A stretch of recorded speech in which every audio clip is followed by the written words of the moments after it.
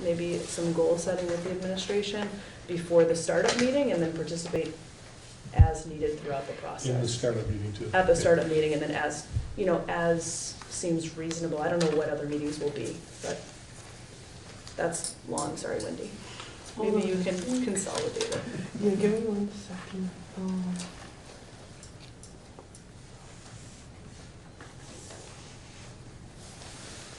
Okay, this may make no sense. But and compare. So you move to form a citizens group of stakeholders to set goal setting with the administration for the startup meeting. What am I To missing? participate in the startup Participate in meeting. the startup meeting. I And think it's subsequent. nice. And the process. It's nice to have a pre-meeting, which I'm sure you're already having. Where am I putting what you just said in this motion? Participating, it's unclear how I'm supposed to Okay, so integrate maybe this they language can into this. participate in pre-meeting to the startup meeting with Gale Associates. Okay, to form a citizens group of stakeholders to, Help to guide the process of the engineering study that will be conducted by Gale Associates. This includes a pre-meeting with administration, a startup You're going meeting, way too fast. pre-meeting with administration, a startup meeting with Gale Associates, and other meetings as needed. Okay, If anybody thinks that's too broad, you can ask me to amend. Can you hear me again? With At the end? admin, I'm sorry, I'm Pre-meeting. totally lost. To form a, No, you're really close. wow, thank you. Pre-meeting with admin, Uh-huh. startup meeting with Gale Associates, and other meetings as needed.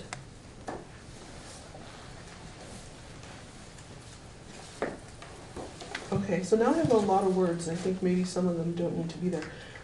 To form a citizens group of stakeholders to help guide the process of the Gale engineering study, including a pre-meeting with the administration, startup meeting with Gale, and other meetings as needed. Does that make sense? Yeah. It's not an engineering It's a study. feasibility, yeah. Feasibility study, yeah. Okay, Friendly amendment there, Emily, Sorry. even though there's no such thing. so replace engineering with feasibility. Yeah. Field use? Field It's a use? field use study. Field use study. Okay, so not feasibility, but field use. Another friendly, a more friendly amendment. Better, The better. proposal was for feasibility study. Somebody's pen. Okay, because there's been some changes, I'd like to read it again to make sure I have it correctly. So the motion is to form a citizens group of stakeholders to help guide the process of the Gale field use study, including pre-meeting, is it a pre-meeting or pre-meetings? A pre-meeting. A pre-meeting with the administration, a startup meeting with Gale, and other meetings as needed. Sounds reasonable. Okay, great. Is there a second for that motion? A second. Thank you, Thomas. Discussion. Sean? I would be a little concerned about the potential numbers of people that would meet when Steve was trying to meet with a group that he's engaged in. And I was sort of thinking, from my experience as a builder, would I, if I set up an appointment to go meet with somebody, and then all of a sudden there were 30 people there, it would be difficult. The motion doesn't talk about any number. I mean, this is a hot topic. You could have 50 people there. And, I don't think it would be fair to the administration at the high school, and B, I don't think it would be fair to the firm. So that would be my concern. Would you like to ask for an amendment with a upper limit of participants in the committee? No, A not to exceed number? Not to exceed number? no, I don't, I wouldn't, I don't think I'd be capable or qualified at figuring out who's gonna be involved, how, maybe Steve does. Well, Emily, you could correct me if I'm wrong, but it says in that, because I don't have the proposal with me, the contract, it says that Gale commits to meeting, to 3 meetings. The final meeting is a meeting with the board to share their findings. The second meeting, the other two meetings are with VHS administration. What I'm concerned about, again, I don't know, you know, the plan was that it would be myself, Chris Sawyer, Robert Clark, a couple of coaches to go in and meet, you know, with Gail. I don't know how they would feel if all of a sudden we said, well, we're gonna bring 15 more people.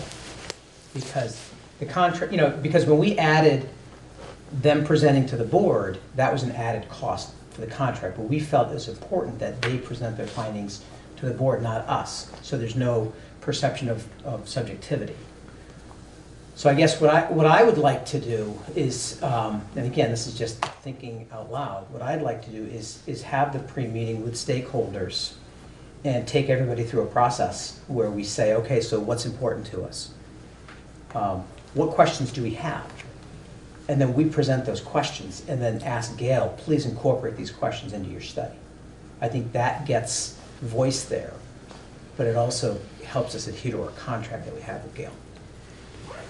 I don't know, and that's just Christina? kind of blue sky in it. John? I appreciate the intent of it.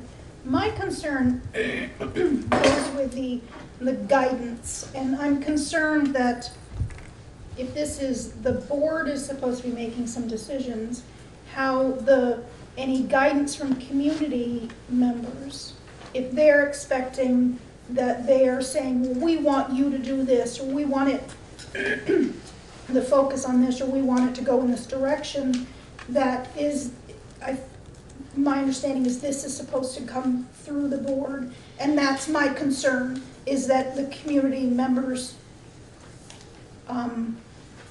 should be presenting to the board, and we should be, you know, so I don't know, I just wanted to, I agree with like having a pre-meeting and that sort of thing, and my concern is just making sure that it's clear who is, who's making whatever decisions, choices, whatever. That's just my concern about that, is just the clarity. Well, you're directing me to do it. I'm saying in Right. this motion, Yeah. Oh, I'm okay. just concerned about making it clear for the community. Sure. Because if part of the community wants one thing, another part wants another, and you do something, and part of the community doesn't agree with that, I mean, I think it's gonna cause some conflicts. I think just having it clear Right. as to the process, that's my concern. So- Yes, I David? don't know if that makes sense. I think the issue is that after hearing about the actual area of expertise of Gale Associates, with a number of board members are uncomfortable that we're gonna get what we want from the process. And that's why we're looking at these other structures or other ways to make sure that we do. And I want to sort of go back to the first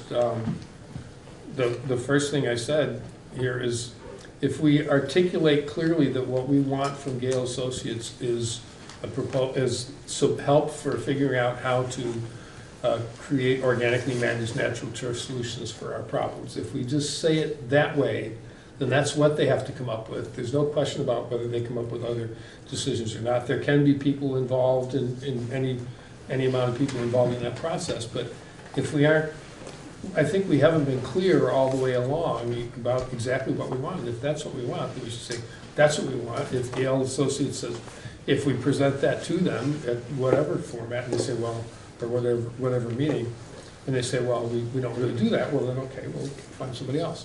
But that's their decision. I think what we have to be clear about is, what do we want? We can say, okay, we'll have 5 people, no more than 5 people go and participate in the process.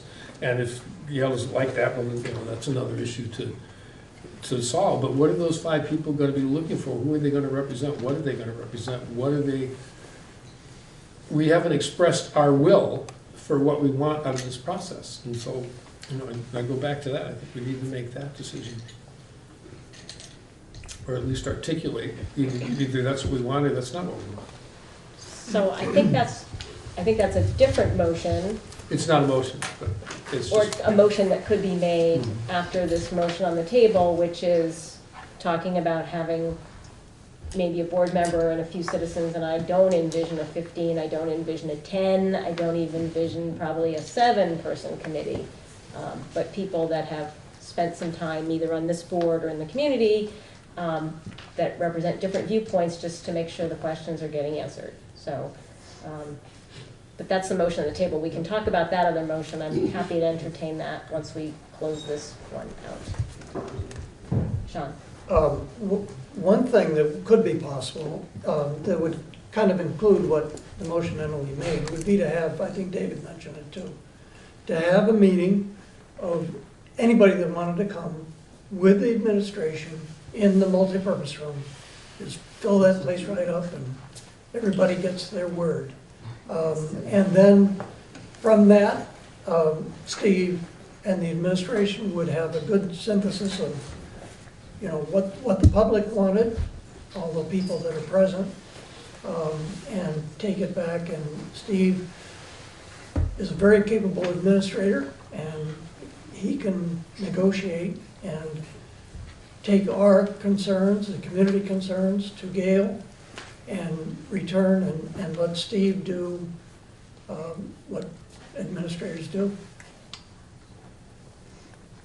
Any other board comment? I was gonna, wait 1 second, Liz. Any other board weighing in right now? We'll open it to the public, yes. How about if you make it Can you real- state your name, Oh, sorry? Liz Adams from Putney. How about if you make it really simple and have Gail limited to looking at the fields and the facilities, but not making any recommendations about a surface? Just take that out of the equation. And, you know, because there's another factor in there, because they really can't recommend a surface without an engineering study, which cannot be done in the winter. That's relying on somebody to tell them, oh, well, this is like this and this is like this, but that's not what we're hiring them for, at least not what I think we're hiring them for. If they're just going to look at what we've got, how could we lay it out differently, you know, in terms of the use it gets, and the facilities, and leave it there. And so that they're not making a recommendation about any surfacing whatsoever. Keep it clean and simple. So what I'm stuck on personally, and I don't speak for the board here, but my guess is that like a regular surface can take X, you know, I'll throw out a number, 20 hours of playing time. An organic per week. An organic surface maybe can take 40 hours of playing time, and a synthetic surface can take 100, you know, there aren't that many hours in a week of playing time. And that affects access. And that's a major thing we're trying to answer. And so I think you have to think about the surface when you think about access. I think that they're inextricably linked. I don't see how because it's like, I'm trying to think of a good analogy. It's like a roll of toilet paper, you know? How long does a roll of toilet paper last? And so it depends on how many sheets are on it. So a roll of toilet paper is not a roll of toilet paper in the toilet paper feasibility study. That's what I'm stuck But the on. feasibility, but the study itself is kind of useless without an engineering study. But I think Because- there's some standards for how long you can use something that they could apply here. That's kind of what I think is part of the Because, process. you know, we've heard about Natowich and Yeah. it's terrible and, you know, everybody agrees it's terrible. But then again. Sorry, I taught 7th grade. My analogies always involve like poop or something. So I'm going to go, well, I think maybe This is crazy. I'll go Tim and then Carrie and then Ruby. I have a question about the timeline. I watched the videotape of the last meeting, and Chris Sawyer wasn't sure whether the assessment would even begin during the summer when the field is covered with snow, or whether they would have to wait in the spring. If they wait until the spring, we're going to have a new school board here, which is a factor. But so that's one question: is did the administration find out from Gail when the assessment might start and how long it might take? The second, I'm curious about the BUHS administration was approved for up to $28,000. I'm curious about the contract. How much is the town committed to? How much are the 3 meetings costing?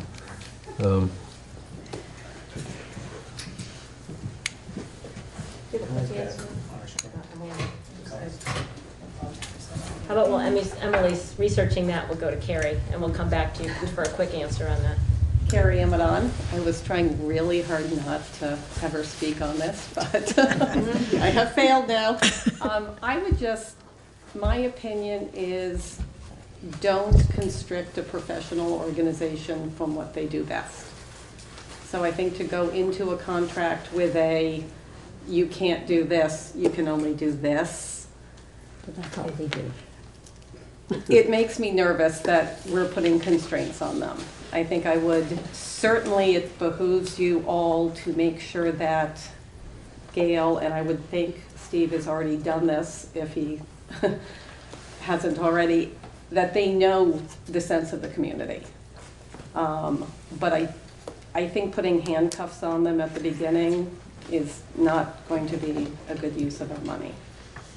Let them do what they do, but tell them the direction that you're heading in. That's it.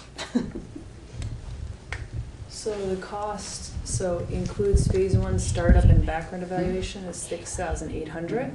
Phase 2 master plan and report narrative, which I assume is the report to the school board, $19,400, and the total cost is $26,200. Could you repeat that, please? Yep. Startup and background evaluation, or phase 1, is $6,800. Phase 2 master plan and report narrative is $19,400, and the total cost is $26,200. Wow. Okay. So, there's a motion on the table. I've got Ruby. Oh, I'm sorry, Ruby. Oh, I'm sorry, Ruby. I thought we did everybody in the That's West. okay. I'm so sorry. That's all right. Ruby Mackey from Putney. So I just wanted to give you a thought. It's not even a suggestion, really, but I feel like there's something that may help to serve the spirit of this community work group, but also not be an undue kind of burden on Steve working with Gail. Might be for the work group to select some representatives so that rather than, because it could be 25 people, and that's not going to happen. But if there were elected representatives from amongst that group of 2 or 4 who did participate, that may give more, I guess I feel like, having watched this for so many months, it feels like, I don't think it's the intention of the administration, but it feels like there's a disconnect between what the community says they want, or certain factions of the community that they feel like are not being heard or are not coming, when something comes back and there's an expectation that it will deal with this, it actually dealt with that. And I don't think that that's some kind of nefarious plan, but I do think that if there is a community work group, if the participation from that level via some sort of representative style thing, if that could be part of the work with Gail, then there's no longer that question. Because, if there's an organic question that Gail's response is, I don't know, then at least the person who was able to express the question and could come back to you and say, well, this wasn't answered. So that's my first. And then my second statement or thought is that I guess if I were in your shoes and on the board, I would prepare myself for receiving Gail's study results, and be faced with a hole, like they didn't address. This kind of speaks to what David said. Do you want to know this, this thing, this thing, this thing, and this thing, and they only dealt with 2 of them? You should be preparing yourself, and I think those in the community who are interested in this should be prepared with suggestions for who to turn to in addition. And I think that there's a cost associated with it, and if you're doing your due diligence, that's what you're going to have to prepare yourself to do. So those are my 2 thoughts.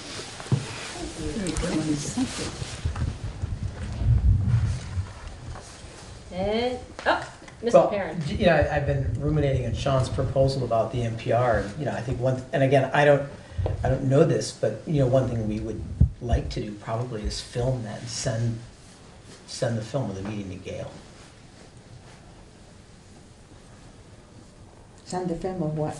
Send in the work The group. multi-purpose room, he was using it. Yeah, the if we have a multi- form in the multi-purpose room, we take it right through a process, send that to Gail, say, here's, you know, here's some community input about the process. I mean, Why don't you just cancel it? I know, I would be riveted. Have you spoken to this, Jody? Who, me? Never. Oh, you have a minute. I would just like to see people, very few people, but with different talents, with a natural grass talent, with an engineering talent, with a community talent. I mean, I'd like to see some different people and put a person on there who wants an artificial turf. And I don't know who you'd pick for that, but, have maybe 3 people, 4 people at the most on this committee with different ideas and different knowledge that they could ask Gail the particular questions. Thank you, Jody. That still begs the question of creating some sort of committee, which was the motion on the table. And we can put the structure around some sort of committee and how they would interact, and representatives that might join Steve at various times. That can be laid in, perhaps on January 8th if this committee is created. Are you ready for the question? I have a question Yes. first. So if we did want to change, because I put in the motion a few items that the committee would be participating in, let's say we thought it was a better idea that one representative win, or, does my motion, kind of make it so we can't do that? I don't believe so, because I think you can send representatives from a committee that are appointed to do something, just like you appointed me to do something earlier, so. Just I want don't to think make sure I that have flexibility, okay. Can I appoint you to cancel the contract? Are you ready for the question? All those in favor of the motion do you want to read it again? Sure. Sorry, Wendy. No, you don't have to. Been a apologize. while. No, this is- We should do it with every motion. Yeah. Yeah. I usually try to restate when I Yeah. can. I'll read it as many times as everybody needs me to. Thank you. So the motion is to form a citizens group of stakeholders to help guide the process of the Gale field use study, including a pre-meeting with the administration, a startup meeting with Gale, and other meetings as needed. Does that sound right? All those in favor of the motion, please signify by saying aye. Aye. Nays? Nay. Abstentions?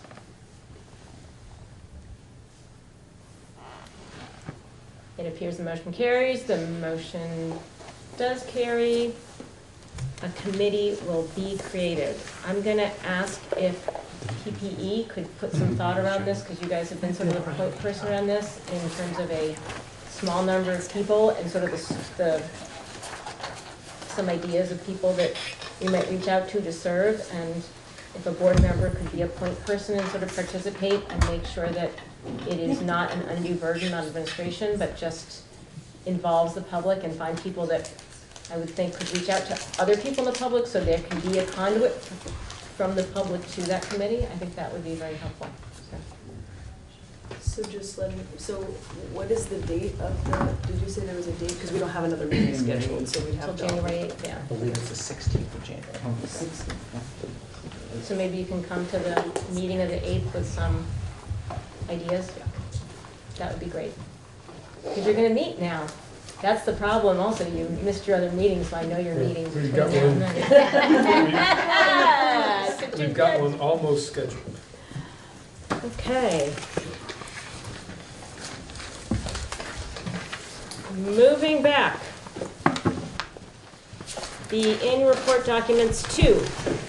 8, new business. Item B, annual report documents for town reports and district report items for next agenda. Do you have Barb's list by chance? So, Barb prepared a list of the documents. So as we move into our new structure of being a district, the small towns had, the outlying towns had on town meeting day, part of the, you know, first half of the day might be the select board, and the second half of the day would be the town meeting. It all came in one book. You had a nice lunch in the middle. Brattleboro Town had their meeting on a separate day, as did BUHS, and reports were done all differently. So in this first year of transition, Barb created the various documents that existed. Obviously, the budget would not be published in the town meeting report because that would be a really expensive and non-sustainable choice to put the 132-page document into each town's budget book, each town's annual report, sorry. And there are some things that by statute have to be in there. So Barb prepared a list of what has been traditionally in various town reports, and I can whip through them quickly if people are interested. Brattleboro's contained the child find notice, report of school board and administrators, faculty and staff, school age enrollment chart, warning articles. Dummerston contained the child find notice, certified staff salaries without employees being named, classified staff salaries without employees being named, staff lists, enrollments, school director's report, report from the Office of the Superintendent of Schools, and the warning articles. Guilford contained the child find notice, report of superintendent, report of the principal, school board report, staff list, director's list, enrollment, and warning articles. And Putney contained the child find notice, principal's report, school board report, superintendent's report, central school staff, grade by grade enrollment, and the warning articles.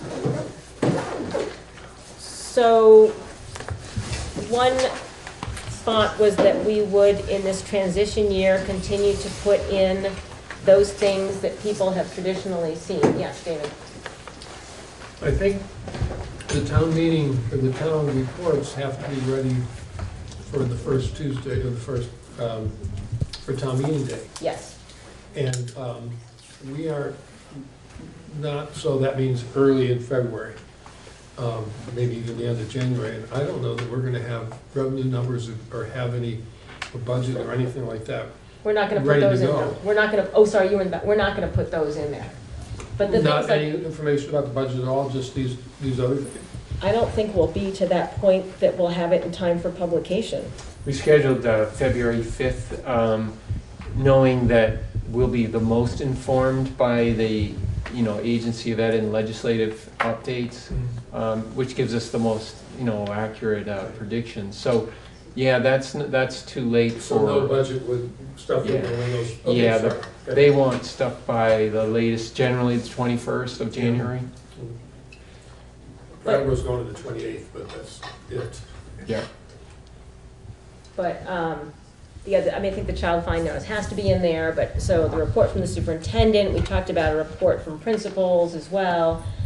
So town clerks have been asking for this, and what are we gonna provide, and the initial thought from Barb and I was, let's try to give people what they're used to, without the budget. I mean, without the meat and potatoes, but at least the bread, and include all that information that people are used to getting. And then that would also include a letter from the school board, which, I could just draft it, and then we could probably do it on the January 8th meeting. Because Barb said she wanted it 12:30, but that's when they wanted it, so. I'm thinking about what we used to put in, we put in everybody's name and all the staff positions in all the schools and our enrollment over all those years, but that was for the town, for our schools. Would we put in for all four towns into everybody's town, or would it still be just the ones that the towns are interested in? I mean, I'm curious. Interesting question. I think it would just be that school centric, because you want to just see what's happening in your particular school. Because I think what's happening, thank you all, Yes.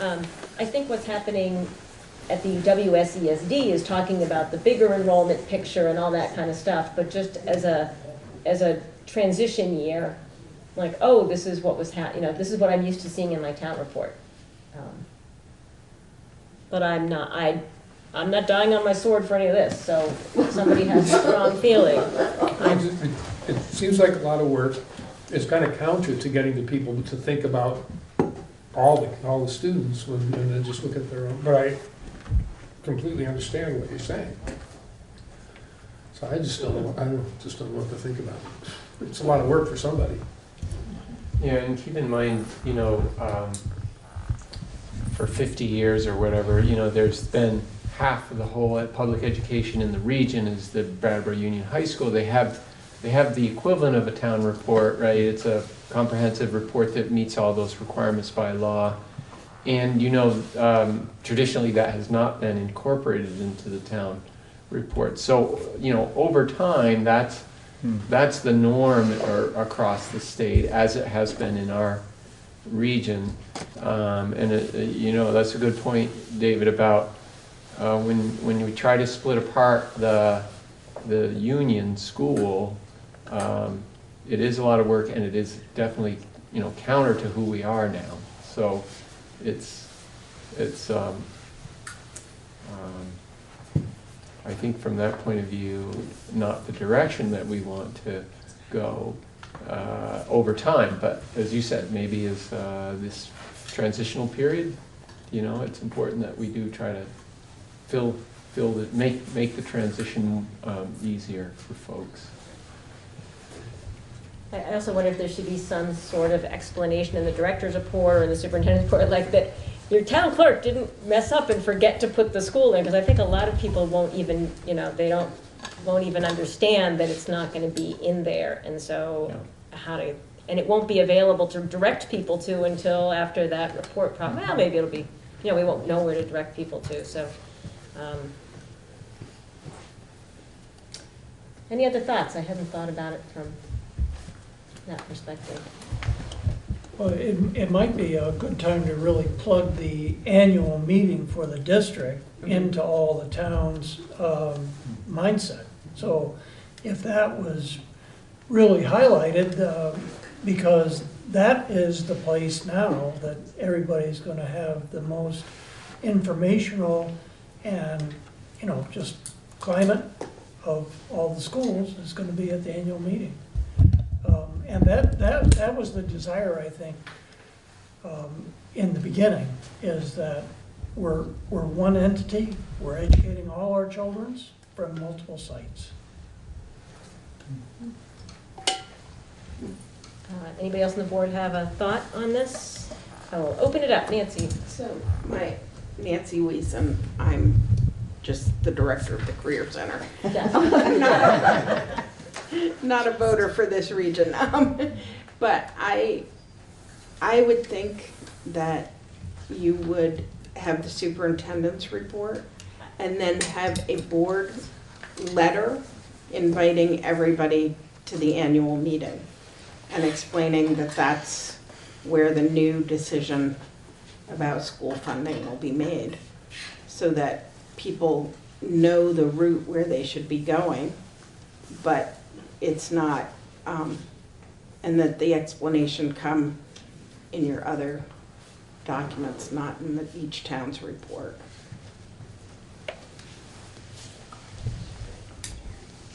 Yes, Ruby. Ruby McAdoo, Putney. So I guess I have always, as a town person, appreciated the types of one-pagers and condensed information that come from Frank's office, and I wonder if it's feasible to do something like that, which would show,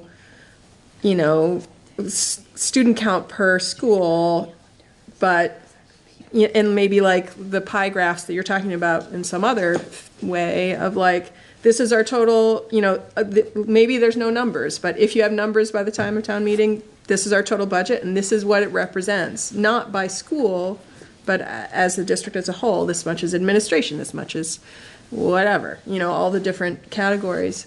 Because and this kind of mirrors what David said, I feel like as someone who's following what you guys do and is committing myself to really understanding, because this is a whole new world, I feel like that needs to be brought into our towns. And in our town meetings, that's the primary way that we can get to, instead of just the 10 interested parties who show up to your board meetings, you can get, 75, 100, 200 people who start to change their thinking from, well, what's the line item and what are we spending and all of that, to what's the impact of all the spending in our district.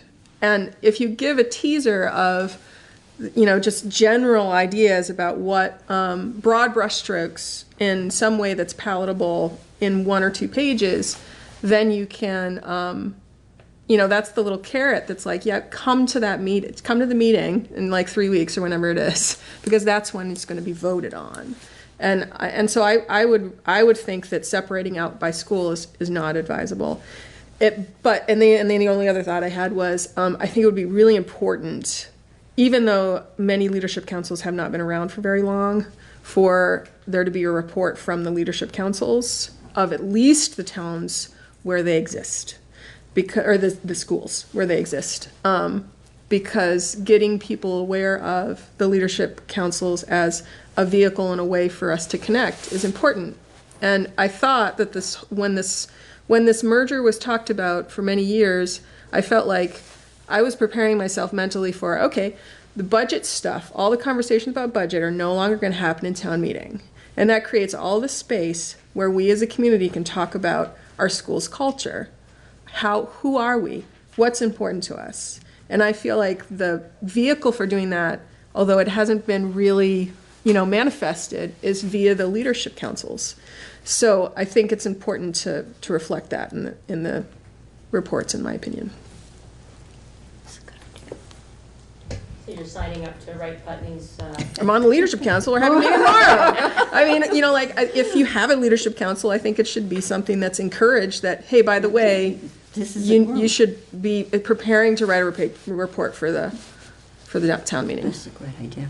So people know where to come. I think I'd like to speak to what Ruby just said. And when the Guilford Leadership Council met, they outlined 7 steps: administrative report, faculty update, and this is for town meeting, academics, unified initiative, I'm not sure what that means, but local programming, farm to school, diversity and equity, and the importance of teachers. So the Leadership Council in the town of Guilford, as John knows, is they're already working on the presentation for a town meeting. So.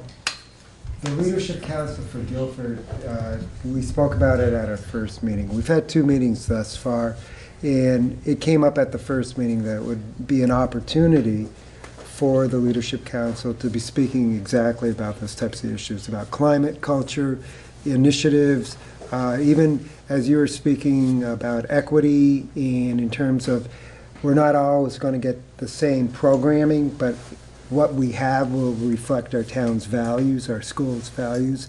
This is a conversation that our Leadership Council was having, and we believe it's really important to have a quarterly meeting, an evening meeting, such as a school board meeting, a time for other people to come in to have that kind of conversation with as much of the wider community as possible, and then second, to be prepared for town meeting, to be able to give a short presentation without any of the meat and potatoes, because that will come later on in March. So that could be an interesting way to go. Instead of having a school director's report, we could have the superintendent's report, and we could have leadership council reports. And then leadership councils that exist could present at town meeting day, and there's board members on that, so that would be a good time to show up and explain what's going on from a board perspective, if we want to do that for an update in our communities for a couple minutes, as has been done historically. In terms of the other stuff that goes on, if you're on a leadership council. retirements, blah, blah, blah, all that kind of stuff that, you know, just put it in front of the community at the annual meeting, so. I like this, this is a great motion as far as I'm concerned. I don't have to write a school director's report over Christmas. Yeah, you have to write this one. I'm not on a leadership council. Christina? Yes, John? In terms of thinking about having something ready for town meeting is one thing, having a presentation. Having something that will go into the town report, I think is a very different beast. Yeah. I know that at least our town clerk here in Guilford has asked for any kind of a principal report, et cetera, to be given to him on Friday, the 20th. Of December? Of December. Oh, Yes. That's really early. It is early, so I'm not sure in terms of, perhaps for Guilford, we have another meeting scheduled for early January, that our leadership council could have a written document for the town report. I just wonder about some of my other sister schools where their leadership councils haven't even formed yet, so some of us having leadership council reports in our town reports and others of us not, I'm not sure what that would say about us as a school district.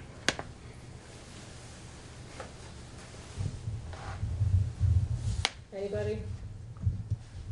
Ideas? Well, we know the child find notice has to go in there. What else has to go in there? The warning articles. Those are gonna be done in time? I doubt it. Blank pages. I know. Write notes. So this is what was in the past. But is that a requirement, the warning articles? We wouldn't put it in the town No. report. No, it's not. Because it's not, we're not warning it for that. That electorate is Yeah. not. So just the child find notice, I think a letter from the superintendent is a great thing. Principal's letter. So that's what, Principal's if, letter. if we go with what David had suggested, that we're one district, I mean, I've asked all the principals to write the letter to be ready. Because the people that are in that building, because we They're the don't ones. have people moving back and forth. Correct. They're primarily interested in the school, in their Exactly. community. Mhm. So if I were just a parent in Dummerston, I really wouldn't be so terribly interested in the fabulous things that John has going on down here in Guilford. And I probably wouldn't even understand some of the, so I don't, it is what people are interested in when they go to town meeting historically, is what's happening in the school in my community. The schools are the bedrock of communities, so I think, especially in the smaller towns, which is maybe some of the disconnect between, like, don't put the school stuff in there. Well, in some of these smaller towns, the school is an incredibly important part of the culture and the fabric of the community. And so I think it'd be really good to have, that was my parochial small town view, is a more gentle transition to unification over town meeting, which the small towns are very passionate about, would be good. So I think including a principal's note is a good thing to do in my mind, but I could be talked out of it. I think I agree with that. I think a superintendent's letter is good. The child find notice we have to have. The warning articles are gone. I think we can maybe dispense with having you generate all the staff lists and enroll in salary lists and stuff. That always a little. So the principal's letter would be from the elementary school principal in that town, or principals? Yes. And then BAMS and BUHS? So we've never included in town report a principal's letter from BAMS or BUHS. Doesn't mean we can't. For Putney Dummerston, it would just be BUHS. We could put BAMS. Of course, that's in the it's- high school it's in the- annual report, but not in the town But report. not, it's never been in the town report. Right. I think it might be nice. I think it might be a good idea. If they're writing it anyway, we're not asking them to do anything extra, Nope, so. just sending. Career Center. To go in all of that. How about WSSU? Well, I think that's really important because I think you lose sight, and I think it's been. No, I think it's really important. I think it's been a problem that you lose sight in the communities because you're really well acquainted, because we're losing people in Dummerston, we lose people after grade 8 and they don't know the fabulous things that are happening in the WRCC. So if you're in that boring 4th hour of the fire truck discussion, people might start, well, whoa, look what they have. So that, I think it's a good opportunity for us. So, not that I find that boring. There is a very broad reference in the statute. You probably know it, but I'll just read it. It's just a few words. So, obligation of the school board. This is the law that says this is what duties of a school board shall prepare and distribute to the electorate not less than 10 days prior to the district's annual meeting. So that's the key difference. So you can do whatever you want for town meeting, but for the March 17 meeting, this is what you got to do. March 17th? No. March 17, 2020.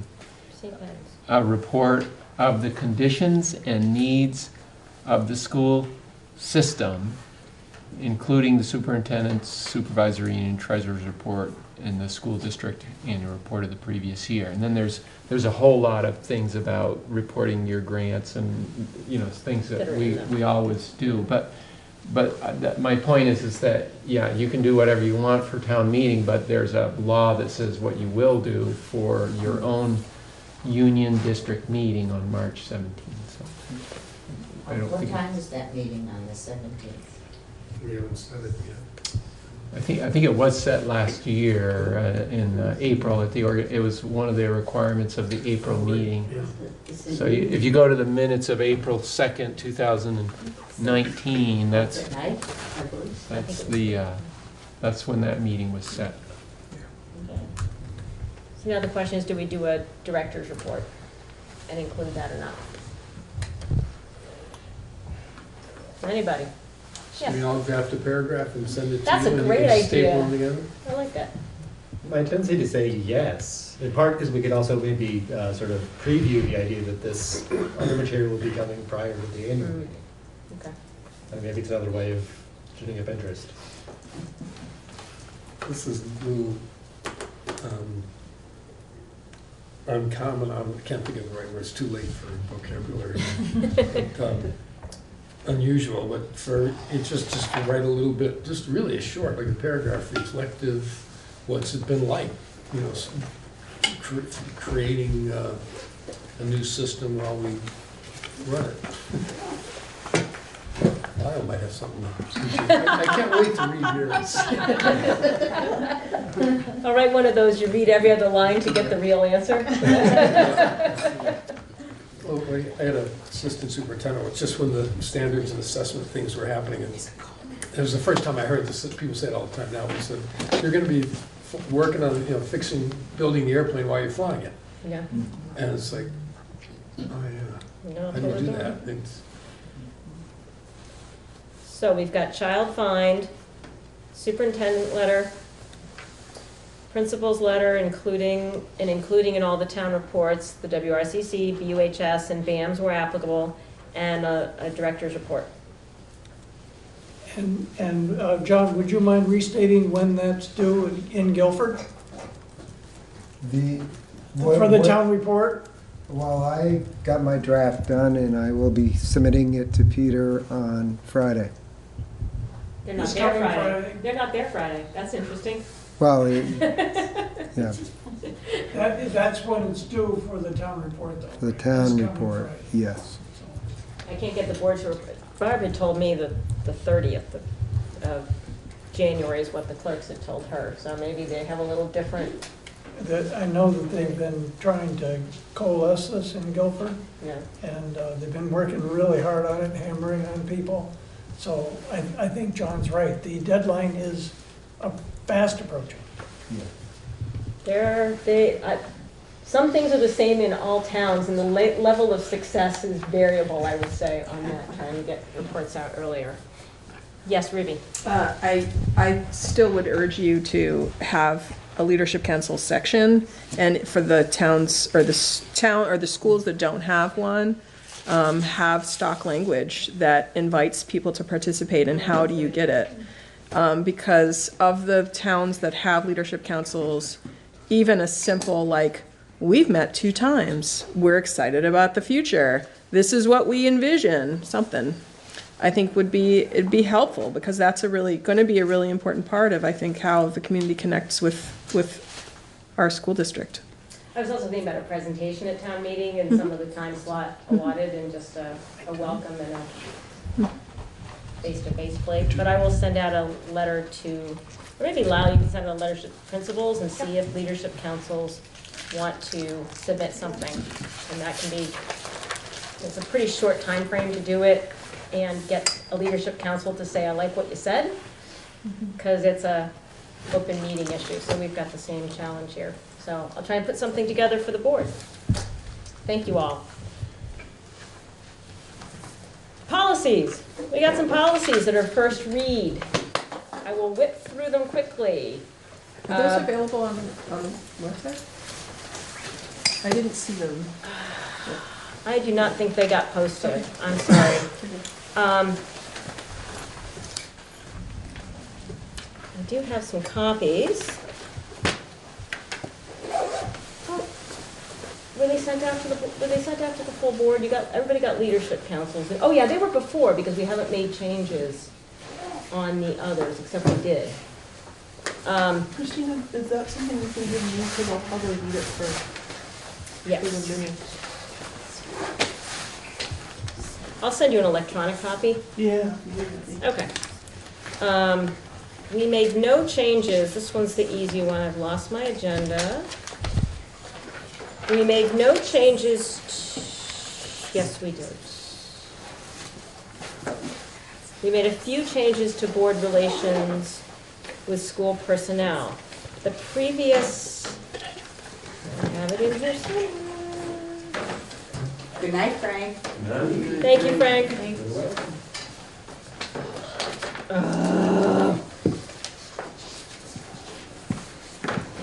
Anybody wants? Oh, here it is. There it is.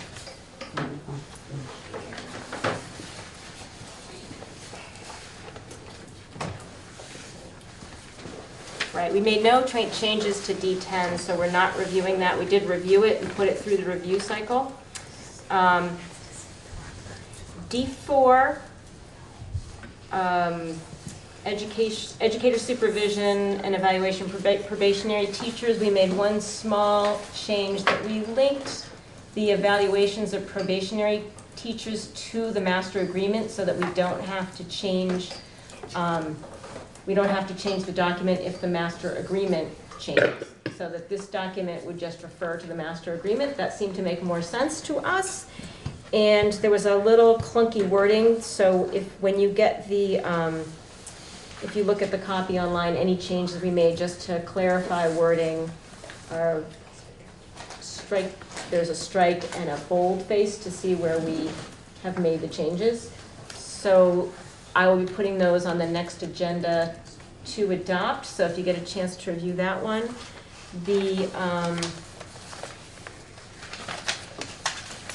The board relations with school personnel, we made a slight change because we clarified, and David, there it is. The previous language for board relations with school staff, under relations with other school staff, the original wording was individual board members will communicate with staff members on matters of school business only at the direction of the board as a whole.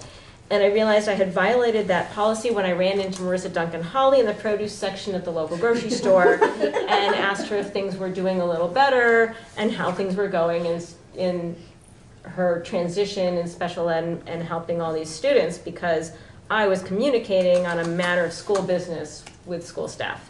And that was not the intent, and we looked at the law, so we have clarified those to say individual board members shall not communicate with school staff members on contractual matters or evaluations, which is obvious and what the statute refers to.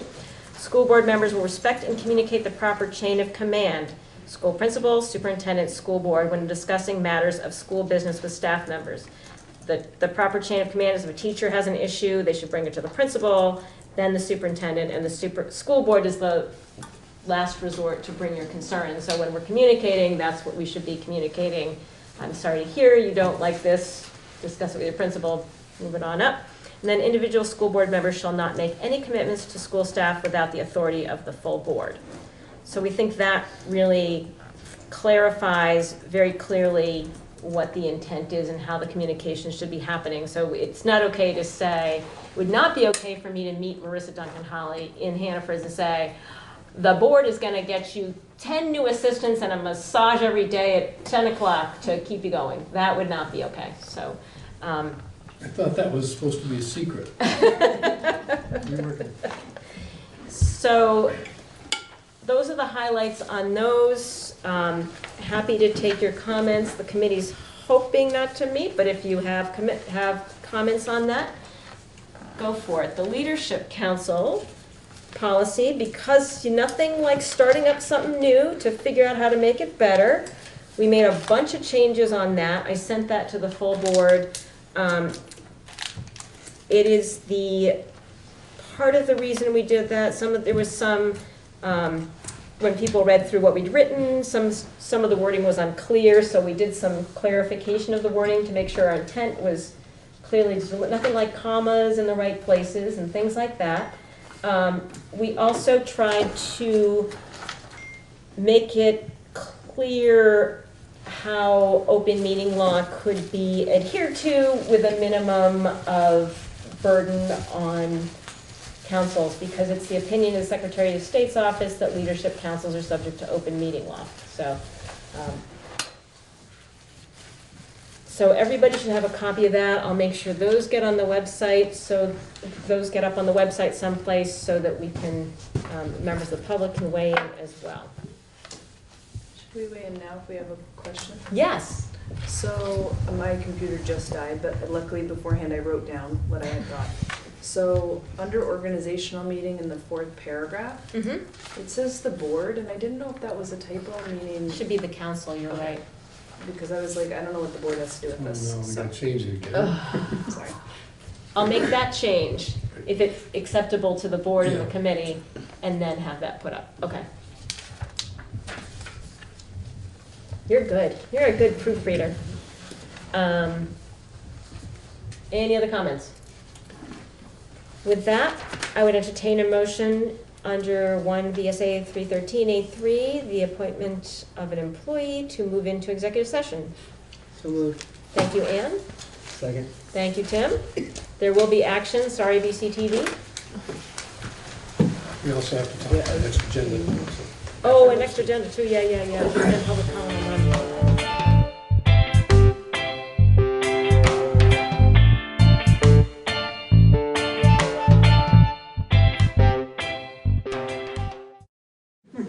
So we'll rise to executive session at 9:24.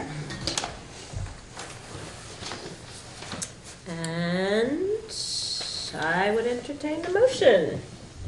I would like to move that this board hire Nancy Weiss as the director of the Wyndham Regional Career Center as recommended by administration. Second. Any discussion? All those in favor of the motion to appoint Nancy Weiss, director of the Wyndham Regional Career Center, please signify by saying aye. Aye. Nays or abstentions? The motion appears unanimous, and it is unanimous.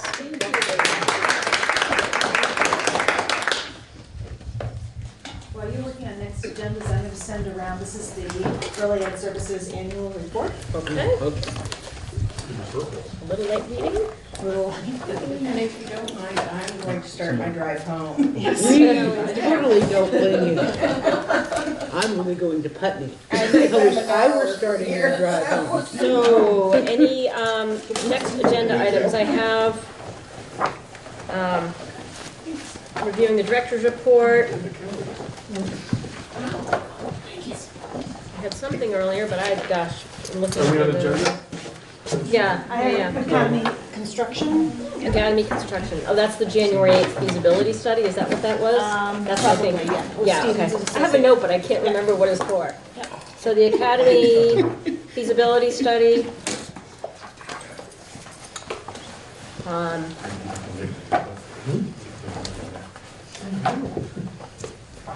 That's the Academy School, right? Academy School addition feasibility Yeah, study. construction. Construction. You have budget, I assume? And I thought we just skip over it. I think I'm done. Are you guys done? budget related, but not the 2021 budget, is we found out at the SU meeting that we're going to run a deficit this year in the SU, which I think means we are too.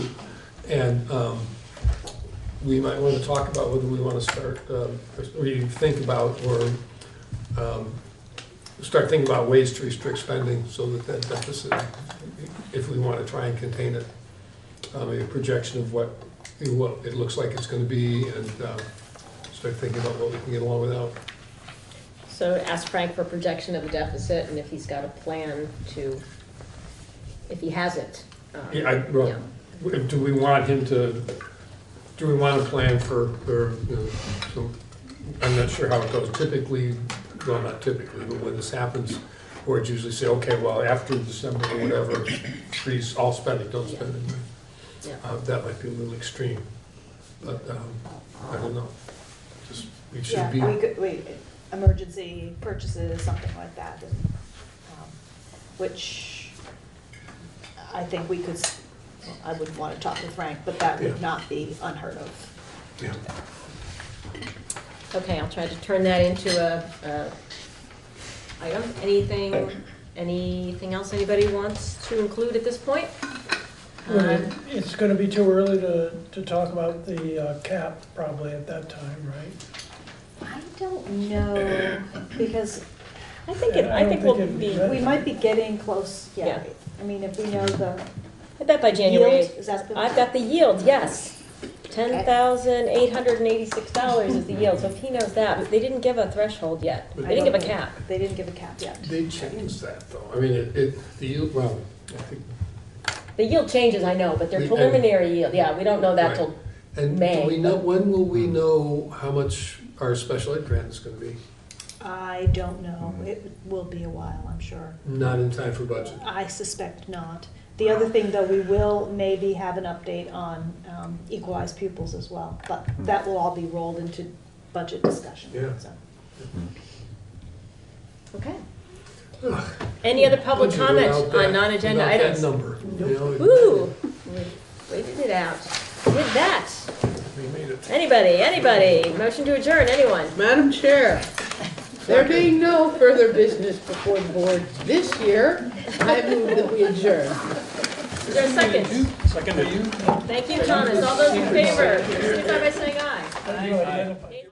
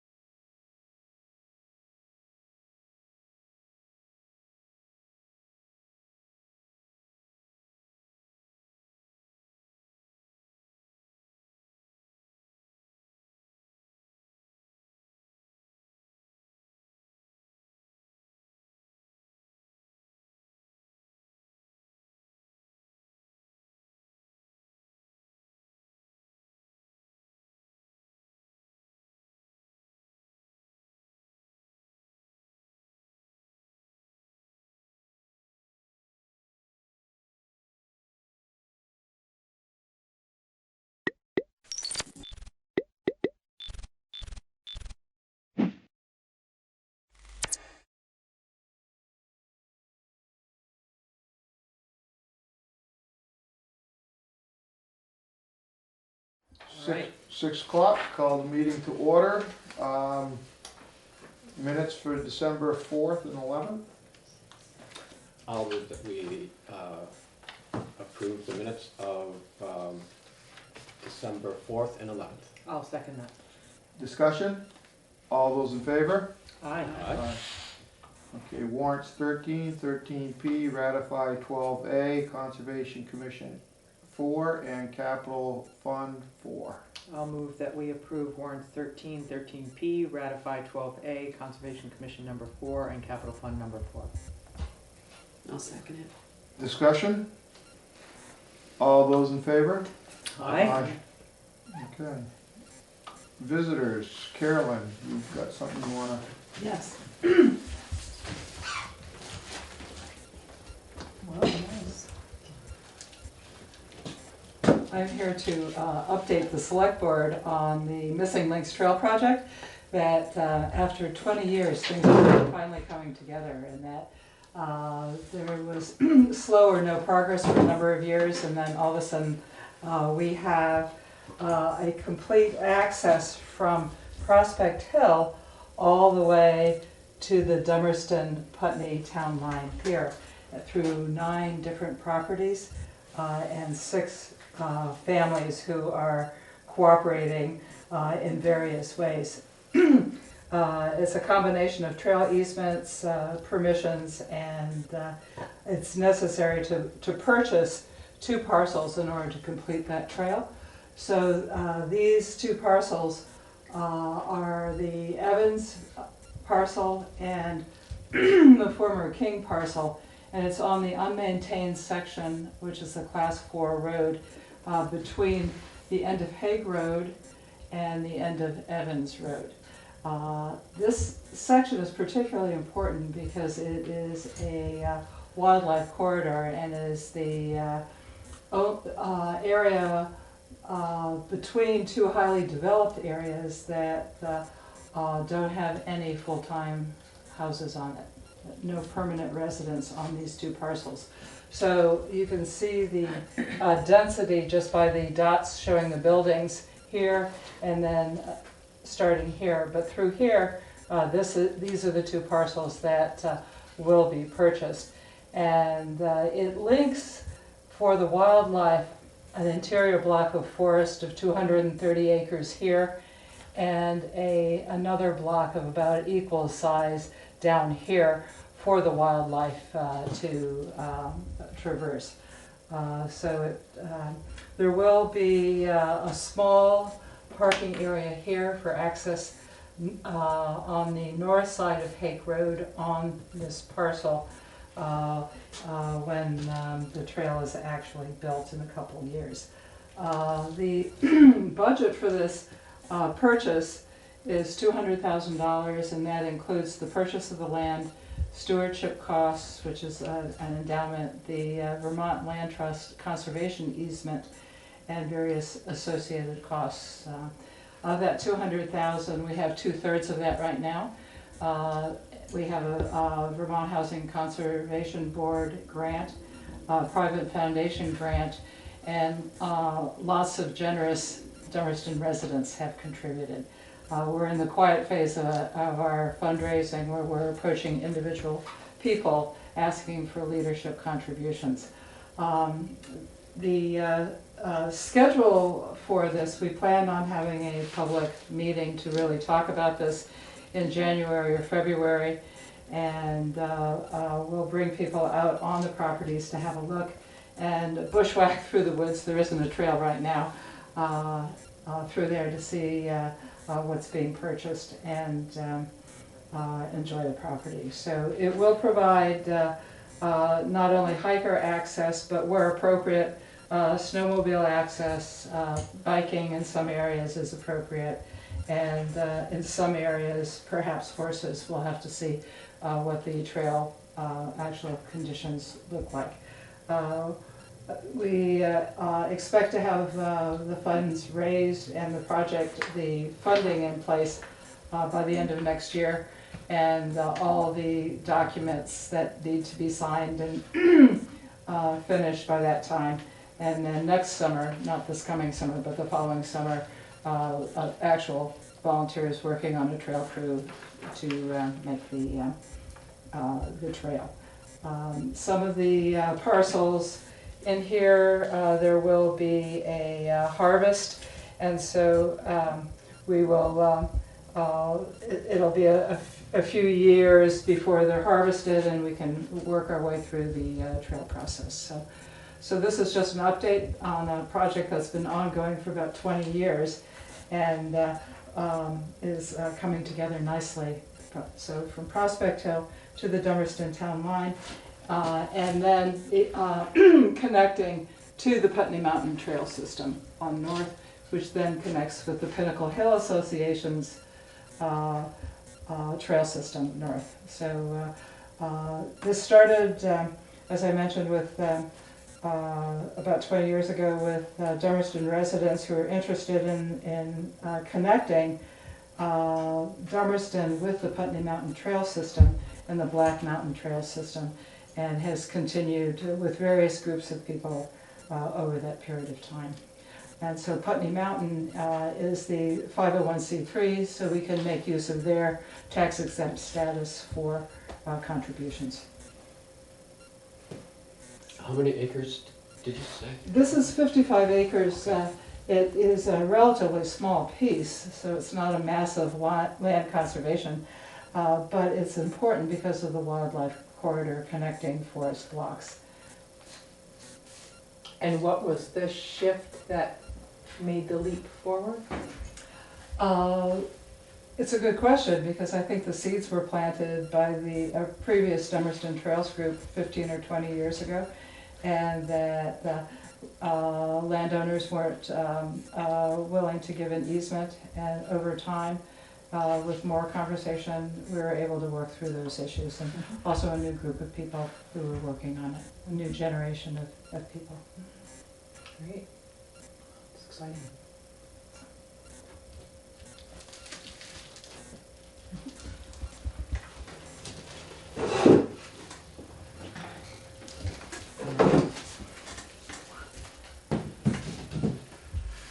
All right then, any more questions on that? No, I don't have any. So anything else, Carolyn, that you feel like we as the select board should know or say or do, or, you know, what, you know, you're informing us, that's awesome.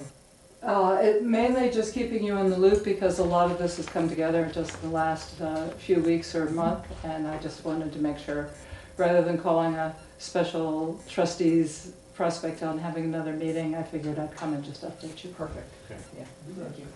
Really appreciate it. Okay, road foreman's report. We got a signature we need for the certificate of project completion for the gravel pit. So if I could get a motion. I'll move that we sign the completion of, what is it? Renal gravel pit. Oh, project completion for the gravel pit. I'll second it. Discussion? All those in favor? Aye. Okay, correspondence for information. Anybody see anything on there they'd like to speak to? Okay, correspondence for discussion and or action, there's nothing under there. New business, winter views deadline is January 14th. Anybody want to? I thought maybe there was a training I could go to. Yeah, on how to do the views, right, deadline, winter views. Well, that's only before town meeting, isn't it? Terry and I had made that deal, and then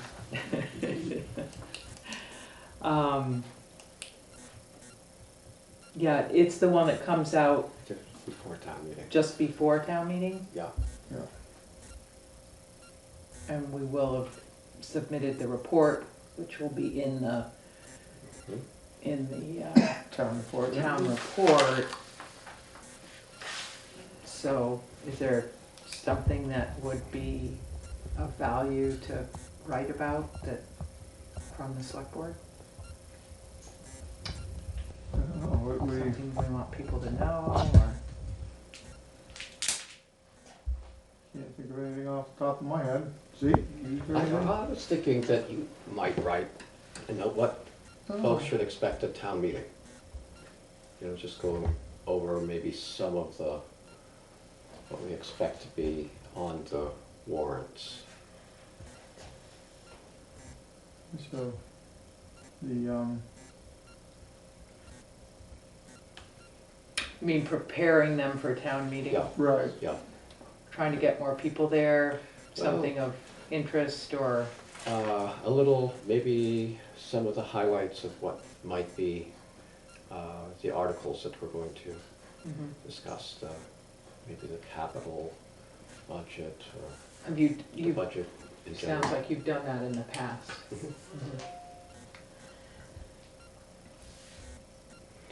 Of course, we could always, put out the word that the towns, well, unless Wayne wants to just do it alone, Right. or a new animal control officer. Yeah. Would you like to write that article? Yeah. Let's see. January 14th. Of course, there's nothing to prevent us from having a guest author, say the treasurer or, something like that. An article.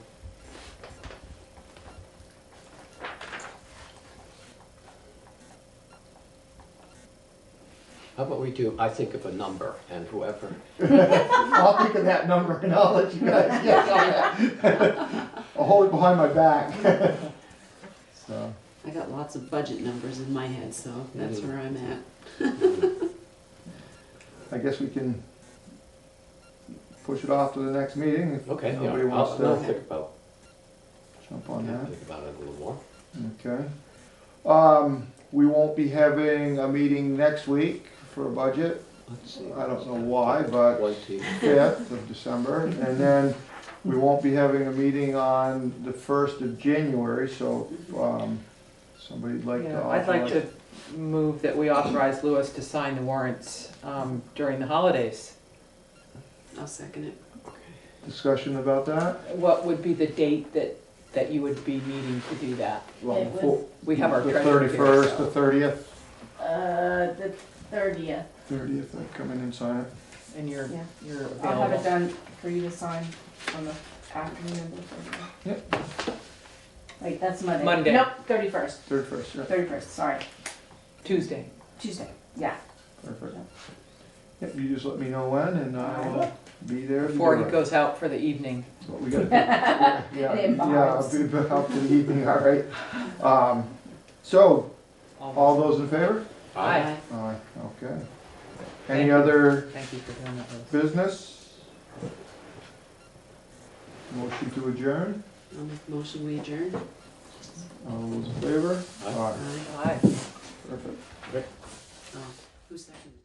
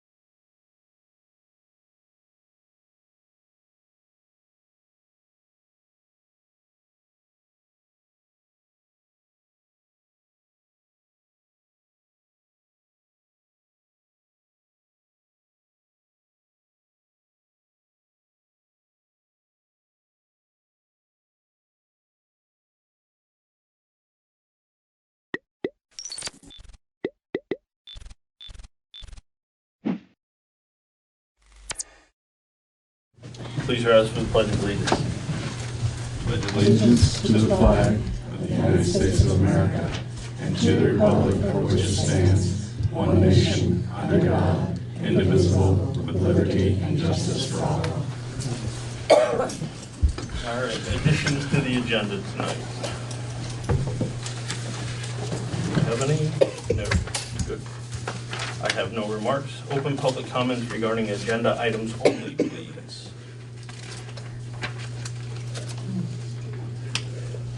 And our auditors are not here yet, so we will skip them. Approval of regular meeting minutes and budget meeting minutes, please, from December 3rd and 4th. Mr. Chair, I move to accept the minutes of December 3rd and 4th as printed. Second. Moved and seconded to accept the meeting minutes from December 3rd and 4th as printed. All those in favor, please signify by saying aye. Aye. Those opposed? I'm gonna get you right where you sit down. Come right up and come talk to us. Listen, man, I've been in the car for 3.5 hours, boy. Walk slow. Absolutely. What you guys want? Right here. Can we steal another chair? Oh, stop. There's 2 chairs. Come on up. Yeah, Cindy's gonna join us, all right? Perfect. Please.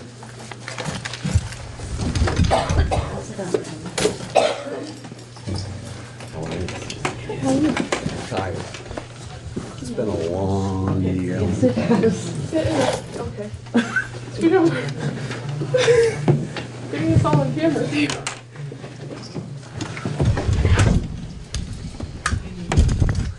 Good evening. How are we doing? Doing good.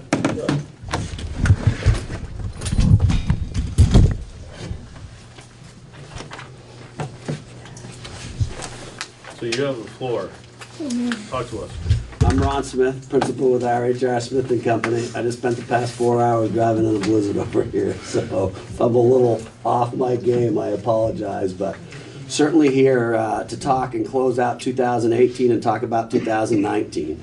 I apologize it's taken me so long to get here. Let me tell you this, I had a death in my family this summer on the 4th of July, and I know Cindy's had a long year, so here we are, and certainly actually we're prepared to talk about 2019 as well. So we sent Cindy a draft today, so she hasn't had time to review it. We'll hit the highlights and certainly give her a chance to respond over the course of time and review, but I think we can hit some of the highlights of that and go back and start where we, this fiscal year, start at the beginning of the year, 6/30/18 and come right up to today. Sure. And tell you where you're at financially and certainly go over any questions you guys may have.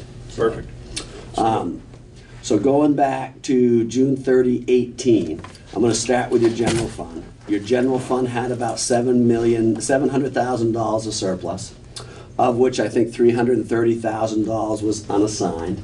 And then we had the rest of it, which is about $360,000, $370,000 assigned for a multitude of purposes, that was certainly either committed or obligated, whether it be at town meeting or through the board, through your statutory rights. Based on a general fund budget of about $2 million, we like to see your surplus at 30, 60 to 90 days of that. And that's what our industry benchmarks say. So where are you at with that $330,000? Probably somewhere right around 45, maybe 50 days on June 30, 2018. And we actually see that going up a little bit for 2019, up to around $400,000, just based on Cindy's review and whether or not we got all the carry forwards and restrictions in the right place. We actually see that going up in 2019 to the unassigned, the unrestricted, to about $400,000. And I think the restricted is going to stay right about there too, where it was on June 30, 2018. And Cindy just hasn't had the time to go over that, but She just got it today. yeah, she just got it today. We wanted to make sure we put it in her hands, but we're pretty confident, that the number she gave us, we made little to no adjustments on, as far as the transfers go. So I think more importantly, it's just going to be a function of where the restrictions are with the balances forward, at the end of the year. I think probably the thing that stands out the most, is with this town, is the fact that the money that it's obligated to capital improvements and infrastructure. And on June 30, 2018, you have a emergency capital reserve account with about $1.6 million into it. You have a capital reserve account with about $1.5 million into it. You have another capital account with about $400,000 into it, and I think you have a culvert account with $57,000, in it on 18. So you had about $3.6 million on 2018 in these various reserve accounts, and I think that separates you, well, from a lot of your neighboring municipalities, because obviously you had the foresight to put some of that money away, for those intended purposes. In 2019, you use some of it, and the expectations are it's going to go down to about $3.3 million, where we see it on June 30, 2019. Your emergency reserve dropped about 100. I believe your capital reserve dropped about 90. I actually think the culvert might have gone up in 2019, but your other capital reserve account went down. They all went down cumulatively about $300,000. But I still think that you get the A, for average and score for certainly having that money put away into that capital reserve account. A lot of municipalities of your size don't have that. So obviously at some point in time in need, at some point in time in the past, while you had the ability to do it, I think you did a lot of right things. And clearly that money is statutorily set. There's a statute that clearly governs what you can use that money for, in the future. And I think what that is. And my advice would probably be is to make sure that your plan, make sure that your future needs, and make sure that the stars align with that $3.3 million, because I'll tell you, I am sure when your largest taxpayer was here, that was probably a reason why you were able to move some of that money into that capital reserve. They're not here anymore, and certainly it's going to be hard to do that. So I think that, what I would probably recommend is maybe what your needs were once upon a time ago. Make sure that there's still needs today. And if you need to de-obligate that or reassign, that money to other capital needs, or different capital needs, do that, while you still can and certainly have that money. You've got about $1.6 million sitting in trust in 2018 and 2019. A lot of that's in capital reserve accounts. Again, you've got a lot of capital reserve accounts. I think that there's like $300,000, sitting in the capital reserve accounts and the special revenues, that you have. You've got some road money that's sitting over there. You've got a bunch of special projects that are sitting over there. You've got about, I think, $250,000 in cemeteries, in 2018 and 2019, sitting in those permanent funds. So you got a lot of funds, you got a lot of, you're a busy town, and you've got a lot of funds, that there are purposes, for, whether it be an ordinance, a special town meeting, or an outside intervention looking in saying we want that money, put away, for us, or for that day. You've got quite a bit of money put away for all those special purposes too. So I would argue your special purposes are actually healthier than the town of Vernon's general fund that you vote on every March, itself. But the fact that you've got all that money put away for those calculated reasons, I think really, depicts the whole financial picture of the town, which I really think puts you in a great financial condition, certainly for this town. So I give your, because there's always room for improvement, I give you probably a financial score, a B+, for sure. I think that you've done a lot of good things while you had the ability to do good things. I think there's some challenging times ahead of you now, with your tax base. I think you've got almost close to $200,000 in a reappraisal fund that will probably be, certainly discussed and talked about now, as you try to go through some revaluation with your tax base. So you've done some right things, to put some money away for that day, when... We just did a townwide reappraisal. You did, is it this year? Oh, they just finished it. Yeah, so obviously, that, the intentions of that money, clearly, has been met, and probably certainly necessary, to go back and see where your tax base is and what the values, of your grand list is, certainly for the municipality. So, yeah, but on June 30th, I think large part of that money was still there, to spend for the reappraisal. I know it wasn't 18, I actually thought it was in 19 too. Yeah, we spent quite a bit of it.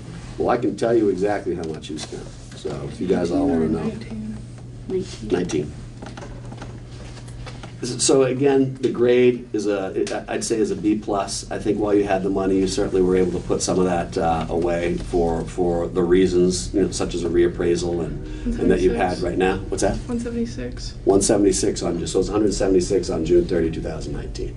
And it sounds like you've gone through quite a bit of that. Yeah. As of today. So without going through 70 pages, there's the standard of the town, for sure.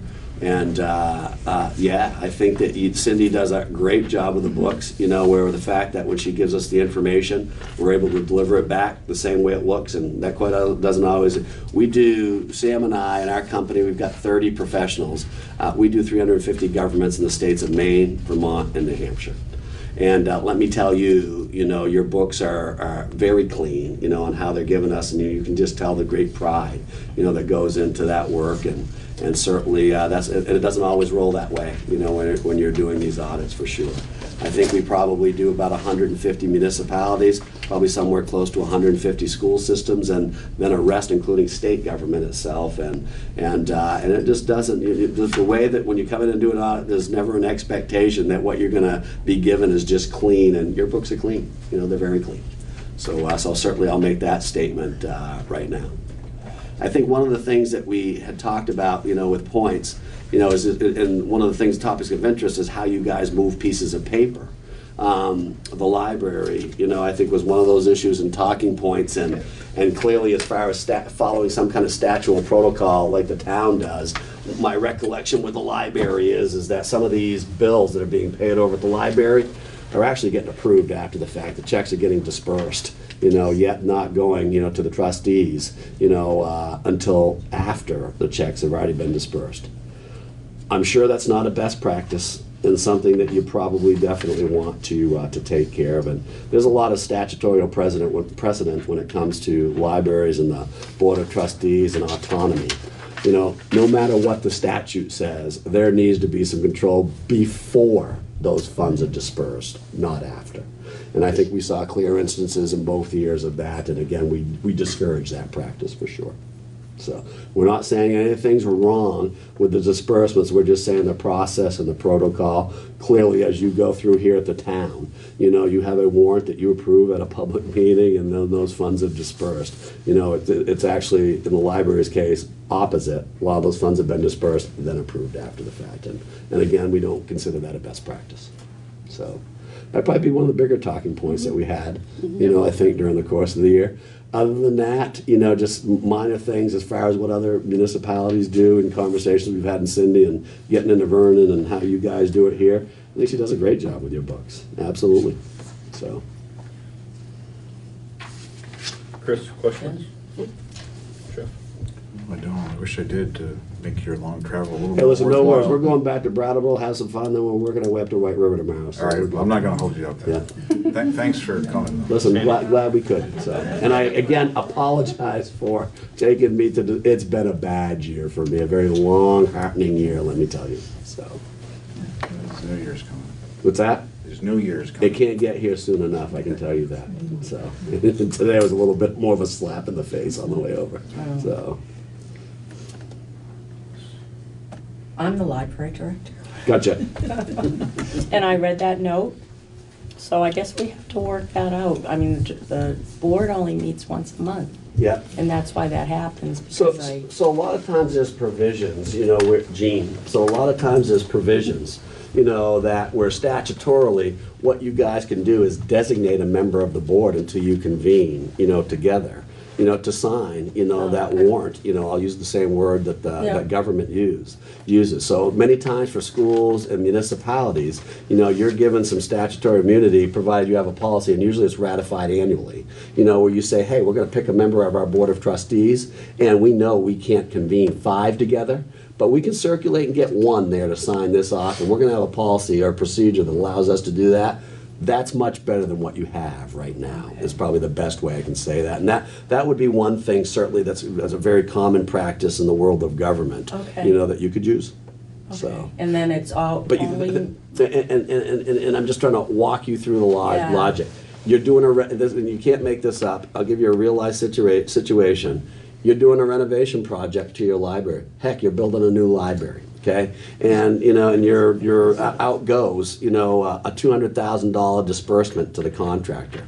Lo and behold, to the satisfaction of your clerk to the works, that the work wasn't done and performed satisfactorily. Right. This is a real situation. I'm actually giving you an example. And that contractor has got and cashed his check, and the trustees say, don't pay him. I talked to the clerk of the works, and we're having a problem with the quality of his work. Right. Too late for that $200,000. It's been delivered in cash.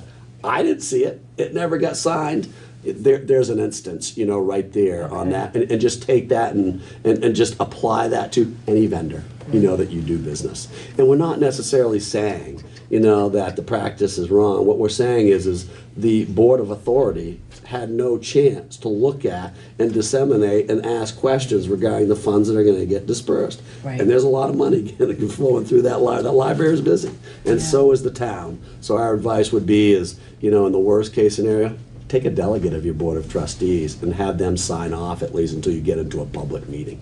Oh, okay, because then they would still require that. Yep. Right. It can be circulated through, we can get into the whole issues of Okay. the best practices, but it could even be circulated through an email. So, where all the others, see it, but one physically would go on and say, I give permission to release these funds until we congregate together as Okay. a respective board, which is a much better practice than what you have now. True. Yeah. One Yeah. thing I do have to say is that all the bills that come from the library, Jean does review them Yep. and sign them before she gives them to us. We never pay any Mhm. bills Right. from our office without Jean Yeah. signing Right. off on it. So, Right. Yeah, it's just the timing Yeah. of things. And- I want and- Cindy to have time to do and it if that's the on case, time. Gene, it sounds like you're the logical spokesperson. Absolutely. You know, Yeah. maybe where somebody with authority, you want to be careful, and just so I'm clear, I just want to make sure you're a select person at this town. Yes, I am. You just want to be careful, with any type of conflict of interest, and I'd be more than happy Oh, to yeah. talk about that. Make sure you don't put yourself in that role. Right. But I'd even argue that the board could designate somebody with knowledge to do that, in Right. anticipation of that board meeting. There's a lot of better ways to do it than what I think that you're doing now. And I would just probably improve that practice, and if you want to huddle up with Cindy and maybe we can Yeah. have a four-way conversation, we'd enjoy that, Gene, Yeah, for sure. That would be great to Yeah. help with that. Thank you very much. Sure. Any other questions from the board? Thanks for coming in. Season's greetings, happy holidays. Thank you. Good to You be here. too. Good to see you too. Bills and warrants.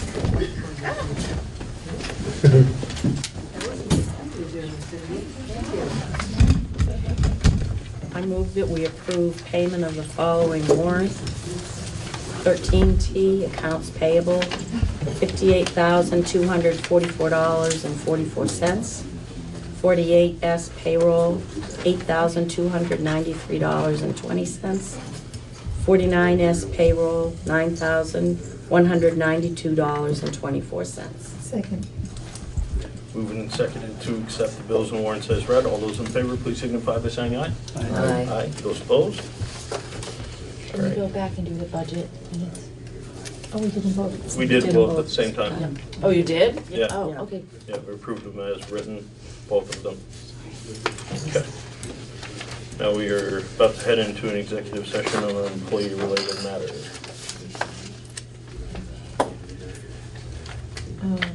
Mr. Chairman, I move that we board and Cindy, Cindy go into executive session, Michelle. and Michelle, on appointment or evaluation of public officer employees. Title I, VSA 3133A3. Second.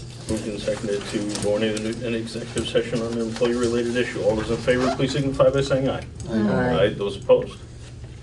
We are in executive session. You did number 2?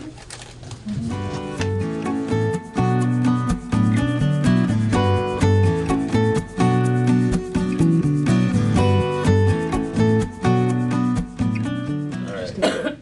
We went into executive session at 6:55 PM. Out at 7:01, no action was taken. Travel and reimbursement policy.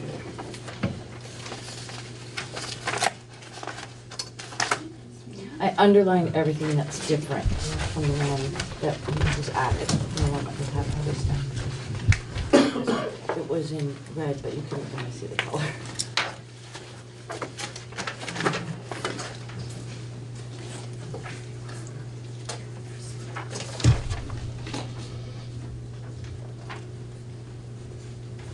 Mr. Chair, I move that we approve the travel reimbursement policy as amended. May I add one more thing before we do that?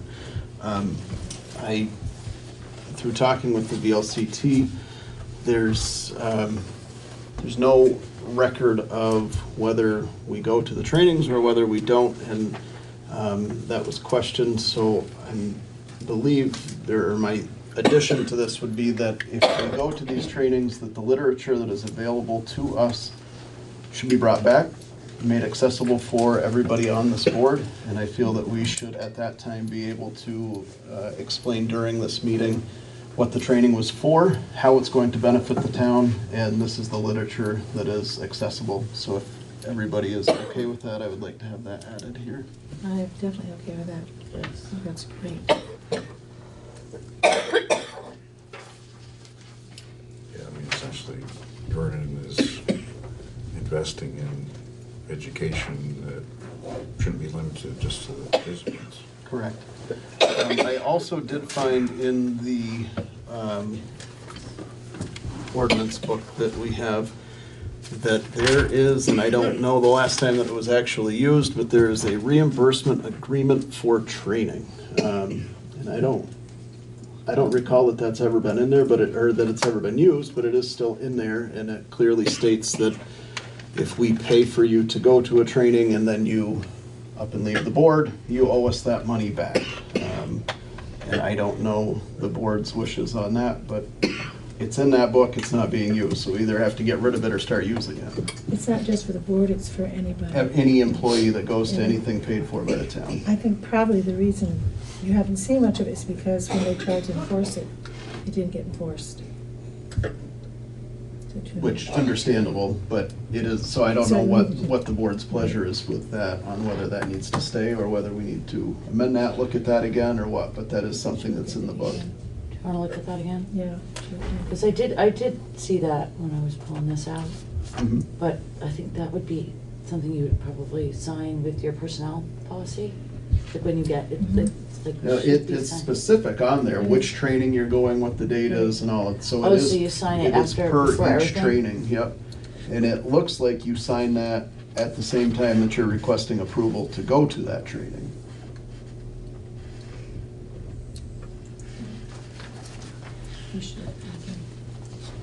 So should we add that into here? I don't, before I'm you open approve for discussion this, on that one, maybe? because I didn't realize that until I found it the other I think day. you should keep that separate. You were on the board when that happened, weren't you, Georgia? And it was like, yeah. I'll keep it separate. Okay. Keep it separate from the policy on this? Okay. Because it is different. You're not just going to a meeting, you may be going to a, training how to be a whatever.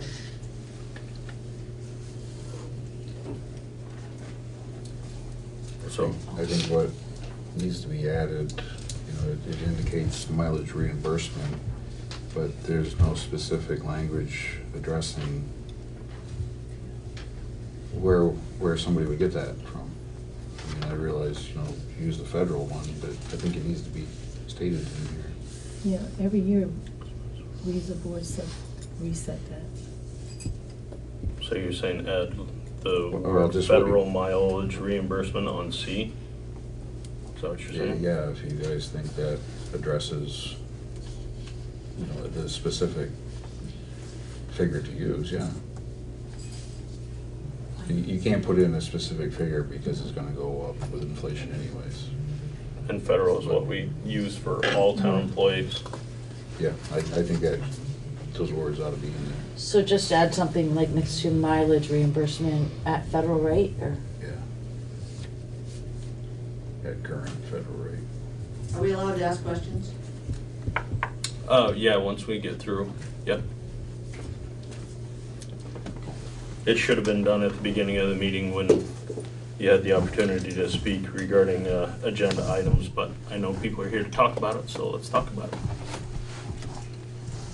One other question I had was approved for training more than 2 hours, or overnight would be approved more than 2 hours.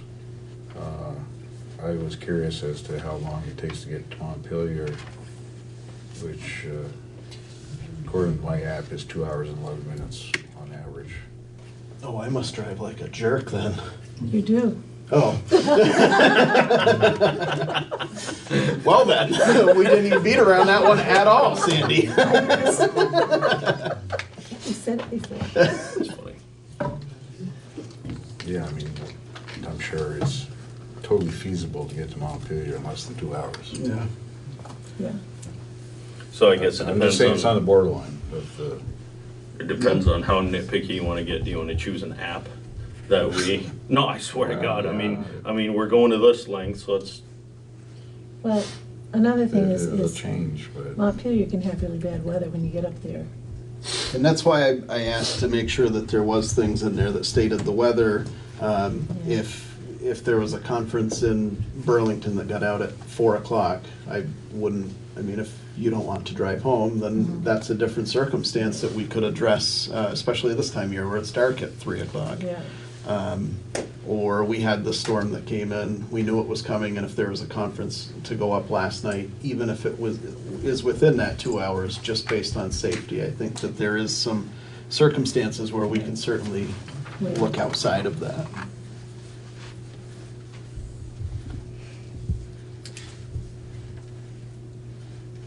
so how do you want E to read? Your literature and getting training from the trainer, so to speak, section. I mean, it's really the literature that I think needs to come back, and I don't know, somebody help me with the wording on this, but just, I think that it would be beneficial that we take the 5 minutes so that we know what happened and. Do we include it in the following select board meeting packets? I think so. The literature? I think, or, yeah, we can do that. Yep. Okay. Some of it can be pretty I mean, that's a lot of paper, just warning you. Usually you get like the entire PowerPoint presentation, And you can always download those from, look them up at VLCT's website too. Sure, I mean, and it doesn't have to be included in the packet, but Well, that's what, I think that there needs to be something that comes back that says, yeah, I was at this training that the town is paying for. Oh, yeah. Yeah, Maybe made available to the board members? sure. And I think that speaking about that for a couple of minutes, just to, hey, this is what it was great, this is how it's going to help the residents of Vernon. Right. I think that they're deserving of that since ultimately it's their money.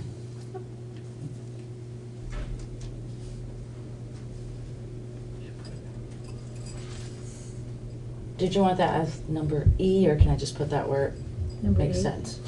I was thinking. I wasn't gonna say it, Sandy, but. But you're on a roll tonight. Funny. So number 8. Because I think you already said that.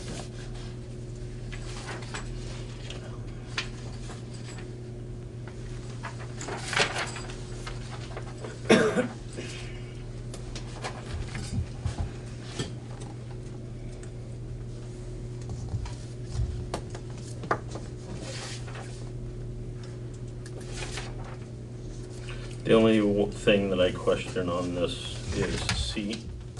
As much as I like both of you, I really don't want to share a hotel room with you, so if either of you want to attend with me, I'm going to pay for my own damn room. That's fine. Go right ahead. We won't fight. well, we probably don't really want to room with you either. so No, that's what I'm good. kind of getting at, is we don't want to stay together, so. So then on that, should there be something in there that if you're choosing to not stay in that room, that falls solely on, I mean, Yeah, at this point now, we've got to. Well, I mean, it is. That if this is passed as it is, employees or officials of the same sex attending the same conference shall share lodging and blah, blah, blah.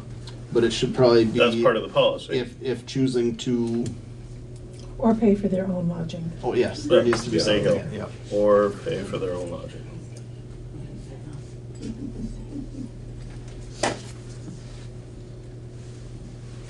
And you flip a coin of who does what. I do need, before you approve this, can I get this approved by the attorney? Because this may, that actual, since you are delineating between sex and, I think I feel better HR-wise if that was looked at. What do you mean? Because That if you I are get- writing a policy to force somebody to share a room with somebody else. It doesn't matter whether you're male or female, or, I just want to make sure that HR-wise, we're not crossing a line. If I identify as a female that night, Right. or That's my only concern with that. Okay. Sandy identifies as a male. And there may be another way to word it, so I don't see a problem with the current employees.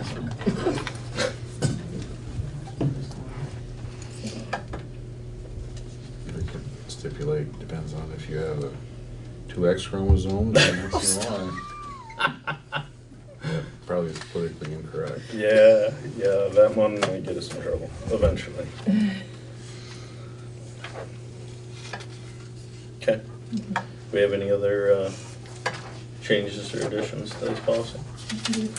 So we will have it Well, vetted. going back to the question about, the GPS mapping program. I don't know, maybe that's not the worst idea in the world. I mean, apps are gonna come and go, but just say, popular mapping. I mean, you Or could, put your mileage. Miles away, What are you talking about? instead of hours, miles?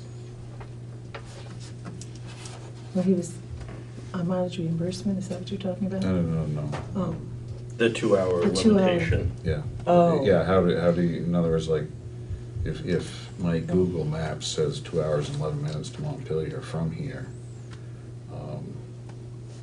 Apple mapping might say. 1 hour and 59 minutes. Yeah. Yeah. oh. It doesn't need to be more complicated than, but some specificities. So if you go to miles, you could do 120 miles, because at 60 miles an hour, that's 2 hours. This is Vermont.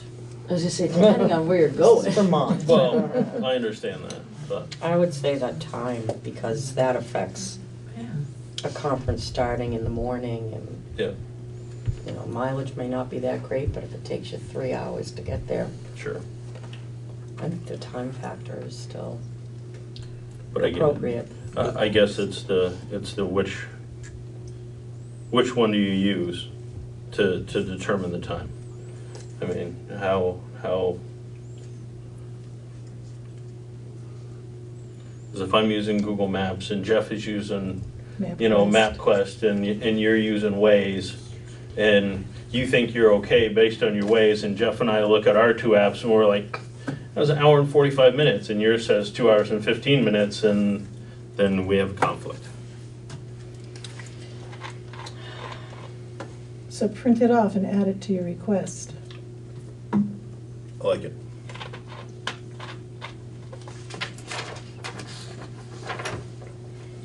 Or you just keep searching for an app that's gonna tell you less than 2 hours. That's your job. Oh, Lord. Okay, so we're happy with the 2 hours, and when the request is made, we all use our heads about what 2 hours is. Yes? Do you want to put the documentation from the travel app on the hours? I'm sorry, was that a joke or am I adding that?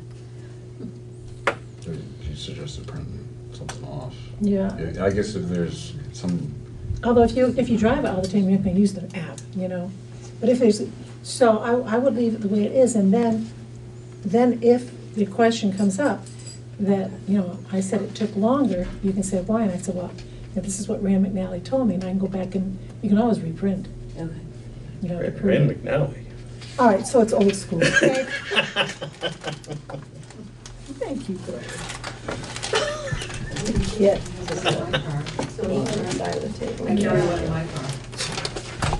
I was I getting used lost on to, MapQuest. not anymore. That's if you want us to go back and find. All right. Anything else on this one? On this policy? So we will get those couple things rewritten, throw it up to Larry, get his nod, and approve it next time, right? Sound good? Okay. Do you want to take floor questions? Sure. Questions? 2 questions. Why do you go with the federal mileage reimbursement instead of state mileage reimbursement? Cindy always recommends. That's what Cindy recommends? Okay. Yep. That's what the board voted on. Okay, thank you. Years ago. Okay. It wasn't me that made that decision, it was the Okay. board. Just asking. And why don't we look into renting a car instead of doing mileage reimbursement? It saves the state of Vermont a lot of money by renting a car as opposed to paying you back reimbursement for mileage. Yeah, I can see that, because if you're running up to Burlington, it's 300 miles at, what is the current, 58 cents? Yeah, 58 Times Rent 58. a car around here. That's $174. Go to rent You it. can rent a car for about $60. Round trip. From where? Where? Enterprise. Where's that? It's up on Putney Road. Oh. There's probably another one down. We use Enterprise. That's what I use when I go to Waterbury, Burlington, Berry. Yeah. Because they only allow us to use our own vehicles if there's no rent-a-car or no fleet car available. And if we have to use our own vehicle, we get half the mileage reimbursement. So it makes sense to rent a car for $60. So what's the case, you're speaking of, that if there are multiple attendees? We carpool. Yeah, yeah, it's One- expected. One but- rental car, four employees go.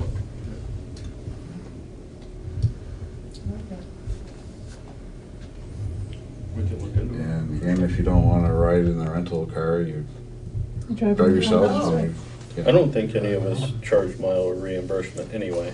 I mean, at this table. I haven't. So I've never charged for mile reimbursement or meals. So. But, yeah, you know, that's good, but we do need to Well, yeah, for not future, expect it. for future use, yeah. So, yeah, that's something we can look into. Yeah. The only additional expense to that would be obviously filling up the car, but that's part of your rental. Do you guys do the automatic fill up? We do the automatic fill-up. So it's an extra $30 on top of your rental or whatever. Depends on how heavy a rate foot you have. Yeah. Because, I mean, it varies from. We all know Chris has a very heavy right foot based on. But they fill it up for you. Right, they fill it up, but it's part of your package. Yeah.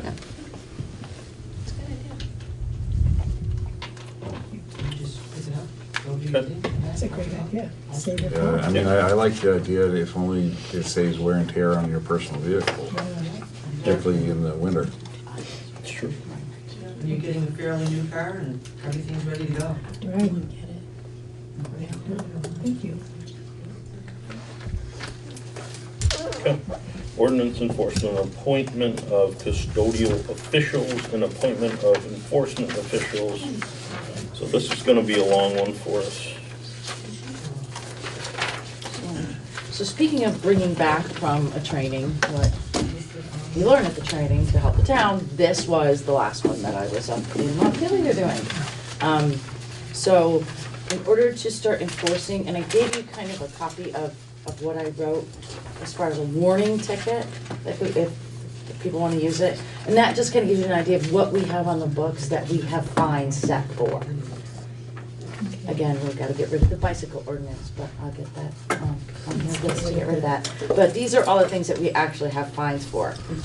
We'd have to take the parking out of there because our enforcement officials will not be able to do anything motorized vehicle related. So they can't do anything with ATVs, snowmobiles, or cars. That's all has to be done by a law enforcement officer. But I tried to think of everybody that might possibly want to, or that you might want to empower to issue tickets and fines. So this is kind of the list I came up with. We can start scratching off before I start calling everybody to get birthdays. Why is it necessary to have a birthday? The Judicial Bureau requires it has to be a name, it cannot just be a title. It's gotta be a name and a birthday of the person. And I would also, have a training session for everybody who decides that, yes, they're going to write tickets.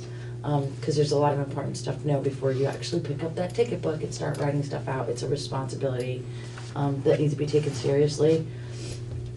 And there may be people on this list that you want that may say, no, I don't wanna do it. Yeah, you can take my name off from there. I don't want anything to do with this. See, that's what I need to know. Yeah. Writing tickets to the Oh, really? taxpayer. We can get, I put, you can get taken off. you can absolutely get taken off. I just Discharge. guessed. Yeah, and if you read how And, that's you know, written some in towns there, had the whole it's not even select board written on and some properly in the didn't. ordinance Because, what they're I know that like for classified noise So issues they and stuff, you actually guys have get. semi-automatic I into that. just put it on here. So is everybody in agreement on this table that we don't want to be in this loop? You did that? No select board members No want select to board be on this members? list? I don't want anything to do with Okay, that. I don't need to. so no select board members. Okay. Question for you. Sure. What tickets are you using? Are you using the Vermont State VCVCs? Or are you creating your own ticket, or? The tickets are issued through the Judicial Bureau, so we don't actually have them yet because we don't have any enforcement officials or, what's the other thing? This is the beginning of the process we to be don't- able to do all of that. Right. Okay, because when I read the ordinance, I can't remember which one it was, but when I read one of the ordinances, at the very bottom of it, should you be, I don't remember the exact wording, but should you be issued a ticket, check made payable to the town of Vernon. If you read the back of the VCVC through the state of Vermont, there are 3 boxes which you check off when you get a ticket. And one of them is you deny the allegation, one of them is you plead no contest, the other is you plead not guilty and request a hearing. In the ordinance, all you have is that, you pay the fine and that's it. So there's no ability for somebody to say, yeah, I want to check off the thing and I want to have a hearing. It was just an automatic, you've got to, cut a check to the town. And so that needs to We be will make sure our changed. ordinances follow the tickets. I haven't seen the tickets, actually, and no checks would come to the state, to Vernon. They all go to the Judicial Bureau and then they send us a check. So Yeah, I there are realize that. some logistics that need to be taken care of, but we need to get those Like I taken said, care we are in the very beginning This is- process of this and Yeah. don't have that knowledge that you have Right. being a previous police officer. Still there. But this is the first, this is the first step, is to assign some people, get our tickets in order, get our ordinances in order, and then go. Yeah. So, Yeah, because you can't send it off to the Judicial Bureau and request a hearing without somebody that's gonna, you can't plead not guilty to something according to the ordinance. I think it should just be the constables, the fire chief, the assistant chief, and the health officer.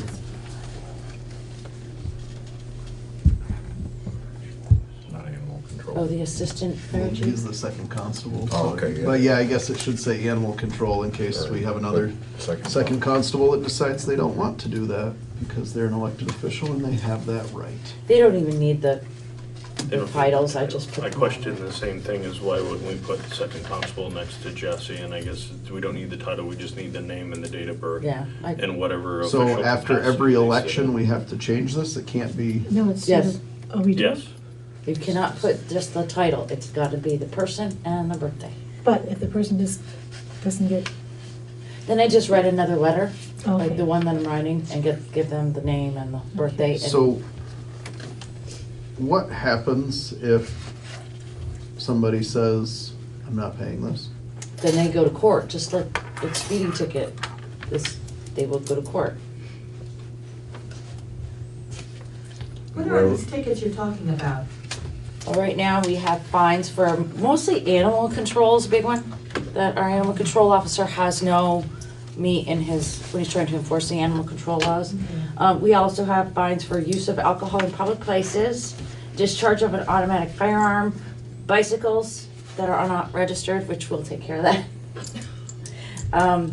You mean the bicycles the little kids ride? Yes, it's just an old ordinance that really Many, needs to be many, taken out many of the years ago, books. you had Yeah, to my register your boys had to bike, do and it, yeah. and it's still, the ordinance It's still exists, still there. we gotta get rid of it.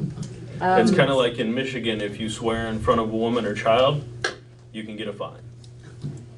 We also have a noise ordinance and plowing and snow blowing. So like if somebody's blowing snow into the road. So those are things that we actually have fines for, but we have no medium to enforce them.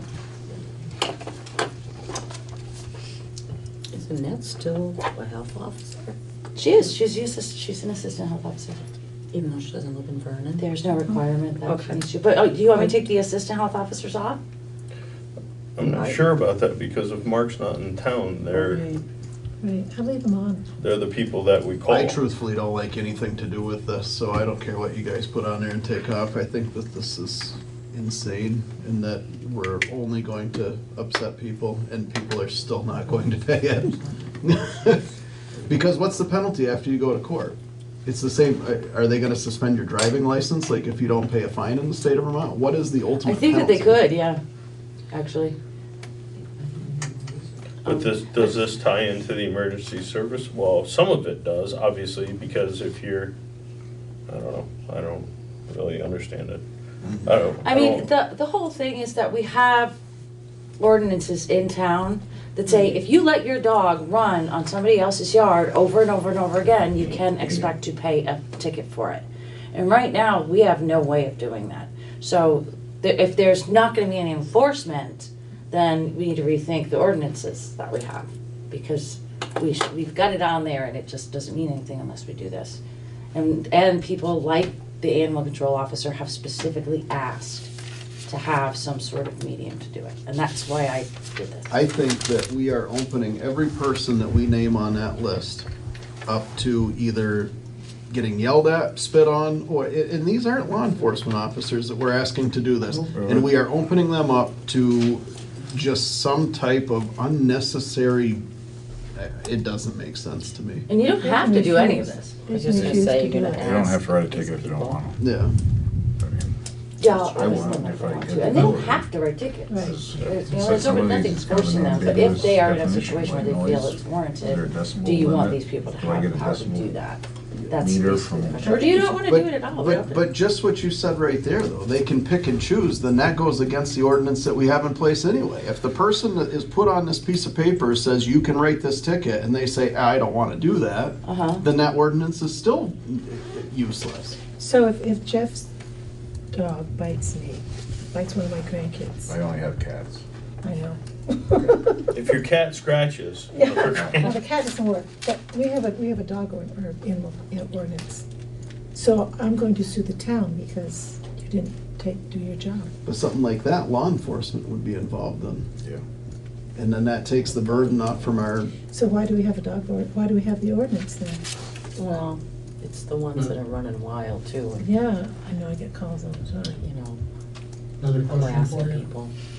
We'll hold off until we finish with the select board, and then we'll get you guys in the audience. Thank you. I mean, this is something you have to do. No, it comes up all the It's time. just It's like- requested. But if you have an ordinance, you should either enforce it or get rid of it. and I agree with you, but if the person that is listed here has the ability to say, I'm not writing a ticket for that, even though it was a violation of the ordinance, then there's no point in any of it. Right. Well, law enforcement officials do that all the time. They have the discretion to, if they pull you over for speeding, they have the discretion to just give you a warning or, Or not pull you over. yeah. period. So it's the same kind of thing. Except that they're law enforcement with training and they're willingly put into that situation. These are our residents that we're asking them to do so, I don't know. Well, can't I they- just don't agree with it. Can't they refuse to do it? They can, but then what's the Absolutely. point in the ordinance, Well, is what there I'm. might be one or two on here that say we will do it. Some of them have requested this. Some of them on this list have requested tickets. To have something because they're out there with nothing. And they are trying to do their job, so that's how this started, was Is they there asked. a different way that it could be, we have a violation of the ordinance, can it just be billed from the town without doing this? Couldn't we send I them a bill? don't believe so. Okay.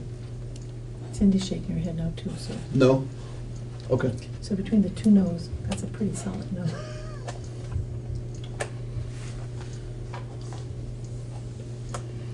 So I guess, do we want to give those folks that want the opportunity to enforce the ordinances that they're in charge of, the ability to do so or not?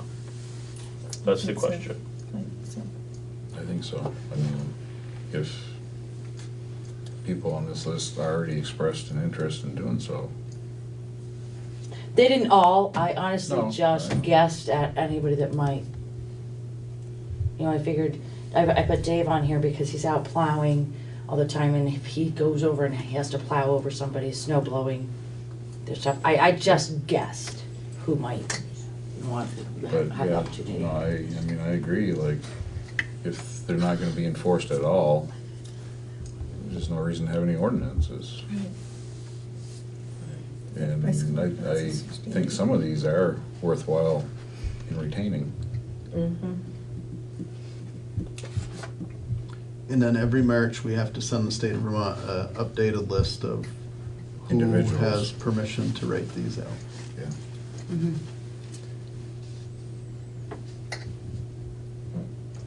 But every March, we send lists everywhere. I'm making sure I'm on the same page Yep. here, that's all. Yep. And then out of these, I mean, if we had somebody discharging a automatic firearm, then I'm pretty sure state police are going to be somewhere involved in that. Yeah, because I mean, that automatic is not semi-automatic. Yeah, and the way that that's written in that book needs to be addressed if we're going to do this as well, because that makes it sound like any semi-automatic weapon is also included in this. Wait, what book? The In policy book? The ordinances, yes, where it defines automatic weapon. The way that I read it, it sounds like it includes a semi-automatic. Because didn't we just do that? Didn't we just update that ordinance? I thought we did away with it a long time ago. It's still in that book. Is it? Okay. Maybe it's something else, firearm related. Well, we spent a did lot the noise on the ordinance. noise, yeah, which related, or came about because of that. firearms.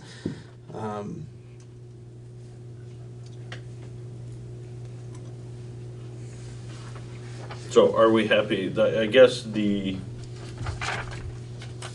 custodial, let's start at the beginning. If we want to go forward with this, which it sounds like the majority of us want to go forward with this, so those folks that want to enforce their ordinances can, we need to appoint a custodial official. I thought we already did that. No, we didn't. And then we need to appoint the enforcement officials that are on this list after that. So I would suggest that because Michelle sits in the office, that she is the custodial official, meaning, you know, the person that sends this list every year and that kind of that's what it thing. is. Administrative. Yes. I agree. That person does not have to get writing. So I make a motion that we appoint the town administrator as the custodial official for ordinance enforcement. Second. So moved and seconded to appoint the town administrator as the custodial official for ordinance enforcement. All those in favor, please signify by saying aye. Aye. Those opposed? Okay. So, now let's get back to this enforcement list. We've already exonerated ourselves from this list. So, my suggestion for this list is to leave everybody as it is and address those folks that haven't said that they want to, you know, be a part of it. So ask Dave, and if Dave says, yes, I want to be able to say, stop putting your snow in the road because it's, you know, interfering with our plowing, that he has the ability to do that. I don't feel personally comfortable just appointing these people without having those conversations with those people. To Chris's point, if somebody doesn't want to do it, then we don't want to appoint them. So. Agree. Right? And then if Jesse is out as the animal control officer and writes a ticket, and somebody is upset and beats the crap out of him, who covers that? We have insurance for that. But, okay, all right. But I mean, that could happen in his animal control officer Right, function that's now. right. He can, go pick up a dog in the middle of the field and bring it home and why'd you touch my dog? I mean, it can happen regardless. Obviously, giving somebody tickets a little more tense situation than bringing your dog back, but Use the warning first. yeah. Question?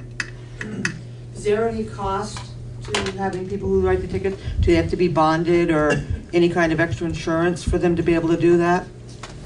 No? Just anybody can write a ticket Yes. if their laws are on that list? Yeah, but they can't write a ticket for just anything. So that's why they need to sit down and have some training about what they can and cannot write tickets for. Right, but there's no cost to the town, no added insurance because they're gonna be writing tickets? No. There's benefit if somebody pays their fee and we get a portion of it back. Kevin, go ahead. Yeah, just a couple of things. One of the things that Chris brought up, somebody gets a ticket and says, hey, I'm not gonna pay it, do whatever you need to do. Is your benefit off the tickets gonna cover either the town attorney or whoever writes the tickets for going to court to testify and do all that good stuff? Research, testify, get the papers in order and all that good stuff. Time involved in that, you gotta make sure that, you know, the benefit is gonna outweigh. And who's paying It for would that be- person's time to go That, to court? the person who goes to court is the person who wrote the ticket. And who's paying them for their missed time at It- work? They're all these people are on stipend, unless you wanna take Dave off, he's the only one that's salaried. Everybody else So we're on this asking list- these people to take time away from their paying full-time job. Yes. To go to court for a town ordinance and we're not going to pay them? Yes. We're not asking Cool. them anything. Well, the We're the seeing if they wanna, that's why we're not appointing anybody tonight. We're But- asking but them if if they wanna somebody- be involved if- in this. But even if they say, yes, I would love to write tickets, and then that person decides to take them to court, we're asking somebody that is a public servant, pretty much a volunteer, to give up more of their time to go to court over a $50 ticket? I don't know. I think this is Well, I mean, ridiculous. That would, whoever wrote the ticket, and if it is going to court, they don't show up. Yeah, they could, Then- then and they own the charges ticket, get they could dropped. also just say, I forgive the ticket, it's up to them. Whoever So writes that still, ticket- this whole thing is pointless because they can just not go to court because they're going to lose money. They can say, I don't want to write the ticket. I mean, it just, I think it's important to have an enforcement vehicle if you're doing it. Like, Or- if you don't wanna do this, I would just say to take all of your fines off the books then. Or That another would be thing my to suggestion, throw in that's there all. is, if somebody says, you know, somebody goes to court and says, yep, you know, I was found guilty, well, hey, you know, I wanna take this to the next level. And, you know, I've had people, you know, want jury trials on speeding tickets. Is that gonna involve the town attorney? What's that gonna cost? And then the other thing about the tickets is, Chris, you're right, if you're gonna have an ordinance, it should be enforced, but tickets are discretionary. You know, are you also gonna have warnings, written warnings? Somebody's dog is continuously running at large, write a couple of warnings, after a second warning, okay, the next time, you know, it's gonna be a ticket, you write them a ticket, looks a lot better in court. So you have the discretion there. And then, you know, if you wanna be the hardcore, we've got the ordinance, we need to enforce it. Somebody's dog breaks their leash and goes taking off down 142, dog at large, technically, are you gonna write a ticket for that? I've seen some pretty big leashes busted by some pretty strong dogs. Are you gonna write a ticket for a dog that broke a leash? You know, it's discretionary, so you can't sit there and say, you know, yeah, because we've got this ordinance, we're gonna write a ticket. But if we don't Um, enforce our ordinances and some dog bites somebody, That's true. we're at fault. So here's kind of my take on this, and take it with a grain of salt, is we're empowering these people to do what they do or do not want to do. We are not asking them as the town to go out and write 5 tickets a day. and bring in X amount of revenue. We're not asking them to do anything. They are signing up saying, yes, I want to be able to enforce my ordinance in this manner. That's their choice, with the understanding that it's a possibility that they have to go to court, and it's their choice whether they go to court or not, just like it is a police officer. There's times that you can't show up to court because you're doing something else. So you miss a traffic court date. So we're not asking these people to do anything more than what they want to do. We're empowering them to have the ability to enforce the ordinance that they're in charge of if they so choose. The one big difference with what you just said is, if I'm scheduled on something else, I'm up at training, I'm incapacitated, and I can't go to court, they postpone the ticket hearings and they postpone it until a later date. But as a law enforcement officer, we just can't sit there and write tickets and then tell the sheriff or tell whoever our boss is, I don't feel like going to court. I'm gonna write all these tickets, but I'm not gonna go to court. I understand that. It's just, I'm not showing up because I don't want to show up. Yeah. Kind of thing with a police officer. I was just trying to use that as an example. But if we're empowering these people to enforce the ordinances, which yes, they should be enforced, but there is nothing here that one protects these people, that whether they can voluntarily say yes or no, we're still giving them that authority.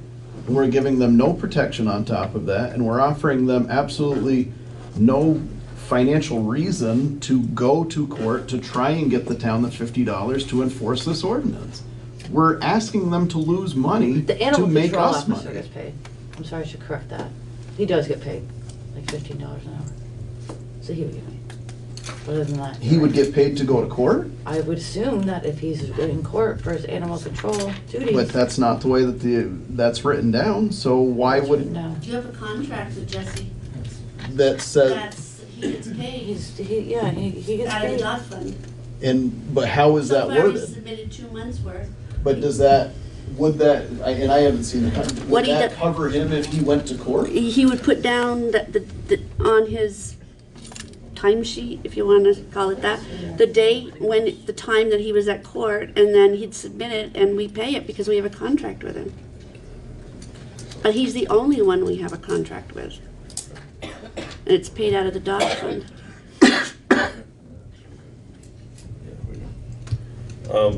So I guess, again, the question comes back is, do we want to allow these people to enforce their ordinances, or do we not want to allow them to enforce the ordinances? That's it. That's all this is about.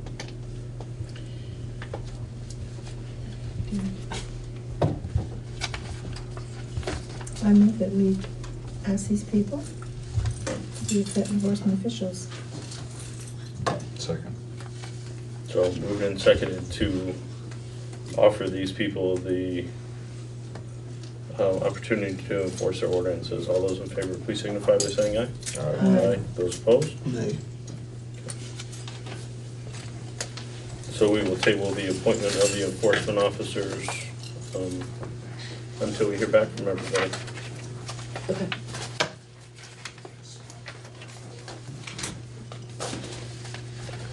Accept Recreation Board resignation from myself and appoint Amy Emery. I move that we accept Josh Hunter's resignation from the Recreation Board, and furthermore, that we appoint Amy Emery to that board. Second. Ooh, with you, Jeff. Moved and seconded to accept the resignation of Josh Hunter and appoint Amy Emery to the Recreation Board. All those in favor, please signify by saying aye. Aye. Those opposed? Policy to bill for emergency services.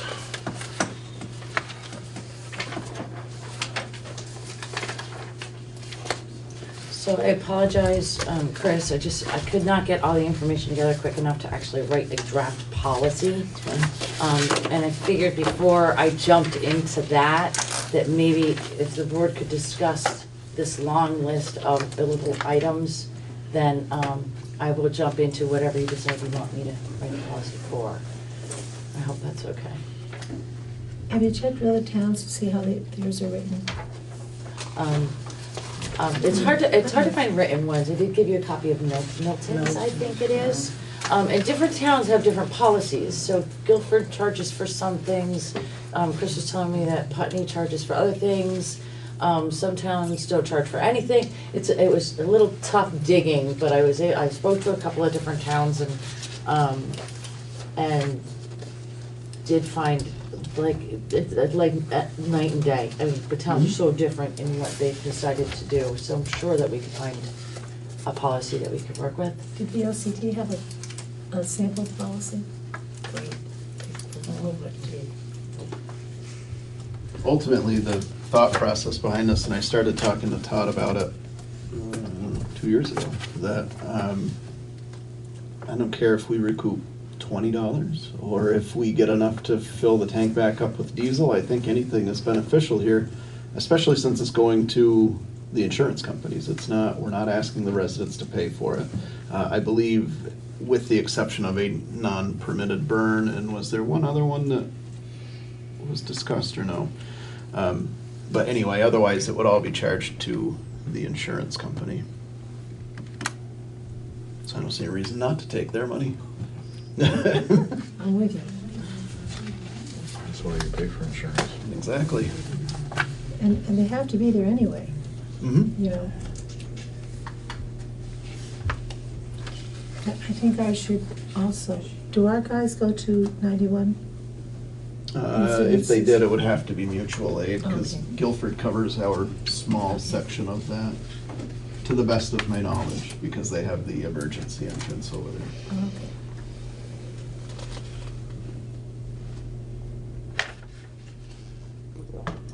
I do not think that we should bill for mutual aid. I think that that's a bad practice to get into.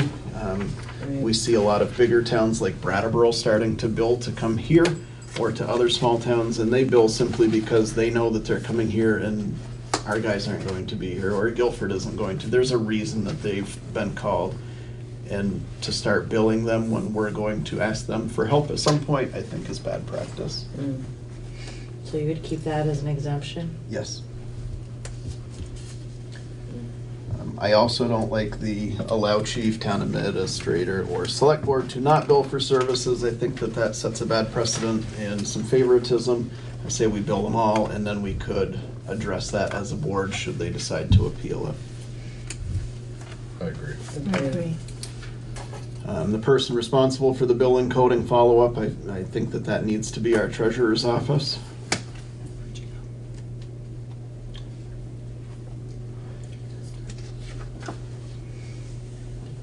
But I think that there needs to be something clearly spelled out in there that if it's John or JJ responding for EMS, or Todd or Keith, I think that their paperwork needs to be done in a timely fashion so that we can bill. But I think that the billing process should actually be done through the treasurer.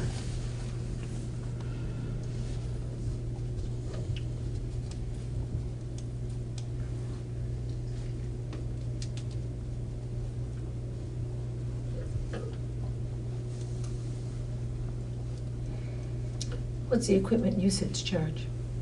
What would that cover? Because I don't know. So some towns, and I believe you included one in here. Yeah, that's like. They charge differently for how long they were on scene. Okay. Each separate piece of apparatus would be worth something different varies. depending on size and how long and things like that.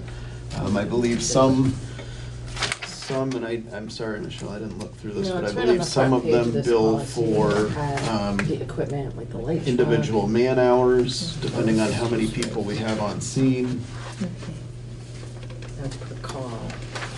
That's like per hour. That's a good idea. And I don't know if there is a way, Michelle, to write the non-permitted burn. I don't know if there's a way to put something in there. Where was it the other day? They just had the large tannerite explosion that was felt all over. That was up in Cavendish. Fireworks. I don't know if there's a way to write it so that if you're doing something stupid that creates a fire, that you're also billed for that. Would that fall under the hazardous materials incident? I don't know. fireworks that, I'm just thinking somebody setting them off and catching somebody's There field is- on fire. So in addition to non-permanent burn, I mean, there is the whole nuisance charge. You know, like if you have faulty wiring in your house and you don't fix it and. That's they're fine, out there all yeah, the I could time see it and added have to that, said- that if you're doing, Doing something stupid? yeah, just put that right in there.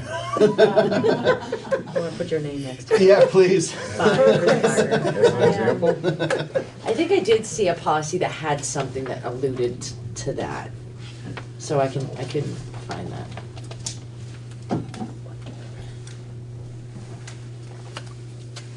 And But as see, for now, whether now, money gets a bill lost, like that would go to the homeowner, the homeowner, correct. okay?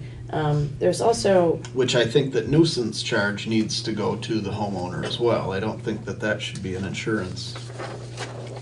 okay, and, there was also, let's see, homeowner, there's also, reference, it's like, if it's a DUI or another violation, and that's why you're getting your vehicle towed.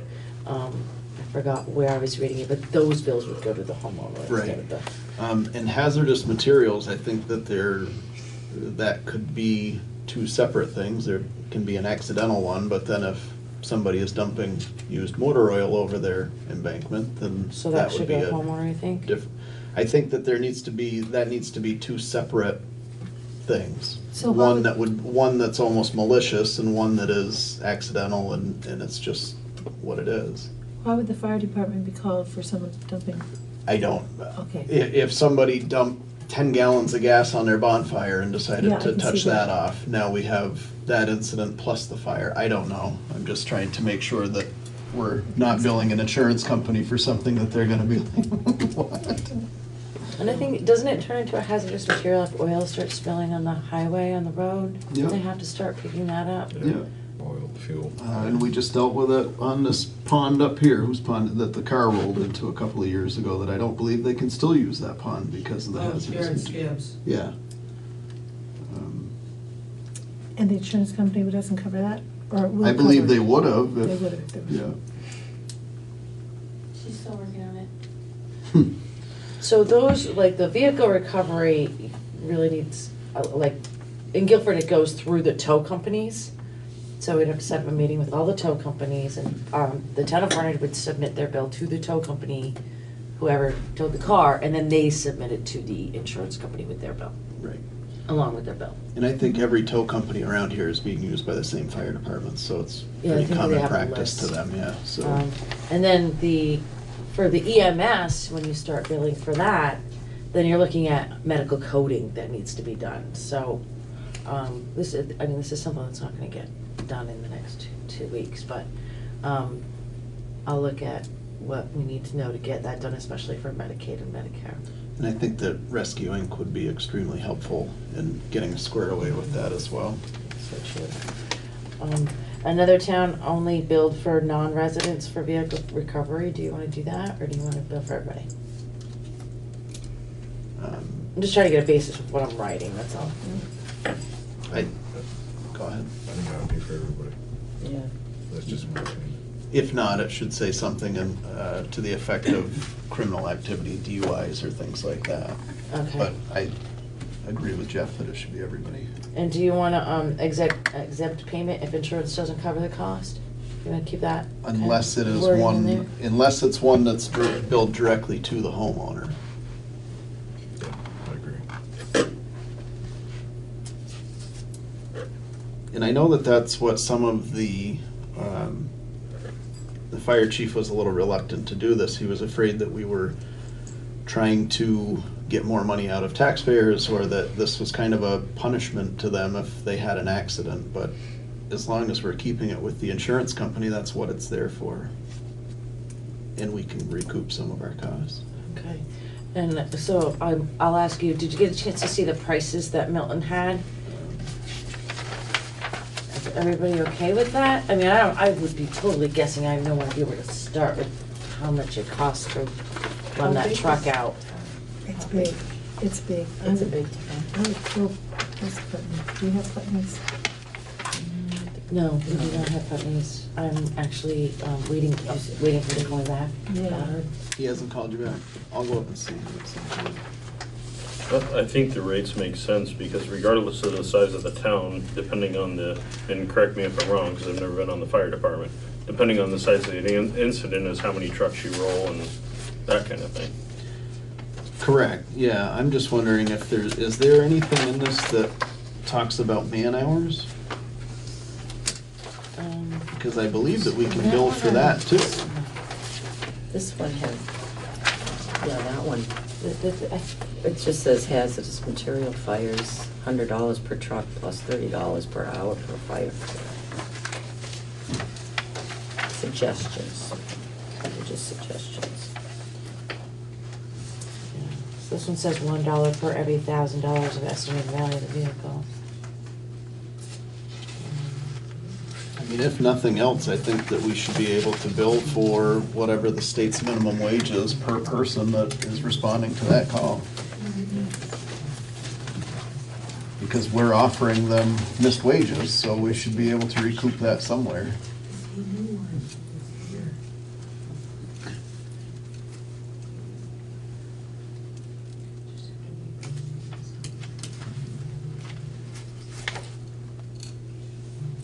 I'll check to see if we can do that, just to make sure, because on the University of Vermont thing, it doesn't say time, it just says standby and fire guard fees.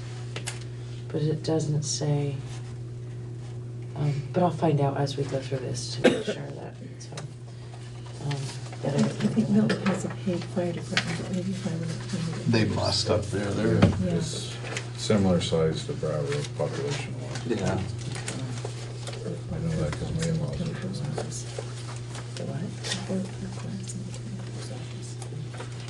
Would you say to guess $15 an hour for the firefighters? I said at a minimum wage until we find out what we can do, but yes, I would. Because it's gonna be 15 in what year anyways. Yeah, I'm fine with that.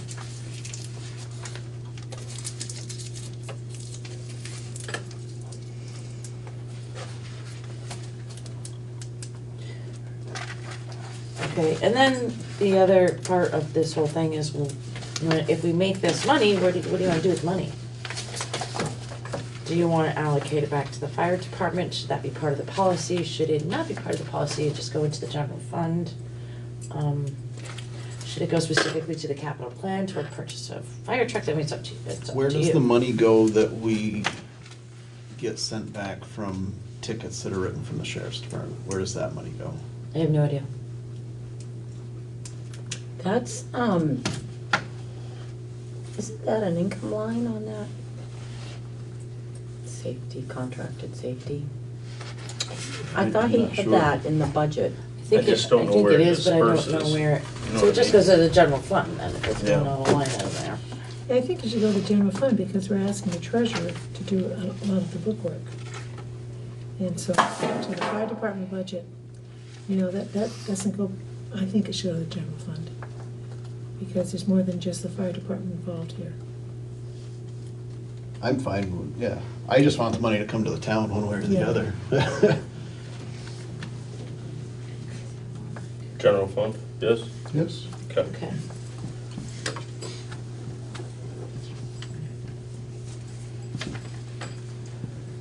And depending on what that is, we can allocate that much more to the fire department, a percentage of it. Oh, so if it showed as income for the fire department, it would end up in the general fund anyways. It would. So they can show it as income. But if you wanted to put it toward like fire trucks, then we could, you know, if you would write a policy, it'd be part of the capital plan and be put every year to figure it out, but that's totally up to you. Just if you're gonna make money, and this could, you know, if we're charging for everything, it could end up being a significant chunk I of. think the of EMS money. one is the one that would be the most money brought in. And that's also the most calls that they run, so. Okay, so that gives me something. Anything else that anybody wants me to make sure to look into as I'm crafting this? Oh, okay. And I'll talk to Cindy about that too, so that she knows, so that she doesn't get surprised by having that put in her office. I would imagine that we would have to find some kind of training for that medical billing to get her into. I'm guessing, yeah, and hopefully in the research that I do, I'll be able to find something that. Okay, we're skipping the salvage yard permit, public participation on non-agenda items. I have a non-agenda item, actually, it's about the agenda. I know that Melissa Allen had requested to be on the agenda. She's not, she wasn't called down for any of the items that are on the agenda. Where would she fit into this agenda? She specifically asked to be on the agenda, you said she would be. But I she told was her not that called She down. could speak in public comments regarding agenda items or non-agenda items. Okay, so is this my opportunity? Sure. Okay. I have a little presentation. Okay. Should I come up to the table? Sure. Okay. All right.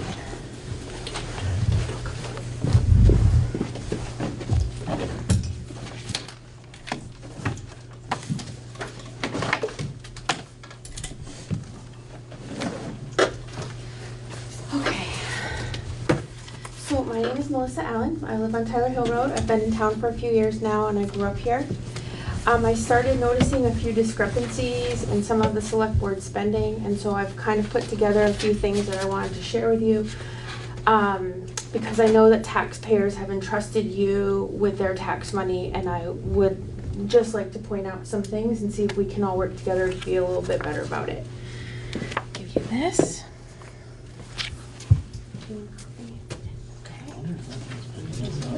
So many each today. Staples Yeah. are quite expensive today.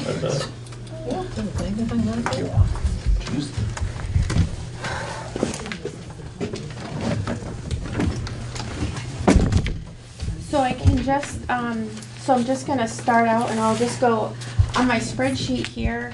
You'll see that it's cut quite small. I wanted to get it all on one page, but I have everything in chronological order so you can follow along as I kind of tell you and kind of break down the last year and a half-ish of some things that I noticed. The first item that I want to point out is Michelle's timesheet, and this was dated the week ending 2/24/18.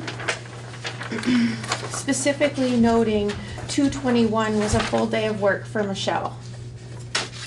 So if we're gonna be talking about Yep. somebody's personnel, Yep. we need to do this in executive session. Okay, gotcha. There are some personal items, but I don't know exactly what that would qualify for. Well, if you're talking about people's timesheets, their pay, their vacation time, any of that is Because I a took personnel all of item. these from public records. Mhm. So there's nothing that the public can't get. Correct, that but I if have. you're discussing changes or those things that needs to be done in executive session, it'd be because it's a personnel issue. Okay, It's the there's- same thing that we just did with Cindy. Gotcha. So there's nothing in here that I'm recommending for a change. That would be up to you. I'm just pointing out some discrepancies that I found. So if that needs to be executive, I guess it can be executive. It probably should be, I think. I agree. Okay. I'm gonna make a motion that we go Okay. in safe session. Sure. My glasses back there. I'd like to go in executive session with Michelle. Melissa Allen. Melissa. Why do I call you Michelle? With Michelle and Melissa. Yeah. I've only known Missy since she was little. Sure. To evaluation, let's see. Discussion or consideration of records or documents accepted from the access to public records. No. Hold on. All right. I'd like to go into executive session to discuss grievances other than tax grievances. Premature general public knowledge and its personnel. Second. Moved and seconded to go into executive session. And then I move we go into executive session. Oh, sorry, based on personnel. Okay, then I move we enter executive session to discuss this personnel. Second. Moved and seconded to go into executive session. All those in favor, please signify by saying aye. Aye. Aye, those opposed? We are in executive session at 8:05.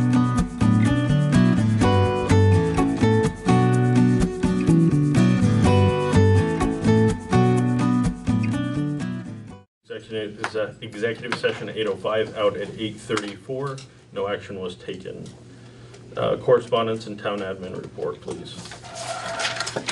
You have all of the correspondence in your packets, and yesterday, speaking of travel, ran up to Montpelier for a photo op and a press opportunity with the governor for our big check of $5,000 for the rec center, so. Thank you very That was much. pretty awesome.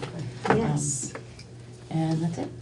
It's the first rec one we've got, isn't it? What's that? It's the first rec one we've got, can I say it? Is it? I think so. All right. Yeah, I'm sure. Thank you very much. Anything else? It's a small one. Did you get to talk to the governor? I did. All right. Said hi, Suzanne. Does he know where? Got my picture taken with him. Got it emailed to me today. And actually got to meet face to face to the woman that I deal with a lot of the state, who, and I see her on email all the time, so it was nice to finally be able to put a face to her name and be able to shake her hand. And that was cool. Great. All right, that's all you got? That's all I got. Next meeting is tomorrow at 6:30, same bad time, same bad channel. We are adjourned. You have one idea?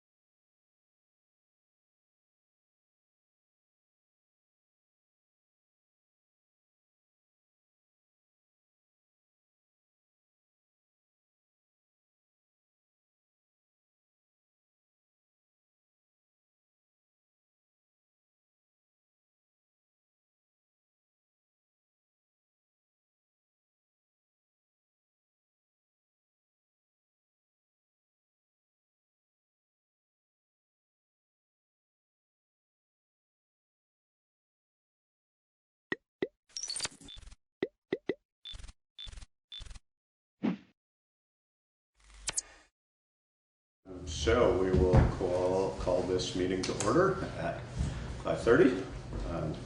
Any adjustments to the agenda? No. Okay. Approval of minutes of December 4th. So moved. Yeah, seconded. It's been moved and seconded to approve the minutes of December 4th as presented. If there's no further discussion, all those in favor? Aye. Aye. Aye. Public comment on items not on the agenda. Neither of you are general public, so I'm guessing any public comments other than what's on the agenda? Not for me. Okay. Good cookies. Yeah. So on to select board items. Nutter, do you want to wait for Mike to show up, or? It might be best, probably not here. So why don't we go, Bob, are you ready to? I'm here. Do your thing? Okay. So, Bob Spencer from Wyndham Solid Waste Management, informational report, and Dan, thanks for coming also. So do you want to report to us, or do you want questions, or how do you want to do this? I leave it up to you. I did send a letter to the board this afternoon. Karen got it to you. Yeah. So this is new in the packet. So I requested Bob to come to speak on behalf of Wyndham Solid Waste Management District. Yeah. And Dan, of course, is our representative Yeah. in town of Putney. So, That's my investigation. and the purpose of Bob being here is for the annual assessment, but also we had the conversation about recycling. Yeah. So, and you have the information in your packet from 2017 with some figures. From our research from 2017. Yes. This is Correct. mostly the work that Chip did, I'm Yes. guessing. Yep. Josh, the last time I was here was just before the recycling plant shut down, and we were trying to figure out what to do with your boxes. Can we continue them? Yeah. And with the fire station, and and it was a tough, transition for the district. Yeah. And tough transition for the towns. So we've all, kind of been evolving this new approach, and unfortunately, small towns that don't have their own transfer station, like Putney and Dummerston, and you go down the list, Brookline, have not had any real recycling options for their residents. Brookline did opt to put a box on, they keep their box out there on grassy Brook Lane, and Marlboro has boxes at the highway garage. Halifax has their boxes at the highway garage. And you don't service any of those, or do you? We don't go out and collect them. They're all private. They're all private. Right. Right, yeah. And, because we basically got out of the business. Yeah. So, I think the biggest challenge for a town like Putney is if you do want boxes, where do you put them that they're secure, because you got hit hard by other users. And actually, Brookline gets pretty hard hit, and so does Marlboro. Yeah. They're on Route 9. And so I would be glad to help the town evaluate some other options. I have, expertise in this business. I have staff time I can put to it. We have a recycling programs coordinator. She started a year ago when Kristen Benoit left after 10 years, and she's really good. She works with businesses so that we can do that one-on-one technical assistance. We work with the schools, work with the haulers. So there's a wide range of things we can do to help you out. And I just helped the town of Vernon write a request for proposals for curbside trash and recycling. I mean, it's a big job to get an RFP out and get all your information in it. And not that you're ready to do that, but if that was something you wanted. Yeah. Are there town residents that are asking about this still? Yes. Yes. Okay, yeah, because I'd like to know about that. I mean, I would say, the problem, and actually I was going to ask Bob about this, is, I certainly hear from people that they would like to have recycling. Do you have a sense, Bob, of how the towns that decided to keep boxes in town came to that decision? I mean, did they have forums? Did they vote? It varied. There was a lot of residents, like Dummerston didn't keep them, but a lot of people advocated for it. Yeah. Brookline was relatively low key. The select board just said, we feel we should do this for our residents. So Newfane does not have containers either. No. Right. The only towns They with use curbs. Brookline still. Yes, yeah. The only towns with curbside collection are Westminster, Brattleboro, and Vernon. Yeah. Because it's actually a luxury if you look at what it costs. Yeah. But it sure provides service. Yeah. And typically it doesn't deal with the business sector because it's a residential Right. tax supporting program. Yeah. But I would say that most of the towns that had the boxes, they kept them. There was a strong local, component that advocated for it. And it's very expensive. They're finding that, it's costing quite a bit of money. There's surcharges now for the trash that gets into them, which was an ongoing problem. Because it decreases the value of the recycling. Yeah, it does, and they actually have surcharges that the contractors put into it. For percentages, Wilmington they have a transfer station, but they elected to keep the drop-off boxes right there in the town center. It was called the tennis courts over near the old school, and they just abandoned that this summer. It just was problematic with trash and a lot of out-of-town users. And the budget was exceeded. And they have a transfer station, so it's not like there wasn't an option for the residents. And do you said it's expensive. Do you have any sense, like Brookline is smaller certainly, but I believe, Dan, you were there when David Jones last week. I think he said it's around 12,000 a year. Yeah, that's about right. Yeah. For a little town to have and they're served by Triple T Trucking. Right. And they come up and they replace the box. They grab and it's now single stream, the mixed materials. Right. The other company that's serving the towns is TAM, which is out of Bennington, Shaftesbury, and they were just purchased by Casella Waste. They still run a dual stream processing plant in Pownell. Casella has the single stream, but now they purchased a company.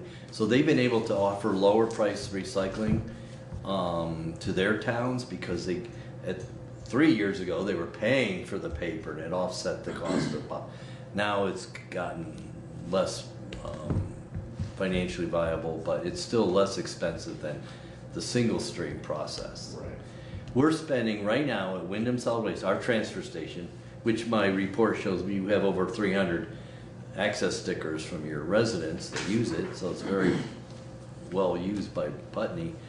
We're spending now to get rid of the recyclables $180 a ton, and our trash is $102 a ton. We still don't charge for recycling. So why do you do that as opposed to just turning it into trash? I mean, it's mandatory. We don't have a choice. We don't have a choice in Vermont doing So. Not that I would advocate that, but. Yeah, no, I'm just surprised. I mean, Act 148, Universal Right. Recycling. Yeah. 2012 said Right. thou shalt recycle, and that's the law. And do you have any sense that it's actually getting recycled, or somewhere down the pipeline is it turning into trash? I think because this stuff ultimately gets shipped overseas, and my own feeling is, we could get into a long discussion, and I can see things from both sides, whether it's really China, this stuff that was 2 years ago, and I think some of it has ended up in India and Vietnam, places like that, but even folks there are beginning to say no, in part because there's so much contaminant in it. And I think one of my concerns about we had issues with contaminant when we had, when we were separating paper. We had different. We had 3 different containers, and we had challenges then.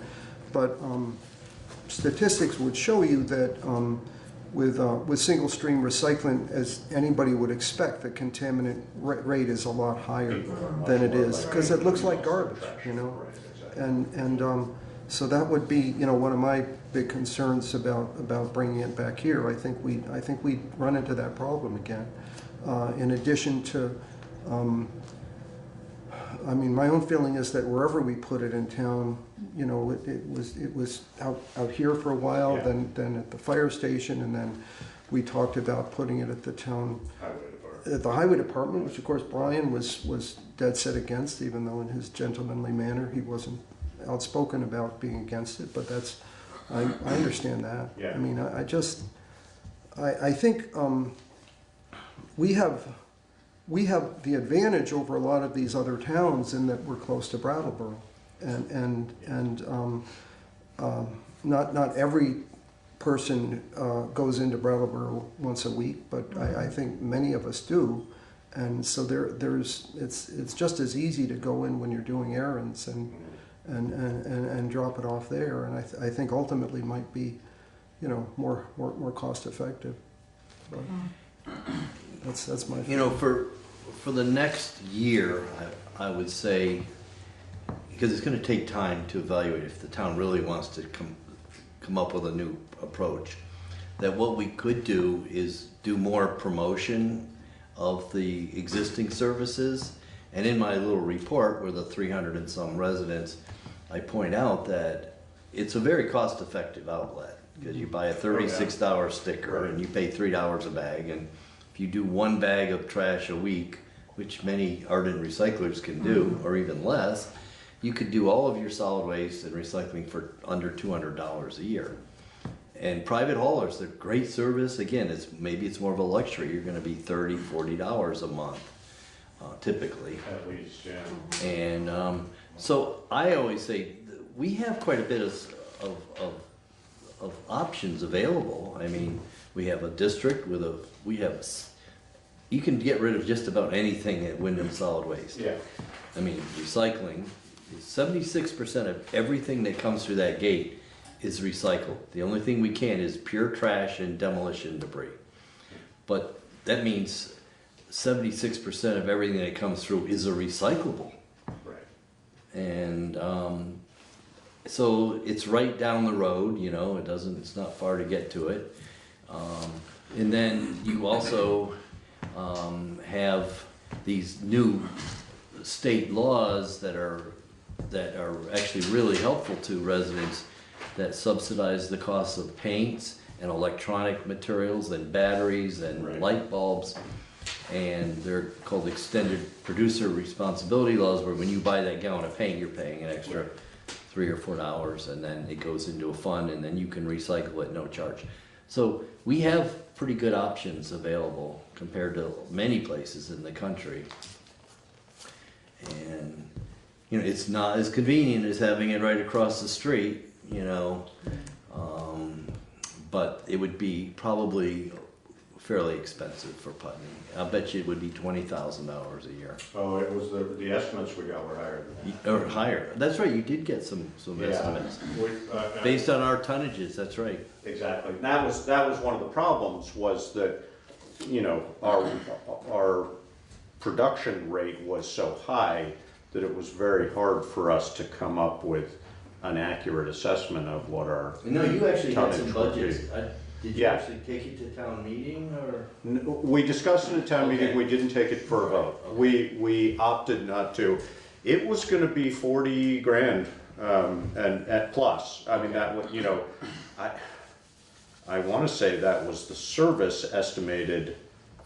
That would have included the disposal. I don't think it was all of the tonnage. I think that was the one thing that they sort of said. I think they figured that was going to be a pretty accurate representation of trucking, and the costs have gone up. I'm sure it has. Yeah. So, If you want, I'd be glad to just hit the highlights of what's in this. Yeah.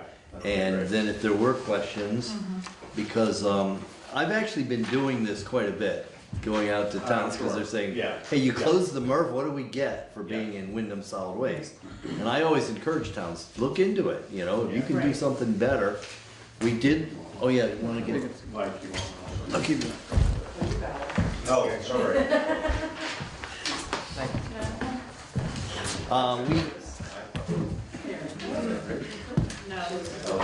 Just about all the towns that have done a detailed evaluation of their membership decide it's worthwhile to stay in, just mainly because of all the mandates that they'd have to take on.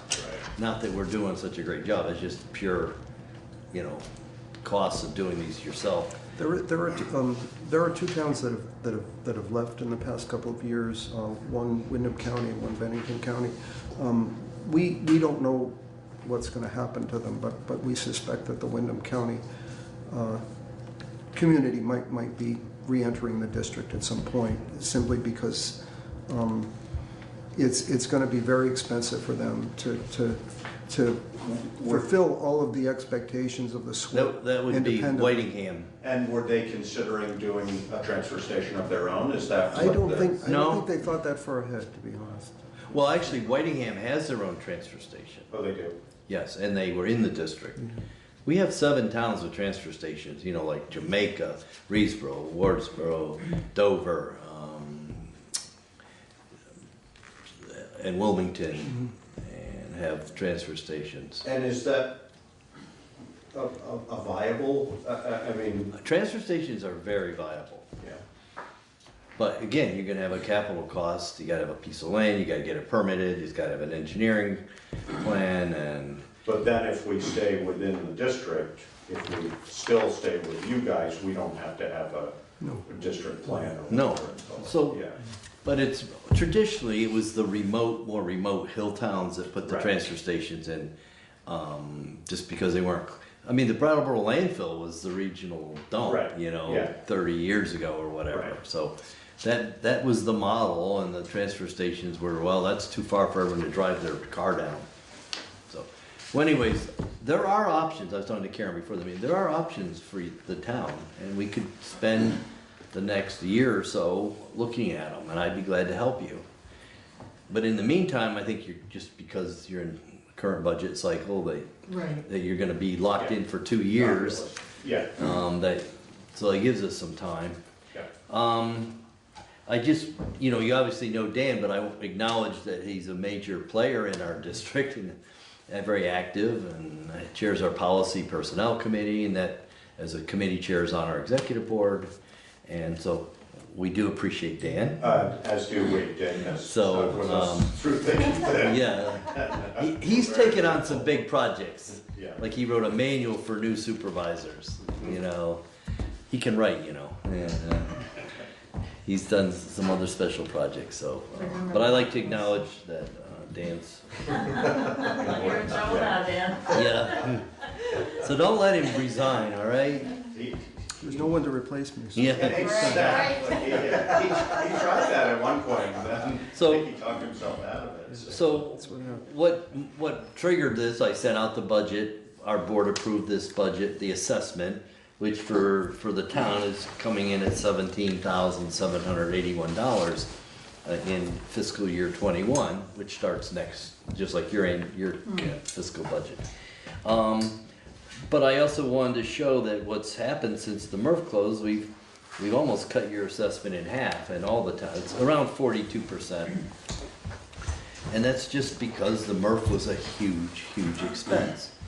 And the money is still being spent by somewhere, it's just been a cost shift. Right.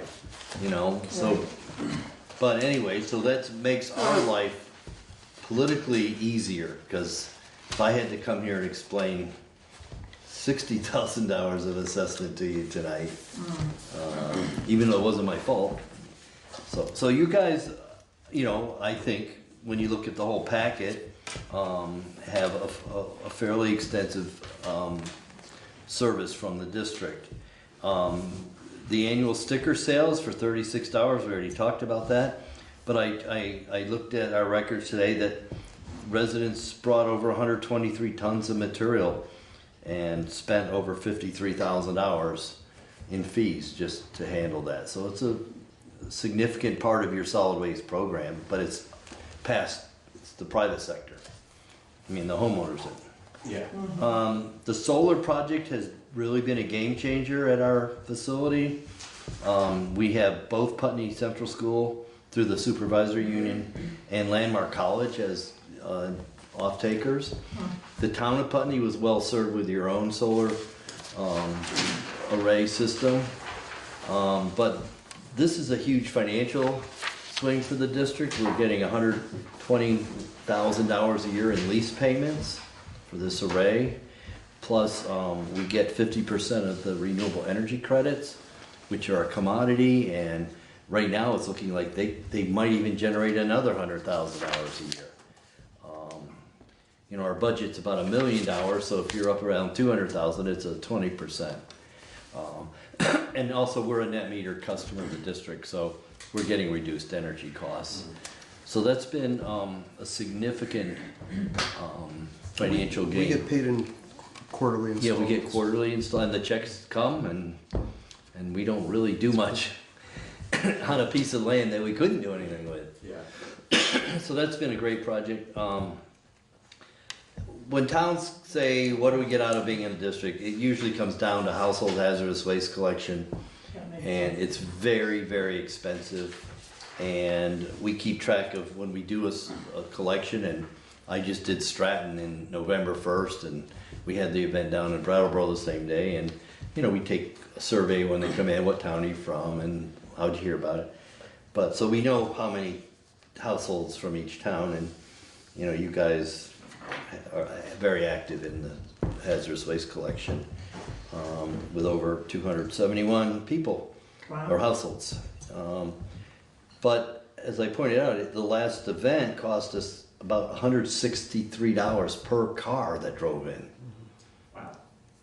It's just very expensive. So, and it would have been higher if we didn't have the paint care. The paint care, it's called by the state, to drop off, because paint used to be half of some of this. My first year at the district in 2011, I started in that May. We had an event right here at Putney, and it was my first event for the district. And at that time, the district would actually run the whole thing themselves, not use a contractor. And I have training in that. It's called a 40-hour HAZWOPER certification, and I have another. And we're permitted to, you know, say, oh, that's a flammable and that's a corrosive. Anyhow, we packed them all at the garage, at the fire station. It was probably 85 degrees, humid. Kristen, who was working with me, got sunstroke and was laying under the tree. And we'd been in Brookline that morning. We came over the mountain to get here on time and set up. And I'm driving down Route 5, driving a pickup truck, pulling a flatbed with these gaylords of all this stuff. And I said, this is crazy. Why are we putting ourselves at this kind of risk? And I went to the board and I said, you know, I know you've been doing this, but I think we should use a contractor. Because if I'd gotten side swiped or flat tire, and we had it really concerned me. And as the director, you have to look out for the best interests of our district. So we at that point switched to contracted services, and it is expensive. I also point out here that the state has recognized how expensive these mandates are on hazardous waste, so they've recently issued a request for proposals to fund permanent facilities. And we applied for that, and we actually just got word that we passed the staff review, and they're I think recommending it. And we would take the Murph building that we're only using a portion now for cardboard baling, and put in a permanent facility, and it would be open a certain number of hours per month. That would obviate the requirement for events, and it would be available all the time.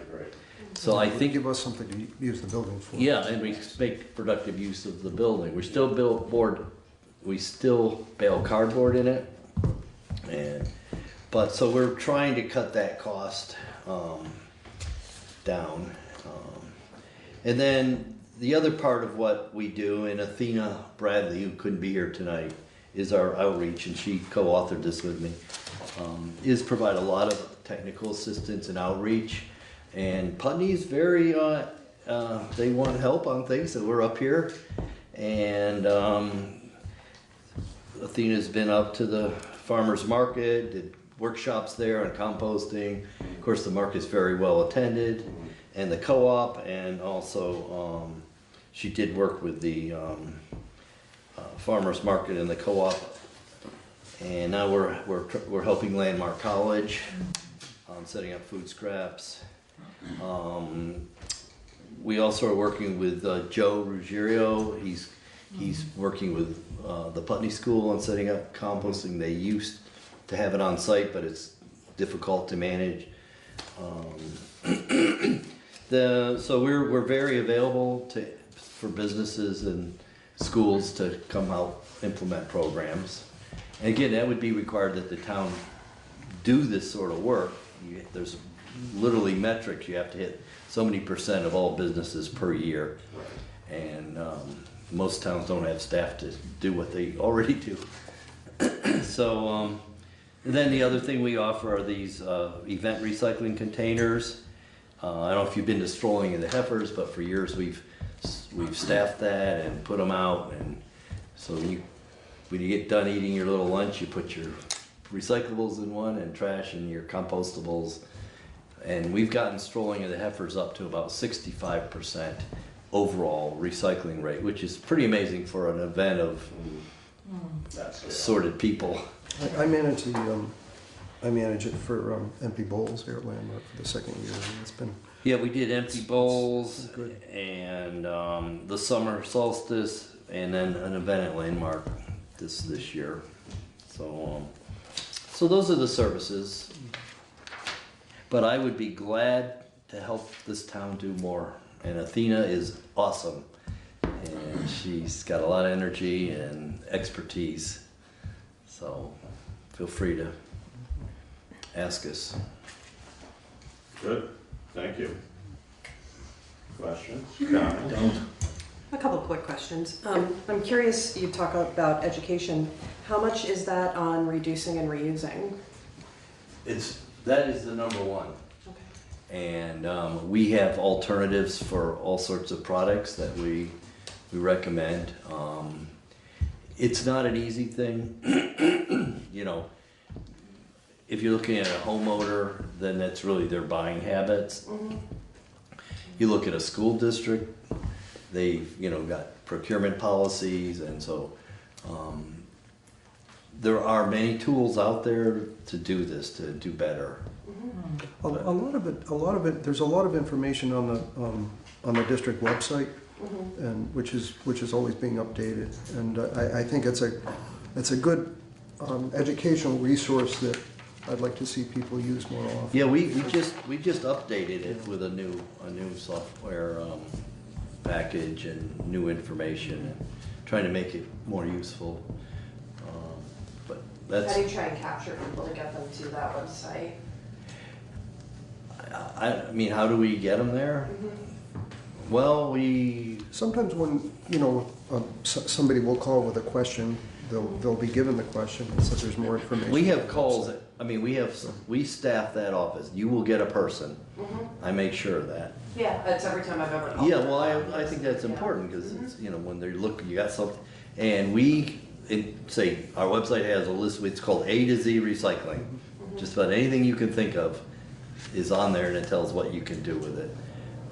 Of course, the reuse consignment shops are big. And there's many of them around, and they're great stuff. No, I agree. But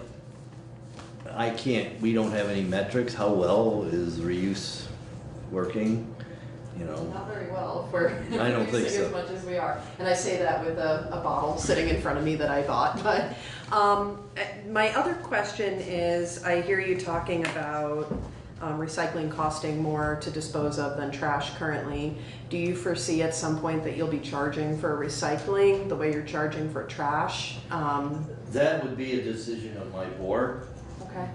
They set the fees on an annual basis. We review our fees, and right now the board's saying recycling is part of our mission, probably more than trash disposal. Okay. Let's keep it free. Again, but now, you know, there's a, so our fees, just so you know, at our transfer station for trash are set high enough to cover the recycling costs. So we are covering our costs. Our transfer station is a profit center. Basically, all of the fees offset the costs. Our composting facility, which is now the second largest food waste composting facility in Vermont, is also a profit center. The program areas that are not are hazardous waste and our G&A and our office admin and the programs coordinator to go out and just do education. There's really not funding there. We are applying, we do apply for grants and do get grants. In fact, I was working on a grant to the USDA, which is due the 31st of this month, which would provide a lot more outreach to the towns. So if you were to end up with this hazmat center, would that become profitable for you? No, there's no way that's ever going to be profitable. Even if the state were underwriting it? They do provide some grant funding. Yeah. That helps, but it's still. We get about 35 to 40,000 a year that we put to that, and for the last, since I've been there, that has covered our hazardous waste costs, but those costs have now exceeded. In fact, I put in there, it cost $43,000 for the 2 events we ran this fall. If I get 39,000, we're already behind. I think what the board will do is look at a user fee. Last 2 years ago, we set a fee at $5 a car. This year it went to $10 a car. They might say, you want to drive in to use our site in Brattleboro, it'll be 20. Keene, New Hampshire, we have an great arrangement with them. Residents can use their facility, and also they have a permanent, and Rutland, Vermont Solid Waste has a permanent facility, but the fees they charge for out of district and out of city are very high. So in theory, you can use it, but you would be spending a lot.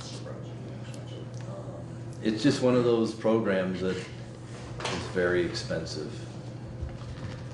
I think maybe we could do more to advocate, speaking about reduction of use of household hazardous waste when there's so many safer alternatives. And we do have alternative materials and handouts on cleaning agents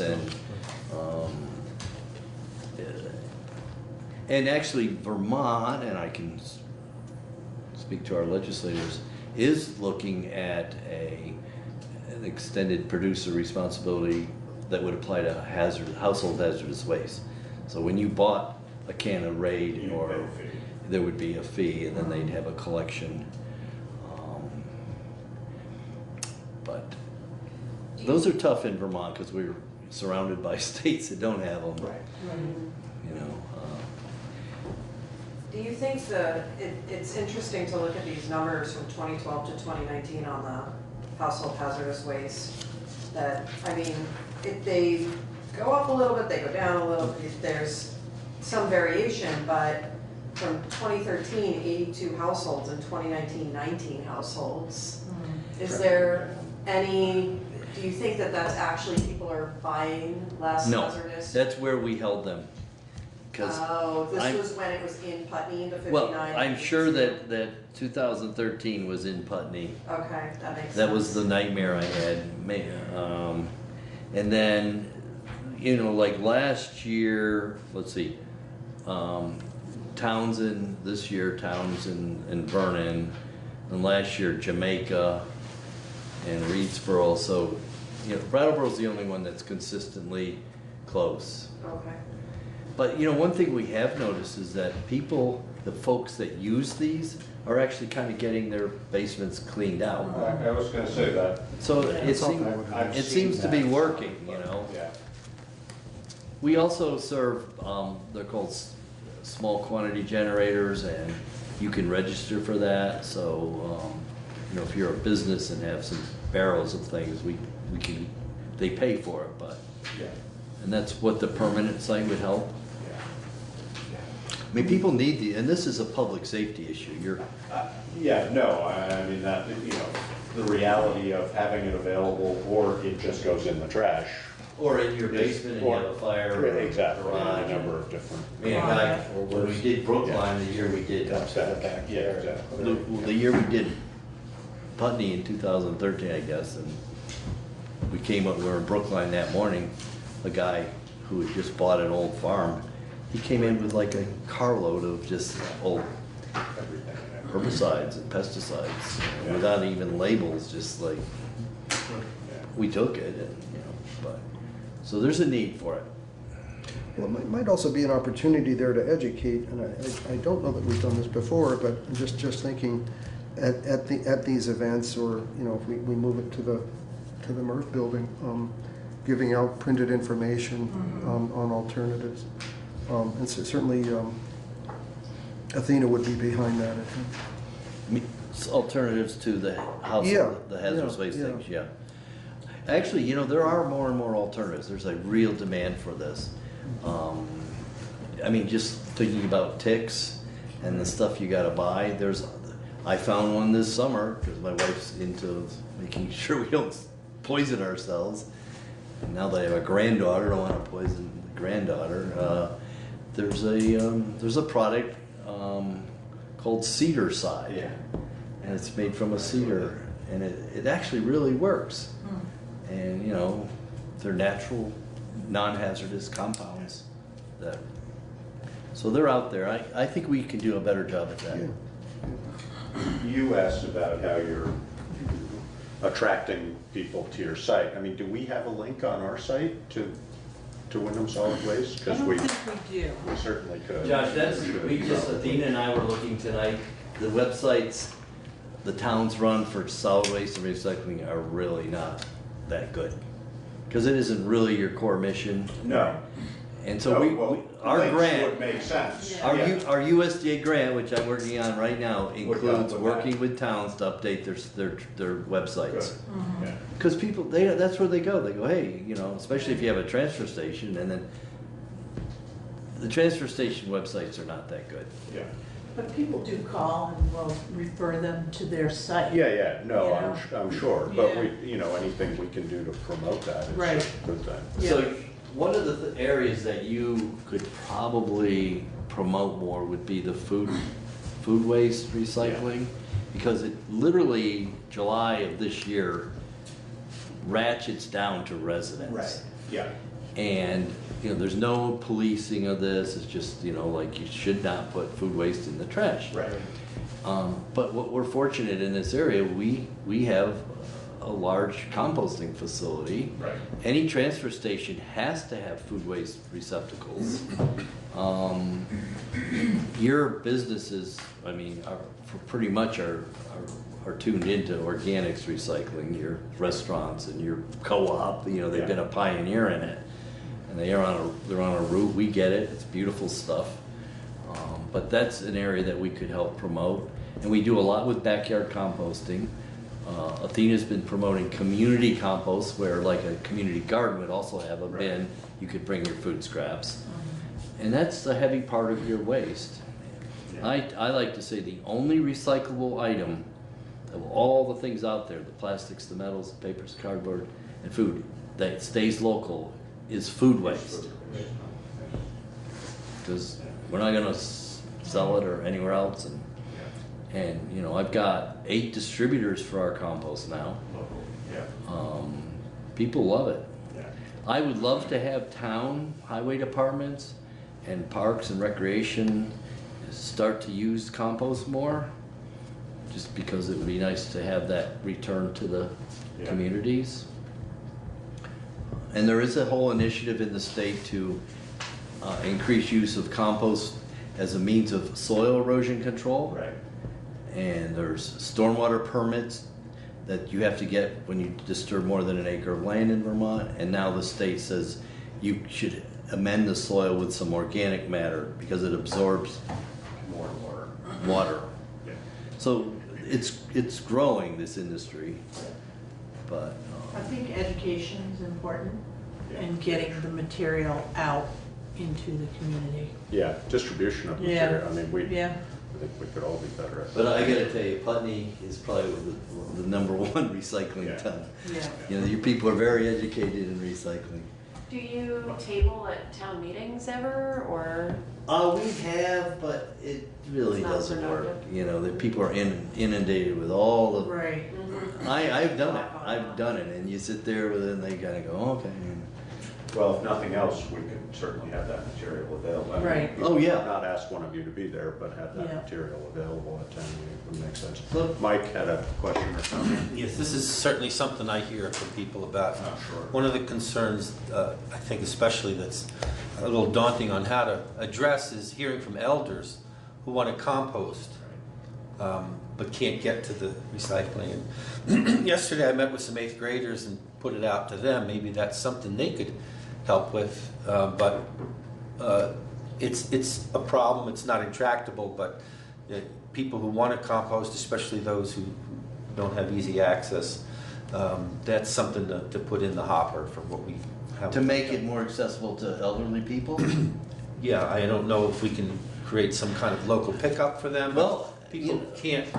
You're right, actually, because there are some small companies now that are providing subscription collection for food waste. There's one out of Keene called Elm City Compost. They come to our site. I don't know what their fees are exactly, but, you know, especially in New Hampshire, they don't have as many programs available, but there's the desire. So I don't know, you know, it wouldn't be the town, it wouldn't be the district, but a private entity could set up a route. But then they'd have to charge. Right. But, Some of the educational institutions in town might be, I mean, I could imagine maybe Bucky School or Langmore College may be willing to. Yeah, that'd be a good 8th grade Senior day or project. something, you know, or Putney Central. So are curbside contractors picking up food waste too now or not? They are not required to Okay. for residential. For commercial, curbside isn't you normally thought of as commercial, it's residential. Right, So right. it's not required. It was required initially, but the legislature this last session amended that because it just was prohibitively expensive to run a truck just to pick up organics. I mean, the big waste companies lobbied and got it removed. Yeah. It was a nice ideal goal, but I thought it was not going to work. And we are going to look at Act 148 again because, as you were saying, with China pulling out of the markets, the whole landscape has changed. Yeah. I mean, even like glass, you know, that's the heaviest component. Yeah. There is zero market for glass. There hasn't been for years. Remember back in the old days, we had the green and Separated the all. white and Right. the brown, Yeah. and we Yeah. had our igloos. I mean, I didn't work for the district, but there were the igloos, and those were these round-shaped containers for different kinds of glass. And, that's something the legislature might entertain, is take glass out of that equation. So, I mean, that's, right now, glass, when you have single stream recycling, as we do at Wyndham Solid Waste, the glass is the heaviest piece. Right. So I made a deal, I noticed that you have been a member of NRRA, we are too, and we use a program where they broker the glass. We haul it to Keene. We ask residents using our transfer station, it's just voluntarily, please put your glass in this bin. You can put it in the single stream, but it's gonna save us a lot of money. Right. And we pay about $70 a ton by the time we haul it there versus 170 or 180. And that is being transferred in large trailers to Quebec, to a high-tech processing plant that sorts it by type and converts it to, you know, new glass. So someone asked, you know, do you see in the future the market's improving, and I do. I think the U.S. economy and entrepreneurs will come up with Ways of using them effectively. I mean, the Chinese are building paper mills that take recycled mill in the U.S. right now. They're buying older mills in Maine. It's called Nine Dragons. It's a company. You know, they're seeing an opportunity. The sign in Norfolk says ND. It doesn't say Nine Dragons. Is it? Yes, it's, they don't want the, you're not gonna hear people in Rumford speaking Mandarin anytime. But it's just clever advertising. Yeah. So there's never a dull moment in our world. A lot of people get bored with trash and recycling, but it's really an interesting. Yeah, well, it's a huge issue for everybody. Thanks for the opportunity. Thank you for coming. Thank you both. And any last words for them before you walk out the door? Or, I mean, is there anything the state, from your perspective, Dan or Bob? Did I ask you to ask that question? But it was the wink and the nod that did it. Well, there has not been funding when they passed Act 148. I was there. I was testifying, and because I've been in the composting industry for a long time, so I was brought in to talk about organics, and the House Natural Resources Committee at the time finally voted it out. Tony Klein was the chair then, and once it came out of there with bipartisan support, it sailed through the House, it sailed through the Senate. I believe it was a unanimous bill, a law. And then, but people always say, but there was no funding. Right. And that still remains pretty true. There have been a few bills that have helped. One helped us buy a screen for our compost. And now this bill with the hazardous waste. So the state's trying, but they have such limited resources, right? I mean, your fees and just don't have much, the solid waste fee. But that would really help if we had significantly more grant money. But it's a tough ask. That's a request. Generally, our legislature has been fantastic. I mean, they do their homework. No, they do their homework. They're leading the country. It's sometimes painful, isn't it? But what I can say too is our hope is that another federal administration might see that these are needs that can be addressed with federal funds as well. Yeah. That's probably very timely. Yeah, I was just gonna say that exact same thing. Yeah, the US EPA used to have a lot more programs. The USDA. I mean, there was a US Department of Energy. I mean, there's just been a plethora of funding from the government that's pretty much dried up. Yeah, the landscape has shifted a lot. So. Well, it's the fact that there's no money in it. Well, we were all kind of fat, dumb, and happy when they were buying all the recyclables. And I was on the district before I worked there for the town of Vernon, where I live, and back 12 years ago or 10, and they were flush with revenue. No problems. It was like and they were lowering the assessments every year. And the times were good. That was that. It's not going to be back for a while. All right. All right, thank you. Thank you so much. Thank you for coming in. Again, thank you, Dan, Yes. for your commitment to Putney, and it's Very ongoing. much appreciated. All right. And green update. And green. Yes. Oh, good. Green update. Our green update. With my I have something this is, if anyone likes hazelnuts. Santa's early.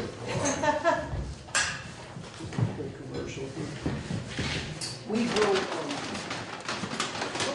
Putney Central School. Wow, just my produced, kids' class did this. Okay. Yeah. Good.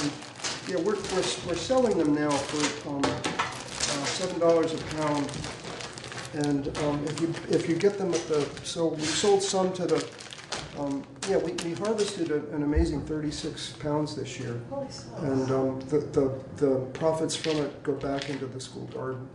So if anyone wants to buy any from me, I can give them to you at market cost for $7 a pound. You pay more than that at the co-op, and if you pay more than that if you eat the desserts at the So it isn't- we sell everything. We're keeping it local. Thank you. Yeah. This is some, I want to. A sample? Yeah, if you want to. Cool. Put your hand. Yeah. Roasted these. You did lovely, thank you. Thank you. Listen, Oh, they're delicious. Yeah. Thank you. I don't think I've ever brought hazelnuts on their own. I've had it in coffee. They're not as strong flavored as I Right. had guessed, but Right. very good. $7 a pound? Yes. And get in touch with you, Dan, or get in touch, who does that? You can get them at the. Yeah. I would get them with them. Who? Well, the fifth grade teacher at Bunny Center. Audrey. Audrey, okay. Cool. Thank you, Dan. Yep. Want to sit up, Dan? Yeah. I don't know that you would have, had you known that was going to be as long a discussion it was, you might not have said they can go ahead. It's okay. I learned a lot. I'm sure. You never know. Useful information. One year we were waiting to talk at Dummerston Town Meeting, and they got to talking about buying a new gravel crusher, and that went on for quite a while. Then they passed the school budget in 5 minutes. But this came up. We've met with Dummerston, we've met with Westminster, and Westminster was certainly talking about what they're doing that you're well aware of. And, Yes, yeah. I think they're pretty happy with what they're doing up there right now. It's not cheap, though. Not cheap. Yeah. No, I think the thing that's hard to know, and how many people are already paying for private service? Right. And, you know, I mean, we can mostly rest assured, I would think, that most of the people for whom paying their taxes is the most challenging, they're not paying for a private service. So, you know, what would be the balance in that? It would be a regressive tax for all practical purposes in that sense, and that's too bad. And that's my big reservation about it, because those who can afford it are already doing it, Yeah, you know? and I agree with your comment. But, I do. you know, I mean, as far as the value of having townwide pickup service, I think it would be tremendous. I mean, I think that, you know, we'd see less waste on the side of the road. You know, there would be a lot of upside to it. But it ain't cheap, so. It's gotten better though, the roadside dumping. It's not bad, yeah, no, it's I mean, gotten better. I mean, I don't, that was people's biggest concern Yeah. when we lost the recycling bins, and I haven't heard of that having caused the increase that people were concerned about, but it may well be happening, I don't know. So how do either of you want to approach this? Well, you know, there's no real set agenda that we created. You know, we were talking a while back and figured, you know, it would be best if we visited all the town select boards. We've done Dummerston, Westminster, and now we're on Putney. And, you know, a little bit of what we heard is that there's kind of a slight disconnect between select boards and legislators. And, you know, we just want to bridge that gap and make sure that communication is still open and, you know, we can hear from you. I mean, we can also provide some idea of what you'll be seeing this upcoming session.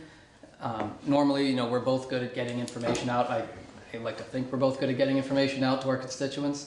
But, you know, we're here to listen and to hear if there's anything that you want us to have on our radars that we may not have at the forefront.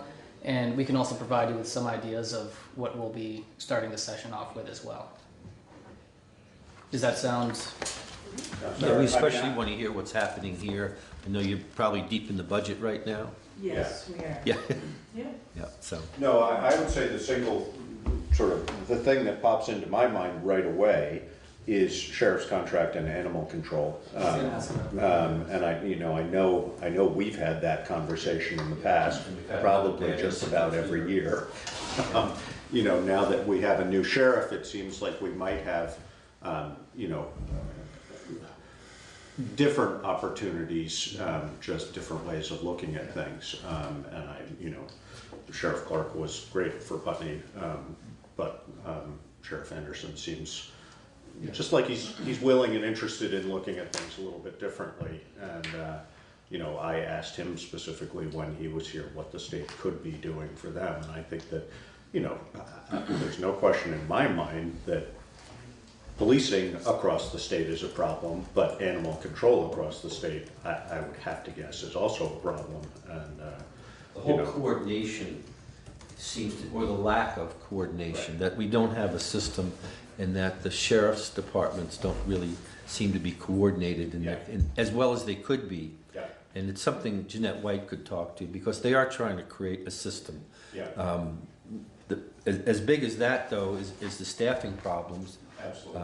How many did they just lose at Westminster? In Westminster, so this week alone, 2 veteran troopers resigned to go to Massachusetts, and this was, we talked about this in Westminster, at the Westminster Select Board as well. There were some issues happening around there, and the recruitment and retention is extremely difficult, and it's not just a Vermont problem.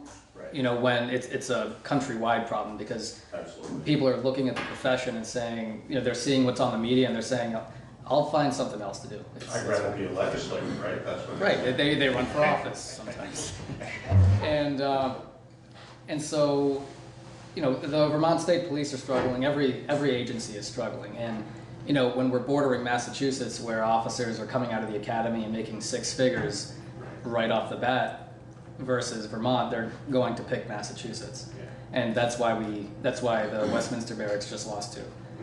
And so, I'm not sure that the answer is necessarily throwing more money at the problem. That could help, but you also have to think about the quality of the people who you're bringing into the profession, and so that's something that I've been thinking a lot about, as well as Mark Anderson, Sheriff Anderson. Yeah. He's, as you know, he's a younger, more energetic sheriff who really wants to change things up a bit, and he's got big hopes for the sheriff's office down here, and I'm happy to work with him and see how we can develop that. But there were also some communication issues that were evidenced by an incident that happened in Westminster / in New Hampshire as well.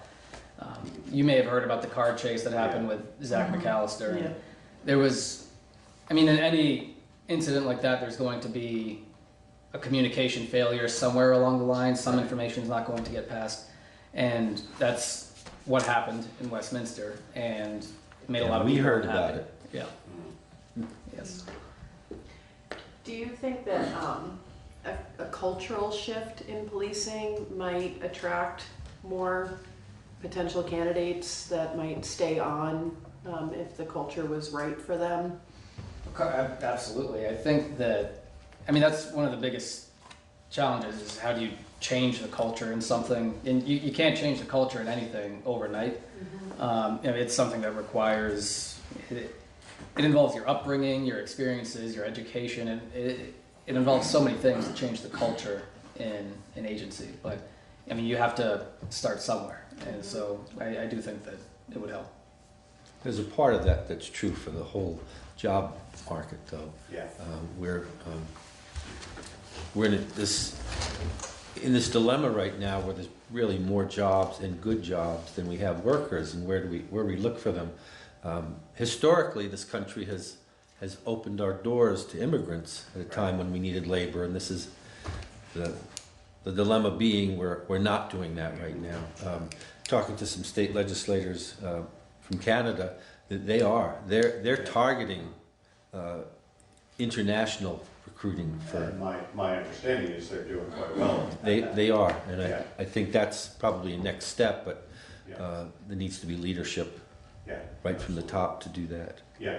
No, and I mean, I would think compounding that problem is just the demographics of Vermont as far as immigrant population in general is concerned, you know, unless we had real incentives if you were choosing to go to Massachusetts or New York versus Vermont as an immigrant laborer, why would you And that choose brings up Vermont? some of the other barriers, housing being one of them. Yeah. You know, workforce housing continues to be a challenge right across the state. And, you know, the amenities such as broadband, you know, that's a challenge that's for workers, for keeping and maintaining younger people here. Kids go away to college and they're used to having broadband everywhere, and then they come home and they're in the desert. So to that end, what we've been reminding all the select boards here, Wyndham Regional is helping spearhead those efforts to create CUDs and maybe create some more municipal utilities like EC Fiber up there, which is now I think serving 20 towns. And I think that may be the only way we're going to get to the last mile. Chesterfield just did something interesting where they bonded to have Consolidated come in and go to the last mile, but I don't know how viable that is in Vermont, but it's certainly something that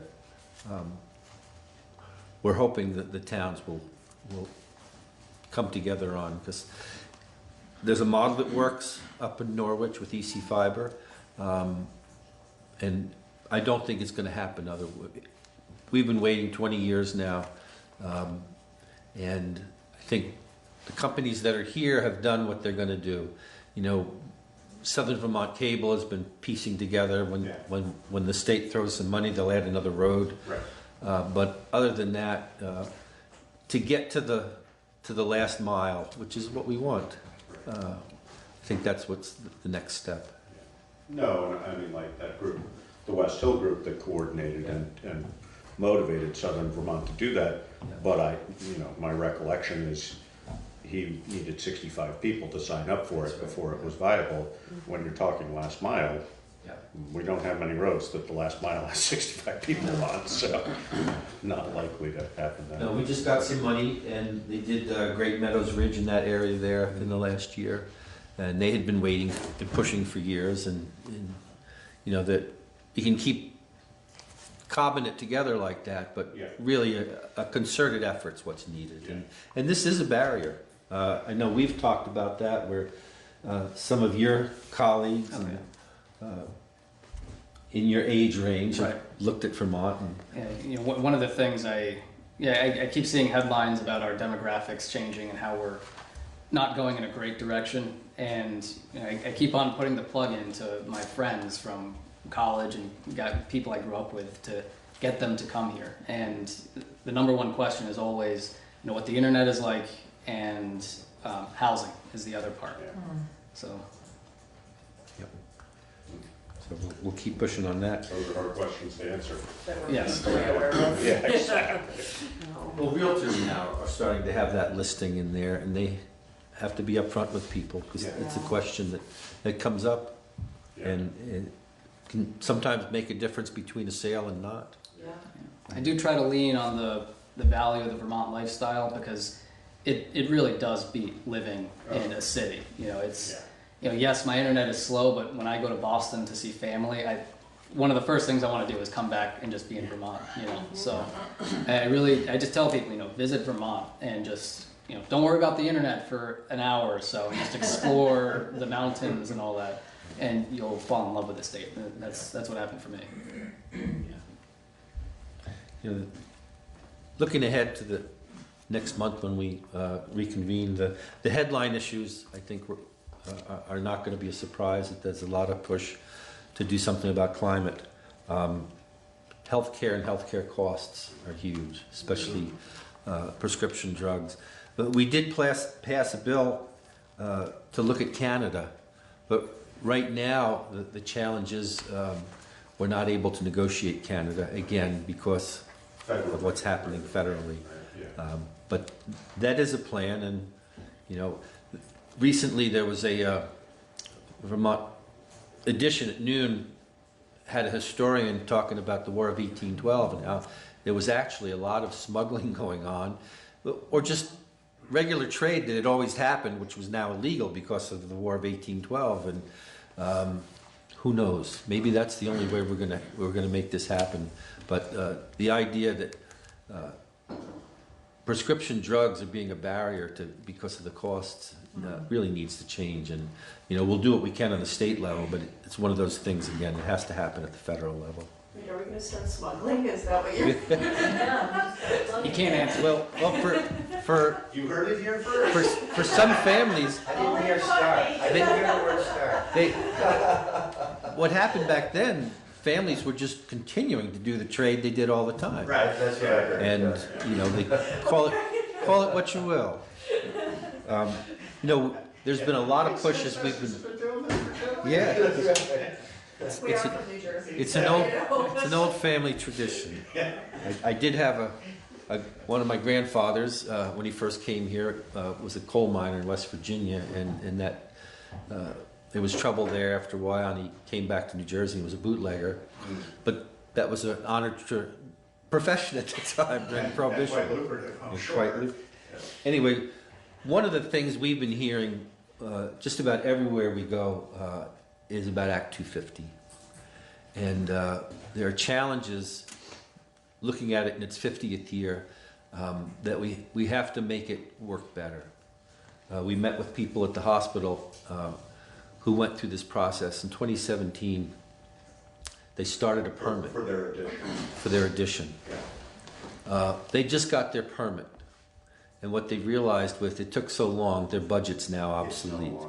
So they're going to have to go back to the Green Mountain Care Board to get approval for this budget. It's got to work better than that. Similarly, Kindle Farm has been involved in a legal problem for over a year now. They've spent over $100,000 in legal fees. On an Act 250 issue. On an Act 250 issue because a neighbor didn't like that they were doing outdoor education. And then brought up the idea that they put some yurts up where they permitted. It's got to work better than that. The idea of having signs here in town, we met with local businesses here. They want to be able to tell people who get off the interstate that there's a village here. We're working on that, but it shouldn't be such a hard thing. We're not talking about billboards that'll blind you with their video, but it's got to be easier to do. We're not talking about degrading the environment at all, but the balance has got to make it easier for people to make a living and to get some things done, like hospitals and schools too. That is something we're going to be taking a look at. My guess is you've probably heard from people locally when something comes up, and we're hearing and looking to do that, especially this county delegation. Yeah, I would just, one comment I would have on that is, as Nader said, when you go to Boston, you just want to get back. I think we want to be really cautious about that too. I mean, I know that Act 250 is cumbersome and has been for a long time, but boy, when you look at our neighboring states and the destruction they have wrought upon themselves. We don't want to be New Hampshire, we don't want to be New Jersey, but we don't want to be pretty much any of them as far as that's concerned. So that's a real delicate balance. It's dangerous. That is something that I balance in my head too. Yeah. I on the one hand, I think about the businesses in the area. I think about JD McClymonds that's leaving us shortly. Yeah. And I also think about the Vermont lifestyle that we love so much, and finding that reasonable balance. Exactly, because people do need to make a living, and it's starting to feel like some folks are feeling crushed by the red tape. Yeah. It's hard enough, and our farmers as well. It's hard enough to make a living farming, and with the new required agricultural practices, it's a little harder, but they're trying to do the right thing, and we don't need to make it harder for them. Yeah, certainly.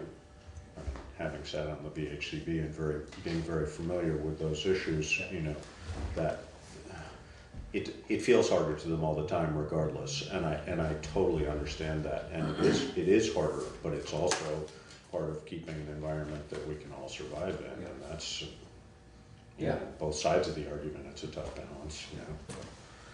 Will Rogers said, take care of your land, they ain't making no more. Yeah. Yep. Another thing that we're hearing about, and it may come up for action in the committee I sit on, across the state, fire departments and first responders are really being challenged to fill their rosters. There's a bill that would allow towns to give our firefighters and first responders a break on their property taxes. At some point in time, I think we need to look at how our volunteers are helped. The costs of equipment now, costs of training are really prohibitive, and they're keeping people away. And this may be something that's done on a town-by-town basis, but I think it's a good discussion to have because, as you well know, we're sorely understaffed here in Putney. And as I assume you know, we're paying people. Yeah. I mean, we're not paying a lot, but No. we're paying, Yeah. we're paying some just to keep people on the trucks. And You even bet. that, you know, I mean, that's Yep. helped, but it's only helped. It certainly hasn't Right. solved anything. No, it hasn't. So that's something that may come up and something for you all to think about and talk about, whether it's something that fits in with what you want to do.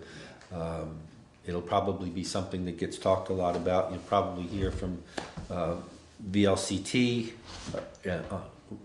when it comes up, that this is something that comes up. And just giving you a heads up that this may be something that gets some attention, and it'll be something that'll be put on your desks.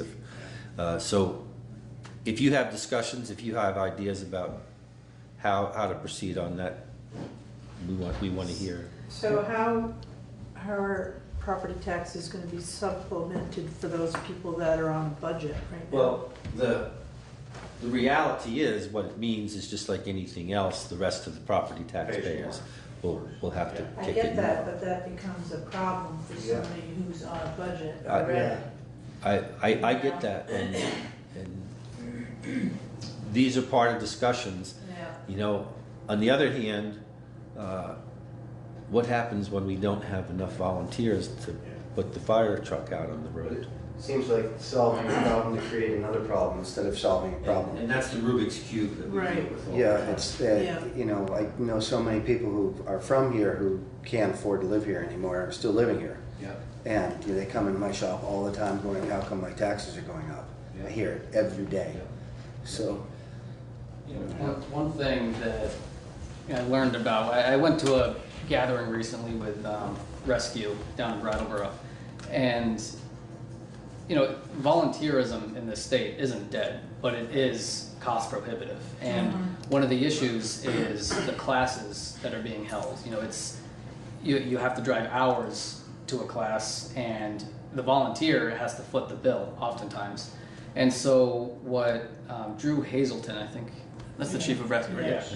Name escaped it for a second. He put on a free class, and he got a ton of interest and a whole bunch of students as well. Yeah. And I think, Well, actually, the state put money out for that, Yeah. so it would be free to. yeah. And so you know, things like that I think will also help to offset the shortfall in having bodies in rescue and firefighters. And I hear the piece about taxes, and local property taxes are what people see. The reality is, though, there's a lot of money in this country, and we have a federal tax structure now where there's a large cohort of corporations and individuals who pay no taxes. And so what used to trickle down, what built the old firehouse here, what built the gym has dried up, and that money needs to flow again to the towns. I can't help but wonder too if the crisis of youth is attached to the volunteerism issue. Yeah. If we don't have any young people to volunteer, we are going to age out. And Well, to one degree, I don't know that we're going to be attractive to people in their 20s until they're ready to raise a family. But that's where I think we're going to start doing our focusing, this is the place to raise a family. It's not the place where you're going to find Las Vegas kind of nightlife, but this is the place to raise a family. You can just convince them this isn't where we're gonna find broadband either. Yeah. Again, there's another twist on the Rubik's Cube. What can I say? You know? No, but I would think, I mean, if you were considering legislation that would supplement, you know, firefighting education, for example, or other expenses that are gonna bring up, or reduce taxes, Yeah. mandate reducing taxes for those who do that, there would have to be some component of the HSA program or something that would compensate for that for those that are, Could be another that good idea, can't do it, you know? Right. How, you know, how does the state? But I'm just putting it out there, Yeah, because those discussions are going to happen. And yeah, what's the pleasure? What's the pleasure of the town? yeah, It's a values check. yeah. Are we changing something? Are we doing something different? And what do we value? Right. No, and I think one of you sort of accurately said that volunteerism isn't dead, but it's unaffordable. Yeah. You know, how do you make it more affordable? Yeah. I mean, it's expensive no matter, you know, I was on rescue and cutting here for a long time. And it's expensive to do that, definitely. I mean, it, you know, it's great. I loved every minute of it, but every time the thing goes off, you go, can I afford to leave my job for the next 2 hours? You know, that's hard. That's a choice. And how to shift that a little bit. I also, I mean, I you know, obviously you're thinking this way, but you know, as far as those services are concerned, regionalization has to be part of that component. I mean, certainly sheriff's offices, and I wish, you know, I've often thought that the sheriff, you know, it's shocking to me how little the state really does for the sheriff's department. Yep. And how they should be more involved in that, in my opinion. And I'm sure there are those who would argue for any number of valid reasons they shouldn't be more involved in that. But, you know, when we're not getting the services we need and the state isn't mandating it or having statute related to it, then that's so much. I mean, for me, right now, animal control is a big part of that. I mean, we were just talking the other day about, you know, the 20 different towns all having different animal control ordinances. It's like the state needs to step up on that and just say, these are, Universal. you know, and because then that, you know, Mark was saying, that's a huge problem for us because we would like to be able to do something, but every town wants us to do it different. Well, that's an opportunity for the state to say, these are the minimums, and if you want to do more, that's up to you, but this is what needs to be done. And I think that could be true with the sheriff's department. It's something I've been looking at for a few years. To get that to rise to the top is a heavy lift right now because of other issues. And I don't want to wait till we have a tragedy. Well, that's exactly I mean, it. we had just had another bad incident up here with. And they add up. They lost a lot of money in that situation. And, No, I know, and you know, as you well know, these things are so cyclical. I mean, we can have a year go by where almost nothing happens, and then bang, bang, bang. You know, and that's one of the pieces to that, and it's again something I've shared with the other select boards that you might want to talk with your town lawyer about is changing to strict liability around this that really holds people accountable for their dogs. And which, I mean, we've talked about that too. The biggest problem for us in that reality is enforcement. Enforcement. We have no ability to enforce, and that's the conversation we had with Mark Anderson. But with strict liability, individuals It goes to the courts. That's right. Yeah. And how well does that work? I'm not disagreeing with you, Mike. No. Just, Then you there's all know. the expense of somebody becoming a witness for it, Yeah. tear it Yeah. down, No, but doing their job. it could be significant.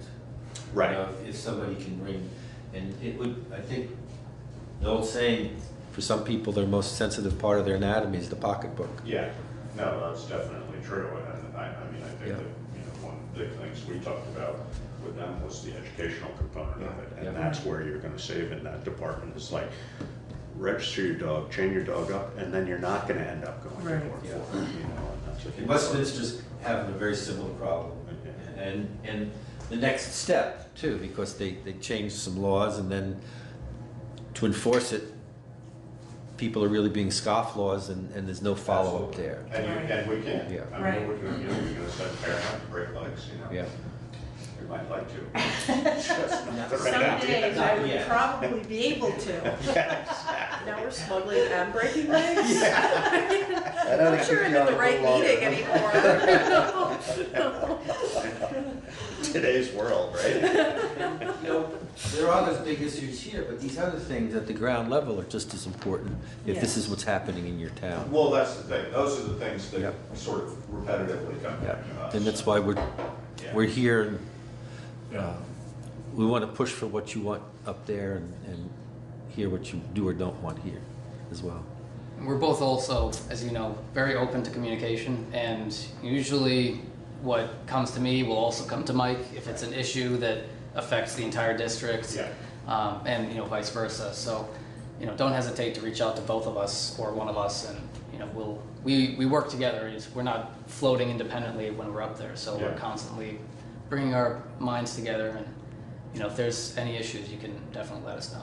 And this is the point where I can tell everybody what a good job he's doing and what a great guy he's been to work with. I think we're a good team. He's been a quick study. He's a hard worker, and people are being well served by him. So thanks. And he has been a great mentor. So I have to throw that out there too. So I'd be a bit lost if I didn't have him with however well over a decade experience up there. So it's good. And we're ready to get back to work again. Yeah. I'm pretty excited. I All right, well, good. Well, thank you both so much for coming. And thank you. I know the time you folks put into this. Sometimes I bet it doesn't feel like it stops, especially Like we now. don't get paid enough, Yeah. We get paid?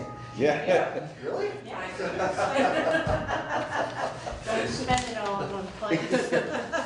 Well, you're gonna have to make sure it's enough then. All right, thanks, you guys. Thank you very much. Okay. Happy holidays. Same to you. Sorry I missed the potluck today. That's, okay. I did too, I was bummed. I know. We had good food. Yeah, it's great food today. As they say, these damn day jobs get in the way. I know. Take care. See ya. Thanks. John just asked if we were regularly, Don't forget your jacket, Michael. If we were what? It's Already, already. leave it Sorry, you still there? Where did I leave it? Yes, we talked to you next, huh? I just told him to come in. You told him to come in? We have 5 minutes. I leave at 7. That's right. We have 5 minutes. Talk fast. 5. Preferably 2 or 3. Okay, so Karen thought it would be a good idea to give you an update on town meeting. Now that we don't have a joint town school meeting. Right.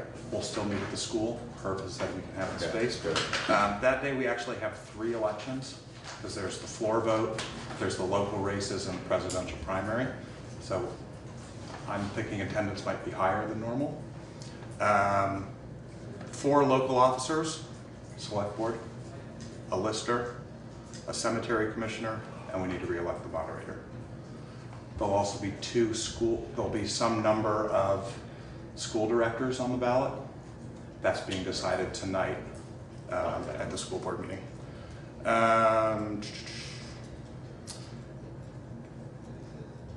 The election is going to be somewhat weird because by federal law, by federal law, you have to have 45 days of early voting in the presidential primary, which starts January 17th. The petitions for local officers are not due until 10 days later on the 27th. So I already have 1 military request, and he's going to get 2 ballots in 2 different envelopes that will have to be returned separately. So it's going to be a little bit wonky. The notice and warning for town meeting must be posted not later than February 2nd. Early voting for local races will start February 12th. Any questions on that? The only other thing I have is we continue to encourage Putney residents to participate in the 2020 census. Karen and I went to the Putney Community Cares Lunch last week. If any of you want flyers like this, I get those periodically from the census folks. Laura, you may have that. And then 2020 hunting and fishing licenses went on sale yesterday. We've already sold one. Good. I'll give you one guess who it was. How convenient, it's here today and anyway. Yep. Why? They streamlined that. One thing that I don't know whether we want to talk about or not, but the fact that we aren't going to have the school might give us leeway to set the time of our town meeting a little differently. I mean, that's a discussion we've sort of touched on here and there, but never I was planning on really opening the changed polls things. from 10 to 7 Right. at the I school. mean, you have to, right? Right, I mean, Yeah. 10, right. They must be open by 10 and they have to stay open until 7. I don't know whether there's any clear data available to us whether 2 to 7 would work better than 10 to 3, or, you know, I'm not sure. Are you planning on leaving on vacation right after town meeting? Not in the same way, but I'm gonna start making plans, so I'll keep that in mind, yeah. We'll need your help to count the votes. 800 people it'll voted be a in busy- 2016 it'll be a in the busy primary. So, Well, we We, still uh, have tables, right? Everyone will bring their tables, it'll be a food table and all that, right? As that far I as don't we know, I've never organized that Yeah. before. And I don't know about childcare, and I don't know about, you know, typically the school does something with lunch. Right. I haven't heard whether that's happening. So there's some little logistical things that Yeah, that we should, I was gonna propose we start at 10 and hopefully be done by lunch. yeah. I don't know, I just think that's something we should, I assume we have the leeway to make that decision. I don't know what the time frame would be for, you know, presumably we would have to do that 30 or 45 days in advance or something. I would think that And depending on the articles. I would too. think that you would want to have that not later than February 2nd.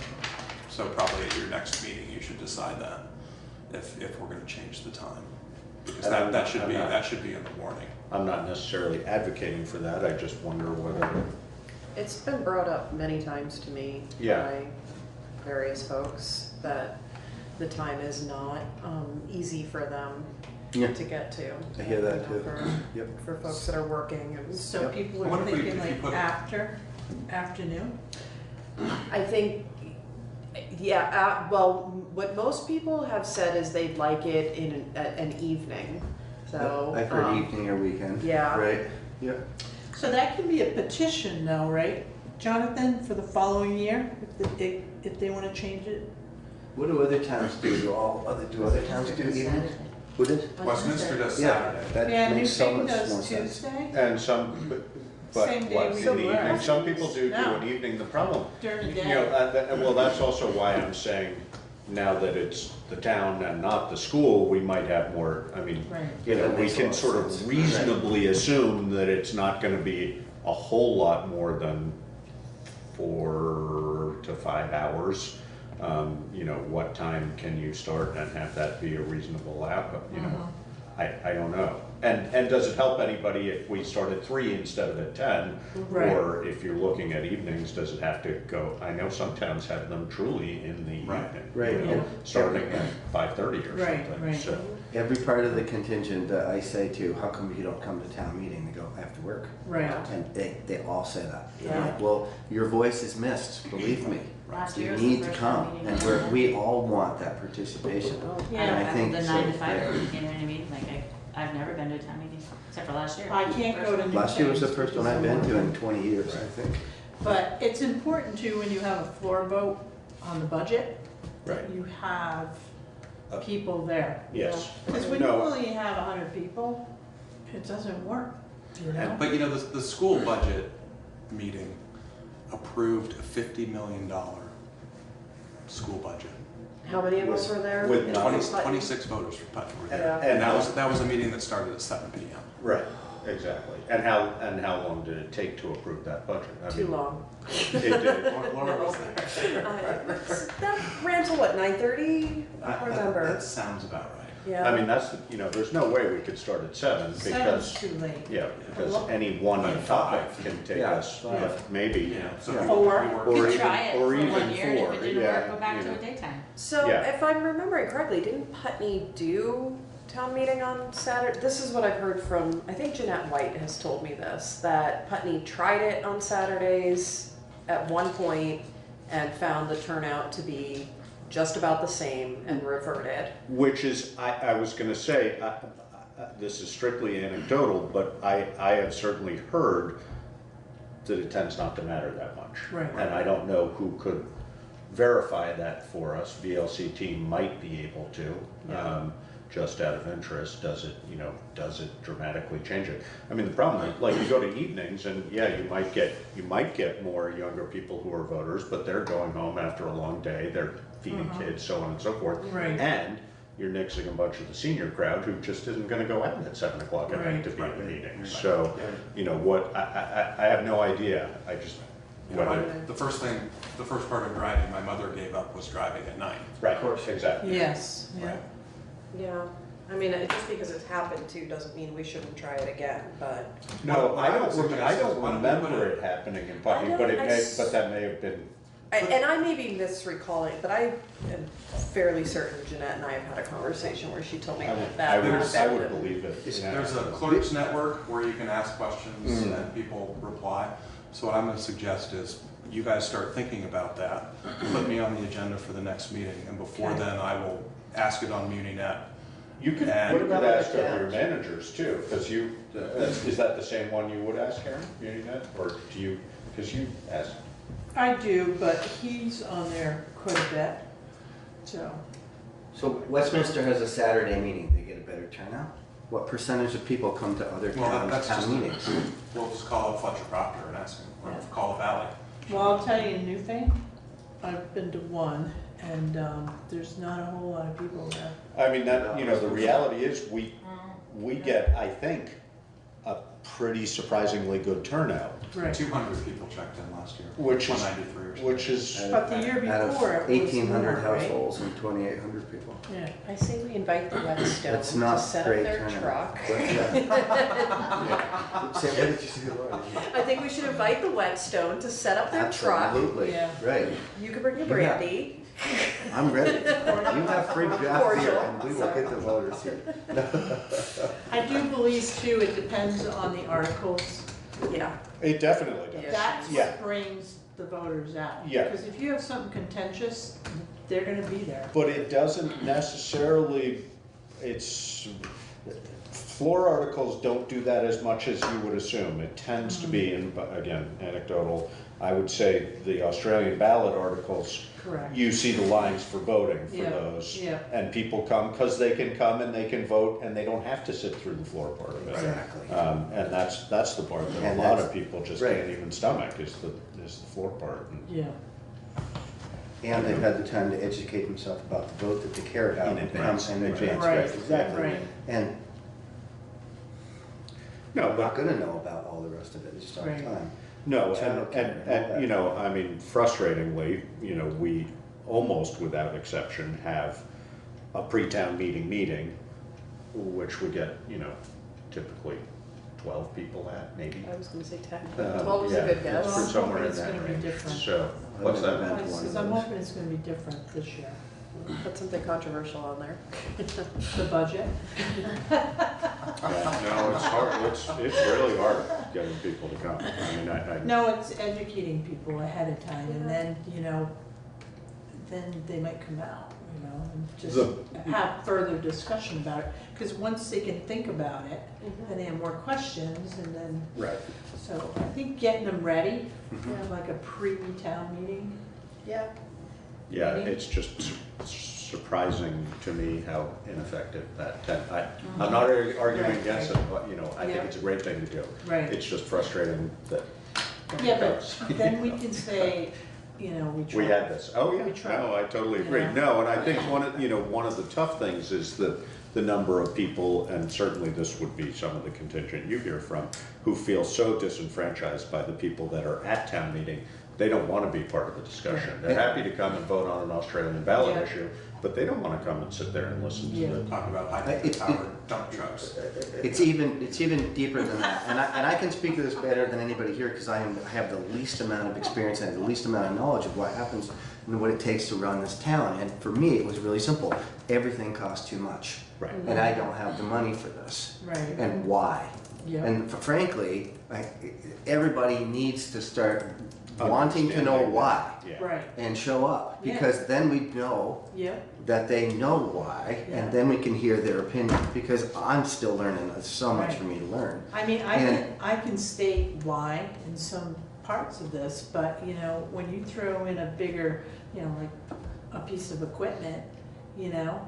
and I have then already you have heard to about the fire justify, truck you know? a dozen Yeah, times, yeah, okay? Yeah. And I'm like, what are you Yeah. gonna do if your house is I'm on with you fire? though. I agree with you. That's, you know, that's what it takes. It takes the entire community.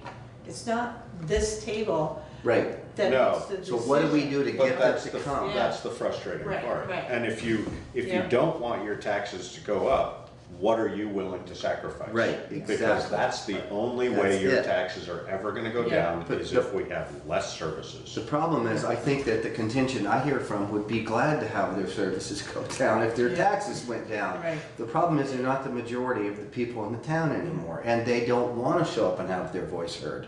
Right. So I Although- want them to show up so that people Yeah. will hear them. And they Okay.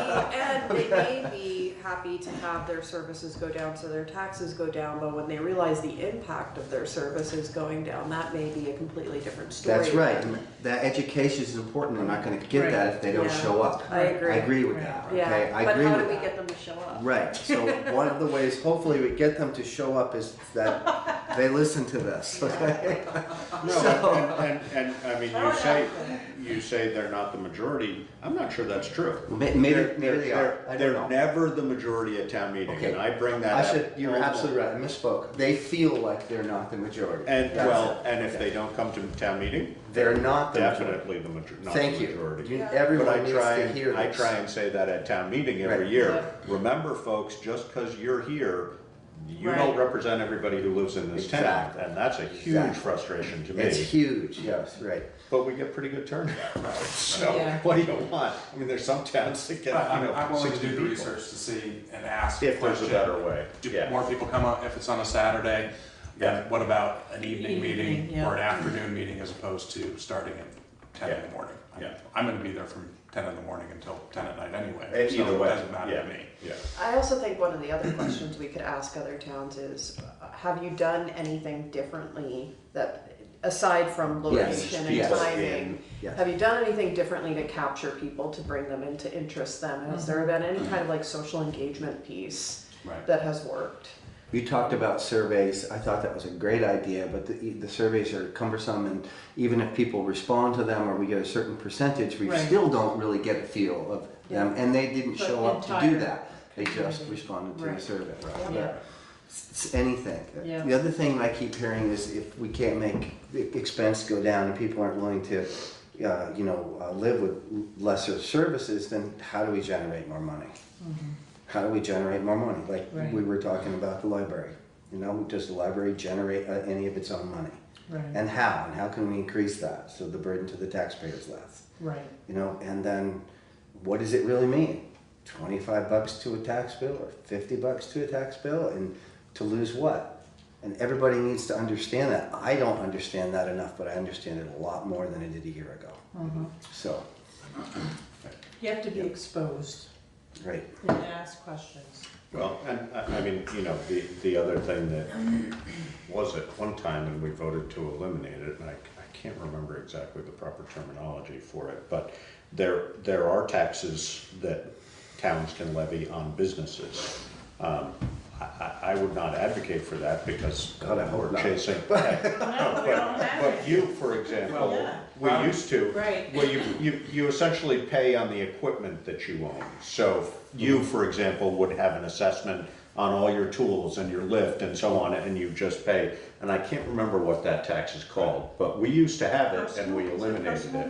It's personal property tax. Yes, Something, yeah. but, And then the but other they're option- business Right, related, right. yeah. And then Brattleboro enacted a local sales Yeah. tax, Right. Yeah, Right. the- which was the not 1 very cent well tax. received by the business Right. community. No. And they lost Right. businesses. Well, that's the problem. I'm paying that on But the- every the part. lost businesses, every I part think I buy that out of that's- Brattleboro, there I'm may be paying some 1% false more. equivalency there. Right.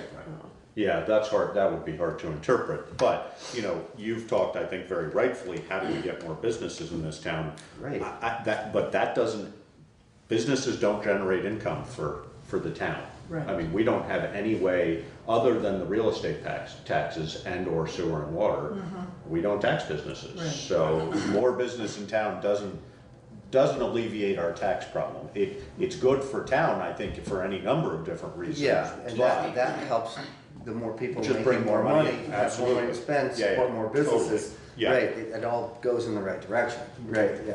But it doesn't bring money into town hall. Right. So, or not directly, but Yeah. yeah, more money people We have. should have asked our legislators about local control with marijuana, if they legalize it. I thought about it and then I was like, well, wait. Legalize it for business purposes, I mean. Anything else for me? No, but thank you very much Thank you for. very Thank you for staying late. May the rest of your meeting be brief. Thank you, John. It's the nicest thing anyone said to me. Wow, what a meaningful thing to say. Okay, Stephen Dotson, appointment as Wyndham Regional Commission Town Representative. As you all remember, we saw him last week when he was here. Did he, and we have, Oh, yeah, I didn't give you the email, I don't believe. right here. I have it. Oh, you yes, got it? I have it. You all have it. we have, yeah. And that is just a written request. Hi Karen, yes, please do consider this my official written request to be considered as a representative of Putney's to the Wyndham Regional Commission. However, if I am selected as the Brattleboro Sustainability Coordinator, Peter said that they may ask me to eventually shift into a citizen interest position when one becomes available, so that there is no possible perception of a conflict of interest. Okay, that's fine. And we don't know what's gonna happen, so. Would somebody like to move that we appoint Stephen Dotson to the Wyndham, as our representative to the Wyndham Regional Commission? So moved. And seconded. It's been moved and seconded to appoint Stephen Dotson to the Wyndham Regional Commission as our Putney representative. If there's no further discussion, all those in favor? Aye. Aye. Aye. Josh, Great. will you sign that, please? Thank you, Stephen. That's great. Below the date, there you go. Thank you. Okay, sewer and water draft budget discussion. They're small.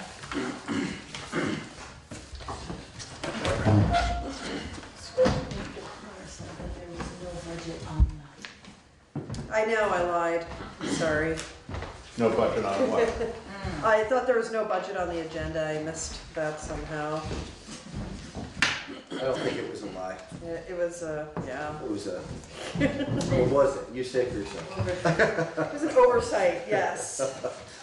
No, an unintentional oversight. Or maybe I was just blocking it out.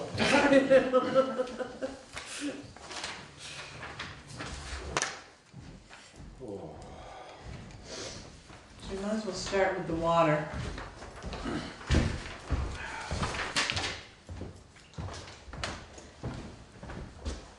So what do you got? So the water budget draft changed by 1.99%, so insignificant. I did adjust some line items because they were over budget for the last 2 years, so I just brought them in line with what we've been spending. But there's really nothing large, no big changes for the water department. Chris Hayes was in my office this week too, and we sat down and we talked about different things and what we should be looking at in the future. But for 21, for the water department, other than just maintenance, you know, to some of the buildings, it's insignificant. The sewer department. Sorry, operation supplies, over budget last 2 years, so we weren't budgeting enough the last 2 years, Correct. is what you're saying? Yeah, Yes. okay. Yep. Yeah. And there's, you know, there's several line items like that. So they're unanticipated expenses, especially like for operational supplies.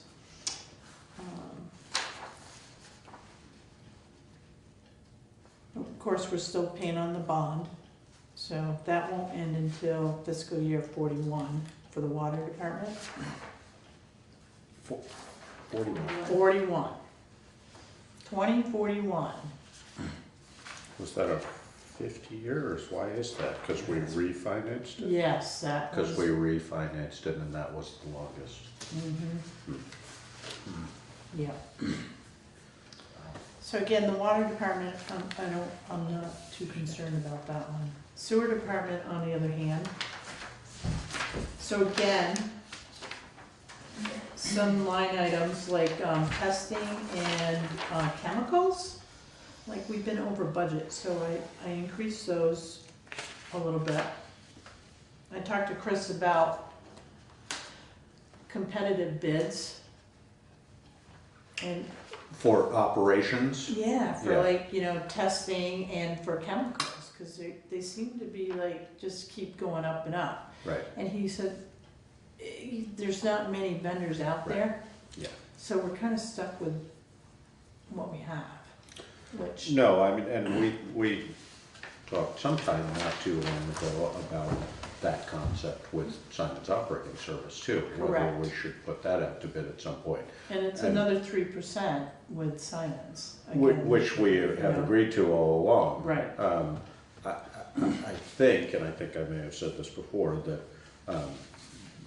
there's probably a very limited number of people, of operations that would be interested in bidding on something like that. But that shouldn't prevent us from doing that at some point if we feel that's the right thing. I mean, it's good business practice, certainly, so. Well, but I mean, it may be that. You know, the sewer contract for 2021, you know, you're looking at 108,000, almost 109,000 just for a sewer department. Right. And I mean, they're good because if we have an issue, they're right there. We have Joe right here in town. Right. They have a young guy, Anthony, who is really good with technology. Yeah. So, you know, and. No, I mean, I certainly don't feel like I have, and I don't think we have any sort of global complaints about Simon's. No. But again, as far as good business practice is Right. concerned, should we be putting it out to bid at some point? Yeah. No, I think we should anyway, just to. See what's happening out there. Yeah. Yeah. Yep. And we might get 6 bidders, or we might get Simon's. Right. I don't know. You know, the water department too, their contracted services will be, you know, $20,550, you know, just for water. So, you know, there's Always good. 30,000 right there, you know? But, again, you know, we still have the bond payment that is, we'll be paying on that till 2037. On the sewer. Yeah, for the sewer. In this particular budget though, Tom came to me regarding generators. One for the sewer plant, and then another one for the Sandhill pump station. I did not put the generator in the water budget, only because the generator for the wastewater treatment plant is $39,500. Surprised. So, when I put that in the budget, it does increase the budget by 13.25%. Now, what happens with that is the users will pay for that increase. Right. And I figured out it's gonna be about just below $16 a quarter per user for sewer. Increase. Increase, yeah. And what's a typical, currently? I mean, what's a monthly bill for somebody with a single ERU? It's $164 a quarter. So it would go up by 10%. Yeah. I mean, we just raised it 23% when we did away with the 40,000. So I want to be careful and, you know, but that generator's been on the list for several years. It keeps getting pushed back. Now, if that treatment plant goes down, it probably only lasts 2 days and then we'll run into problems. Mm-hmm. Unlike the pump station on Sand Hill, that can stay down about a week because it's gravity fed, and we have the well at Landmark, the reserve, Right. the storage tank. He was telling us about that. Yeah. He came in. Yeah. Or maybe that has other consequences. It I would can't. only, I didn't remember it being a week. I remember it being less than that, but yeah, a couple of them. No, Chris told me about a week, so, but that's pushing it too. of supply up Yes, there. of supply. Yeah, and I mean, I wouldn't second guess Chris on that, but I would say that's probably sort of a best case scenario. Right. I mean, you know, we have a structure fire at the same time, and boom, there goes. Right, there goes the water. Yep. You know, who knows? Yeah. I mean, depending on the sort of event that we're looking at. Yeah, I mean, That's so very little security for it. So if we have no power, Right. you know, we wouldn't probably be down a week, but, you know, maybe in the wintertime, you know, who knows? Yeah. You get a winter storm, ice storm, you Right, know. exactly. Could be 5 days, you Yeah. don't know that. Right. So, to protect the utilities, the generators were recommended. And did you didn't get a price on the water one, on the pump We station did, one? we did. Let me see if I have. And I think I asked this when Tom was here, but I'll ask it again. Any chance there's any grant money out there for this kind of thing? I have never seen it. We might wanna look into it. I mean, I think might- there might be. We were talking about the USDA, exhaust for the but- trucks, and there was no grant money for that. For that, I remember right. about the generators. So I only have one quote. It's King's Electric. So for the water treatment building, the generator is $25,735. So you gotta add $1,500 for the cement pad that needs to be laid down, and then a 500-gallon LP gas tank. So, and I did 500 times $3 a gallon, so another 1,500. But, so the total for the water treatment building would be $27,235. So, and for the sewer, the 39,500 includes the 1,500 for the cement pad and the gas. Okay? But, and that's only one quote, so I would go out to bid on that. Yeah. Are all the people on water on septic too, or is there a different amount of No, people? no, it's. Many more people on water on septic? Or the other way? Like Clements is on septic but not water.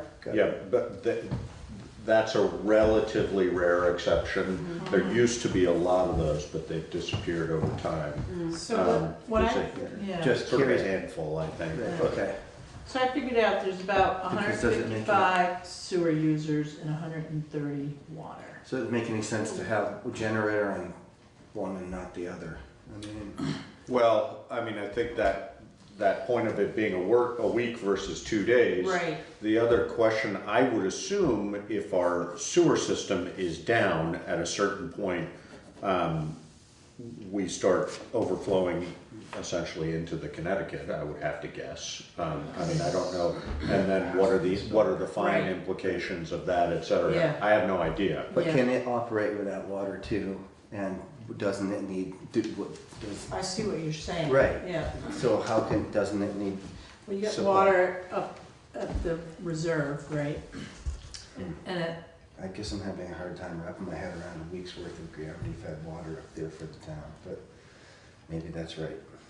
Yeah, I would tend to disagree with that, but I know, Chris knows I don't know. what he's Yeah. talking about, so. Yeah. Okay. I mean, I mean, I don't wanna find out, Right. honestly.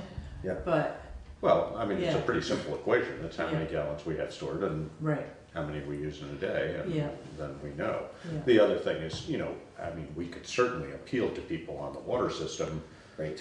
to reduce their Concerns. usage if that. Yes, yeah. But if I don't know, for example, if there isn't flow, does it freeze up at a certain point?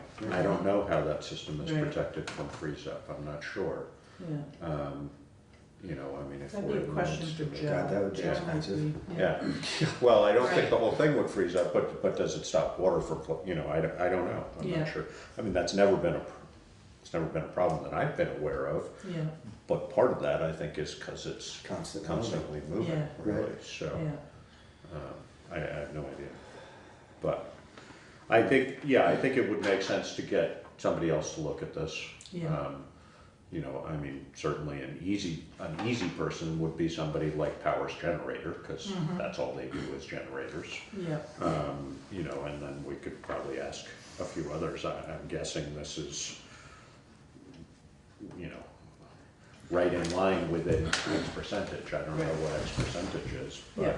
I wonder what the electrical demands of that little station are, and that seems like, you know, seems like a lot of money. This is for the pump station. Yeah. Well, they're looking at water treatment building, wastewater treatment. For the wastewater treatment, it's a 48 kilowatt, 3-phase.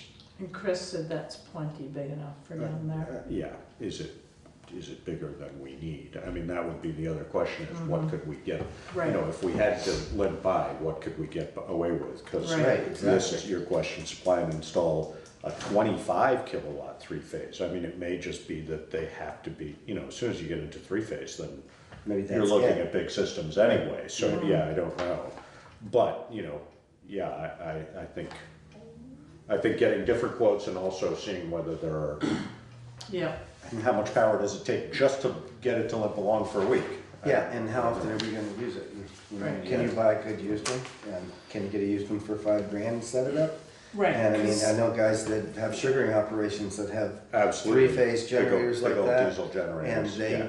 have the Cummins on it, and they Right. bought it for $5,000, and it works fantastic for Yes. that 3 days a year the Yeah. power goes Yeah. out. Yeah, $25,000, I mean, yeah, no, I think that's what, and that actually is, I can't remember who it is, but there's a, you know, municipal buying Yes. group that Yeah. you can look at that kind of, Yeah. and we've Right. gotten Yeah. some stuff through them in the past. Building grounds.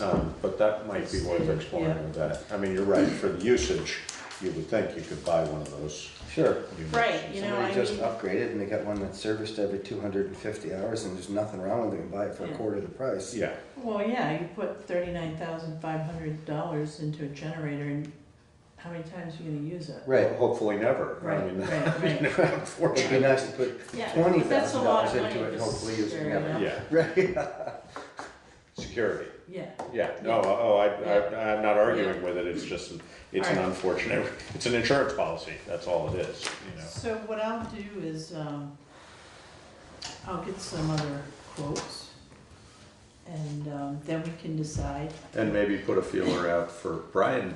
I know Brian keeps track, at least reasonably, of used equipment, you know. If Right. nothing else, I think he looks at it just because he's interested in it. Right, So it right. might be worth saying, Yeah. you know, if one was looking for a big old used generator, where would you find it? No, I But, agree, I have plenty of people who that's the case. for. Right. Yeah, it'd be nice to like try to level fund both of these budgets, just for a couple more years or so. You know, the other thing that would be a possibility, and I don't know how realistic a possibility this is, but, you know, chances are you're gonna be able to move back and forth. You know, I mean, the water system, if we've got a week's worth of water at any given time, you fire that thing up for 24 hours and And you're then good take for a it week. back down there. Exactly, Right. so, you know, one of those portable units. Exactly. Yeah. You know, I Just think have the there's a hookups bunch the of same in different both places. possibilities. Alright. Plug the cables in and Right. fire it up. Portable, huh? And what, is that easy? I have no idea. I mean, in theory, I would think it would be, but it may not be, you know. Portable generator. Okay. All right, so I'll look at that and come back to you guys in January. Okay. So we're good on that discussion for the moment. Yep, Appreciation letters. they're in your packets. So basically, they're social service agency appropriations. Yeah. And I like it when they send letters. So it makes, you know, shows they appreciate appropriation. So, yes. SEVCA, you have AIDS Project of Southern Vermont, Brattleboro Area Hospice, Wyndham County Humane Society, all sending in thank you letters to the select board. Oh, and one more, I get a card here too. Oh, and Putney Community Cares sent this lovely card. It's pretty, yeah. Good. Well, thank you to all of them for the work that they do for us.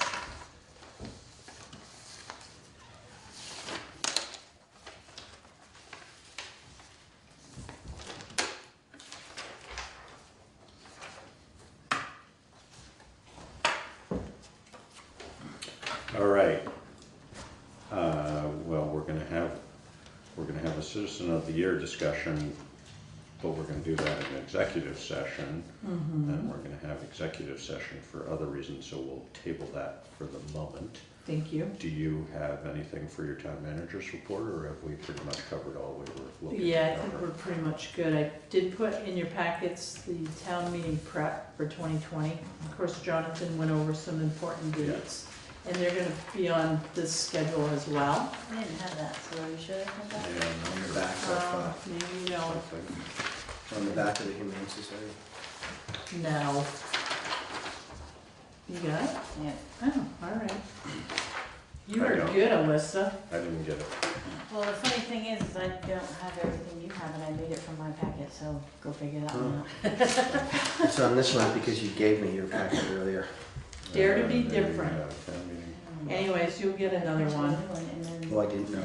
I didn't But know. this is mostly not really No, here, Josh. applicable to us, it's more applicable to you. It's just a resource. Yeah. Yeah. Yeah.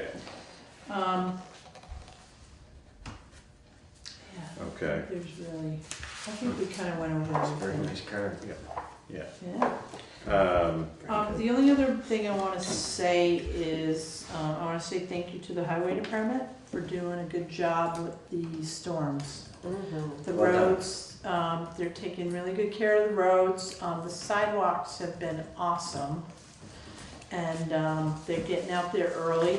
And, I mean, this morning I was out here shoveling a little bit, and then Tyler showed up and he finished the rest. And so they've been really good, they've been busy, and, you know, some guys have been, you know, taking a day off here or a day off there, and they've been covering. They've been Yeah. covering the town, they've been doing a good job. So I want to just say thank you. I'll second that on Windmill Hill Road. Yep. Great job. Well done, thank you, everybody. Yeah, I think everything's held up well. Since it got brought up, one exception, I think, and it's not because they're not doing a good job, but problems that we have. You and I talked about this before winter came in. I can't remember which one. It's either Frost Place or Phineas White, or maybe Phineas both White. of them The water. are spilling water onto Alright. both the sidewalk and the road. Okay. And that's a problem. Also, the drop basin that's near the bottom of Signal Pine seems to need cleaning out, so. Yeah, I've asked, I talked to Brian about that one several times, but, I'll have a chat with him to see what we can do in the spring, cause that's a problem area. Right, no, I know. So No, and whether there's a culvert that could be added or something, Right. I'm not sure there is. I'm a little fearful that Phineas White and Frost Street are, Ledge. well, Yeah. I don't know how much it's ledge and how much it's too late to do anything. Right. But, you know, those are things we talked about anyway earlier in the season, and I think some preventive maintenance would have helped, and I don't, you know, that Might be didn't too get done late, for, yeah. exactly, but I think, you know, Phineas White is, Yep, it's dumping on the sidewalk also, which Right. poses, you know, a liability, increased yeah. problem there, Yep. so I think we really. alright, need to I look at will, talk to Brian and just keep him posted with that. that. Yeah, Do we salt the sidewalks? we did, I noticed Sand Just and in that salt, last little yeah. storm, that it was, that They it tend to was put melting off. sand on them. Okay. They But- try not to salt any more than they have to, I Right, think that's what it yeah. boils down to. Yeah. Dogs. Yeah, Yeah, yeah, I environment, understand, you know, yeah. Right, all because sorts of that, yeah, reasons. that salt is not animal friendly. No. So I think the sand Just is, sand them? yeah, That's good. but, All right, warrants, excuse me. oh, we have those too. I'll move to accept and execute the warrants as presented upon completion of review. And I second that. Been moved to accept and execute the warrants as presented with the completion of review. If there's no further discussion, all those in favor? Aye. Aye. The payroll warrant dated December 13th, 2019, in the amount of $9,701.47. That includes the library.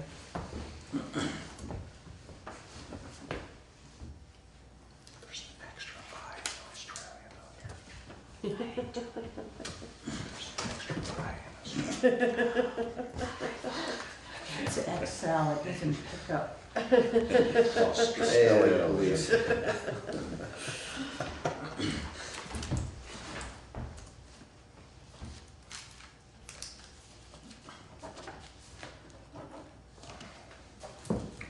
Payroll warrant dated December 20th, 2019, in the amount of $6,893.72. That's highway and office.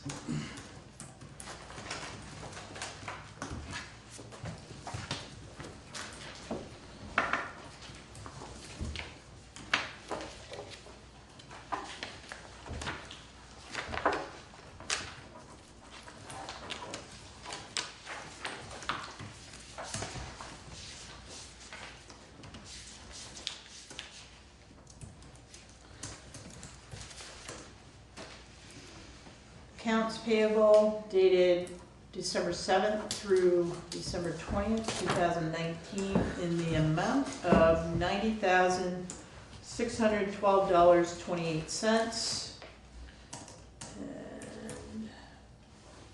And, yeah. There's your breakout right there for your departments.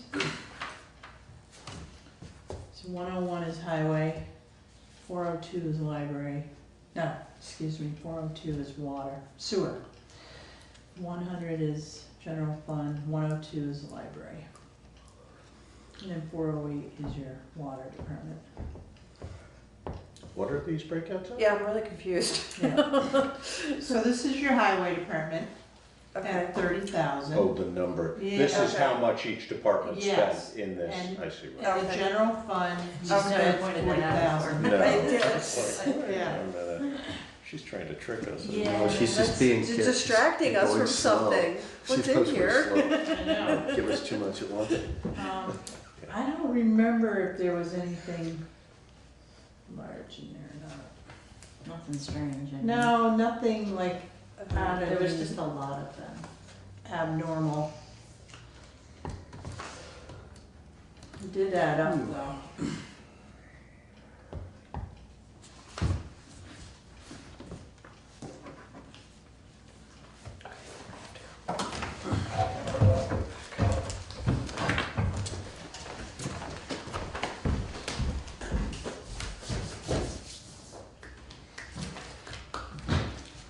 Oh, you know what is in there though, Basin Brothers, Yeah. for Oh, $14,525 for the Blasting. crushing. Or crushing. Crushing, yep. So that is not a normal bill, but that's out of the way now. Oh, and all the salt we've been purchasing lately. And there's 3,000 to budget in here, so that's one we don't Yep. always pay. Yeah, Cargill is the salt, so we have like Yeah. three Oh, a lot of them, like three 10,000 invoices. There'll be more. And William County Sheriff's chunk. How did that crushing, did Dummerston get a bill too, or? Yeah, Dummerston got a bill for their half, Okay. and we got a bill for our half. I saw that, and I'm like, But I knew how many yards we were crushing for our town, 3,500. And we coordinate that with them, so. And what, did we not split even on No, the I think they crushing? just They got built their them own as a invoice. Right, yeah. Yeah. So it was Right. 7,000 yards and they ended up with 3,500 in their own invoice. And then we got our 3,500 yards in their own invoice. But- So crushing And is, had we already paid some on that? no, Just that. because remember it went out to 3,500 bid. times 4, sorry, I was Yeah. doing the math Yeah. backwards, I Yeah. couldn't figure out how that worked, but It no, went that out makes to sense. bid and we It just was for got. roughly $4 a yard is what it, Yes. or a ton. Yeah, Yeah. yeah.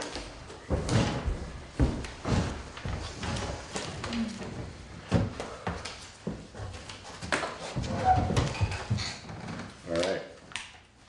Any other business? I heard from a resident on Vinegar Lane that they're very unhappy with the lights. That they went from being too bright to being just about right, and now they're back to being too bright. Interesting. And Nobody's changed anything. Yeah. It's just darker out now, so it seems She's- Well, there's snow. so And it's there's snow reflecting. reflecting. Yeah. She's fairly certain that they're back to the same brightness that they were when they More started, reflection, I think. and we could really do without two of them. I have to This is say, just the feedback. I didn't pick up on it in the process of when it was being bid on, and if I lived there, I'd be disappointed too. They're bright. She's and really frustrated. They need to be bright, but as we have proven in the parking area out here, bright doesn't mean bright everywhere. Right. It can mean bright and down, and that was a missed opportunity on somebody's part, and I didn't catch it, so I'll. They are Take some heat for downcast it. and there are shields in there, so, and they have been lowered. And if we want to lower them anymore, it's gonna cost a lot more money. The shields. Do they stay on all night? Yes. Why? I don't know. I would Why? think, you That's- know, who's- Liability, probably. Isn't there curfew at the school? no, No? they're not even in right now. They're on Christmas break, so they're. So can we talk Yeah. about? We could talk to using- them talk about to them that. about shutting the listen. lights off at a certain time? Timer. Yeah. There is a timer on those lights up there, so we have that whole control panel and we can regulate it. So, I would be concerned, I don't necessarily agree with it. My guess would be liability would be the reason we would want to do that. Because if we have lights and they're not on and something happens, Right. then we're definitely liable. So, Right. but I think we should explore what better shields. Those things are obnoxious. I mean, I would be really bummed if I lived right near there. And I don't know how we missed that. We didn't have Daniel Hovis here keeping us in line, which he's the one that kept us in line over there, and it's a huge difference. Yeah. I mean, you can't even tell those lights are on when you drive by. I think what happened too is because those plans were pretty much finalized. Yeah. And it took so long to get the right-of-way easements. So you had that last. And then when it started up, nobody was really like paying attention. Everybody thought, okay, these are the plans, this is what we're gonna go with. Well, I also think nobody, I mean, not surprisingly, myself included, it's not something that hit my Right. radar. Right. You know, but, The fence too, so the fence on Vinegar Lane yeah, is broken at this point. So, from snow plowing. Oh, wow. So, on Vinegar Lane. yeah, so when you come up the sidewalk and you know how Yeah, to yeah. access Yeah. Vinegar Lane, so those two rails right there on the very end are broken. The The two, fence on the sidewalk or the fence on the lane, I'm sorry? yeah, no, that's what On I was sidewalk. referring to. On the sidewalk? Yeah. Okay, that makes Yeah. sense. Well, though it turns, it comes up the sidewalk and turns Yeah. onto Vinegar Lane with one section. Yeah, Yeah. It's right there. okay. And I did stop and check those things out, and you're right, they do have some flex for them. I have no question that they're secure. Okay. But they aren't snowplow proof, and No. whoever is contracted out to do that snow plowing should be able to Well- not break the fence, I would think. So there's two vehicles on that road. So we have the right of way, Right. so we plow the right of way. And then the homeowner on Vinegar Lane has a private contractor Right. that cleans up around the house. So who broke the fence? I don't know, I was informed it was broken and I'm like, do we know who did it? I don't know. I'm like, so. I mean, that's a plowing challenge that Right. somebody who's plowing should be able to rise to. So I mean, you know, we should fix that, but I would say that shouldn't have to happen, would be my guess. Yeah. And so I think we need to I figure out can why that happens. research Yeah. more. Yeah. Because if it's a private contractor who broke them, a Mhm. private contractor is responsible for Right. it.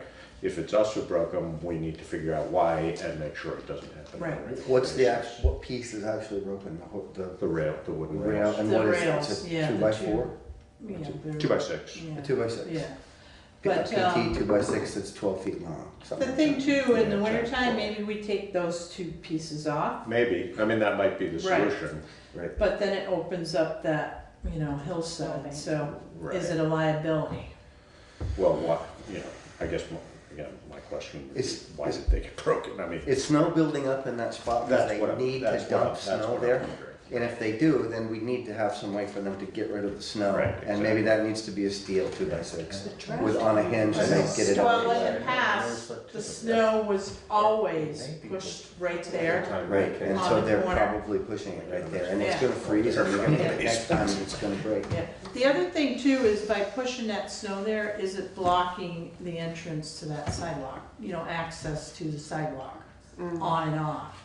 That would be a concern of mine, because Yeah, the sidewalk was built right. for people to use. Got And it. if snow is being pushed there and they're climbing over it, Then it's that's still not our a liability. liability, right, So- unless it's a And so- private contractor who's doing that, and Right. that's their liability, but Right. on that end, I would guess the private contractor is not necessarily involved in it, so. I'll find out Yeah. more. Where are they going with the snow if they're Yeah. not pushing it there? Are they carrying it all the way up Is there Vinegar Lane someone- and then down River Road? And, because there is a fence all the way along Vinegar Lane now, Right. too, right? Yeah. There's a split rail, I thought. No, there's posts, there's Something. local Oh, it's just- posts. Oh, it is just posts. But you're it right. is all Yeah. open, so So they could, so snow could dump there. Yeah, they could That's the issue, plow it to the right. side. I don't know whether that's the issue or not. I mean, I'm suspecting that Yes. snow gets pushed up against and then it freezes, and the next time you hit it, it breaks the rail. Right. Right. Yeah. And, What are you gonna do with that? I mean, So we fortunately, take it it's. down in the winter maybe. Yeah, or we figure out somewhere else to go with the snow. Mm-hmm. Jersey barriers. There Put you Jersey go. barriers in front of it. That works. You Jersey people, you're all Problem the same. solved. Nothing concrete can't fix. No, or, maybe a couple chains. Something Yeah, flexible right. would be But- better. Yeah. Absolutely. Or the snow goes somewhere else and then it's not an issue. Depending on what Yeah. you're using to plow Right. it with. If you can't angle it the other way because Yeah. it's a wind plow, then what are you gonna do? Right. Plow it in the other direction? Right. Yeah. I mean, Well, but it's not a Bring it big out. truck, it's not a big truck going through there, so, It's like a but we should one- look and see what it is Yeah. being plowed with, so we can Yes. figure that out. yeah. Okay then. All right then. Should we go on a little longer? No, Okay, so we are going to have an executive session. You want to move that? So moved. And that seconded. would be, okay, so Oh, it yeah, would I need be to do- under Title yeah. I VSA 313, the appointment or employment or evaluation of a public officer or employee, provided that the public body shall make a final decision to hire or appoint a public official or employee in an open meeting and shall explain the reasons for its final decision during the open meeting. So are we likely to make any sort of decision during this meeting? I would like you to. Okay, but we can notify you of that. I don't think you probably need to stay for it, but it's up to you. I think I'll stay. Okay, sounds good. Stay in the office. I'm going to. Okay. Yes, It's I cold already- out there, or the bathroom. The The bathroom bathroom seems to be gets the warmest warm, one. So you moved it, I moved it. you seconded it. Yes. Unless there's any further discussion, all those in favor? Aye. Aye, and we would like to invite Karen to join us.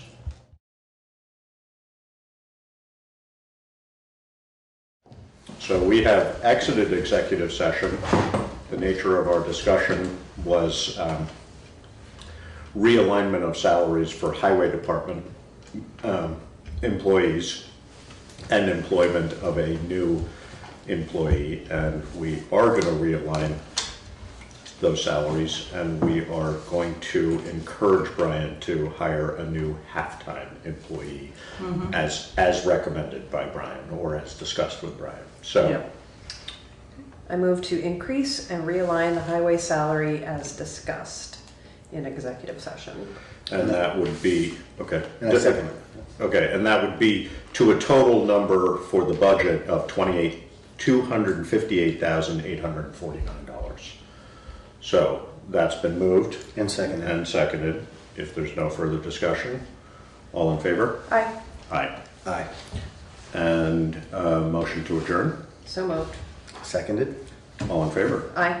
And I also would just like to thank Karen for working with Brian on this and getting it figured out in a way that makes sense. No, it was a very good exercise, and I got a lot out of Brian.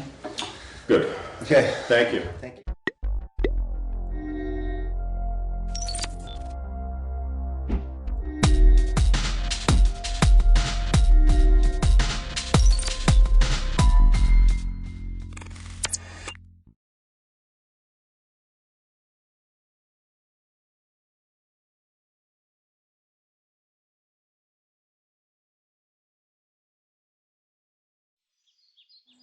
We walked around Brattleboro to look at the sidewalks to check out wheelchair accessibility.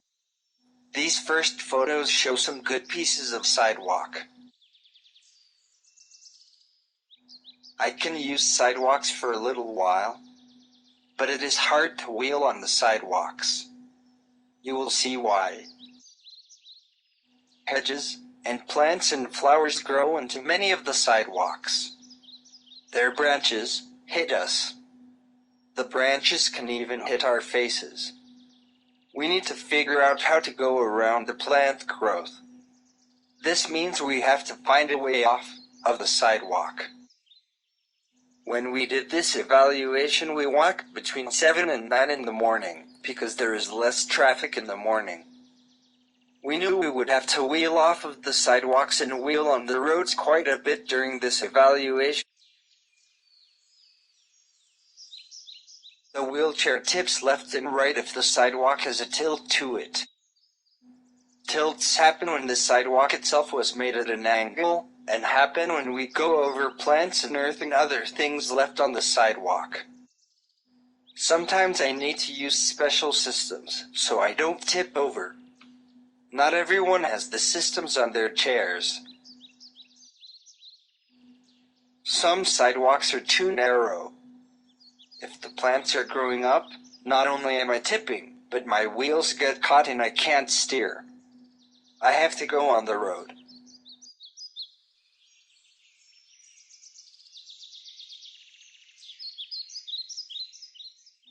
People leave things on the sidewalks. Everything is in the way. Cars parked blocking sidewalks, garbage cans, trash, free stuff and other things. This makes the sidewalks too narrow, and it is hard or impossible to maneuver around the stuff.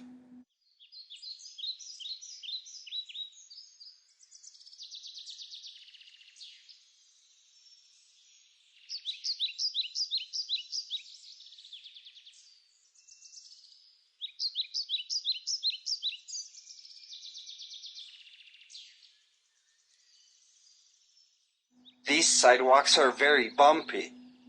I need to slow way down. My wheels also get caught in the cracks and the chair jerks around or gets stuck.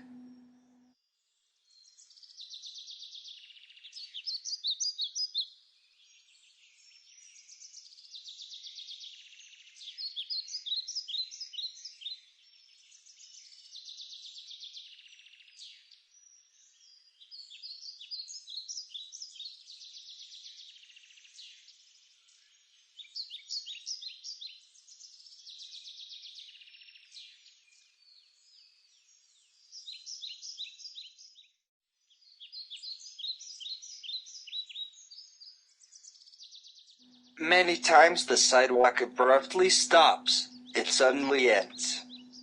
We found telephone poles, steps and planted flowers in the middle of the sidewalks, where the sidewalk just ended. When the sidewalks just end, I need to turn around and find another way down off the sidewalk. Sometimes the sidewalk ramp is far away and I need to turn around and go back a long way to get to a ramp again. If the sidewalk isn't wide enough for me to turn, I would need to go in reverse the whole way. When there is no ramp, we have to find a way to get off the sidewalks. We have to turn around if there is enough room, but usually there is not enough room to turn. Then we need to back up to the sidewalk's ramp or until we reach a driveway.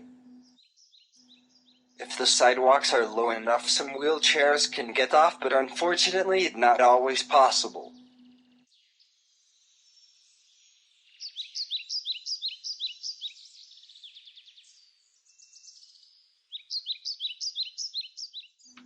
Coming up are photos showing very nice ramps in town. Earlier you also saw nice stretches of sidewalk. Some nice stretches of sidewalk don't have ramps though. And some perfect ramps lead to sidewalk that don't have ramps at the other end.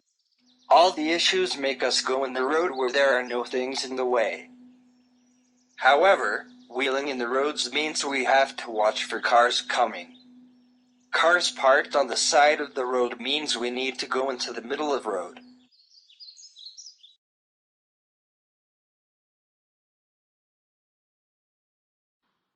I'm only one call away. I'll be there to save the day. Superman got nothing on me. I'm only one call away. Call me baby if you need a friend. I just wanna give you love. Come on, come on, come on. Reaching out to you, so take a chance. No matter where you go, no, you're not alone. I'm only one call away. I'll be there to save the day.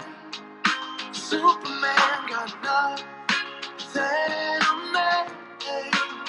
I'm only one call away. Come along with me and don't be scared. I just wanna set you free. Come on, come on, come on. You and me can make it anywhere. For now, we can stay here for a while. Hey, 'cause you know, I just wanna see you smile. No matter where you go, you know you're not alone. I'm only one call away.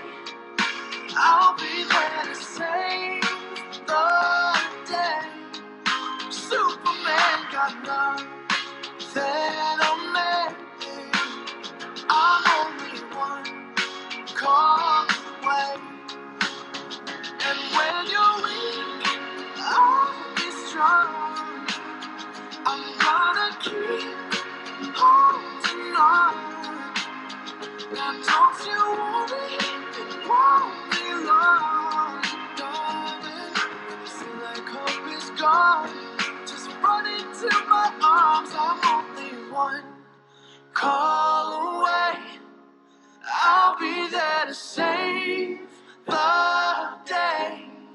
Superman got nothing on me. I'm only one. I'm only one call away. I'll be there to save the day. Superman got nothing on me. I'm only one call away. I'm only one call away.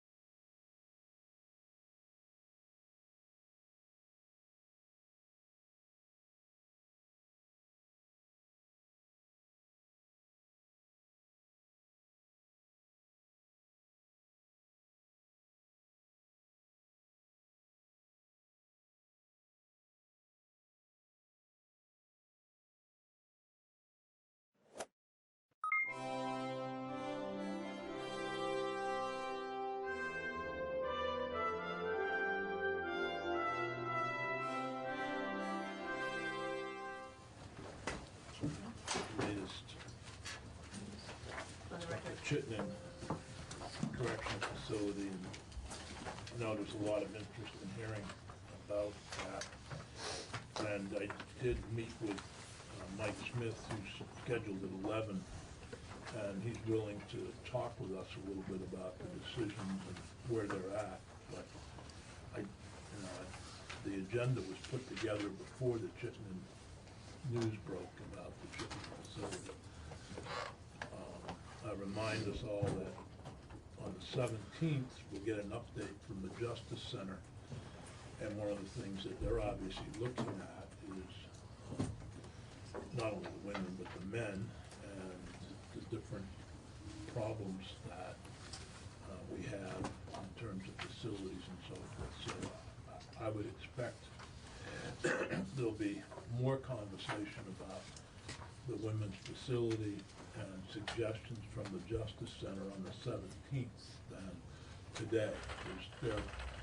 They're still in the Justice Reinvestment 2 is still in its working phases, but I would expect to have more idea by then. So I don't, there's been statements put out by the governor, statements from Secretary Smith, statements from Senator Ash, I believe, the House leadership, and just yesterday a statement from the Women's Caucus about it. And I think they're all consistent, and I think from my point of view, we'll stay with that consistency is we look forward to hearing the results of the investigation by the Attorney General and by the administration into what happened there and what we can do to prevent it in the future. But, anyway, if people have comments or questions about it, I think Mr. Smith can bring that up. Secretary Smith, excuse me, no longer Mr. Smith, just Secretary Smith now, once again, is more than happy to talk to us about that while he talks about the issue of where we place youth in the state, which has to do with Woodside, of course, and other things. But this is a little confusing, this particular piece of the agenda. There is a report that's due. I think Michelle sent everybody copies of the language from last year. You also have it. We do? Okay, thank you, Peggy. And it's workforce development, but it's really misentitled, I think. And it's workforce policy, which is something of great concern. But it's also the issue of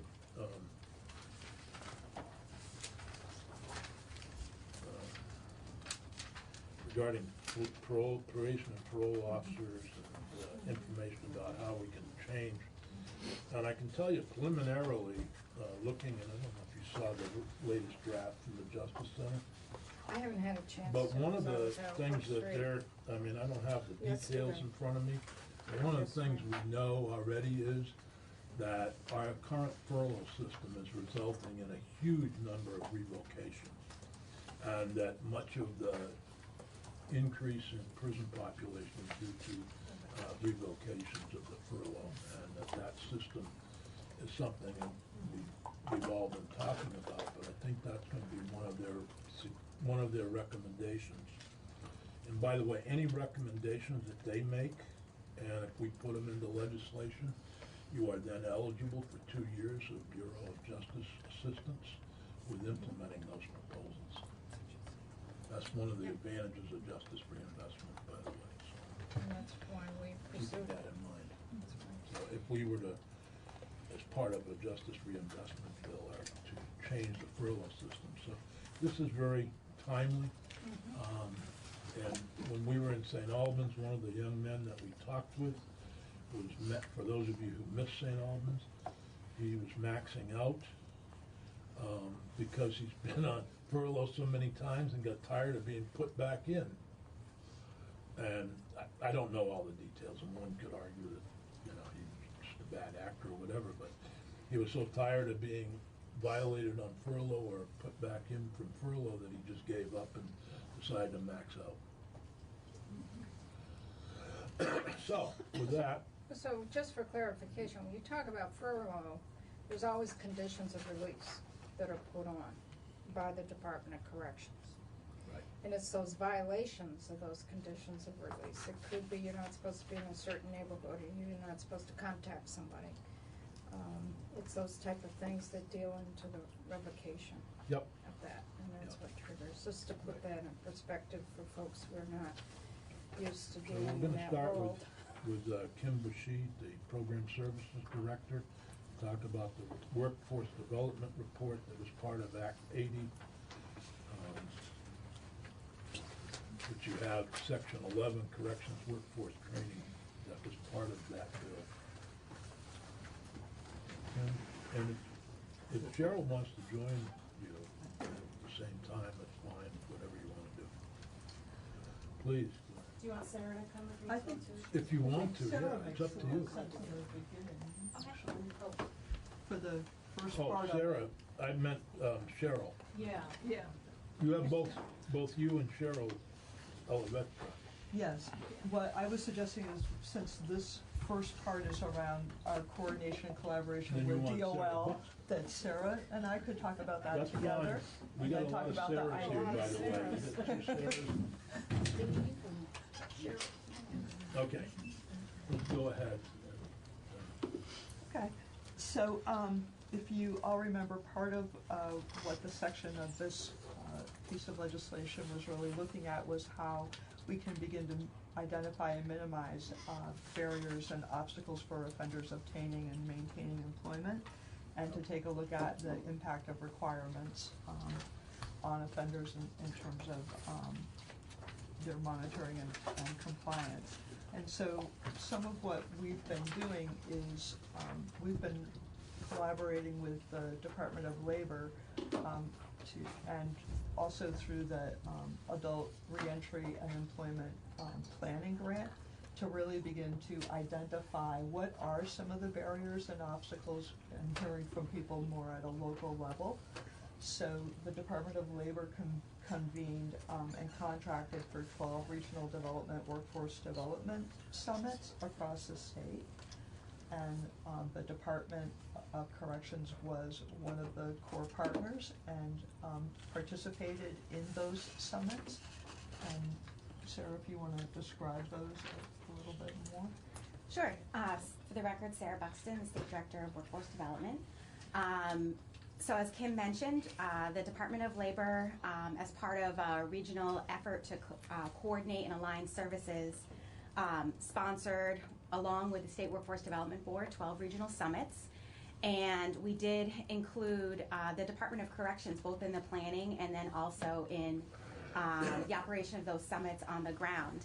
I'll note, sort of anecdotally, when I first brought Kim to one of the planning meetings with the RDCs, the Regional Development Corporations, we spent about the first 20 minutes trying to explain why probation and parole and why the Department of Corrections would be participating regionally. That's that's exactly right.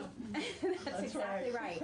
And so I think just from the start, we had some breakthroughs both in communication and in viewing what our roles are, because I don't think probation and parole are generally seen as part of the team at the local level. And as the Department of Labor is making an intentional effort to try to support individuals who are re-entering after being incarcerated, those partnerships are more important than ever. And it's really important for us to bring in our local leaders who are working with businesses so that we can identify where these challenges in gaining and retaining employees exist. So we had a lot of interesting feedback. We're still gathering that, and we'll have an official report on the summits overall. But one of the notable findings was the variety of perspectives and the rich conversations that came out at the local level when probation and parole officers were part of some of the systematic planning at the regional level. So, and I would just add to that that one of the part of the structure in the afternoon was presentation where you had work groups working on scenarios, and we had a reentry scenario consistently as part of that work group. So as those findings get collated and written up, we'll have some learning specifically around reentry and what did some of the work groups both regionally and and themes across the state identify as both opportunities and challenges in working with an offender population.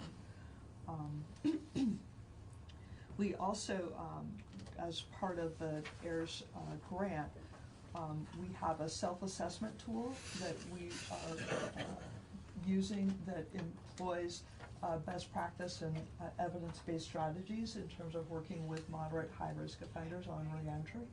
And we have a cross-disciplinary team who took responsibility for taking that survey and moving it out to their managers and to the local level. So we're also gathering data throughout the state around our partners in terms of their both awareness and their employment of some of the best practices in working with offenders and employment.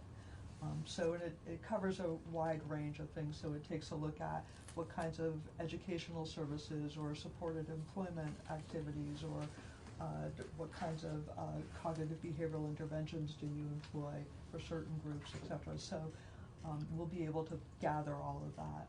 Actually, we should have that data by the end of the month. So that will be additional information around what both opportunities and gaps and barriers that we can strategically work together to address.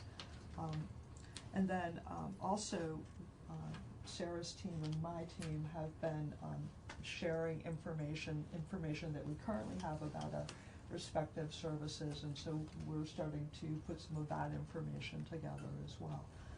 Recently, we received a flow chart of services that are available through the Department of Labor, and we're going to be putting together, incorporating that material into our learning management system for probation and parole officers.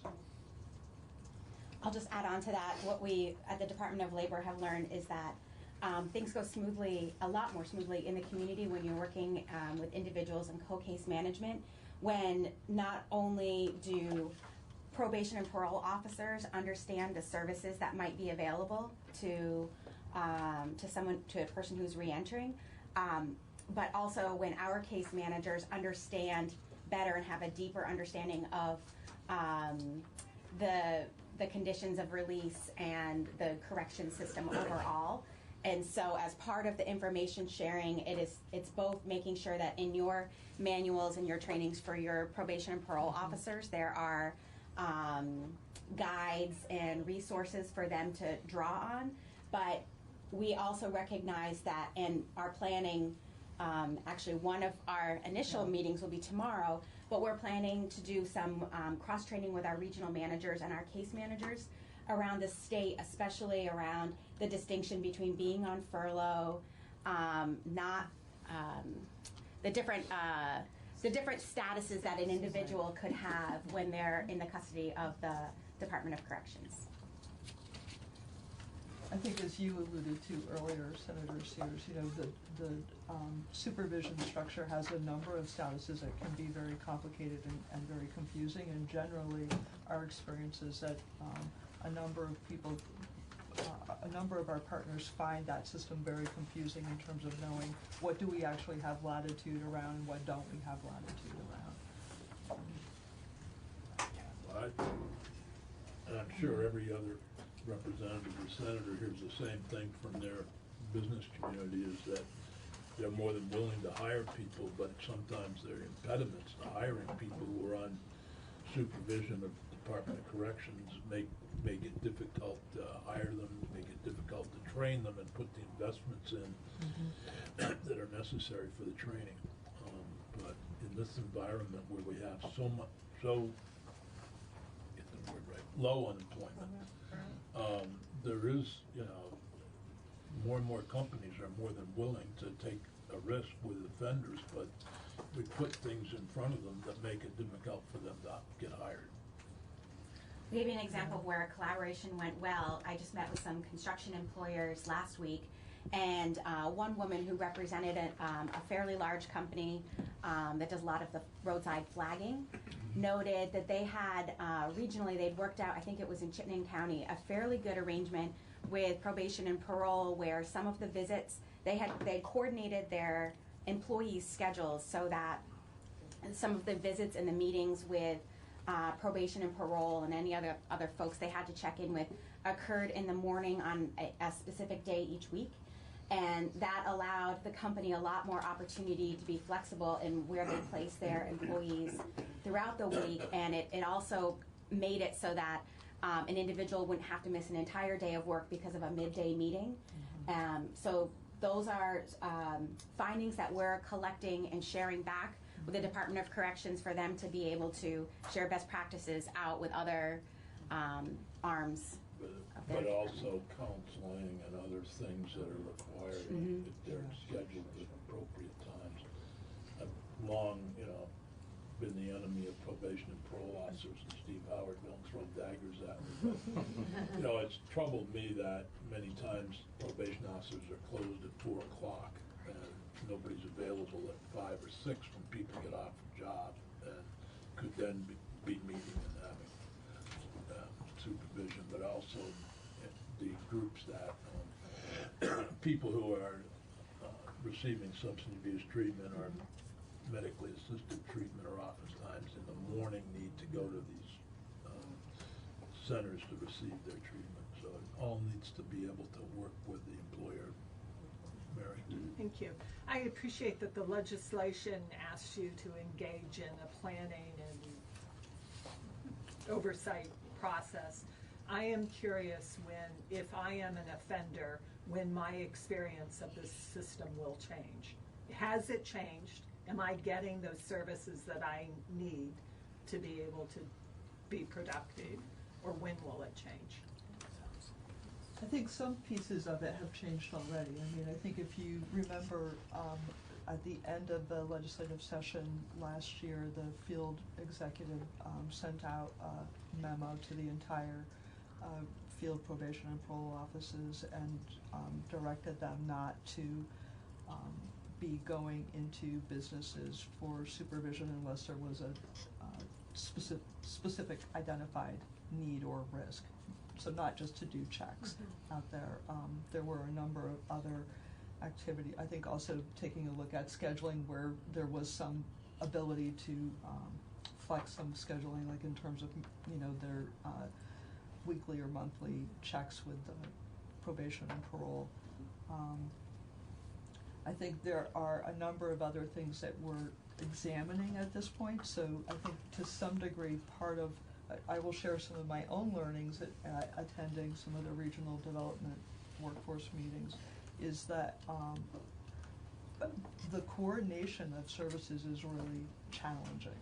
So as Senator Sears alluded to earlier, a number of our the offenders that are actually under risk management are also receiving medication-assisted treatment, and we don't have a whole lot of ability to influence when dosing occurs or how often they need to meet with a therapist, etc.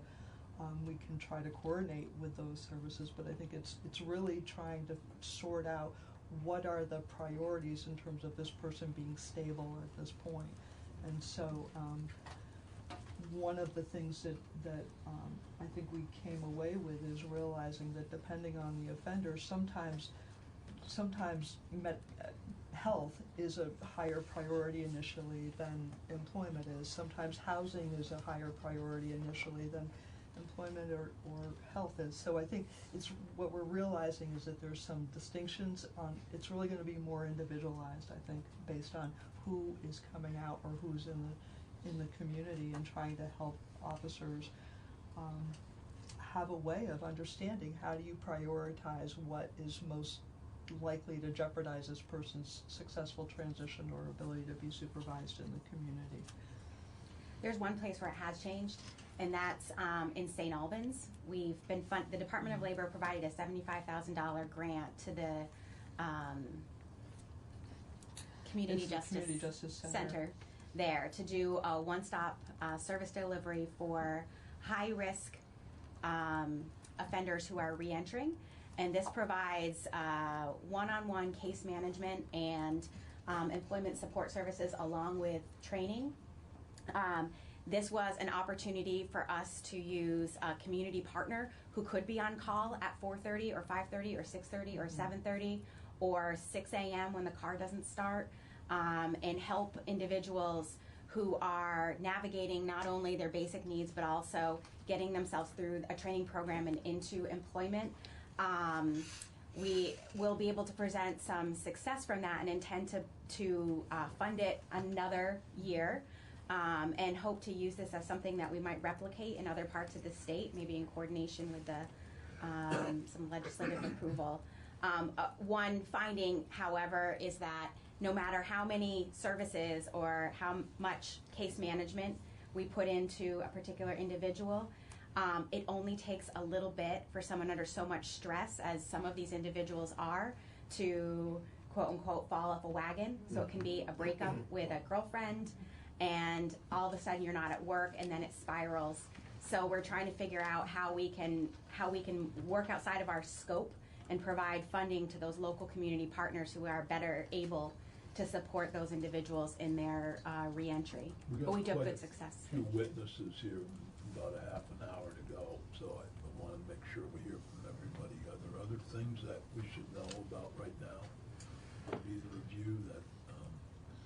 The only thing I would echo is what Sarah just said in terms of we're also interested in that site, the St. Albans CJC site and One Stop, in terms of an implementation grant for the adult reentry and employment. So we would look to collaborate with that same site to see if we can strengthen it and perhaps duplicate it if additional funds become available. I was curious about what we're doing inside and outside. What you just described, I mean, that goes on with everybody. That goes on with even legislators who have problems. You have problems? Yeah, some of you. Particularly House members. Yeah, the House members. But in all seriousness, everybody in daily life goes through crisis. And I thought that one of the things we do in training people in reentry is, I used to call it red flags. And what are some of the red flags? So if you are going through a breakup or you have a bad day or whatever, who do you call? And I still have kids that I had 20 years ago who call me to vent about stuff, and that's fine with me. I know what they're doing, but it's the idea of developing relationships. I thought we were doing that. I mean, that's just kind of common sense. And if we're not doing that within our systems, then there's something wrong with our systems, frankly. So I appreciate what you're saying, but throughout life there are going to be ups and downs, and we all need people to help us through those. And I realize you want to talk about driving and no, I know Mario, it's okay. But, go ahead. Yeah, thank you. But I just want to caution us that we should be training people in how to deal with these life's ups and downs as part of the incarceration process and the reentry process. So the bill, when we were crafting the bill, we were very conscious is that this training is for our state employees and not training for our incarcerated individuals. And I think that gets lost, and I think maybe when Steve comes up, I'll ask him a question about how his people feel about this, and how it's going for them, because that was if we don't get buy-in from the PNP employees, then this will not work. And the legislation's about training PNP employees. You guys Yes. Mm-hmm. We worked I'm with, kidding. we worked with Conference Committee on this. I remember seeing this. The last observation that we made. They do everything in the House. We don't do anything in the Senate. We just rubber stamp everything. They even have a section there that deals with trying to have inmates get a ID, which is a big issue. I will say we did that in the Senate before you did. Okay. The barrier that we rubber stamped it. Yeah, we rubber stamped. The other barrier that came up in this pilot up in Northeast, in St. Albans, which was part of it is training the inmates, but that I was only referencing the complete program. We are partnering on the training of PNP. But we discovered that for individuals who hadn't registered for selective service. That is a requirement for you to receive federal aid through our WIOA programs. And what we found, and a barrier that we are working through, is a quicker process for getting approval. We can waive that if the Department of Labor can, if we have a process in place, waive an individual's ineligibility to receive federal funds because they failed to register with the selective service. And so what we discovered is this is about a 3-week process, and if we're coordinating better with Department of Corrections as they identify individuals ready to exit who would be ready to start working in a training program and could use our federal dollars, that is now on our checklist to make sure that we've got verification that they either did register with selective service or we've started the process of working back and forth with Washington and going through the waiver process so that they're ready to go with eligibility when they come out. I think this might be a good time to hear from Sarah Copeland, who's the Director of Identification Coordination, given what we just said about IDs. The House was smart enough to write in the ID stuff that we asked them to do. After you did all the work. We did all the work on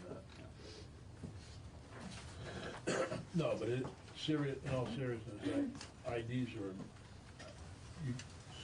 you get out of jail and you don't have any ID, it's a real impediment to try to do anything.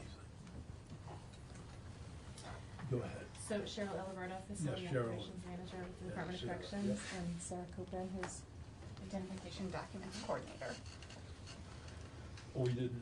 I don't think many of us knew we had an identification We do now. coordinator, and that's good to know. We did not before. So when did that all start? Actually, after the legislation came in, we were able to create a position for it. So we used the legislation as a way to create a position. You increased it. No, we used an existing position, we didn't get a new one. They took an existing position, they did not increase. We did not get a new position. They just. Yes. Just make it clear, somebody got promoted to the position. Correct, yes.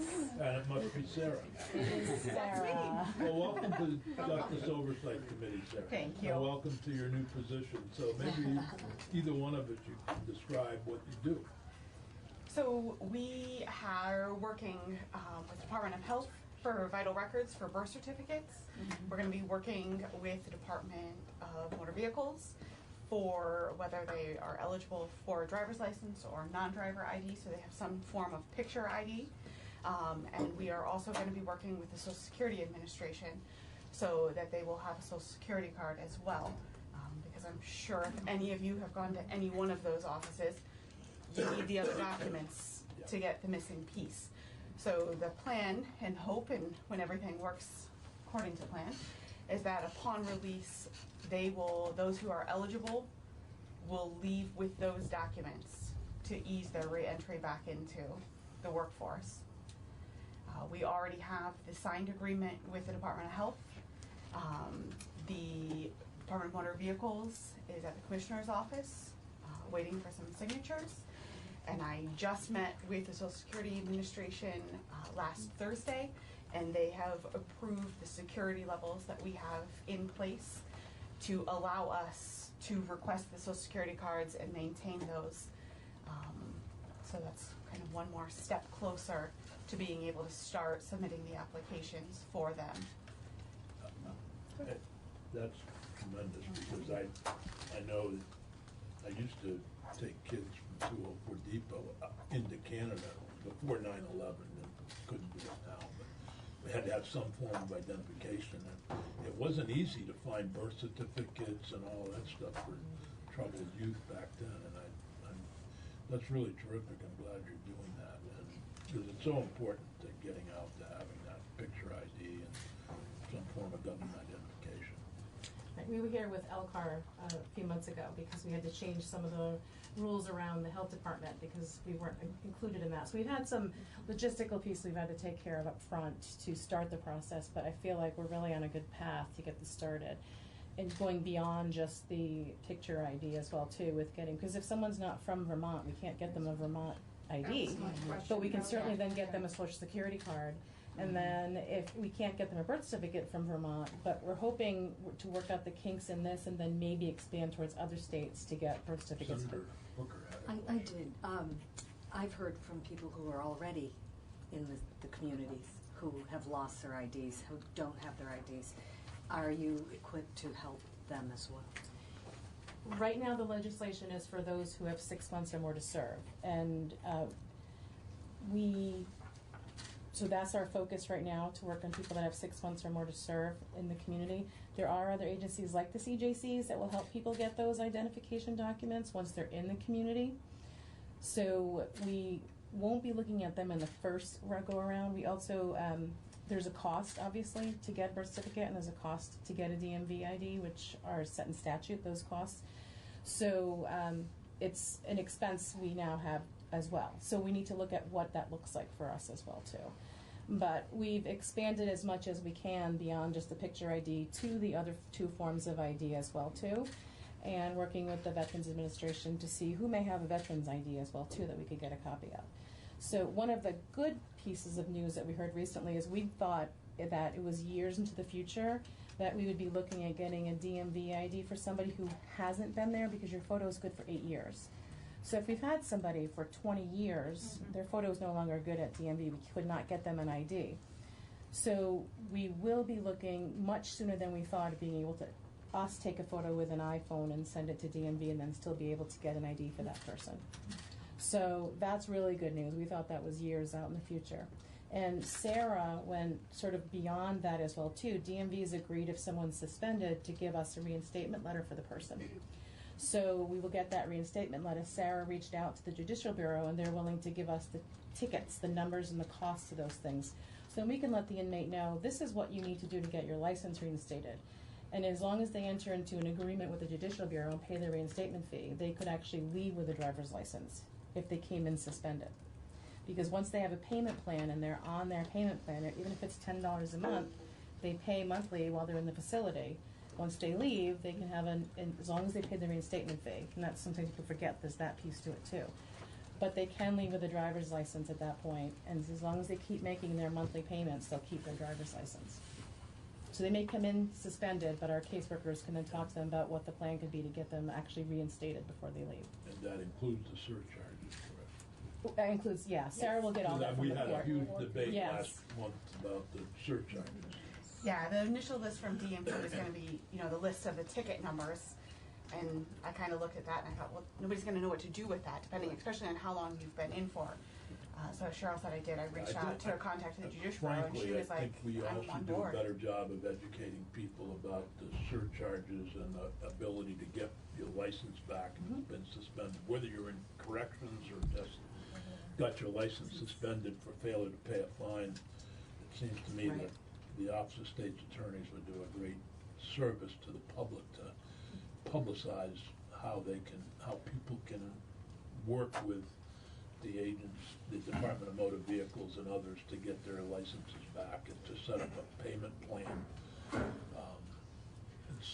I saw Mr. Pepper from the Department of State Attorneys come in, but I think, well, we had several state's attorneys a few years back had days where they, amnesty days, and that's kind of fallen off, but that is still one of the major problems in Vermont, is the number of people with licenses suspended, whether they be in the correction system or just citizens who are not risen to the level of a criminal civil suspension, not criminal license suspension, but are still on the civil side. But how they get them back, I think a lot of people don't even know. So whatever we can do to publicize that, maybe. Yes. So, good work. I think we forget how hard it is to organize this sort of work. When will the first offender leave a facility with these documents? And have you thought about health insurance? At least getting them back on Medicaid if they're eligible for it. That's a separate process that we already do, as far as insurance and doctor's appointments. And it's happening? Okay, thank you. I didn't Because realize even that. Alabama does that. Well, then we must do it. Well, I don't know, No, we do. In the past, we had. No, actually, I was talking to somebody from Alabama about that, but a couple of years ago, when they were doing it in Alabama, making sure people were on Medicaid before they left, and I think we did that several years ago, didn't we? Yeah, and I was actually glad to see the legislation because it's something that I was passionate about before that, and I know Sarah, which I'm so glad she's on board because she is too. We'd researched what other states are doing so we don't have to reinvent the wheel in some of these cases, and just getting Social Security on board was a huge task to do that. I mean, they wanted to tour facilities, meet with staff, they wanted to look at our central office, and so it was a process, and it's not just as easy just to work on signing something with them, but it also requires enhancements to our OMS system because, I mean, I could tell you the entire process, but you don't need to know that. But we do have to have enhancements to our OMS system so Sarah can upload the documents so the caseworkers can review them with the inmate before they're released and say, yep, that's correct, and then Sarah can file them. The other piece that's a little important too is Sarah will track inmates' releases, and inmates who are being maxed out of a facility as if they've been returned to they want to go back on furlough, Sarah will know which facility they're getting released from, and those documents will be ready for them at their release. So they'll get them from the facility that they're at. If they're going to a P&P office, she'll send them to the P&P office so they're there for their intake. So that way they don't have to worry about getting them from the facility if they're going to a P&P office. So we've settled on that piece as well too. So when will that start happening? That's really, I don't know that I can give you that answer because we don't have the OMS system functioning yet. But we are working on a procedure, which is pretty close to being signed off on, and once the procedure's done, then the OMS components will be implemented to match the procedure. Okay. So when I see you in January for appropriations testimony, y'all can tell us about Where how we you've are. implemented Yeah, it. I hope so. I Or don't know what that- money you need to. I know that DMV has some legislation they look at looking at reducing the cost for us because in legislation right now, if you're on disability, it's a $10 fee to get your non-driver's ID or driver's ID. Most of our people are, but when they're in the facility, that's turned off for them. So DMV was looking at submitting some legislation to reduce the cost for DOC to only pay that same $10. So that would be significantly help them. If they get 4 for the price of 1 ID. So hopefully that comes forward and you'll see that. I appreciate all, this is really good discussion, and it reminds me of something that I am really concerned about the money that we've saved through Justice Reinvestment 1 not being reinvested. And these are investments and should be counted. When we ask you the question, what are you doing with the money that was saved through not sending 750 people out of state anymore, down to 250 or whatever the number is today. One of the responses, obviously, is we can see what community programs are, diversion, et cetera, and transitional housing, but also these types of efforts that should be counted towards that effort, towards, I think there was language in last year's budget bill to have us identify places where we're spending money that's been saved into investments, into lowering recidivism, etc. And Sarah, the way we're setting up our database for that, Sarah will be able to actually tell you how many of what she gave out, who didn't want it, who said, no, I don't want it, who said, I already have it, I don't need it, because those are questions that we'd want to know too. Not that we just didn't give it, they didn't want it. And then who did want it and what we were able to get for them. So Sarah will be able to give you those statistics when you're ready to go. Are there other things that, because I want to give time for the state employees to comment on this effort. There is another issue that I don't want to lose sight of, and that's the issue of, and I think I got confused with this in setting the agenda with Representative Emmons and Peggy and Michelle. There's another issue, and that is there was language in one of the bills that dealt with probation and parole officers and whether or not the department was supposed to recommend by December 15th whether or not they should be able to self-defense, etc., many of those issues. But that was a separate issue that involved, and I think there was some confusion about which issue was coming up today. And I hope I've cleared that up, or maybe I've muddled it more. Have I muddled it more? Are you looking at me? There was language in a bill, Michelle gave me the language the other day. The language that talks about the self-defense for probation and parole officers, that, we're taking that up on the 17th, correct? Yes, we are. Yeah. Yep. So I don't want to confuse these two issues. That's all. That's part of that probation and parole officers report. Yes. That's due Yeah, on- right. That's on the agenda due for on the the 17th. 15th. This was due on the 1st, but we're getting it early. Well, no, this is after the 1st. We are in December. You were out to sea. I was out to sea on the 1st. Yeah, I was out to sea. And I'm still out to sea. in many You places. probably wish you still were. She said that. You know, I gotta tell you, the last week at this time, it was 74 degrees and chilly in the Bahamas. There was a chilly wind. I decided not to go in the pool. So, And you came home to a and I came snowstorm. home to this, and I'm definitely not in the pool. So, anyway, thank you both very much. Thank you. As you can see, I was suffering last week. Yeah, you were really suffering. With chilly winds in the Bahamas. Kind of raw. It was. We'd just gone from 85 to 73. Steve, did you want to? Sure. Now that we know which one we're talking about.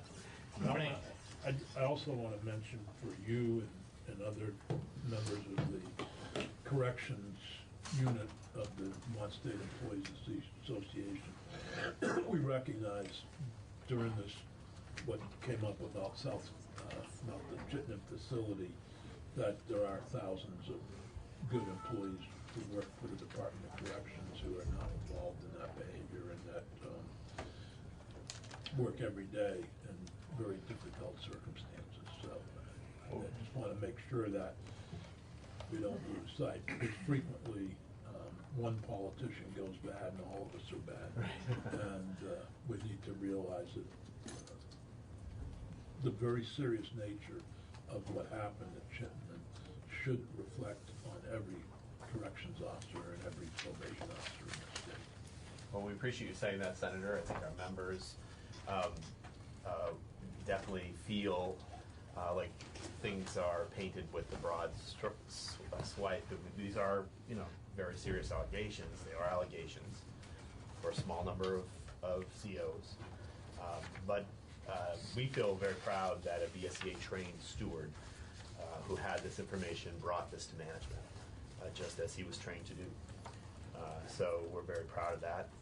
We'll see how these play out. But we appreciate you saying that. Now, here we go. No, I think we all recognize the importance, and you have a long-term probation officer with you who may want to do some of the talking, but your reactions and how it is in the field at dealing with this. So if I could just take 1 second, I'll just introduce him. So for the record, Steve Howard, I'm the Executive Director of the VSEA. This is Dave Martinson. Dave has a 35-year career with the Department of Corrections in both management and as a frontline worker, including in the field. Most recently, I think the last 10 years in the field, Dave. Dave is now one of the newest union representatives at the VSEA, so he's working for his union. So I thought I would bring Dave because he's the person who knows the most about how this really happens on the ground and what folks feel about it, and just allow him to say how he feels, and you can ask him any questions. That you might. I maxed out October 25th. So, my reaction, it was a pretty broad stroke that I just listened to.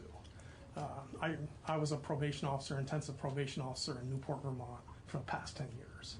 So what I can tell you is I can't talk about policies. I can, but I won't. But what I can tell you is what it means to be line level in dealing with offenders coming out of jail. I know the process well. I know the status as well. I've been doing that for a very long period of time. I can tell you that a lot of the things that folks talked about has an impact, or had an impact on me directly, is first of all, it's a complicated business and it's a complicated expectation for a parole officer as it is today to do. We can't do the things that are expected, just so you know. And then when you add different layers, that complicates it a little bit more on trainings and things like that. But what I can tell you from experience is when folks come out of jail, I know where to get IDs because of the fact that I have a relationship and always did with Northeast Kingdom Community Action, the Community Justice Center. They have a staff member that will drive an offender across the state line to get an ID if in fact they're not on furlough, so that they can leave the state. Other folks, they're able to take those folks and get them done. They're versed on it, they're trained on it, they understand that. I don't have to do that personally. I just need to make the phone call and get the offender to go there. I've also worked nights and weekends to meet with offenders because of your initial comment about working in the hours. I can tell you personally as a probation officer, when I was available till 8 o'clock at night, all those folks that couldn't make it at 4 o'clock were able to make it at 4 o'clock because the last thing they wanted was a probation officer in their world at 6, 7, and 8 o'clock when they were doing what they do. That's just an observation of testimony I heard. I can tell you that I always worked, the last caseload I had, I intensively worked with sex offenders to make sure that their appointment with me, their appointment with everything they had, we combined that to happen one day during the week where it was either morning or afternoon. Guy showed up at 3 o'clock because his group was at 5 o'clock. So I would set where he could come in and see me. He could go directly from there to his counseling appointment, then after that go to sex offender treatment. So for those ADA flaggers, the guy could flag 4.5 days a week. I know how to make that work. I did make that work. I can tell you that the folks that know their population, know their caseloads, and know what their offenders need are able to maneuver that and navigate that system fairly effectively and well. I can't say that for everyone I've worked with or observed. There's a lot of folks that maybe didn't make the best career choice, have some obstacles there. Those are the cases that you may hear about. But as a person that was able to have that realistic talk with offenders about what it is that you need, when a guy's coming out of jail, that's the most critical time for things to go wrong, as we all know. The job is a piece of it, but getting them into treatment, getting them into counseling, getting them into the referral process is more important then because it's critical for them not to re-engage with the same neighbors in the same neighborhoods, because realistically that's where they're probably going to go. We have limited housing. When we have the right guy who we think is not done well in that, we can look at those transitional housing places just as an alternative to what hasn't worked in the past for those guys that are furloughees that have tried and tried and tried and didn't do well. I've worked with all those kind of folks, so just wanted to give you my initial thoughts, and then I would be more than happy to try to answer any questions. Well, particularly with sex offenders, when they're coming out, do you have a sense of what some of the problems are for you as a probation officer in dealing with them? Some of it is. I mean, are there some things that are, obviously they're individuals and so problems are different, but housing a major problem, jobs a major problem? Everybody's unique and different in that aspect. Some people have family connections, some people don't.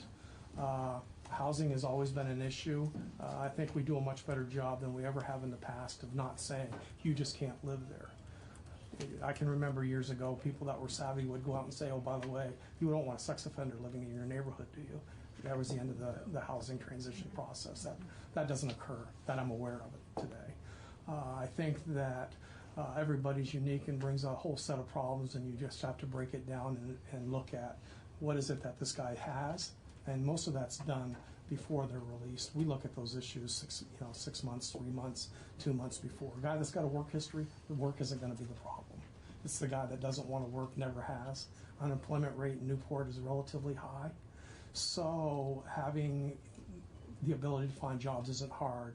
We take a guy on work crew. He's been designated to do work crew because he doesn't have that driver's license, so he's got 30 days of community service to do.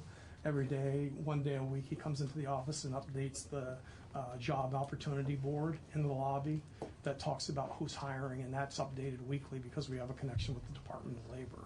And the guys can come in there, there's paper, there's pencils, and they can write down jobs. It's also listed what the hourly pay is. So what happens is quite often you ask people to look at the board, they have it. They realize that those jobs are offered $14 an hour, sometimes $18 an hour, where they were thinking that the only jobs available were $8 an hour. They exist, you just got to kind of guide folks to do that. So I can tell you that I've watched that, and that's been That wasn't always there, but in the last couple of years, that's become a much larger priority. So I just want to tell you that those are the things that I've seen. What are some of the things that cause you to recommend that somebody be put back in jail? Really related to their offense dynamics and the risk of harm to someone. So a guy having a drink is probably not going to a jail. A guy who has a history of domestic violence, when he drinks in that household with his significant partner, that would be a situation that would rise to the top of the level immediately. Guys that are on, we mitigate that with electronics, GPS and Alka sensors. We do a lot of that stuff. So by the time somebody's returned to jail, there's been a whole lot of steps that have already occurred.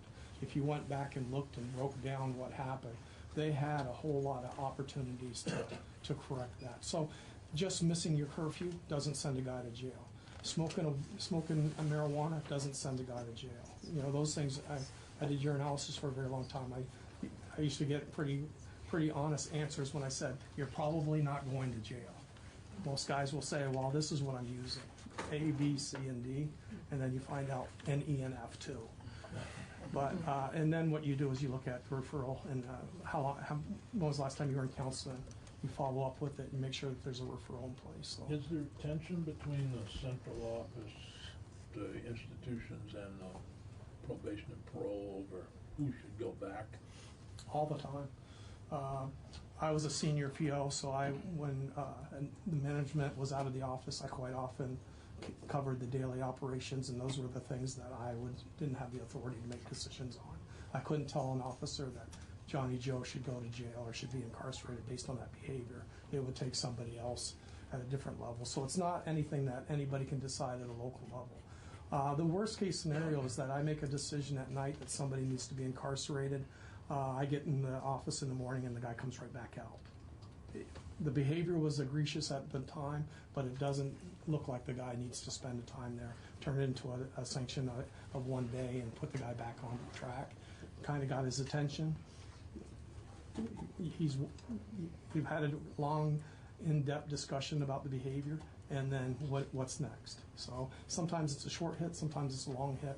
Guys that stay in jails, there's more than just a bad day. So that's my thoughts on that. Okay. Because my experience, personal experience, has been more with the juvenile system, and I used to say it was tougher to get a kid into Woodside than into Harvard. I see the commissioner of DCF this year, and because everything went through the central office, and there was one person who kind of made the decision about placement. But that's not the case with corrections. I've talked to managers. I've talked to superintendents. I've talked to district managers in the community, and there's some latitude there. I've luckily heard folks from even central office say I have good staff that make good decisions, and I allow them to make those decisions. And then we follow up and do an analysis and drill down the next day. So a lot of times those get sorted out fairly quickly. I don't know as a probation officer that I was always happy with the outcome, but I was able to not personalize that. Same with sentences in courts. I write a probation pre-sentence investigation, and what happens happens. I don't have the latitude or the authority. I'll supervise whatever I'm designated to do. So to me, it's not a personal thing. I identify risk. I identify what might get somebody hurt, and then I make recommendations based on that assessment. Question? I trained them well. Yeah. I knew there would be a question from either Mary or Yeah. I was interested when you said two things. Number one, you said you took your folks across state lines to get an ID. Yeah, for real. That's correct. If they weren't on furlough. They weren't on Yeah, What well, I if you did. could legally take them across. Yeah, Right. exactly. And that's the first question, and I guess I'll let you hack that one out a little bit. I'm confused why we can't get an ID in Vermont for the person, but we can go out. Sometimes it's related to Social Security cards, and because the person was born in New Hampshire, for whatever reason, they take them to New Hampshire because the Social Security office is there. They were born in that state, and so therefore they can make the connection. They can get the Social Security paperwork that day. So they make a call, they take the guy down with some type of identification. Sometimes we take the guy up to jail, get him an ID Prisoner with their ID. pictures on it, with their background. It's a non-official ID, and sometimes that's acceptable. So we look at what we can do with who we can do it with. And some people just need an ID in order to get a check cash to get them rolling. Okay, so that would be, in your experience, that'd be just limited to people from New Hampshire, or? Yeah, it would be. I don't know that I've had history where we've transported somebody to Massachusetts, but we've certainly given them a travel permit to go to Massachusetts in order to go down there, get their ID, and come back that same day. And you do the same thing for Vermont folks? Yes. You take them down to the local Social Security office Yes. to help them? There's plenty of folks, that would be willing to do that. Okay. Communities, family members. We look at what the person's individual needs are. The second piece is in regards to what you heard with Act 80 and the training of PNP officers. What was the reaction from the folks on the ground when they heard about this? I think it's more of, I can't do what I'm supposed to do today, and I have to sometimes sit down with my supervisor and say, here's the 13 things I'm managing. Help me prioritize what I'm going to do so that I'm not in trouble for what I'm not going to do. And I'm always happy when we both come to the same 5 things at the end of the day, and we have to prioritize what we can do.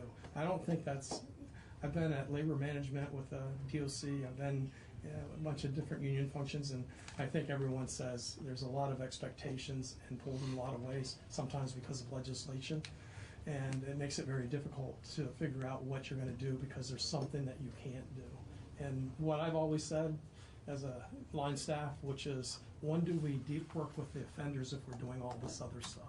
We're locked into computers, we're locked into assessments, we're locked into paper, but what we're missing is that human connection. I think it's about relationships. Personally, when I have good relationships with people, I have good outcomes. So that's... So the legislation says we should train your officers.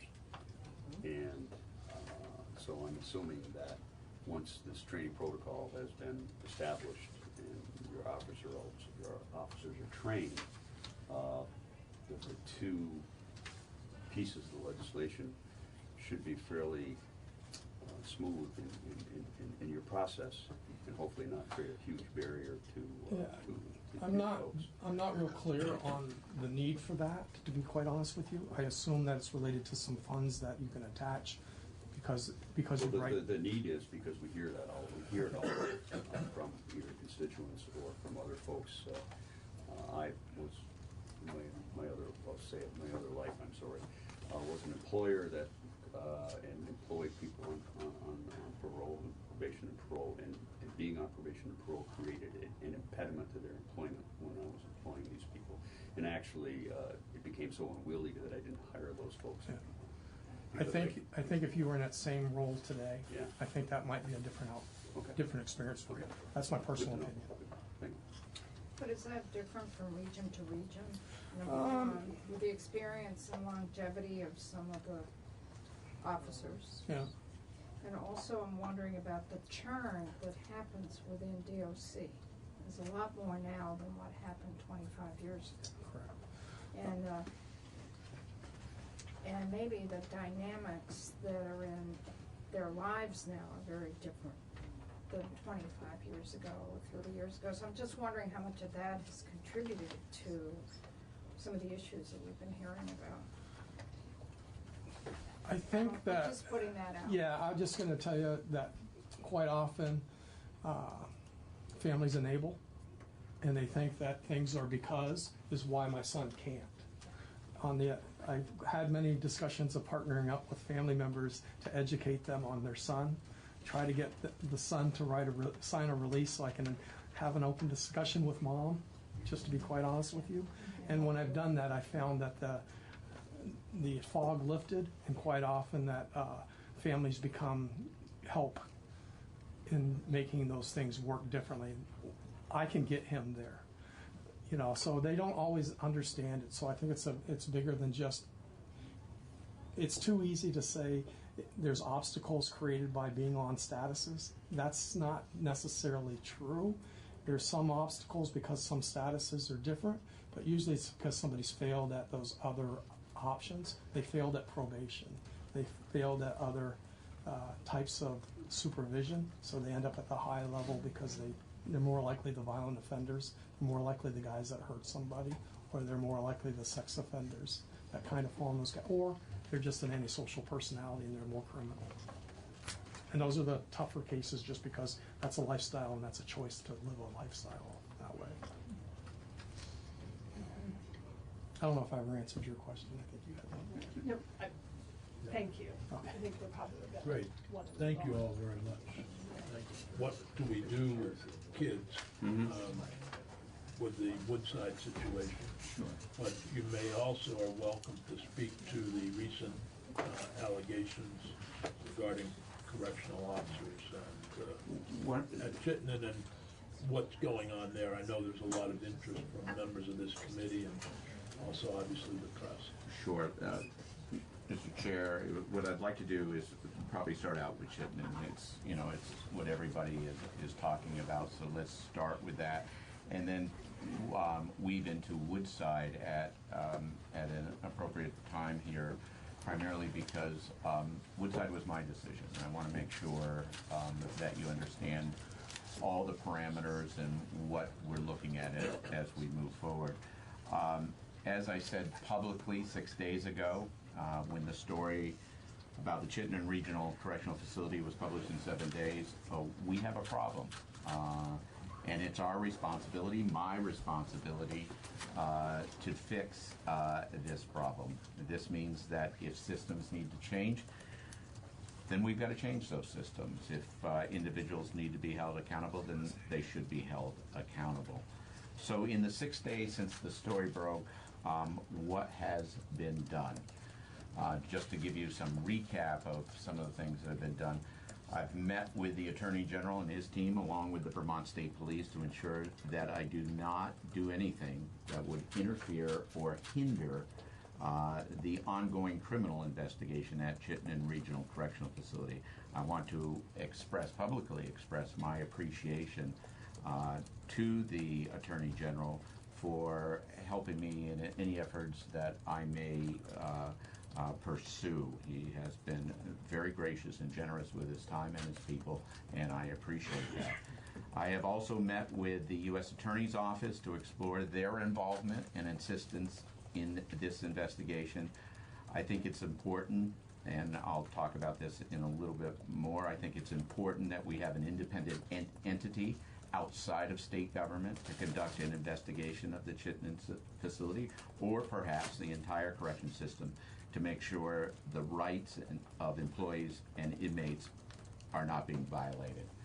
I am setting up a new reporting mechanism outside of the Department of Corrections and the Agency of Human Services for employees and inmates to report misconduct, retaliation, retribution, or coercion, and anything else that they would classify under misconduct. In the next 24 hours, I will temporarily move the Deputy Commissioner of Corrections, Judy Henkin, to the Secretary's office, physically move it to the Secretary's office, right outside my office. I will temporarily move the Deputy Commissioner, and her responsibilities will oversee the operations of Chittenden Regional Correctional Facility, and the Superintendent of the facility will report directly to Judy.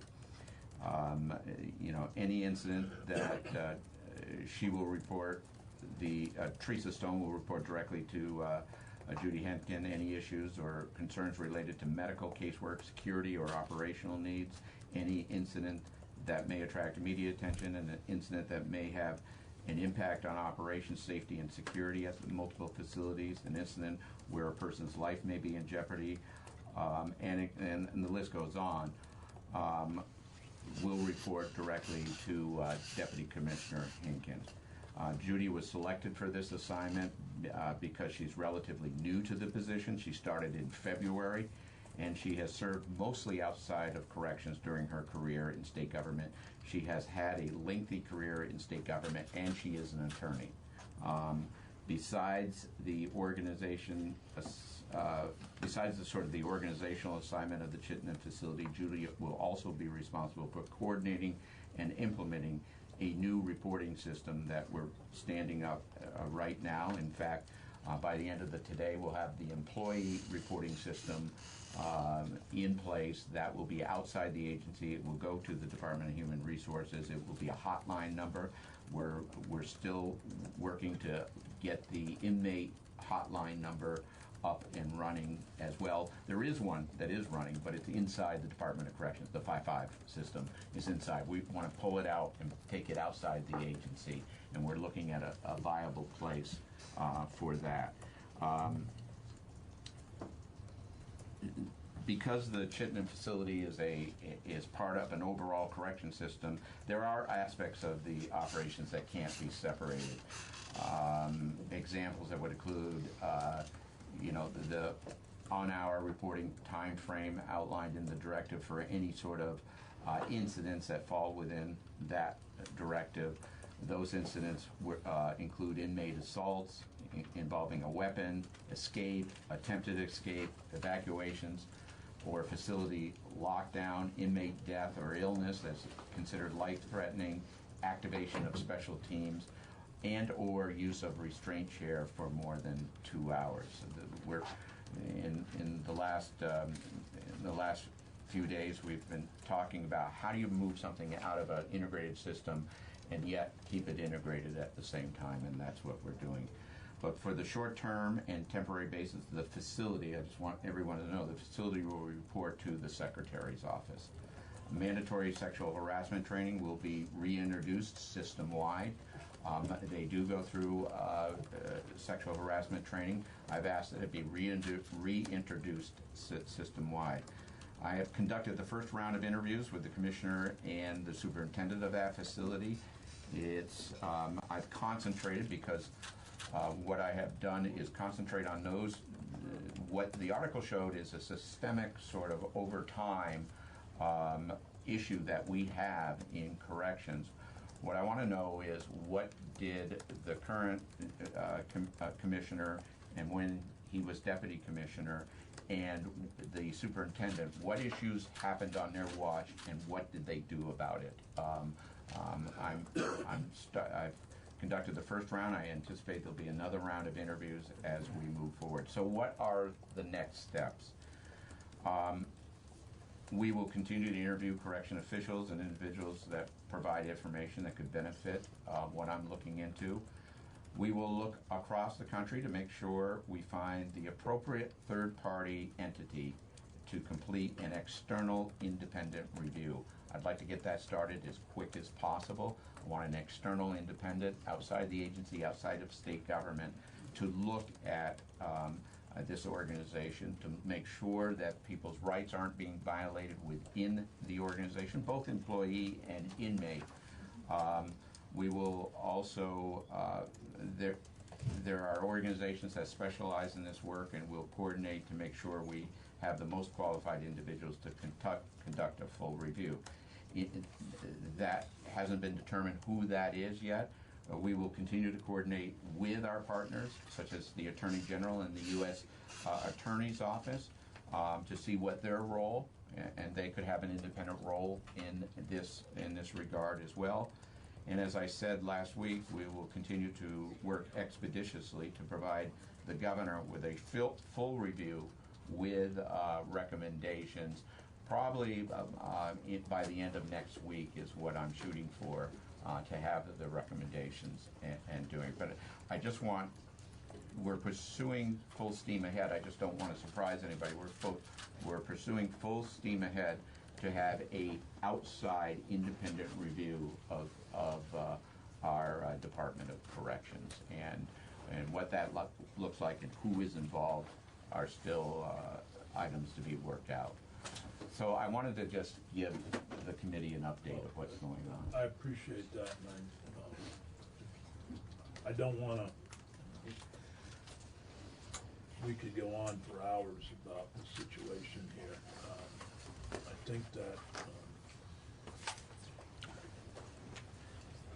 my biggest concern is to make sure that we take every step we can to prevent the behavior in the future and to hold whoever should be held accountable for the behavior that was outlined in the article. In some ways, a good thing that you just came back. And by that I mean I that feel you were. that right now. Right, well, I mean, you took the job, and all of a sudden you're handed this, but you don't have any track records. Aside, you know, from years ago, although the fact that it came through the press is one of the more, I mean, it's good that we have a free press. It's good we have a press in Vermont that's willing to dig down and dig deep into some of these subjects. But it's also unfortunate that this didn't come to either the attention of the commissioner or the legislature or whatever. I mean, it's no secret that many groups have been meeting at the Chittenden facility. Your own committee visited the Chittenden facility, the Women's Caucus, and for whatever reason, this came out through the digging of the press and not through those meetings. So there's something for us as legislators to look at as well. You know, we yearly visit prisons, and my committee visits prisons. We visited Woodside. And evidently people didn't feel comfortable talking with our committees. So I think that's something that we, as legislators, need to look at too. We didn't get this. Yeah, go ahead, Phil. I was interested to hear you talk about the external independent review. I think that's a very good step. But to go back to the hotline, where would the hotline, does that still go into the administration, just another agency? Well, where the employee hotline would go to the Department of Human Resources. That's being the inmate hotline. I want outside of government, and I don't know what that means yet in terms, but you know whether it's legal aid or Defender General's not outside, but it's somebody independent outside of state government is what. And I want to qualify that. I mean, you could argue legal aid is part of state government. You could argue the Defender General, something outside the agency. All right, good to hear. Okay. Yeah, do a few minutes on this and go ahead. I want to thank you. I want to also thank you to be very clear that these, what was reported was over a period of time, of about 10 years, not all at once. And to really look at the current folks who are employed in DOC, the commissioner and the superintendent, what happened under their watch and what did not happen. I think that's very important for that, for everyone involved. One thing I would like to know, just for clarification purposes, when you said you're reaching out to the Attorney General of the Vermont State Police so that any investigation that is occurring is not interfering with the ongoing criminal investigation. Can you clarify what we're talking about for an ongoing criminal investigation a little bit? Because I don't want confusion. If there was already something happening in a criminal investigation prior to the 7 days article, I think that's important for folks to know, because it can be interpreted quite easily that because of the article there's now a criminal investigation. So I want that clarification. There was a criminal investigation to open up in October of this year. Prior to the article. Prior to the article. That investigation is ongoing. I'm aware of that investigation right now. It is. I'm trying to remember Paul's article, whether it said where it was targeted, but nonetheless, that is ongoing right at the moment. That was referred by the Department of Corrections to the state police at the time they became aware of it. I think that's important to be out there so that folks just don't have the feeling that if this hadn't come to fruition, there would not be a criminal investigation going on at this point. The one thing I do want to respond is, as much as I'm focusing on the people that are there now and what they did when some of these incidents happened when they were there, I don't want to discount the fact that this seems to be a systemic issue that's been over time that we've really got to pay attention to, and maybe it's a culture change that we have to look at. And that's where the independent outside Right. review is very helpful. Right. Thank I want to make sure that we don't lose sight of the fact it's not just Chittenden Right. that Right. necessarily behaviors on part of a very small minority of the thousands of people who work for the Department of Corrections, what is it, 1,400 people. So it is a small minority, but it's not just at Chittenden where problems have arisen. And we may focus on Chittenden and the population there, but it's not just there. I think you're right. So I hope that there's an overall review of this type. Yeah, I think where I want to start, just to be honest, is Chittenden, and then we'll expand it from Because there. I've heard, we all hear allegations regarding drugs particularly being brought in. And there will be some controversial recommendations that I will make, and one of them may or may not be, and I'm going to see Steve standing right over me, but would be drug testing at some point. You've never been shy about controversial proposals I know. in the past. I've got one coming up. Oh, yeah? So, is it okay if we transition to, yes, Can I just ask Sal? one quick, you had said that you were going to be reintroducing mandatory sexual assault prevention training system-wide. Is that to mean that that wasn't mandatory before? It was mandatory before. Okay. I'm going to reintroduce it. Was there, do you know the reason why that was stopped? I think it's ongoing. Oh, it's on. Yeah, but I want to make sure I want to look at the program. I want to sort of restructure the program and move forward on what we're doing. So, before this all broke, we had set another controversial subject, which was Woodside.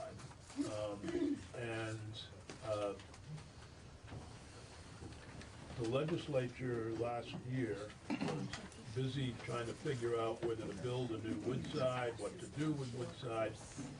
And at the time, I kept getting daily reports from the particular state's attorney in the Northeast Kingdom, who will not be nameless, of the number of people who were in Woodside.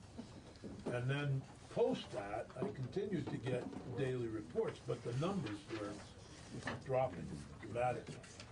So I think you reached a conclusion, and I don't know whether it's part of budget adjustment or where it is, but might as well jump right into this one too. Can I interrupt for 1 second? Did anyone lose a key you found on the floor? What kind of car? It looks like a Lexus, I think. Oh, that's mine. No. Anyone? It's not mine. That's for sure. I'm a Democrat. All right,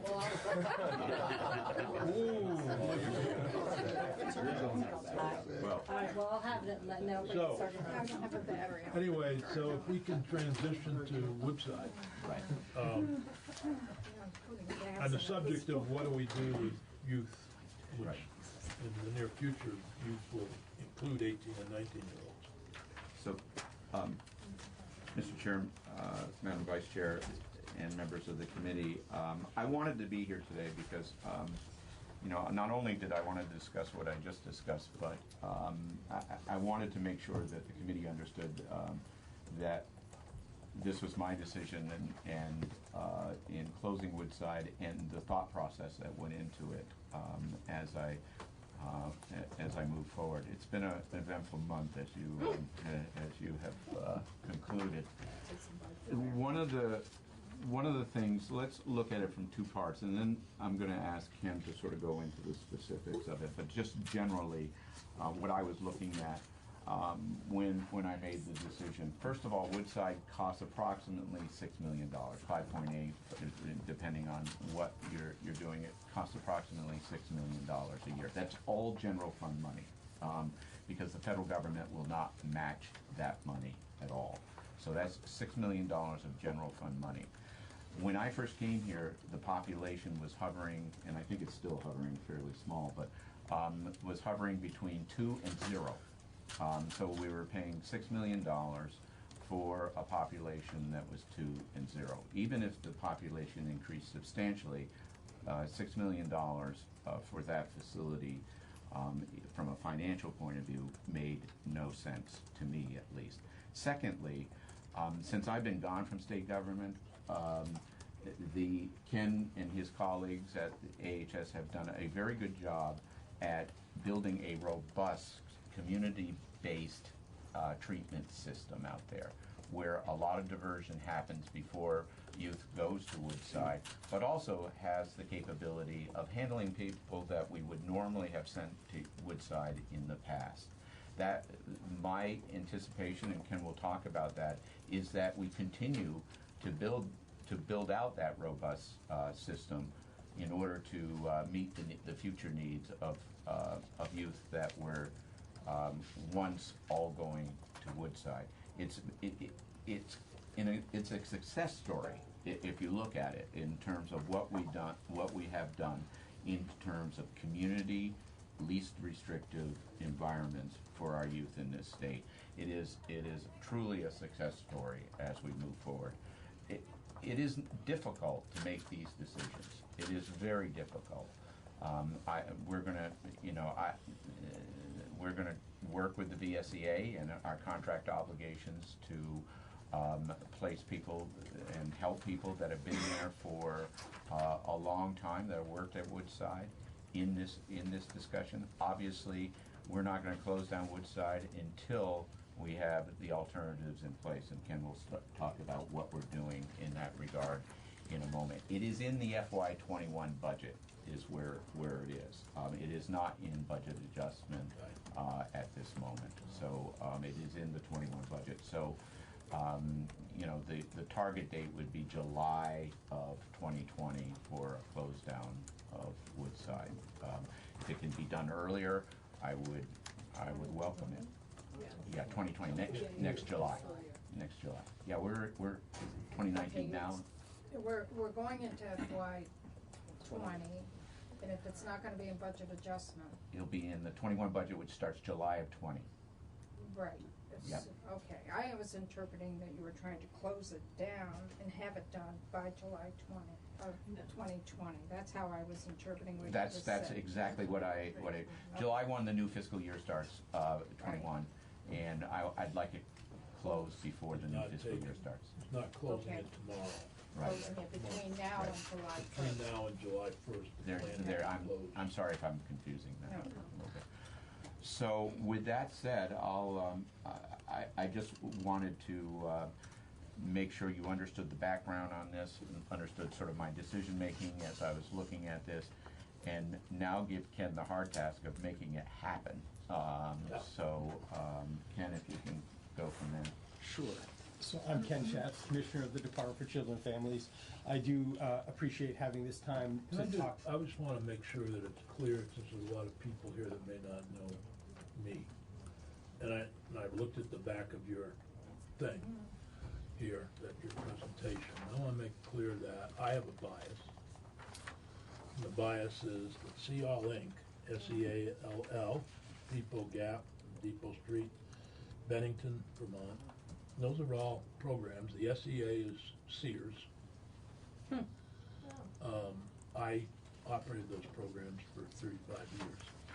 They have changed dramatically since I retired in 2006. But just so that people, I don't want somebody coming back and saying, well, you had a bias here in this and you're gaining from it. I don't gain a dime out of this, but I do have friends and relatives who work there.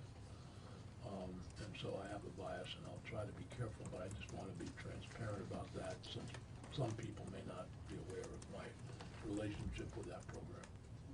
I appreciate that, Senator. And again, I'm Ken Schatz, Commissioner of the Department for Children and Families. Thank you, Ken, and go ahead. I just wanted to make sure. Sure. No, I appreciate that, and honestly, we're a small state, so we do work carefully to maintain the appropriateness of our contracting procedures, to make sure they're fair and unbiased, but I appreciate your commentary and disclosure. So as Mike described, this was a thoughtful process to make this recommendation to close Woodside. I want to start by saying that it is done with significant admiration and respect for all of our staff. This is, they have held a challenging role for decades. They, up until today, we continue to be proud of the work that they've done with respect to the youth that they serve. Candidly, it is a group of youth with some challenging behaviors, and so it is not easy work. I also respect the process, so I appreciate the fact that they have disagreed with this decision, and they will come forward and present that information to you, and just please know that I'm appreciative of their commitment, and because I think that's where it comes from, their commitment to the youth. So even though we're making this recommendation as an agency and they're disagreeing, I really respect that process and the thoughtful consideration of the issues. But as Mike described, we're coming from a place where the numbers of youth with delinquent behavior is going down rapidly. And so we provided some of that data in the past. So 3 years ago, we had 129 youth in DCF custody as delinquents. As we sit here today, that number is approximately 60. So that number as a whole has dropped in half. And I think that's a compliment to many of the programs that you and the agency has supported in communities to reduce inappropriate behavior by youth. It's a compliment to the programs, the service providers at multiple levels who work with our youth on a day-to-day basis, and so they are not continuing to commit more delinquent behavior, as you probably are aware, and we've talked about it before. Recidivism rate in the juvenile justice system is significantly less than in the adult justice system, so again, that's a positive sign. So we entered into this with the expectation that we can manage the population of youth who come into DCF custody without the locked, secure facility at Woodside.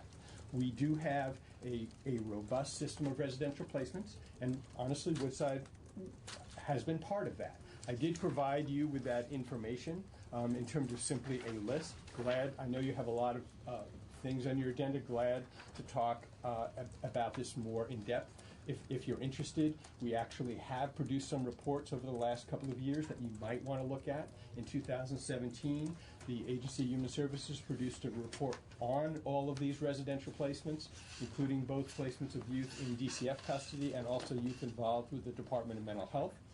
And last year, when we did consider the future of Woodside, we also updated a lot of that information, so it's a lot of the in-depth information about these residential placements are in that report. We're glad to update that for you as needed. And so as we look at this proposal, we recognize the research. We recognize there's an important place for significant levels of security for a very small number of youth.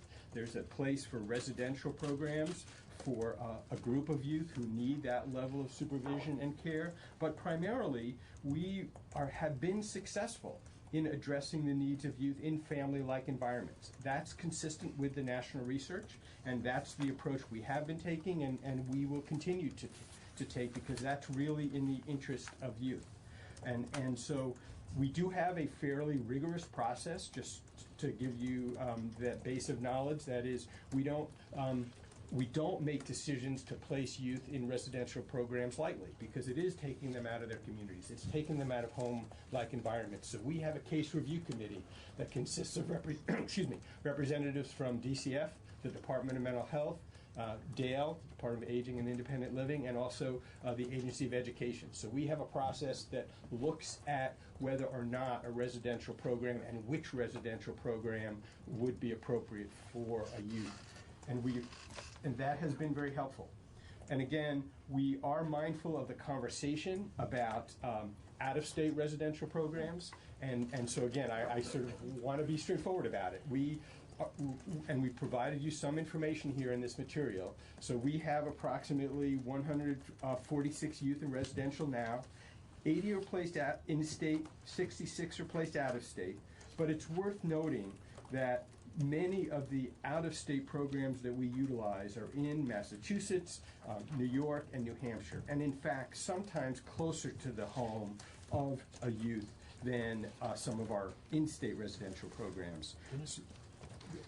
Do you have the breakdown of the number of youth who are placed out of state who are delinquent? I don't have that. That would be important I appreciate information to have, because you've combined Right. kids who aren't eligible for Woodside in this list of kids. So that would be helpful to know the number of delinquents who are in-state, out-of-state.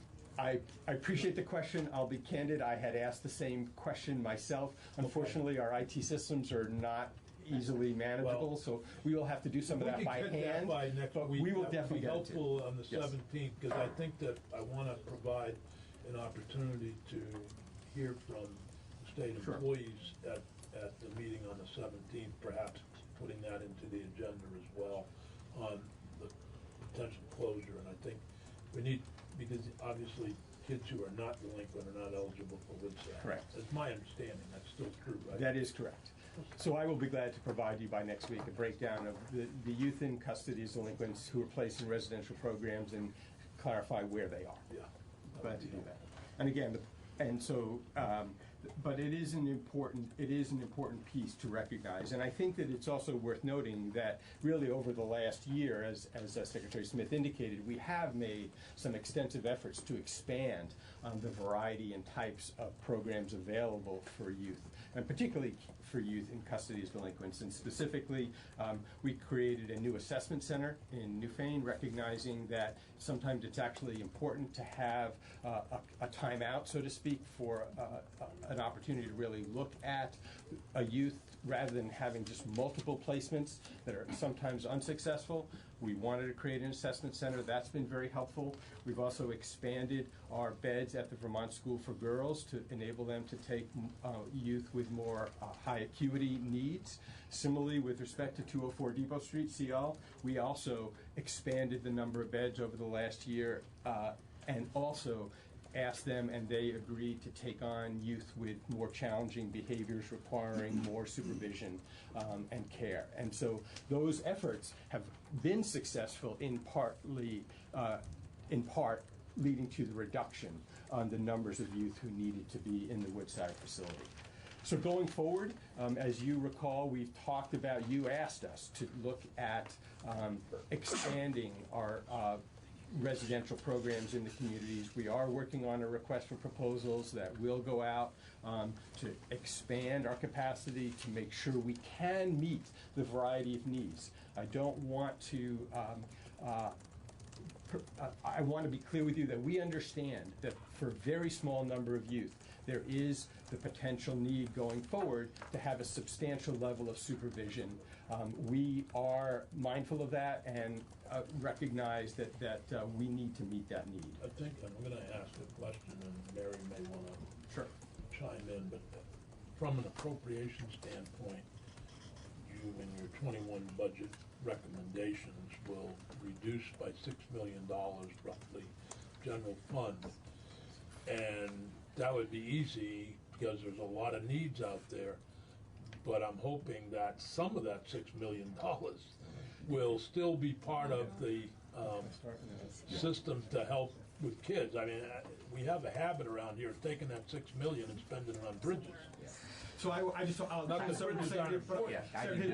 start by appreciating Secretary Smith because we had that same conversation. Okay, so and Secretary Smith was very responsive and helpful, and so the short answer is yes, we will reinvest some of that in community-based programs. Senator Sears, it made no sense to me that we were taking all general fund money and not utilizing it to its maximum. And what we did is we reinvested some of that money, but matched it with Medicaid money as we were using it as well. So it's a twofer from my standpoint. Not only do we reduce that amount, we're able to reinvest in some of these what I call a robust, making the robust system more robust, but also it allows us to match the Medicaid money. If I could just ask for a little more specificity, you've talked about alternatives in the 2021 budget and an RFP, and now you've whittled it down a little more to something that will provide for the, call it somewhere between 0 and maybe 5 or 6 people with the need for a locked, secure facility, what RFP would you be putting forward? Well, I don't want to jump to conclusions about what type of facility will be, and partly that's because as we continue to look at the population that needs supervision, one of the things that we've recognized, it's oftentimes youth with serious mental health issues. And so we want to make sure that we have the right type of facility to meet those needs. So that's part of what we're looking for from the request for proposals. We've also seen, looking nationwide, that there's a variety of types of programs that have been quite successful in supervising youth without necessarily having to be a facility that's locked all the time. Okay, and I will personally just look for more specificity as we go along.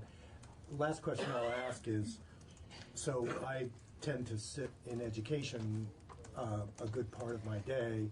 We've had a very similar decline in numbers from 127,000 to now more like 75,000 students. To what extent is the drop in delinquent numbers from 130 to 60 just a demographic? You know, I wish I had more expertise to be totally confident in answering you. I think that's way more than the reduction in population, so I can say it that way. Clearly, I don't want to deny that it's a factor, that there are perhaps less youth in our community, but a 50% drop is obviously much higher than and not to denigrate the efforts of, you know, House and Senate committees, agencies that have made those numbers go down, but it does seem that the quick tendency would be to think this is a confirmation of everything we've been doing, whereas in education, the drop in the numbers is a confirmation that we're screwing up at a massive structural level. So just I don't think that's the case here, but again, we're trying to be thoughtful about it, and again, it is a national trend also, to be clear, that the reduction in youth crime is it's now limited to our efforts. But again, I think we can be pretty proud of the significant drop. So the other point I just want to make, so I'm glad to answer other questions, but I thought originally, and maybe I'm wrong, that the reason you asked us to return in part to talk about residential placements was a follow-up to the presentation on Raise the Age. But the whole thing started to try to get a sense of what we were doing to prepare for 18 and 19-year-olds, and you have a facility that we were wondering what the plan was if an 18 or 19-year-old needed a locked facility who should not be dealt with in the adult. We also have problems that there will be a bill on, and that's the how you separate out the 18 and 19-year-olds as they become juvenile court people in the, so I mean, I'm happy to try to fit time in next week to talk about that. We didn't expect the discussion of the Chittenden facility, nor did we expect the discussion of Woodside potentially closing. But Representative Shaw has a question, as well as Representative Hooper. So a bit of follow-up to Senator Burrell's conversation. I read in the newspapers that one day you had 0 at Woodside. A few days later, you suddenly had 2 residents coming in from the courts. Will your RFP address the placement of folks, youth coming in, especially of youth of this age coming in from the courts? Or do you have a plan for that, or will you have a recommendation to us of how do you handle that going forward when you get somebody from DOC? So I think that, I think I understand the question. And I think the answer is we are hopeful that the responses that we get from the RFP will enable us to address the arrangement we currently have with the Department of Corrections. I can't guarantee that at this point. We're certainly in discussions with the Department of Corrections. They do sometimes house youth who are charged as adults with sight and sound separation, and that certainly may continue to some extent. But we are also mindful that there are advantages to having a placement of a youth, even if charged as an adult, with other youth in a different type of setting than an adult correction facility. So we have that in mind. We'll see, and we'll report to you more specifically as we go forward. Mary? So, Representative Shaw got at the core of my concern. So let me just go a little bit larger, which is in the past with the adult mental health system, we said, hey, we're going to create a robust community system. We don't need these institutions, and we ended up with a system that is not as robust as we need. And this is as much, I guess, an observation for ourselves that we need to fully fund a robust system. And I'm concerned that we're going to say, yes, we're creating this juvenile system that is going to rely on these placements, but we don't make that year-over-year commitment to making sure that's in place. And the fact, I mean, that on any night, somebody could be brought to DCF who needs a placement, and they're going to end up sitting in an inappropriate place at DOC really concerns me. So I'm looking forward to hearing from you all how you're going to make sure that does not happen. So I do appreciate that, and that is certainly our intent. And again, as Secretary Smith pointed out, that's one of the reasons why we're not rushing to do this tomorrow, even though the population did go down to 0. And honestly, it's going to go up and down. It's been below 5, and that's the number for months, and that's what we expect. But we will thoughtfully consider the need for that type of placement going forward, and that's why we are doing the RFP process. That's why we're also giving ourselves time both to thoughtfully address it, but also present it to you so that we can address that concern, because we share it. I mean, we want to have a robust system that is able to meet the needs on any given day or night. It was always my belief that there would be very difficult to place delinquent kids who would not be appropriate in a community setting, and that you would need a Woodside type facility. But if I look back at the history, back in the late 70s, there was a program at the state hospital that was operated by Washington County Mental Health that held those kids. And then but the pre-Woodside was taken over by the state. That facility at the state hospital was a pretty dank place to walk into, I must tell you. Talk about the old days. If anybody saw that today, they would be horrified that we actually put kids in that facility, but we did. Then the crisis hit the horrible murder in Essex Junction, and the legislature at the time was considering a 100-bed facility, by the way. There were many proposals for a 100-bed facility, which thank God they didn't build, but we did build a 30-bed facility, and it's continually been down from that 30 beds down to the 15 and now down to 5 or whatever the number is.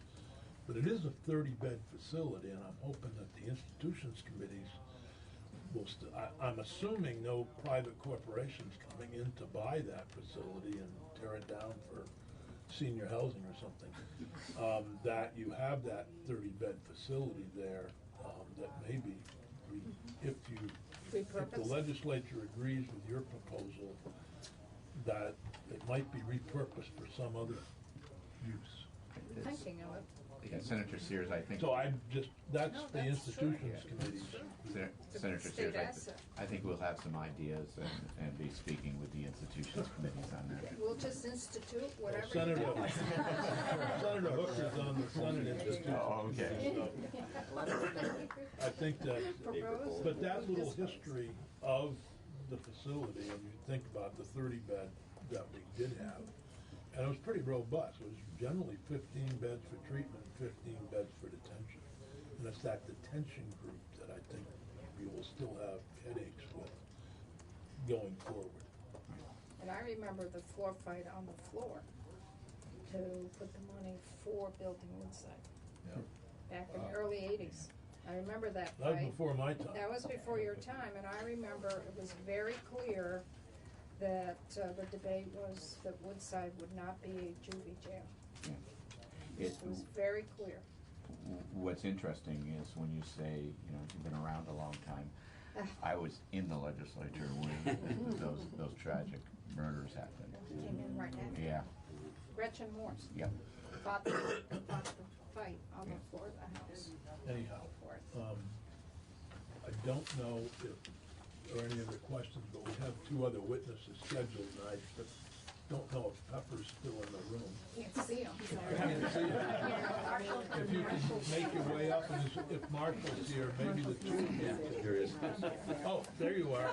You want to testify for that? I lost you in the, I will, we will take this up again on the 17th, what the original proposal was. We'll be back. Which was to, look at what we're doing with youth who are, but you may have comments about this proposal from the administration regarding Woodside. I don't know if the state attorneys and the defendant general want to comment, please.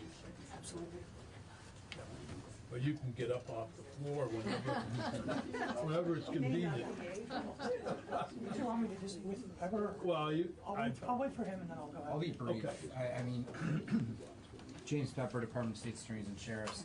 So the state's attorneys were not consulted prior to this recommendation becoming public. However, since it has become public, a number of our state's attorneys have weighed in with me personally in the executive director's office.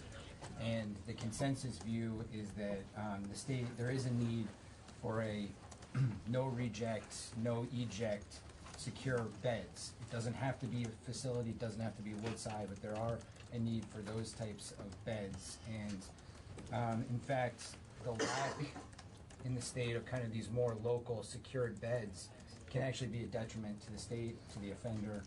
It removes them from their family. If there's kind of an after-hour detention, transportation issues come into play. I wanted to talk a little bit about the need for the beds, the types of cases that we think are appropriate, that demonstrate the need. There's the short-term detentions following the commission of a violent crime. I think that this is relevant even more so if they raise the age to 18 and 19.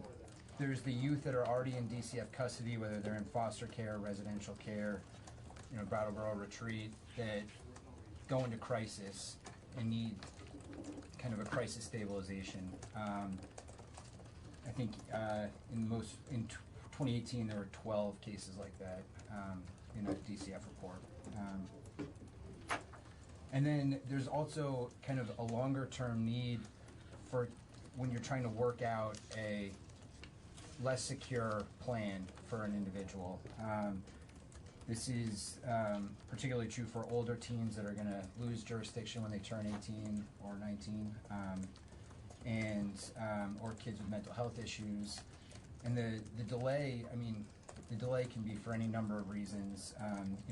Very often the social worker will need to find an appropriate placement out of state. They'll need to go visit it. They'll need to fill out applications. They need to get that approved, both by the court and the review committee. And there's compliance with the interstate compacts that needs to be worked out. All of those things just take time, cause delays. And where is the individual during those times? And then, of course, there's just the interstate compact youth that get picked up here and need a place to be placed. So the administration, DCF, AHS, has made themselves very available to the Department of State's attorneys to work through some of these issues. We haven't fully been able to meet to talk about what these alternatives are going to look like, but I think that we're open to those conversations, and we'll be happy to testify. I know that the people that I talk to in the private nonprofit sector who operate programs would point out that in many cases there are no reject too, particularly with kids who are beyond the control of their parents. Woodside's not available, and there are other choices. So they feel like that they're, this whole idea of no reject, no eject is questionable to some of them. That's just in discussions with them. I just point that out. There's a difference of opinion there. But there's no question that a 17-and-a-half-year-old who's serious delinquent problem and is going to, under current law, be out in 6 months, where are you placing that child? Marshall. Oh, I'm sorry. No, you had a I just, Feeding off a little bit about what Mary Hooper was saying about our mental health situation and how we were really looking at the community system to help. Part of that mental health system is people know that there's always a backup, that there's state beds somewhere for the hardest cases. And I can't help but think that that would play out as well in this situation with youth, that some of these residential placements, how many of them would be able to handle a situation that really escalates and there's no backup? Or, I mean, is that a non-issue? I would say that is our primary concern, and you put your finger exactly on the kind of last resort, institution of last resort. But that's what we're going to be working through. I mean, I think that there is, having local secure beds is a benefit in many cases.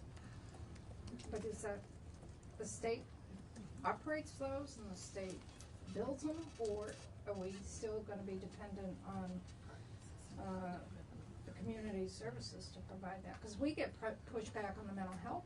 We don't have enough level 1 secure. We don't have enough secure beds within our mental health system. And then you get the backup. And I'm just wondering if that will happen within our youth or not. I don't know. I want to hear from Marshall. Those are good questions I think will need to be answered in the committees of jurisdiction in the next session, when the decision is made to either go along with the administration's proposal or not go along with it. What do you do? I think those are beyond this committee. But I'm glad that they're not doing it in budget adjustment and closing it tomorrow, because it does give you some time to look at it. But putting again our appropriations hat on, it does create a minimum of a $3 million problem. If you spend it somewhere else, but that's a small problem for you guys in the House. Thank you. Yeah, thank you. Marshall? That was your agree? We'll probably be stuck to. Thank you. Marshall Paul, Chief Juvenile Defender and Deputy Defender General.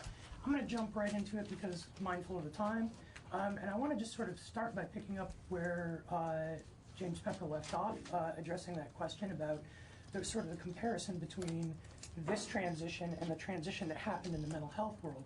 And I think the short answer to the question in terms of, how are we going to, like we're in the mental health world, there was a lot of problems that happened when the shift was made from institutionalized, centralized, secure care to community care. How are we going to ensure that those same problems don't come up? The answer is we already did it. When we did it in the mental health world, we took a very full state hospital and tried to find placements all over for everyone at once as the hospital was shut down. There was a lot of factors beyond people's control at that time, but that's how that transition happened. Here, the community system has already stepped in, has already picked up those very difficult to place, very challenged, very high needs children, and brought them into the community system already. It's not the same thing to take a centralized institution like Woodside that's down to, sometimes zeros, sometimes up to 5, a very marginal number of high needs placements, and find placements for those, as it is to take a large population like was at the state hospital and in an emergency situation find community placements for those. So I think we're looking at I don't think they're actually that comparable. I think they're very different. And I think this is really looking at the problem the way it's supposed to go. You start by building up the resources and then you make the structural change, not the other way around. This is exactly, and I want to start, my comments by saying we're really supportive of the plan that the administration has sort of outlined in broad strokes. Whether we'll have differences of opinion going forward as things get more detailed, I'm sure we will. It's in our nature. But I do think that in broad strokes, we're really supportive of what they have planned, and they've really done the legwork ahead of time for years and years. There has been this increase in the community programs that are available and the severity of needs that those community programs are able to address. And I think just sort of the one other point that I want to make to the committee is that we're not an outlier here. This is very much a national trend and a regional trend. we're looking at closing our facility, and we've got our number of kids in that facility down to what I would call a really marginal number. You look next door at New Hampshire, they've really accomplished the same thing. The Sununu Youth Development Center is New Hampshire's version of Woodside. It's their only secure, no eject, no reject facility in the state. It's a 160-bed facility. Last time I talked to a New Hampshire public defender, they were down to 11 kids in that facility. And New Hampshire, even though they have a population that's about double ours, they have an under 18 population that's closer to triple ours. So you're talking about, essentially the same level of de-incarceration happened in New Hampshire. When you take 11 and divide it by 3, you get a number that's within a margin of error of 0, just like we are at. Similarly, take a look at Connecticut. They're still using juvenile detention facilities, but they've done away with secure commitment facilities in Connecticut. They closed the Connecticut Training School, which was their last secure commitment facility. They operate on a model where detention all happens in local facilities, and they used to have one centralized facility for commitment. They've closed that centralized facility and done it successfully, and have moved the kids from that program into community-based programs, and oftentimes not even into community-based programs, but into their home, and provide wrap services in the home much more effectively and at much lower cost than they were doing in the centralized facility. Similarly, you look at New York State. They were actually the leaders in this. They started in the sort of early 2000s. They used to send all, New York City, I'm talking about New York, not New York State, they used to send all of their juvenile detainees to upstate facilities, and they had something like 3,000 kids at one point at their peak in their facilities upstate. They started a program that wasn't actually designed to reduce numbers. It was just designed to bring that population back into the city. It was called the Close to Home program. So they set up secure detention facilities scattered all over the boroughs, and they set up group homes and staff secure facilities all over the boroughs. And the idea wasn't necessarily to reduce numbers. It was just to get kids back into their communities, to get them receiving services in their communities, to get it so that they could still have the connections to their communities. They could go to church, kids who were able to could go to school for the day but return to a facility at night, that sort of a thing. What they found is it reduced numbers dramatically. As of last month, which was the last time I talked to somebody from New York, they had 12 kids in secure detention and 12 kids in secure commitment in the entire city, 8.9 million population, and they were down to 24 kids behind locked doors in the whole city. And that really speaks to the efficacy of this model of deinstitutionalizing and decentralizing those services. It doesn't just result in a better outcome, it results in lower numbers. Commissioner Schatz spoke about the juvenile crime rate dropping. That's also, he said it, but I want to reinforce it. That's a national trend, and not just a national trend. All over the country, they've seen the same kind of drop-offs in juvenile crime that we've seen, and in fact, a lot of places have seen much greater drop-offs in juvenile crime than we've seen. So I don't want people to think that we're some sort of an outlier on this issue. We're not at all. We are very much in line with national trends. And I'm not even touching on when you just start.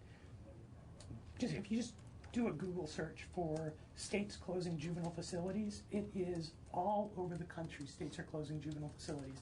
Wisconsin's closed most of theirs. Maine has closed one of their 2, and they are looking at plans to close the second one. New Jersey's closed a bunch. Pennsylvania's closed a bunch. California's closed a bunch. In fact, we got a sort of a nice shout out from California. They're now the 4th state to have a proposal on the table to raise the age of juvenile jurisdiction. And their proposal for raising the age of juvenile jurisdiction, interestingly, isn't coming from the defense bar or the sort of children's welfare bar, advocacy organizations. It's coming from the Juvenile Corrections Officers Union, because the rate of juvenile crime has dropped off so much that they are closing facilities, and they're proposing raising the age to 20, and they're pointing to Vermont as an example of a state that's already doing that, just so that they can keep the infrastructure alive. So I think that this is very much a national trend. We're not any kind of an outlier on it.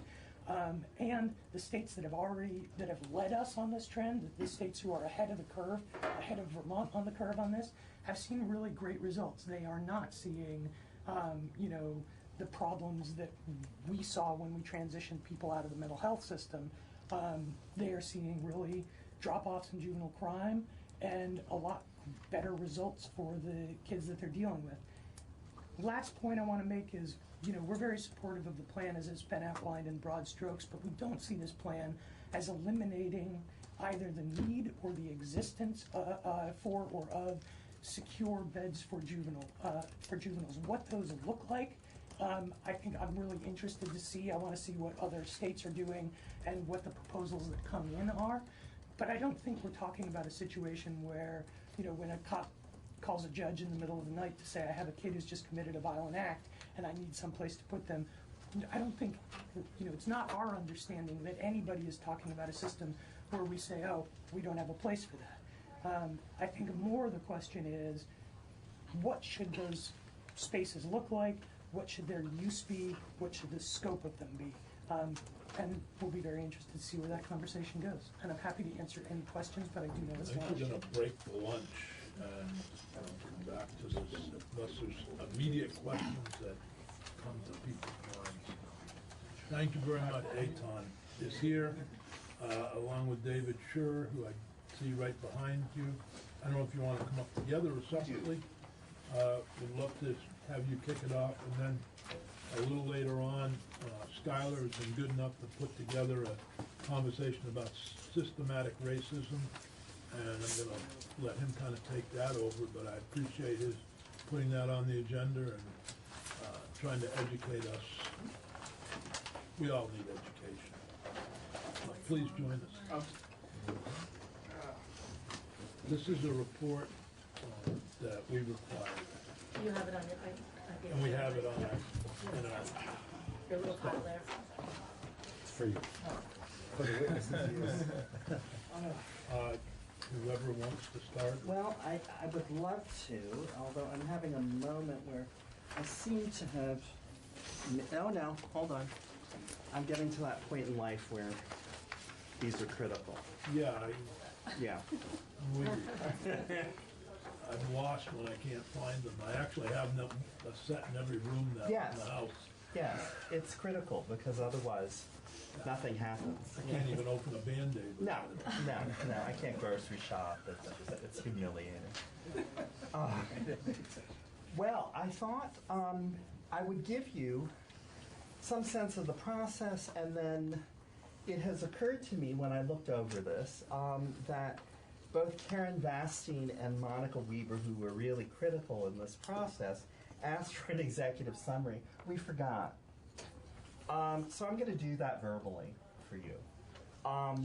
But the process, which I'd like to start with, we really worked with the idea of building consensus from the beginning. That was important to me as chair. It was important to all the panelists.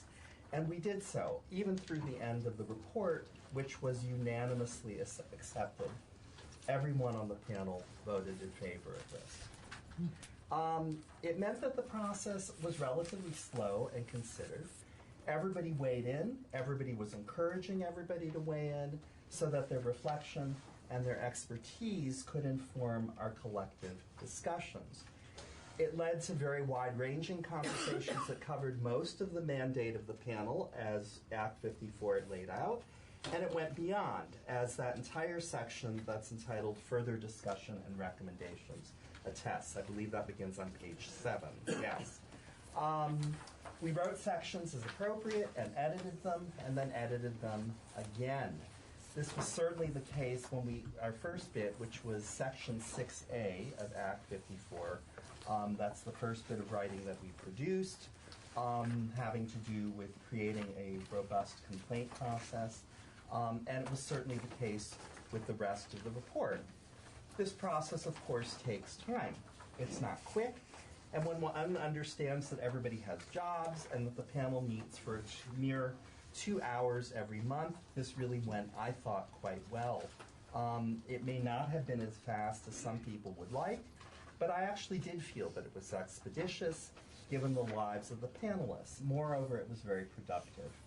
I'm a college professor by training, and thus given to excessive repetition. I said often that the sort of process for the panel would be one in which we would work to mutual disapproval, so that we would all get to a moment where we could live with our labor and go, it's done, and not be completely happy with it, but actually feeling like we've gotten something here that's important, that works towards the amelioration of racial disparity in the criminal and juvenile justice systems. I felt we did that. I really do think that that's what happened. I'm not sure that anyone walked away feeling triumphant. We could all live with it. We gave it our best effort. And in my opinion, that's the art of collaboration and diplomacy. And that's what the panel achieved, and this is what I believe you have in front of you. Now the executive summary. We followed the act relatively closely, as you'll see. We answered and put at the beginning of the report recommendations that focused upon sections 6A, B, and C. If you have the act in front of you, I believe those are on page 4. It disturbs me that I know this well enough that I know that, but it is, indeed. Section 6A, having to do with how to institute a public complaint process to address perceived implicit bias across all systems of state government. We spoke with many people, including the ex-director of the Human Rights Commission, Karen Richards. The panel broadly felt that there was no need to reinvent the wheel, but rather make a more robust version of agencies and organizations that already exist. And so for us, the Human Rights Commission was an obvious choice. We initially came up with very precise ideas of how to beef up the Human Rights Commission, but decided in the end that our job was to make recommendations, as the Act states, and not come up with concrete solutions. That certainly is the job of elected officials. So we came up with recommendations that look broadly at the issue of creating a more robust Human Rights Commission that could clearly field complaints relating to perceived implicit bias across all systems of state government. We wanted to leave it open also so that the concerns of the various organizations could be addressed in a way that didn't bear the burden of dealing with our specificities. We're not on the Human Rights Commission. You already know Boryang. You could talk to her. She could give you very, very concrete ideas about what's needed. What we're doing is supporting that. In 6B, and that whether and how to prohibit racial profiling, including implementing any associated penalties. The panel submitted recommendations that it believes will mitigate racial bias in the criminal and juvenile justice systems, which will then, we hope, reduce the racial profiling to which Act 54 refers. There's much here in this section, including the expansion and support of the use of community policing approaches to law enforcement, and making certain that Vermont statutes track with existing federal requirements with respect to due process for those with limited English proficiency. There's also a great deal in here, and it was felt very strongly by many members of the panel that we needed to talk about training for all law enforcement officers. But not just training, also enforcement, systems of accountability around issues of race, racial disparities, cultural competency, race relations, and data collection. And I'll say more about data collection in a bit. This notion of enforcement also relates, as I say, to the idea of accountability, and I cannot overstate how important that was to many members of the panel. Again, the recommendations are broad. To paraphrase David Scher, I rather liked it when you said that these are recommendations from 30,000 feet. Looking broadly, looking down and making broad recommendations and not getting mired in the specificities. You'd be maybe you wouldn't be surprised. The conversation got very slow when we started getting to the specifics, really slow, to the point that we were all glazing over. So we backed off on that. Our intent was to stay, as I say, really, really broad and allow the elected officials, which is to say you, to refine the recommendations into specific policy proposals. They're meant to focus attention, and that is largely what we did and confined ourselves to doing. There was no moment where we just said, this is exactly what's going on. You know how conversation goes. Everyone sort of at a moment gets to those unspoken moments of agreement, and I think that's particularly what happened here. We did not adequately address associated penalties with respect to racial profiling. Our intent is to do so and to present proposals on this matter in the future. At several of our meetings, and at our last one on 3 December, one member expressed concern with creating new penalties of any sort. And so there is much for us to discuss both on the macro and micro levels on this particular issue. I'm glad we didn't rush it. Just a clarifying question on the penalties. How do you have accountability if you don't have some? For example, if a police officer is engaged in behavior that is certainly biased, and that police officer is not held accountable with some penalty. I'm not suggesting you go to jail, but at least some kind of either fired or some kind of I think, Senator, that's the point, is the spectrum is huge. And it requires a certain judiciousness in approaching it. That we because of its size, we have to really spend some time looking at it very carefully. Because it could be, what, a letter of reprimand, or it could be jail time. That's a big, big spectrum. We did not have adequate time to refine that. Well, I think of a case in Bennington where a person of color was arrested because he was in a cab. And that case was thrown out by the Vermont Supreme Court. And I don't have any idea what accountability was to the officers who made that or the department itself. And that would be an example of, I'm not suggesting we put the officers in jail, but I'm suggesting there should be some accountability. And we're not other than having the person having the case thrown out by the Vermont Supreme Court. Correct. And I would agree, and I would imagine that most of the panel would agree. But what that penalty should be in its specific, we did not adequately discuss. But you plan to come back in the future? Correct. Good. Thank you. You're welcome. 6C, referring again to page 4 of Act 54, whether to expand law enforcement race data collection practices to include data on non-traffic stops by law enforcement. This was huge for most of the panel. The entire notion of data collection loomed very large for us. There was broad feeling that one cannot measure racial disparities without adequate data. Now, I know there's a lot of feeling about this. There's a lot of people who go, we have a lot of data. That's why I say adequate data. That you can have a bunch of data and not crunch it very well. We were mindful of that. Not only does this data need to be collected, it needs to be consistently collected. It needs to be clear. It needs to be accessible in ways that are not currently represented across state government. That was a very strong feeling of the group. A critical moment came when the panel recognized that data regarding race exists at the beginning of an interaction with both the criminal and juvenile justice systems, and also towards the end of that interaction, in other words, with the Department of Corrections. But that between these points in time, data is hard to come by. At one point, we tried to address this and suggested that we should break our report down into talking about the beginning of the interaction, the middle, and the end.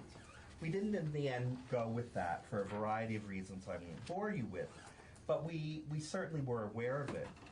We tried to address this lack of data in the center and suggested that data correlated to race be collected at, and this is a quote from the report, high impact, high discretion decision points, charging, bail, plea bargaining, moments like that. We also urged a commitment to creating a centralized statewide staff that is charged with assisting with data collections. We also felt broadly that, and this is a quote, mechanisms that ensured both accountability and compliance, unquote, would be in place at the same time as data are collected in a more consistent and transparent fashion. Again, with the accountability, I don't know that there would be penalties at that point other than to say, please get the data right. But that certainly needs to be there. After this, after we discuss data collection, and I didn't spend a whole lot of time bringing that to you, you will see it in your report that it's big. We came to the section that I referred to just a bit ago, and that was not specifically required by the Act, but which the Act allows. And that would be the section that begins on page 7 of the report, further discussion and recommendations. There are many, many matters here, and I will not go through all of them in terms of giving you a discussion. Training and outreach, legislative inclusion of members of communities of color. In other words, as we like to say, not about us without us. Pre-trial monitoring and risk assessment, home detention, mental health and substance use disorders, and others. We were concerned with noting whether legislation under consideration has a disproportionate impact upon people of color, and we recommended that the legislature get input from these various communities as part of the legislative process. Again, not about us, without us. There were also concerns about discretion. Certainly, as we note, it is a cornerstone of the criminal and juvenile justice systems, but this is also a notion that allows for bias to make its way into decision-making. Several members of the panel felt that a system of oversight was needed for prosecutors, law enforcement officers, and judges. This was a huge topic that we could not adequately discuss, but this is an area that requires much more focus and attention. We went a bit further. You will see there's a section called non-consensus reports. This was great. We had moments, we really wanted to give you, everywhere we went, as much of a sense of our thinking as possible.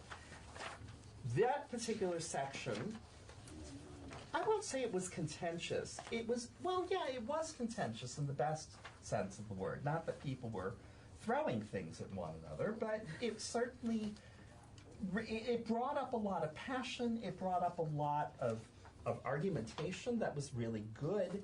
It pushed the boundaries of what the Act requires. I think it pushed the boundaries legally as well. You would agree, yes?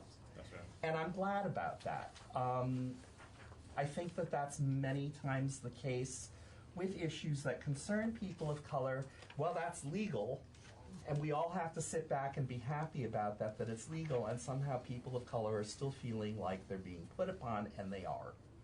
So to have a section of this report that actually goes a little into that seems to me important and necessary. I will read just the introduction to that. Certain ideas were discussed by the panel and supported by some members, but not all panel members could support them due to legal and practical concerns. Nevertheless, in the interest of a full airing of our discussions, the panel felt that it was fair to include some of these areas with the acknowledgement that they do not have the support of the panel as a whole. You're getting everything, folks. I mean, with this, aside from water breaks.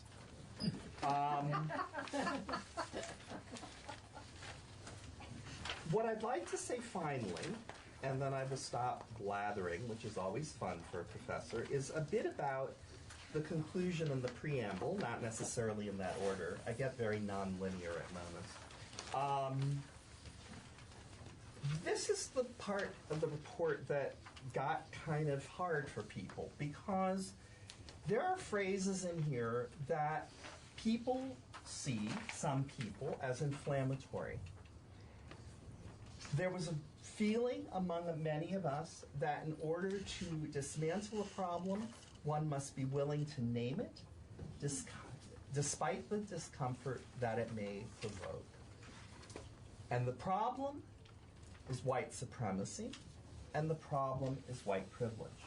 Now, we had a lot of trouble with this because there were people on the panel who were afraid that legislators would just look at that and go, oh God, we're not reading this.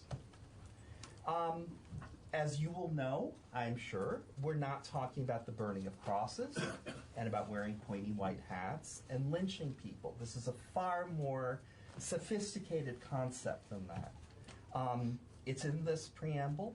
I suggest, I urge, I beg that you read it. I think it's very well worded. I think it's really, really well worded in the conclusion, which comes with a link. I love things with a link. It means I can read even more. And the conclusion has a link, for God's sake. You want education, you got it. The interesting thing about this is I don't have a commissioner, right? I am a member of the community. Everybody else was taking the report to their commissioner, or the commissioner was on the panel at the moment. I took this to people I know who I think are really bright. A guidance counselor, a college professor, a janitor. I could go on, and I showed them the report. I told them we were having trouble with white supremacy, with white privilege, and they looked at me because I was ready to go, let's just leave it out. You know, we don't need to. I won't fight for this. They were quite clear I needed to. They said, this is the part of the report that's about us. All that legalese, I don't know what's going on. That's not us. This is what we hear. This is what we feel. This is our stake in this. And it's here. And it's here for you because those people felt that way. And because the panel felt that you should know that. Okay? That's all I have to say. David's here to answer like the technical questions because I'm not a lawyer and don't know anything about it. So, well, not anything, but, you know, most. Obviously, this is a really trying situation to go Trying? through. Yeah. You must have had hours upon hours of debate about this. Oh, God, yes. Yes. Trying may be the wrong word. No, well, They cried at it, though. I would say intense. Intense, yeah. I didn't feel that any of these people were trying. They are remarkable. The fact, and I'm using statistics from a draft of a report that most people don't have access to right now, but I'll give them to you. In Vermont right now, 9% of the sentenced population are people of color. Roughly 14 144 people. 113 according to my figures. Okay. You're correct. I've got two different numbers.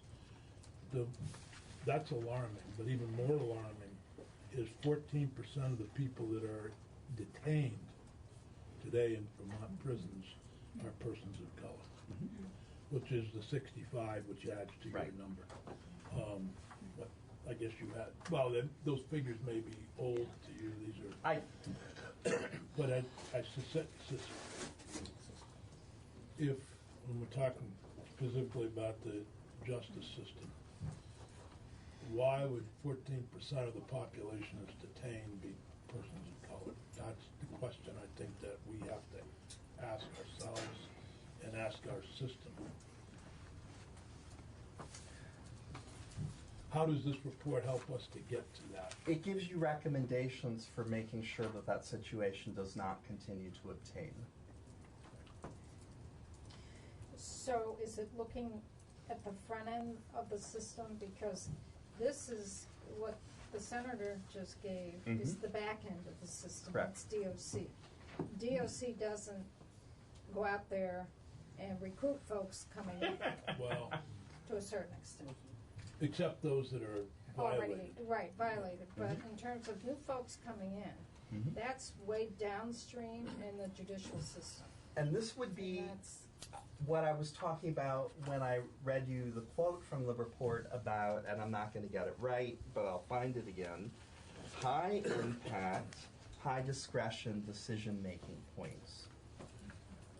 About looking at those, setting up systems of oversight and accountability around those moments. Collecting data around those moments so we know exactly who's being incarcerated, because that's not entirely clear in some ways at the moment. It's kind of muddy. It needs the data, and Pache, the people who feel like we spend way too much time on it, I'm sorry, I'm looking at what we've got and going, wow, this is a mess. It needs to be cleaned up. It needs to be cleaned up, and you cannot make those interventions without knowing those things. I don't believe. I don't think the panel does. Right, so that's the front end of the system. Correct. That's what's really important. The high impact, high discretion impact point, yes. Yeah, so I know that in the original act that there was an ask, or it was part of your mandate, that you could be providing recommendations to the Criminal Justice Training Council on data collection, which we've talked about, but I didn't see anything on use of force. Was that something that the panel discussed but just couldn't reach a consensus on, or? It didn't come up as much as we should have, would have wanted to. I would have moments of feeling guilt about that, except my God. It's coming. Okay. It's coming. I will tell you that a panel member came to me with something on that very issue that will be discussed at our next meeting. Just to add, there was a recommendation buried in the data section that Oh, data that's right, collection there be is. expanded to include information about use of force incidents, which I believe a couple of departments are doing now, but is not widely collected. Not necessarily on the tracking of use of force, but on a model, and I think that was, so that would be nice to see. Did you find a difference with the juvenile system from the adult system? Yeah. And what We're working on that still. It's not, we didn't do as good a job with that. I kept looking at Commissioner Schatz and having bad moments where we would have a draft and I'd go, oh, this is great, and then read it over and go, wow, we're really missing half of this here. The juvenile justice system did not get as much weight as we wanted. Now, at our last meeting, we did also, we were talking with Karen, and she actually said at one point that there's a lot of overlap here, and so she feels good about that. There's still more work to be done. Somebody asked me, and I've always responded, I could never understand why at some times when I ran the program at 204 Depot, I had, I'm going to say 10 kids because it's simpler. Okay. I'm saying 12 or 8. We generally had 10 to 12 kids. And many times there'd be 3 or 4 kids of color. Other times there'd be none. I can't explain why that was or what happened. And I went to Woodside. I think there were 10 kids there, and 3 were kids of color. And that just doesn't make sense that 30% of your Woodside population would be black. And there's, you wonder what's going on, but I'm sure if I went there another time, there'd be no one. Like now. Or literally. Well, I guess that was if you caught me. But, and I was on the David Graham show, and somebody texted David a question that I tried to answer as well as I could. Well, isn't the number of persons of color in our correctional systems a reflection of the drug problem? And that they're coming from other places, Brooklyn, New York, or Troy, New York, or Holyoke. And I said, it doesn't explain the problem. It doesn't, that may be some of it, but it doesn't explain why there's that wide variation in those numbers. And I think that's those of us who have been either working in the field or who are legislators, it's sometimes hard for us to explain those. And based on my own upbringing and my own understanding of these problems. But other than that, we have a society that is biased in the criminal and juvenile justice system. There's no other way to explain it. Would you agree? I would agree. And that it's, certainly this is a place to look at. As Representative Evans said, the one department would agree that DCF is not in that position either, though some would argue. They don't hold up a welcome sign. They're not like Motel 6. They're open all the time, but they're not trying to get people in. So they're a reflection of what society is doing. There's a lot of argument about this. I mean, I was reading a report. I don't remember from where. I've been reading so much, I'm not even keeping track anymore. Somebody was arguing that, in a good Marxist sense, that the drug trade represents a market which is indeed open to people who are not allowed entry into the so-called open markets of the society. It allows them an in. It allows them to make money. I have trouble with some of the argument, but I'm just putting this forth, is that's one discussion that people are having. I think it's something that is problematic, but it certainly bears looking at, if only to discredit it. David, would you like to? One data point I'd like to note on that specific topic, if you look back at the Department of Corrections report from the fall of 2018, which had the racial disparities in the correctional system numbers, they did a nice job of disaggregating that data so you can look at each county and look at out of state, which allows any reader of the report to simply pull out, remove from the report everybody who's out of state. And when you do that, the numbers are virtually the same. The disparities are virtually the same. So that pretty definitively disproves the idea that this is not Vermont's problem. And just want to say that plainly and know that that data is out there for anybody to look at. I wish I'd remembered that when I was on the show. You always, my best speeches are made on my way home. In the have a car. long drive, so we don't think. Yeah. Unlike Representative. I have a long walk. Makes great, yeah. She doesn't have to drive very far home, so she doesn't get to make the. I don't get to think. Go ahead, Mary, would you? Well, to this discussion, it is the issue of bias. And I just wanted to say thank you for insisting on including in the report that this is about white privilege and supremacy, because unless we keep saying that to ourselves, we ignore what the base problem is, and it's an uncomfortable conversation for most of us to have, and it needs to be had because we're not going to solve the problem until we start talking about it. So thank you for insisting on that. You're more than welcome. Thank you for thank you. But this is the issue that we have to get at, and what we need to be insisting upon with all of our partners. And it's important, I would say, just as a close to that, not to spectacularize white supremacy. I think that's what happens, and that's why there's a knee-jerk reaction. That everybody goes, wait a minute, I'm not wearing a white hood, manifestations of it. And I think once people get used to that, they won't have this kind of knee-jerk reaction. I find it interesting, personally, people don't tend to freak out when you say male supremacy. I don't know a lot of men who then go, wait a minute, I'm not a rapist. But I know so many Caucasians who stop and go, but wait a minute, I don't have a pointy white hat, and I don't, and I'm not making fun of that. It's just there is a way of portraying this that is very deeply problematic. And we got to get beyond that. With that, it doesn't help when the Democratic candidates for United States president start arguing amongst themselves about who's been more discriminated against.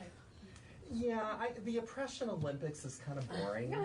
You know, I mean, It doesn't help the discussion. no, it really doesn't. It really doesn't. I wish they'd stop arguing amongst Yeah, themselves. I mean, Focusing on the problem at hand. yeah. With all due respect to my good friend Butch Shaw. That's fine. No, I think he agrees. Can't totally disagree. He agrees. But I merely point that out because that's how we get into these. That's one of those little.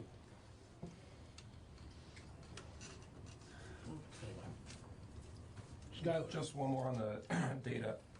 I agree that the data is our data process right now. It's just not saying it's not sufficient would be putting it very diplomatically, especially when we're attacking this problem. But knowing how important the data is, isn't it important that we also attach some accountability or take a really hard look at accountability for fulfilling those data requirements that we put on people? Say more to me. Just that, wouldn't we be doing ourselves a favor by potentially looking at attaching, whether it would be through funding or a different vehicle, some levers of accountability for different agencies to collect data so that we have that and we're not just, if we're saying how important the data is, that it isn't good enough to just say, well, please report this data and we're going to trust that you're going to collect it in a sufficient manner and give it to us so we have it. I'm not sure that's entirely what the report. I mean, not characterizing the report as saying that, but just that I know that you guys hadn't really. It seemed like you hadn't taken a deep dive into establishing like hard, line accountability measures for reporting that data, and just wondering that if it was worth taking a look at. It's certainly worth taking a look at. Again, we were doing this for this initial run through, the 30,000 foot metaphor that I was using at the bottom of page 5. Thank you. We do have in there, with that last bullet point, the panel strongly urges a commitment to staffing and other resources to collect and compile data properly. This could include, and the last one there, mechanisms to ensure accountability and compliance. Again, we didn't want to define what exactly that would look like. I'm not sure that's entirely our purview. We can do it. We can go sit down and spend some time on it. Okay, but a recommendation is, it's a bit broader than that.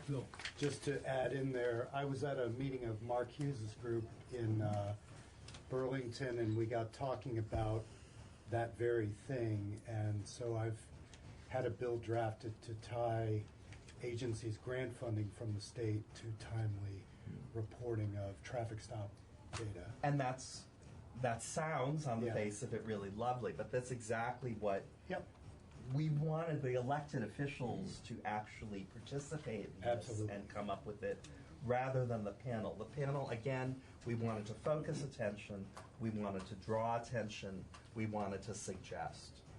We don't want to do your job. That's why you were elected. David, is there anything you'd like to add to? No, I appreciate Dr. Nasreddin-Longer's presentation here. It's been very helpful. Yeah, and I'm really here as his assistant today, so I don't have too much to add. If you have specific questions, I'm happy to answer them. But yeah, I can shut up. I mean, microphone, I can't help it. Well, we really appreciate I can't tell you how much his work. How helpful this is to some of our questions may sound. I'm not going to say uninformed, but no, I think a question is a question. A number of us are concerned about where the state is heading and where our society is heading. As is the panel. So I do have a question or comment for the doctor. Yeah. How do we? This report's very inclusive and looked at it, spent a lot of time on it. How do we take this message to the public in general, statewide? Because the attitude statewide may not be the same attitude that we see here in Montpelier or other counties of the. Sure, it's not. How does that message get out? It's a good one. I always want to go back to transparency. There's a part of me that says, this is being filmed. That should be disseminated so people know that these discussions are taking place, that people know that there's a conversation going on about white supremacy itself, that term has come up. I think that there's a lot that needs to be broadcast.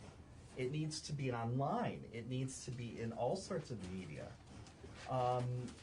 Because there is a sense, and I certainly got it when I was showing people the work we were doing, they were completely surprised that this was taking place at all in the state. To me, I don't know, I'm a simple person. Okay, we have media, let's engage it somehow. Let's talk about how to engage it. Let's make sure that the discussion that's going on here and that you're going to have in a few minutes is in fact out there for people to see. I mean, it's great to have open meetings, but if people don't know how to access them, that's not really very helpful. Does that help at all? I haven't come up with a... Yeah, there's not a real revelation. No, but I'm sure it's not. It's a start. Yeah. It's a place to begin. I think that's a great question. I mean, my concern is that as a nation, and to some extent as a state, we are okaying that the white supremacy that you described, certainly not the Klan or the lynching, but certainly we are, and it hits loud and clear when we had meetings in the Senate Judiciary Committee that we heard about the Northeast Kingdom. I thought it was only in Burlington and Bennington, but it wasn't. It's statewide, and I think there's that. The media focused on Bennington with the Kayamura situation, focused on Burlington with several situations that you're more familiar with than I am. But there wasn't a focus when the gentleman from the Northeast Kingdom came down and talked to us about what they have been seeing up there, that it is statewide. It's not just and it's easy to say, well, people of Bennington or the people of Burlington or not. So I think it is recognizing that it's not just isolated situations, that it's... The whole notion of microaggression, which you've heard this, is based on this, is that in the normal course of events, everyday social intercourse, there are racially disturbing, indeed racist moments enacted. Once you understand that, you take the spectacular out of it, and it becomes very quotidian.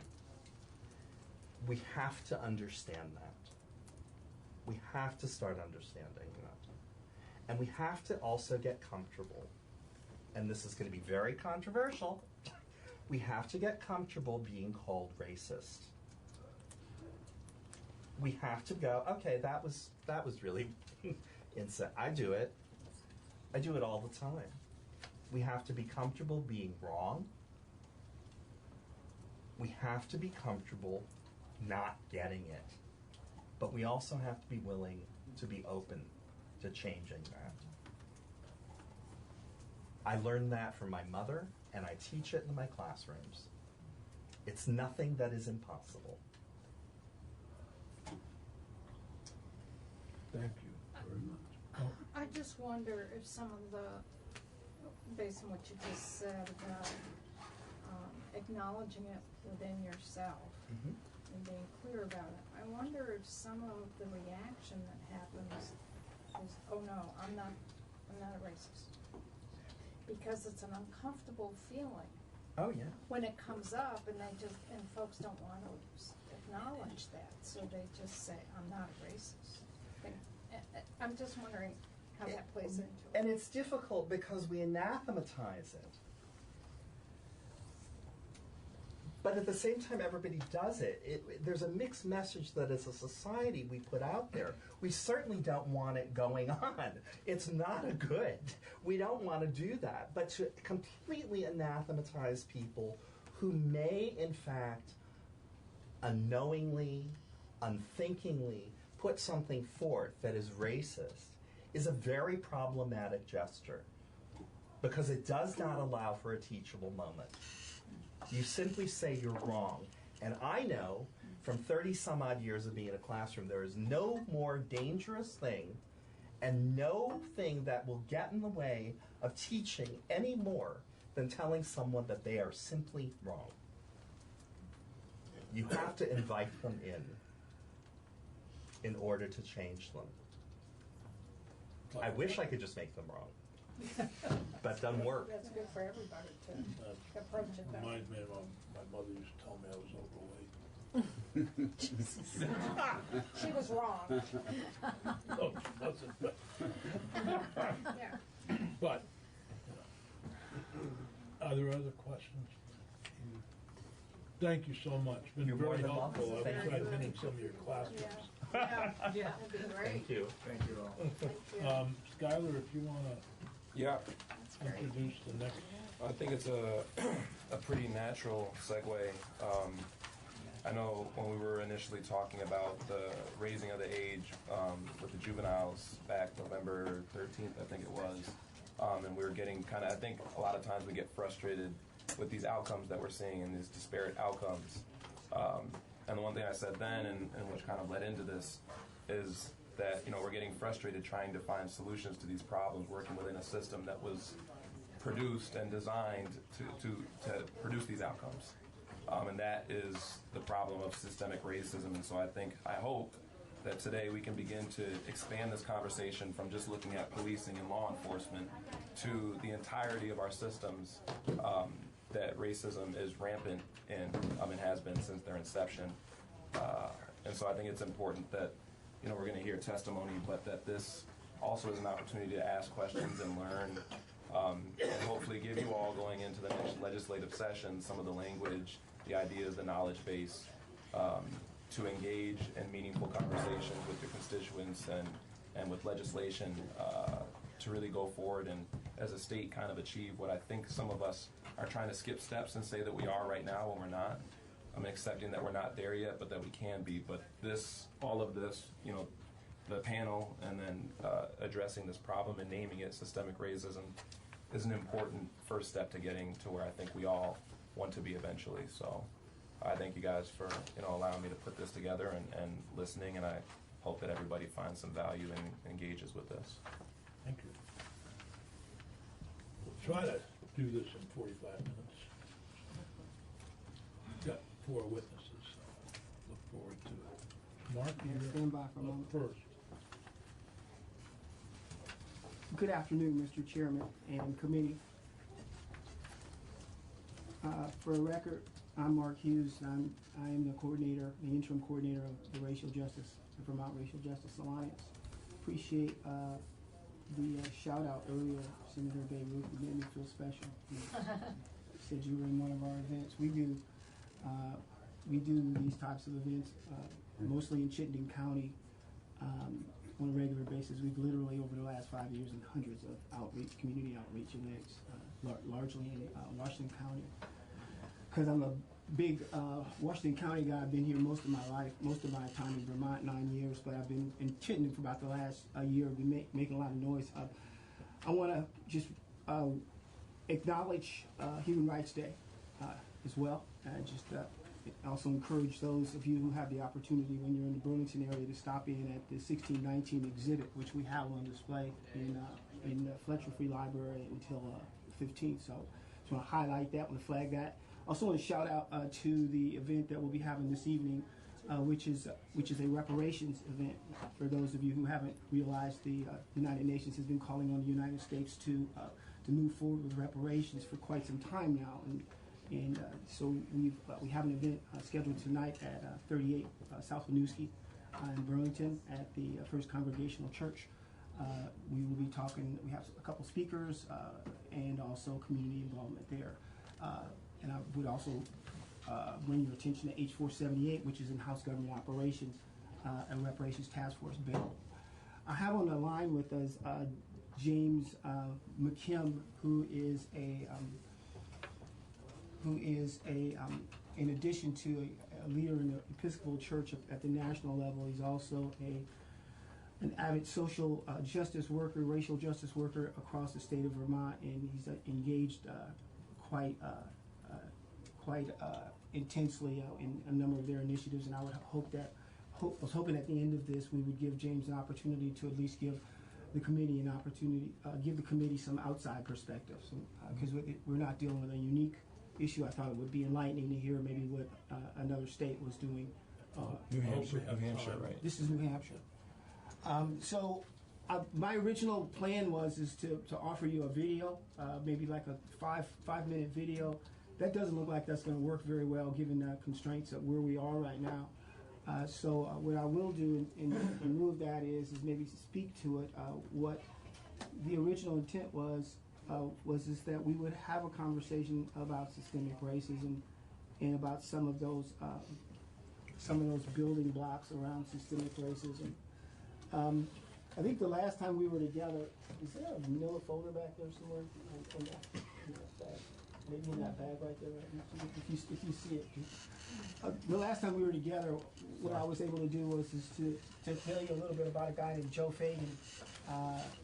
Joe Fagan, a preeminent researcher on systemic racism. So I wanted to just share with you again part of his definition of systemic racism. On the front end of this very brief, believe it or not, Mr. Chairman, very brief testimony that I have for you today. Systemic racism includes the complex array of anti-black practices, the unjustly gained political economic power of whites, the continuing economic and other resource inequalities along racial lines, and white racist ideologies and attitudes created to maintain and rationalize white privilege and power. Systemic here means that the core racist realities are manifested in each of our society's major parts. Each major part of U.S. society, the economy, politics, education, religion, family, reflects the fundamental reality of systemic racism. As I told you in my last time I was here and testifying, the systemic, the existing government structure, it was not designed to disentangle itself from its own DNA. It was designed to protect itself and to self-heal as well as to adjust. And that's exactly what we've been seeing for the last 400 years. To change this requires new thinking and a willingness to transform the fail-safes that enable the existing system to protect itself to one that auto-corrects to justice for everyone, no matter what you look like. Justice in housing, in education, employment, health services access, in economic development, and in the justice system. You recall in Act 54, there was another component of Act 54. We've just spent 45 minutes, 50 minutes talking about the racial disparities in the criminal and juvenile justice system advisory panel. However, there was a task force that was created, the Attorney General's and the Human Rights Commission's task force, and they produced a report on 15 December 2017. And they articulated this in probably the best way this has ever been articulated in this state's history. This quagmire, this conundrum that we're talking about here, these challenges where we have racial disparities across all systems. When we sit back and we look at the criminal justice system, and we ask ourselves repeatedly, over and over, how can this be? What is causing this? What is causing this? Without taking a couple steps back and acknowledging the fact that we are experiencing the exact same challenges in all systems. If we don't do that, then we fail to acknowledge what systemic racism is. Because if systemic racism exists anywhere, then it must exist everywhere.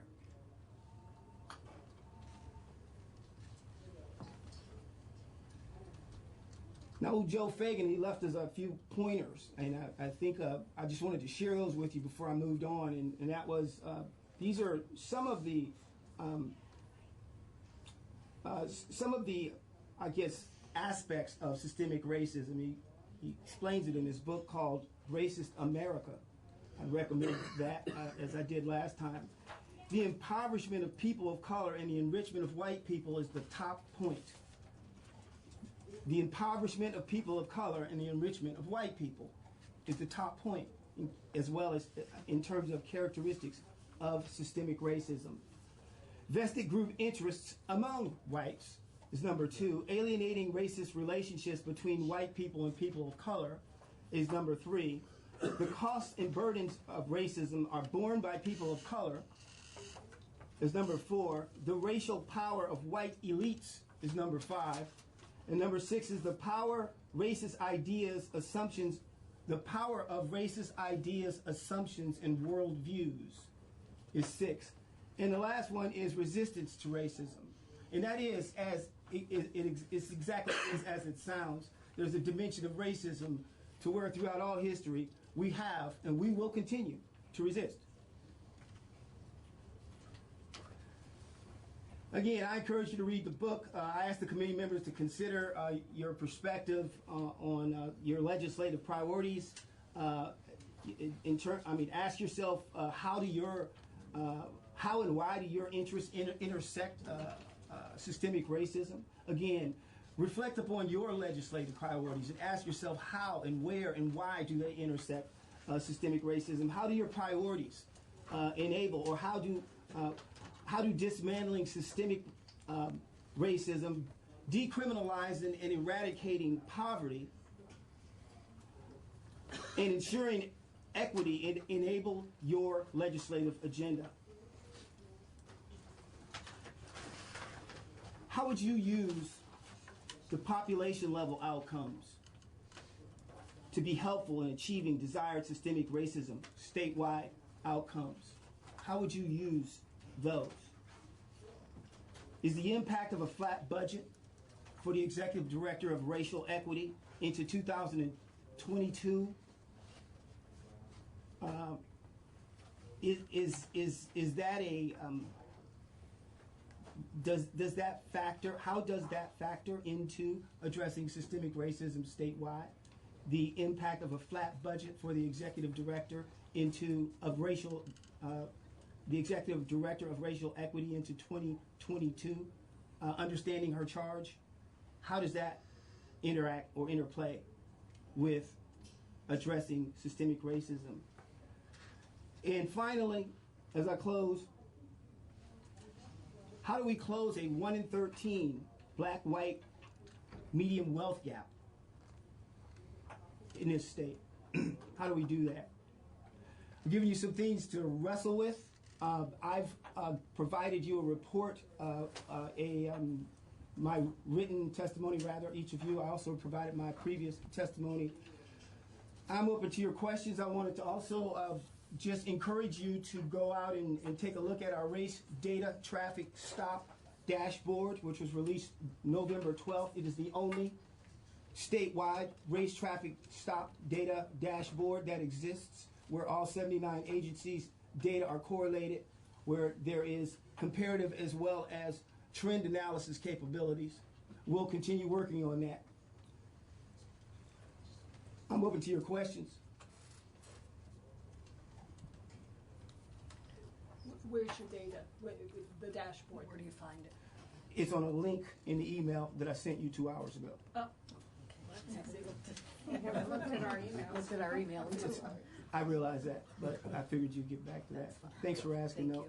And also, thank you for inviting me, Mr. Chairman. The person that we're going to have on at the end of this, I guess you guys are going to call. You're going to call James in. Is that correct? I have the number. Okay. Want to first thank Chairman Sears and committee members and our guests for allowing me to speak with you today. I bring you greetings from your sister state of New Hampshire. I'm honored to speak to you about this challenge we all face of addressing systemic racism at the statewide level. As as Mr. Hughes has so eloquently pointed out, and I understand he's been helping you all understand this issue, and you've all been doing some really good work from what I've seen in trying to address this issue. Thank you. As a bit of background, since you cannot see me, I am an African American, and I've led a complex life. I was raised in Charleston, South Carolina, to parents who were educators and civil rights activists. Over my lifetime, I've been discriminated against, yet I've also had privileges that few people have had. I've had the privilege of studying at, in my humble opinion, the best academic institution on the planet, Dartmouth College. I work in management at one of the most successful technology companies on the planet, Hewlett-Packard. And for those of you who own HP computers or printers, I thank you very much.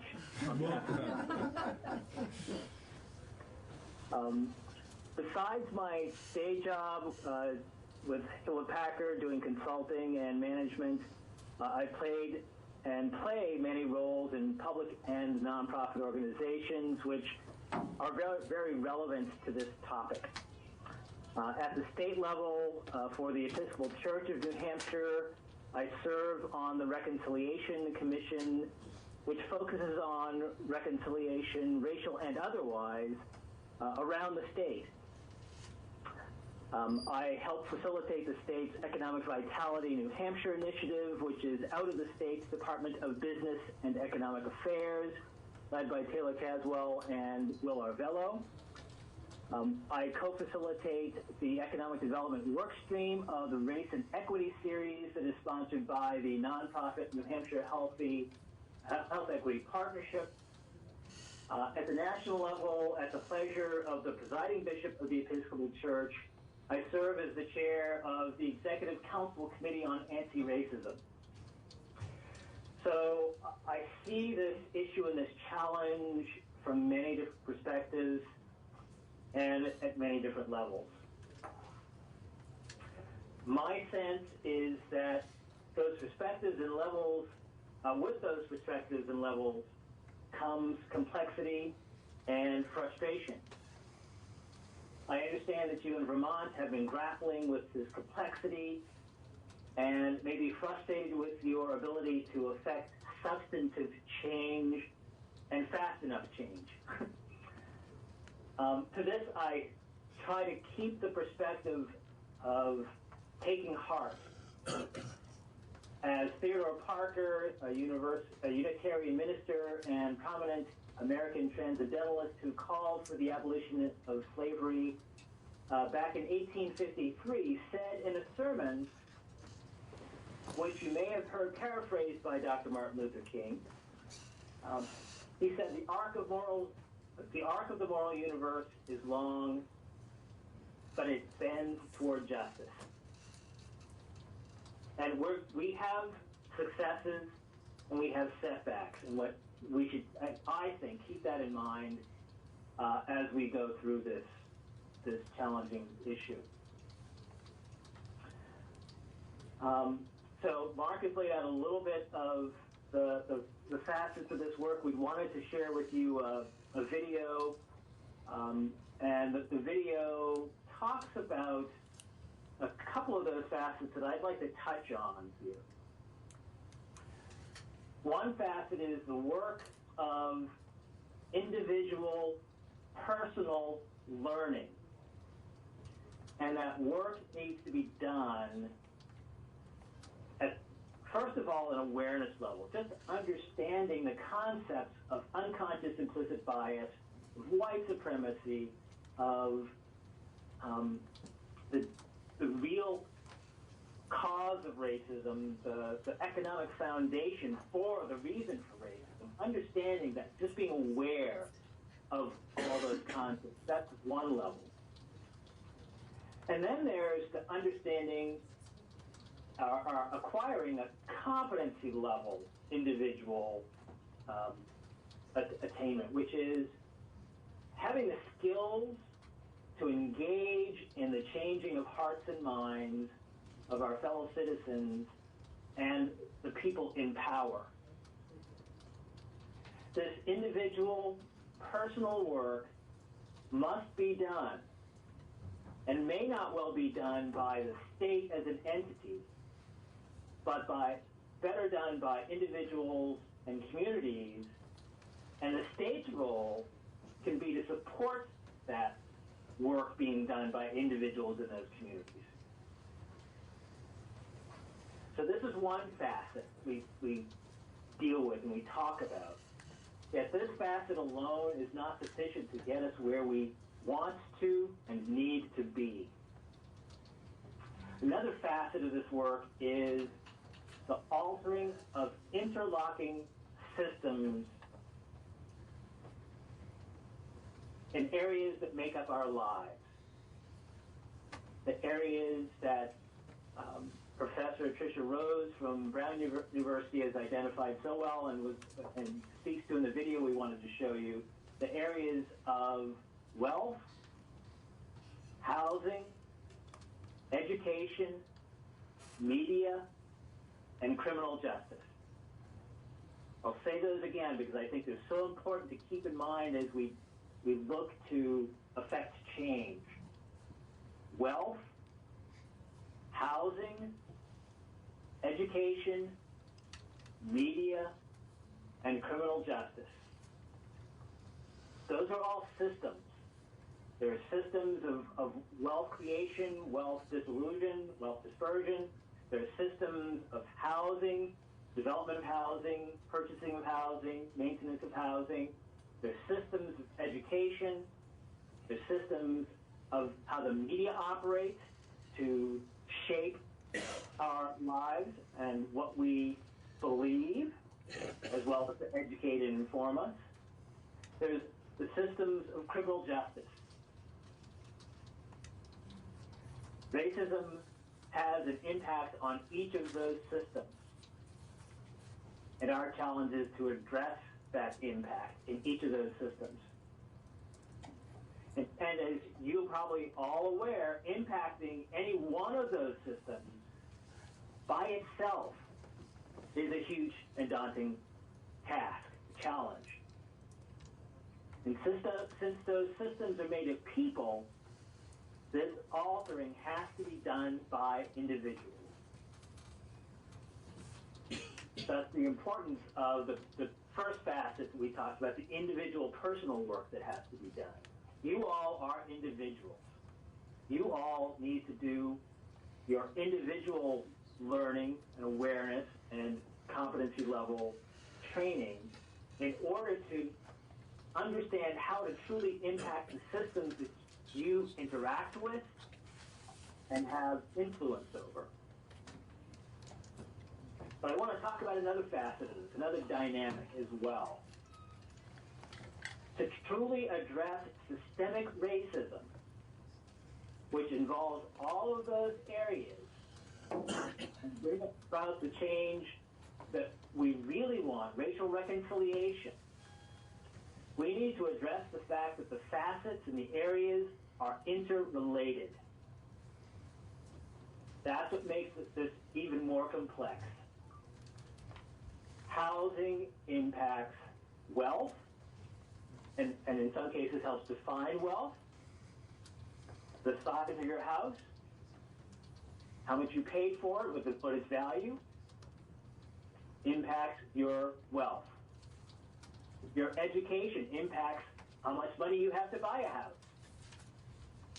The media and all the images that we see through the media shape how we perceive the world, how we perceive individuals, and how individuals are educated, what monies are shifted toward education for various communities and various people that leads to affordable, the ability to afford housing and to generate wealth. So these areas, these facets are all interrelated.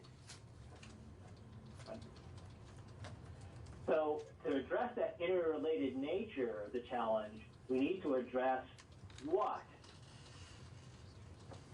culture and the cultural norms that have been established that keep the status quo behaviors in place. So I want to ask the question, what is culture? Think about that for a minute. What is culture? What is this culture that keeps us behaving the way we behave? Anthropologist Christina de Rossi from Barnet and Southgate College in London defines culture as encompassing religion, food, what we wear, how we wear it, our language, our marriage cultures, our music, what we believe is right or wrong, how we sit at a table, how we greet visitors, how we behave with loved ones, and a million other things. So if culture is what's keeping our status quo as it is, how do we go about changing culture? What parts of culture do we want to change? I want to stop here because I've just thrown a lot at you. I want to ask if there are questions so far about what I've said, and I'm making this pause because the next part of my testimony I'm going to share with you a bit about what we're doing in New Hampshire, how we're trying to do this in New Hampshire. But I want to make sure I stop and ask if there are any questions about what I've said so far. Well, this is Dick Sears. You did a good job of trying to combine the wealth, housing, education, media, and criminal justice, but here in Vermont, it seems to me that we focus a lot on the criminal justice portion of this because it's, quite frankly, easier because you can, education is throughout the state. It's got 251 different school districts. Correct me if I'm wrong.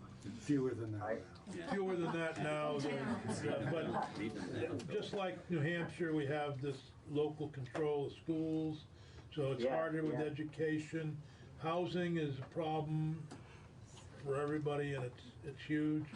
So I think we've tended to focus on the criminal justice portion of it rather than bringing it all together. So I'm, quite frankly, looking forward to hear how you're going to bring it together in New Hampshire, and maybe we can copy you. But I think you've identified what, for me, is a huge problem. Being chair of the Senate Judiciary Committee in the state Senate here, our focus is naturally on the judicial process. Why have we got such racial disparities within our incarcerated populations, and other questions like that. And so we spend a lot of time on traffic stops and all of that. And I don't think we spend a lot of time on housing, education. But I would add one, and I haven't heard, is obviously, and I suspect it'll be similar in New Hampshire, the issue of climate change is going to be a huge issue that legislatures are going to be dealing with. And I haven't heard much discussion of how that impacts the issues of systematic racism, or so I would love to hear that included. I was thinking on the way up, I have to drive 240 miles round trip to get here. That's an expense to me, but it's also, it involves emissions and so forth. Those of us that live in a rural state, most of my constituents need to drive a car. They're not able to use public transportation. It's not really available yet, and many of them are persons of color as well. How is the climate change efforts going to affect those? Are we going to take that into consideration? So those are my comments or questions. Great. Thank you for that. And I will touch on climate change a little bit as I go forward. Love to hear other questions, thoughts, reactions. I want to mention that I was in Savannah, Georgia, and that's part of where this climate change came up, because many of the persons of color, of course, in that area, in South Carolina and Georgia, live in the so-called lowland areas of the state. Yeah, so in the Low Country, which Low where I Country, came from in Charleston, so I'm quite familiar with that. Yeah, yes. you would be, yeah. Yeah. Other questions, thoughts, Any others? feedback? No. Well, go ahead with the solutions.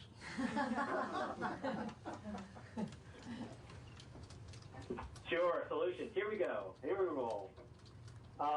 So, in New Hampshire,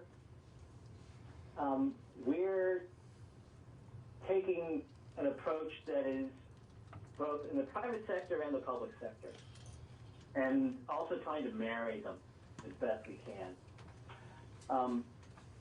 From the public sector perspective, I think I mentioned the Economic Vitality New Hampshire initiative being driven by the State Department of Business and Economic Affairs, and I'm going to hold that until kind of toward the end of my remarks. Governor Sununu, in an executive order on December 14th of 2017, brought into life an advisory council on diversity and inclusion. And the charter for that was led by Rogers Johnson, who is actually president of, well, he's the state head of the NAACP in New Hampshire, and he's also president of the Seacoast chapter, and also a former state representative. So he has a bit of experience in government, from the government perspective, which is why our governor chose him as the chair. But the charter for that group was to review and analyze New Hampshire laws, regulations, and agency policies and procedures, to make some recommendations around amendments, around diversity and inclusion, to look at ways in which the state could support local and community efforts through educational programs or otherwise, to identify and recommend ways that the state could partner with non-governmental organizations, and to identify recommendations and revisions to a specific RSA for New Hampshire, which brought forth and defined the duties of the Commission for Human Rights. So that was the charter that was created, and the council consists of representatives from state government, from various commissions of state government, from the UNH, the University System of New Hampshire, from representatives of the Police Chiefs Association to handle criminal justice, from the Municipal Association, which is an association of municipalities in the state, to public members and leadership experience with cultural competency, and a couple of other folks who are appointed and serving at the pleasure of the governor. So from a state government perspective, the governor wanted to do an investigation to really understand the state of our state with respect to diversity and inclusion, that broader topic. And diversity and inclusion here, I guess I want to step back and say the term diversity tends to be used and defined differently by different people. In some cases, when people use the term diversity, they mean black and white, which my sense is our advisory council used that definition. When I use the term diversity, however, I use a broader definition. I use the definition put forth by Marilyn Larber from Johns Hopkins Institute, which is described as the diversity wheel, which includes race, age, ability,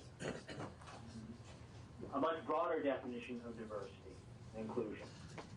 So I think for Vermont, what Vermont is going to benefit by doing is defining your terms. Language matters, and recognize that not everyone has the same understanding of certain words that everyone else has. And I think that was one of the things that actually came out of the Advisory Council has put forth a preliminary report, which we can certainly point you all to. It's actually on the Diversity and Inclusion Council's webpage that made recommendations mostly around state government. They've not really made recommendations on how to help communities yet. We're waiting for that final report, which we're expecting any day now, actually. But it was the state's attempt to, through listening sessions, there were 7 listening sessions held around the state, to hear what people said about diversity and inclusion, what they felt their needs were, and to take that information and generate some recommendations as to how the state could improve from the state government's perspective, really focusing on state government. James, I just want to, we're running down on time, and I want to give you 5-10 minutes to kind of wrap up if you can. Great, sure, thank you.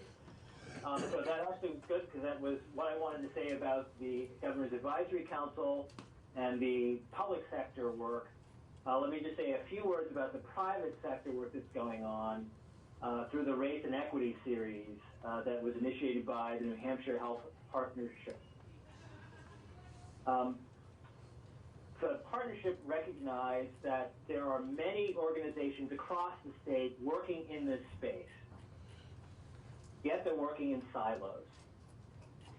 So in October of 2017, they convened a symposium inviting anyone in the state who was interested in this topic to come and be part of a larger effort to create a set of action plans in 5 key areas: civic engagement, economic development, education, government, and healthcare. So you'll hear that some of those map to the 5 areas we talked about, being the areas of concern from Dr. Tricia Rose, and some of them are a little bit different. There are work groups working on those various areas even today, and I co-facilitate the Economic Development Work Group. But they're trying to look at and map who in the state is working on these issues, where are the gaps, and then putting plans into place to address those gaps where they're needed. And that, I think, is a role of not necessarily government, but government can help to launch that kind of an effort in conjunction with the NGOs that are involved in the state. And certainly the NAACP chapters can play a role in that, but there's so many more organizations involved. We in the Civic Engagement Group found at least 50 organizations across the state that the 8 members of the work group knew themselves were doing this work. So we know there are a lot more because 8 people don't know everything that's going on in the state, but it was a start. So that's the kind of set of initiatives that we're launching into New Hampshire to try to get our arms around this huge issue and make some sense of it and build some action plans to address it. And I'm going to stop there in the interest of time. See if there are any last questions I can answer before I turn the mic over to whoever's next. I don't know if it's Tracy or whomever. Pretty much finishes it, but thank you very much. Thank you so much, James. Thank you, James. Is there a way of sending us a link to the video? Yes, so we can look at it on our own. You haven't had a chance to check your email. It's in there as well. Oh, it's in our email. If it's not, I will make sure that to be, it is in there. you know, see, we're being polite. We're not checking our emails while we're listening to testimony. You guys are amazing. I really appreciate it. Mr. Chairman, I wanted to thank you. Thank you, James, by the way, if you're still on. I am. Thank you for the opportunity. Thank you. James, I'll call you from the road. Mr. Chairman, I want to thank you for your time. Committee, I want to thank you for your time. You've gone, again, above and beyond by affording us so much latitude. So thank you all so much. Peggy, everybody, thank you so much for being accommodating and listening to what it is that we had to offer, what we had to provide. I would most definitely love the opportunity to interact with you regarding the latest report. It's only been out for 6 days. The racial disparities in the criminal juvenile justice Committees system begin advisory to panel work report. Right.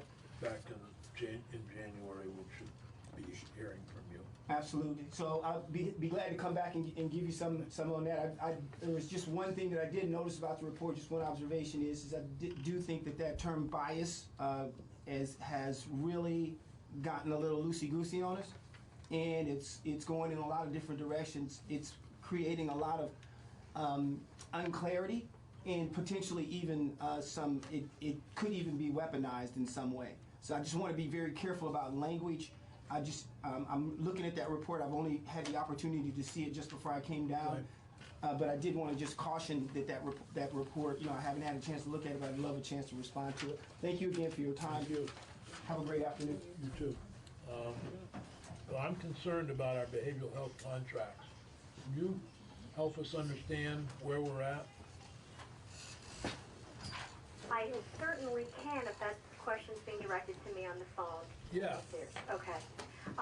Can I ask my colleagues, Matt and Judy, have you provided any information about the contracts? They just sat down. Okay. They just walked in the room, Annie, sorry. Okay. We can do this all together if you'd like.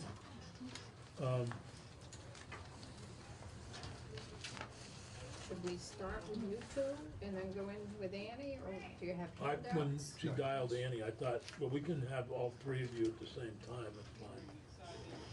Sure. I'll begin by introducing myself. I'm Judy Henkin. I'm the Deputy Commissioner. Matt D'Agostino is our Financial Director over at DOC. And our request was for the contracts for this. There is a very large Centurion contract, over 200 pages. There's the Phoenix House contract is another one. We did not bring copies of those just to the bulk and the relevant sections, but we were also wanted to narrow down.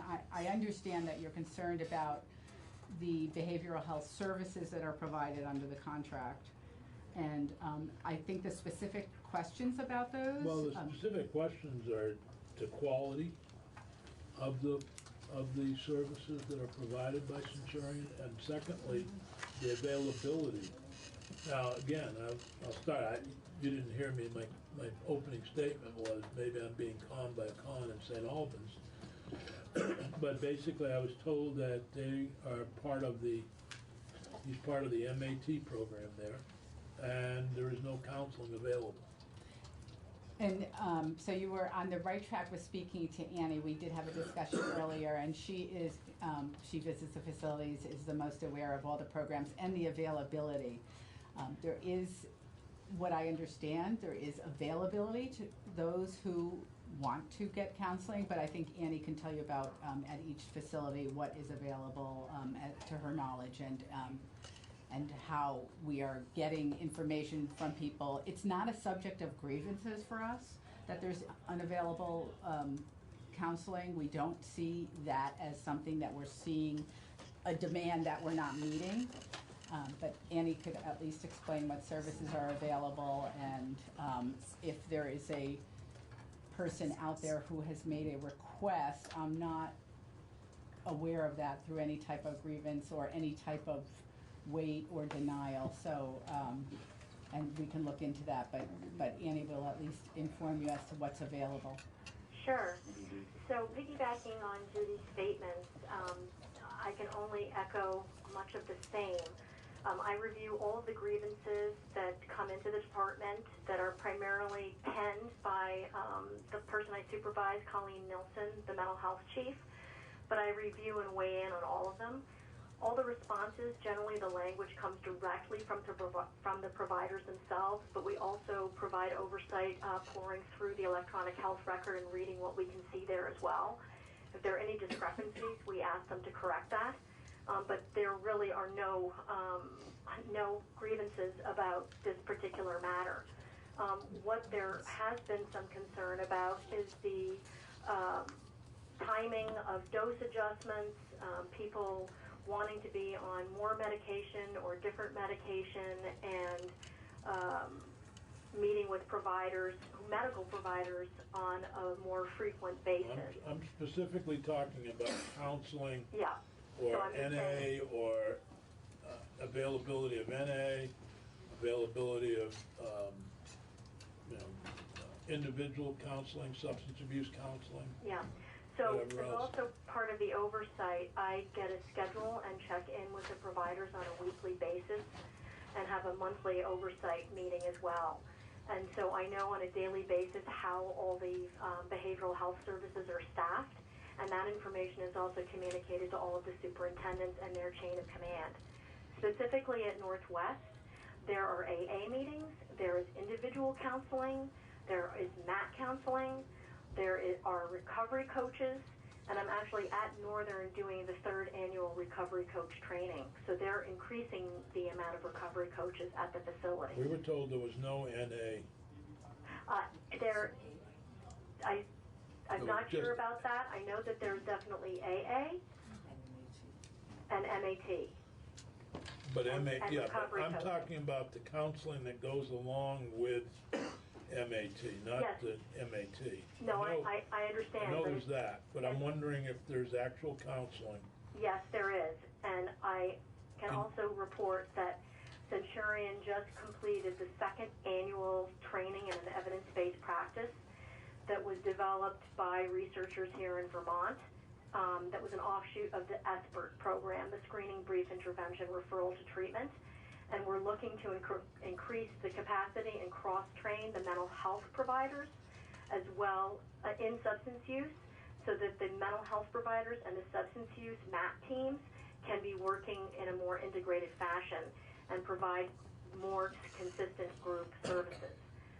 But all of these are happening right now. So I know you began the comment, Senator Sears, by saying maybe you were conned by a con who's receiving MAT. I don't know his particular situation, but I can tell you that services are available if he wanted them. Hi, Annie. This is Mary Hooper. Can you say what percentage of folks who are receiving MAT are also participating in a weekly counseling session? So I remember you asked me that question several months ago when I appeared in front of the committee, and I did my best to mine the data. I do not have that data in front of me, and quite honestly, it was quite difficult to glean. The electronic health record is not set up to create a report like that at this time.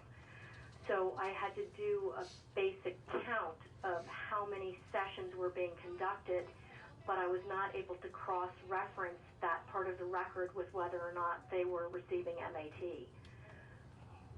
And I couldn't tell you how many unique sessions they had or whether it was the same group of people coming for that volume of sessions. Does the contract call for the provision of a certain number of sessions? I mean, there must be some way of managing that through the contract or knowing that. Well, we amended Act 176 last year in regard to the counseling behavioral section to make sure that it was in alignment with the Department of Health rule on opioid, office-based opioid treatment programs, OBOTs, which we are considered to be. We are a spoke. And counseling certainly is a component of recovery, but it is on a voluntary basis, as you know, and only becomes a mandatory component of their treatment when the medical provider determines that it's medically necessary. We certainly do have those instances where that decision is made, and those people are then referred to a group or to individual counseling. So that is absolutely happening right now in the system. So Annie, what you just described, does that also happen out in the real world? Yes. The model that we are replicating. Out in our world.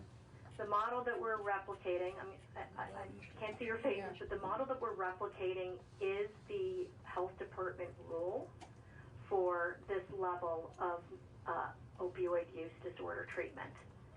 So someone who's out in the community, is not an offender, could be one of us, that's participating in an MAT program at their local spoke, they would enter into some form of counseling if their provider determined it was medically necessary. Correct. And not all folks who are under MAT in the community are required to be in counseling if they're on MAT. Is that correct? That is correct. It's a medical determination, and so people who are receiving buprenorphine obviously do not need necessarily to be treated in a hub, which is for more complex patients. They can be treated in a spoke, like the Department of Corrections, and counseling is only part of their treatment plan if the provider determines that it's necessary. So I guess the next question to this, within an incarcerative setting, the provider, the medical provider, is Centurion. Correct. And there is a contract there that we have entered into. And the leap could be that some of the counseling is not being provided because the contract and the cost of the contract would be too much. So it's economically driven. And therefore the medical provider, Centurion, might not provide it. Can that leap be made? Because when we put in MAT, it was a real cost increase to that contract that we had not anticipated. I think Matt can speak to that. So wait, can I just jump in, Judy?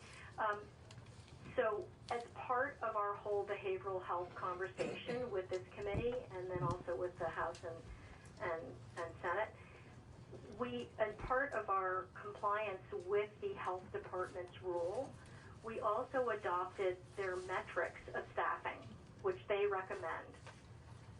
So currently, part of that renegotiated contract amendment to support the MAT program through its implementation, we adopted the same metric of providers that exists in the community, which has been found to provide the capacity for the medical necessity that comes with this treatment protocol. So that's a bunch of fancy language to say that we have already absorbed that cost in the existing contract amendment and have been operating at that level of service for quite a while now. We have dedicated sections or subsets of FTEs in nursing that are dedicated to the MAT program to dose people at the MAT med lines and to provide the oversight necessary at that nursing level. We also have clinical case managers that are MAT specific only. Again, a certain number of FTEs per ratio of number of inmates in each facility. We have a MAT care coordinator who's entirely dedicated to oversight of the care coordination at release. And then we also have a MAT program director and a MAT LADC specialist who also aids and supports and supervises the MAT clinical case managers. They are interviewing patients whenever they put in a sick slip, meeting with them face-to-face, triaging dose requests, offering behavioral counseling on a daily basis as these sick slips come up. I think it's a testament to their ability to meet that demand that we are not getting grievances about this because they are meeting with the patients face-to-face. Hi, Andy, Butch. So backing up a little bit, if I'm in the community and I'm receiving treatment in a spoke, and I say to my physician or provider, I'd really like some counseling, would I be able to get that counseling even though it may not be medically necessary or whatever the current rule is? Absolutely. Okay, would the same thing happen within the facility? Yes.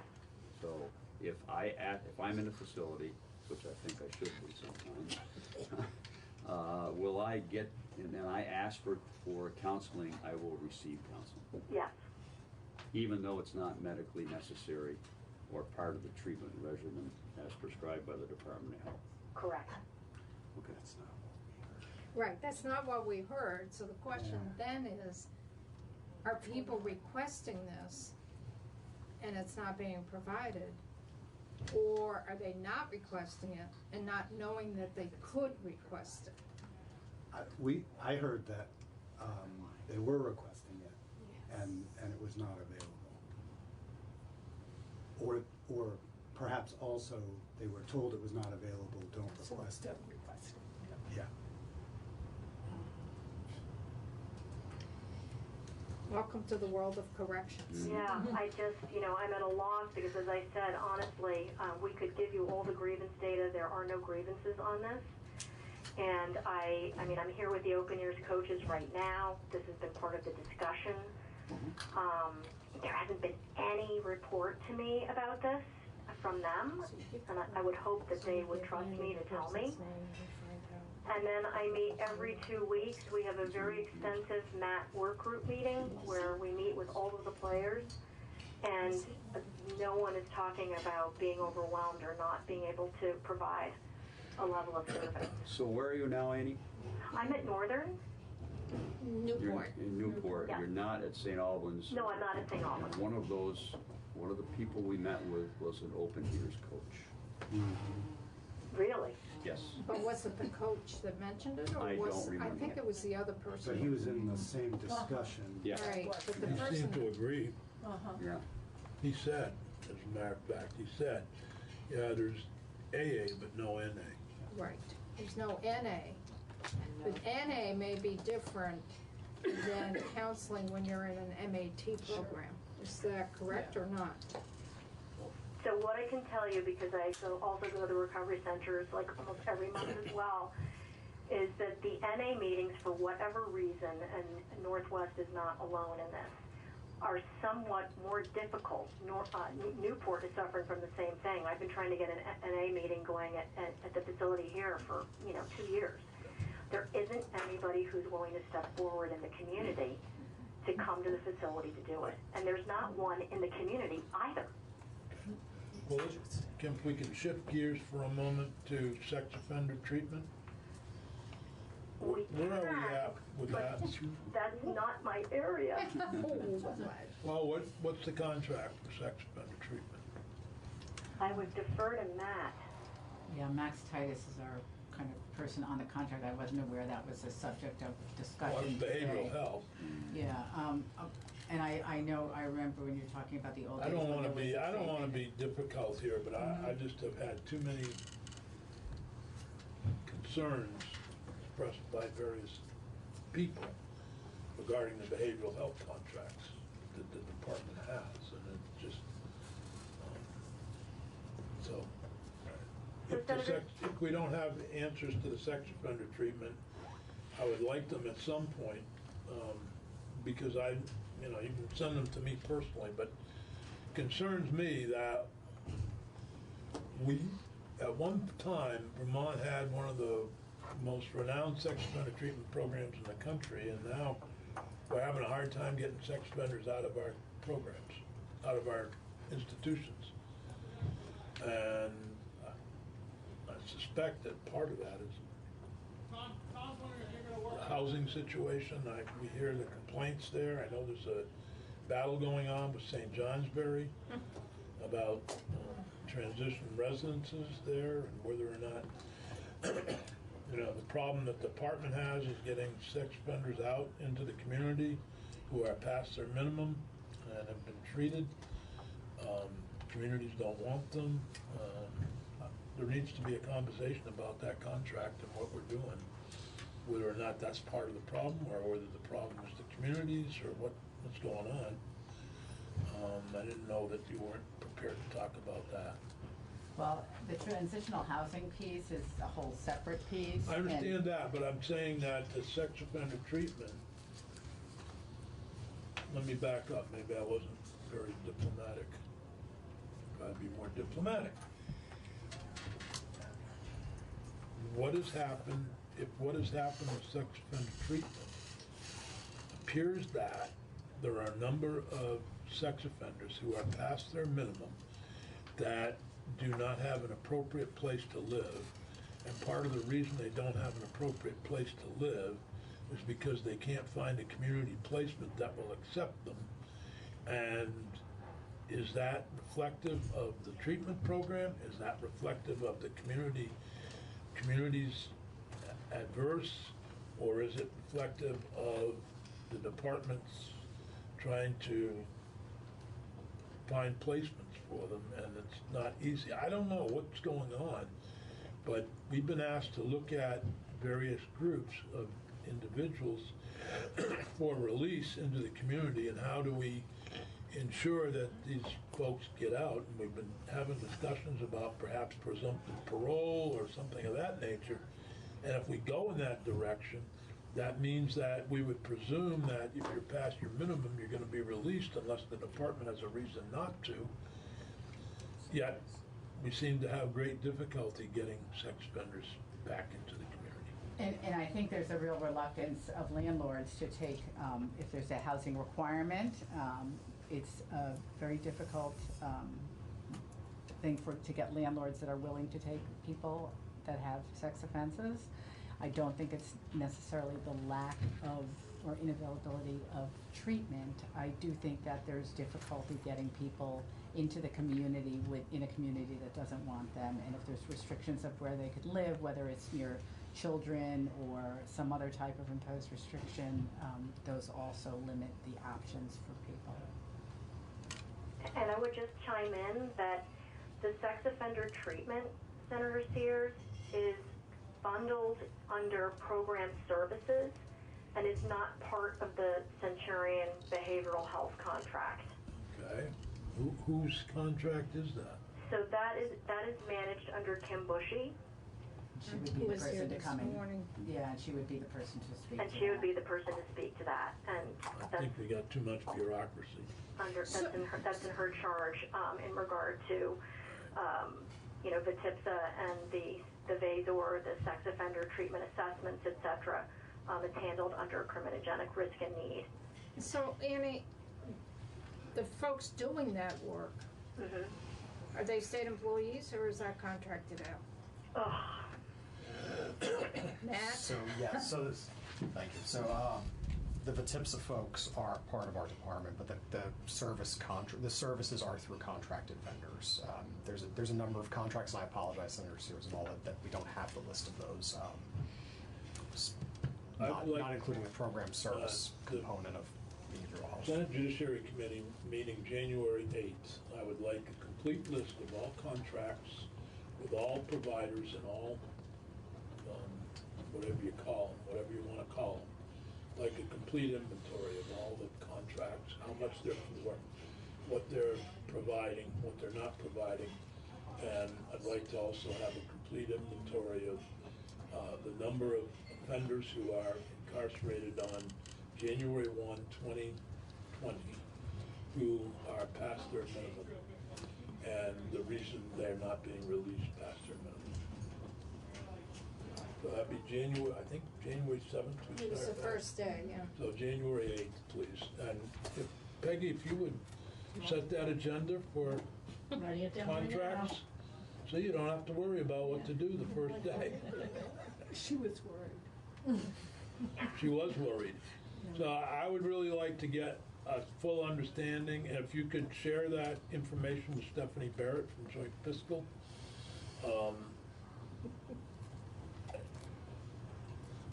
I just don't have, if you want to join us in that meeting, you're welcome to, Senator. Depends what we're doing on the floor, maybe paid family leave or minimum wage. On the 8th? It's on the calendar for the It's on the calendar for the 7th. Oh, good. Still have to. Glad I'm not in the house. at least for the big contracts, also when they expire, kind of those are. But also, That Centurion Yeah, well, in particular. well, that expires. I will say, That will be at the St. Albans meeting, I was impressed with the doctor who we met with informally, who I believe works for Centurion, right?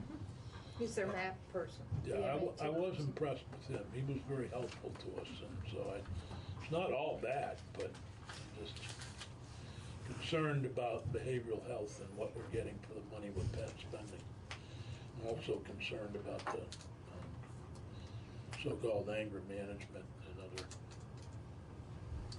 programs that are being offered. And can I just say that it isn't just like the MAP program and stuff. I had a constituent who called and was concerned because of an inmate who was suicidal and didn't feel that they were getting enough help there. So I'm hoping that that's taken into consideration. Yeah, the behavioral as well. health. Yeah. Absolutely.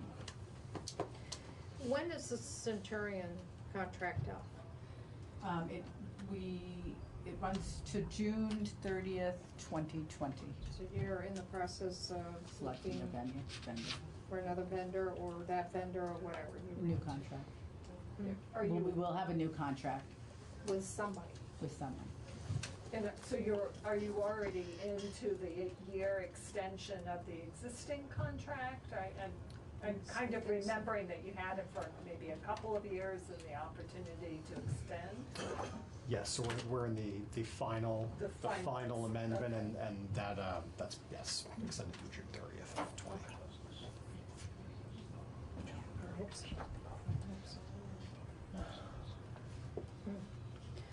If you remember, we had our joint fiscal office do a study about our medical and mental health, and we wanted that information to come back to us to help us discuss how we move forward with the new contract to providing health and mental health services. Which we That was got last year, We right, received because that we knew this report. contract was Yeah, expiring, yeah. coming up for, was gonna expire. And the main thing it said was centralize your services. Yeah. Annie, while we got you on the phone, could you explain a little bit about is the recovery coaching and is it called Open Ears or program? Those are inmate to inmate, correct? Correct. And the recovery coaching is done by inmates to other inmates? Correct. And you're kind of, is that a DOC program or is that? It's a DOC program. I developed it and oversee it. Okay. So you're using a fairly unique system that sounds like it's really, I'm familiar with recovery coaching in our local Turning Point Center, but I wasn't familiar with the Open Ears. I don't know if that's in any other correctional facilities or not, but it sounds like a really good program, and what the inmates were relating to us was fairly positive about it. Thank you.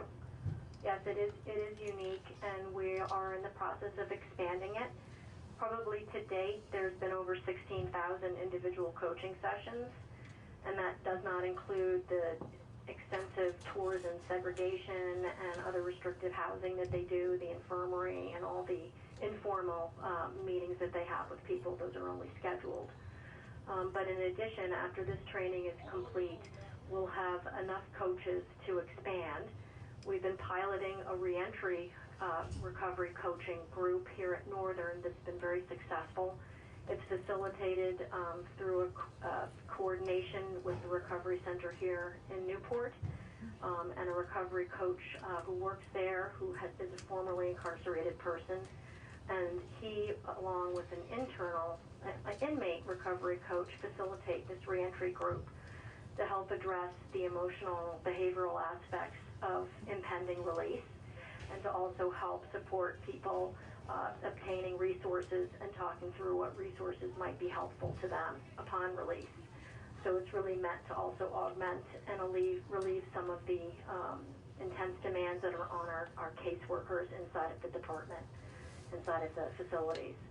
But the next thing that I'm working on with the health department is to expand it further and we're trying to set up a protocol whereby every inmate at release, through a conversation with their caseworker, can voluntarily elect to have a recovery coach on the outside prior to release, so that there is a much stronger handoff and connection when they re-enter. And I'm waiting for the protocol to draft to come to me, hopefully in the next week or two. But the health department is involved in that, as is all the recovery centers. So we hope to streamline a universal system and train caseworkers on how to make this offer to releasing inmates and then put it into motion. Good. How is that different, Annie, than the pilot project, or is it just the extension of the pilot project? The reentry group will just be expanded. Northern had more coaches and had more workforce capacity simply to do it without straining the coaches since they deliver so many individual sessions. So we needed to go through the training that I'm doing right now so that we increase the number of coaches in all the other facilities. And then once that's there, the more mature coaches who have been doing this for a while will be the ones to do the group facilitation, and the coaches that are just being trained will kind of be brought up in through the ranks. We have like a multi-generational system now of 3 generations of coaches. But I'm thinking of the piece of reentry and then connecting with the outside recovery coaches. Yeah. Yeah, so that will happen at the reentry group, and then the separate individual connection will also be made through the development of this protocol that I just talked about from the health department meeting I had. We're working with Fawn Montague, who is the Recovery Network Director. She's in turn coordinating with all the recovery centers. Representative Emmons, you know that I go to all those centers. You've seen me in action at the centers. They know me very well. They're all primed and know about this effort and want to participate. But we're just looking to try to work with our sister agency, ADAP, to make sure that this is centralized and that everybody has awareness of all the levels of service that are being provided. Are the recovery coaches all volunteers? Yes. Well, they're volunteers, but there's money that comes from the current from the turning points. But It's part of their budgets. Oh, so are you asking about they don't get, are they They're compensated? not paid by DOC. Are you talking about the inmate coaches? No. Well, I'm particularly, I know that the recovery center coaches are volunteers, at least in Rutland.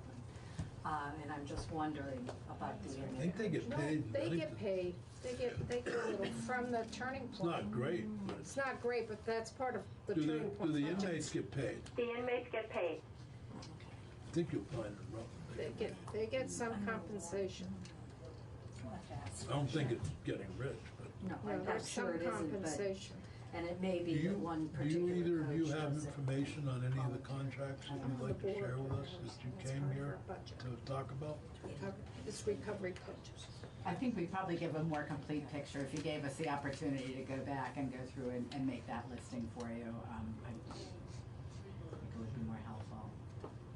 We had focused on the Centurion contract, which, as I said, we didn't think we wanted to sit through today. There's a lot interwoven. There's not a specific behavioral health alone section, so we did not bring that. It's really hard to figure out what we contracted out, what we do in-house. Are there any more questions? Sorry to bring you all over here for very few questions, and I know that we just heard about your new assignment, so good luck. Good luck. That was earlier at noon, at 11 this morning, so I was surprised to see you here, actually.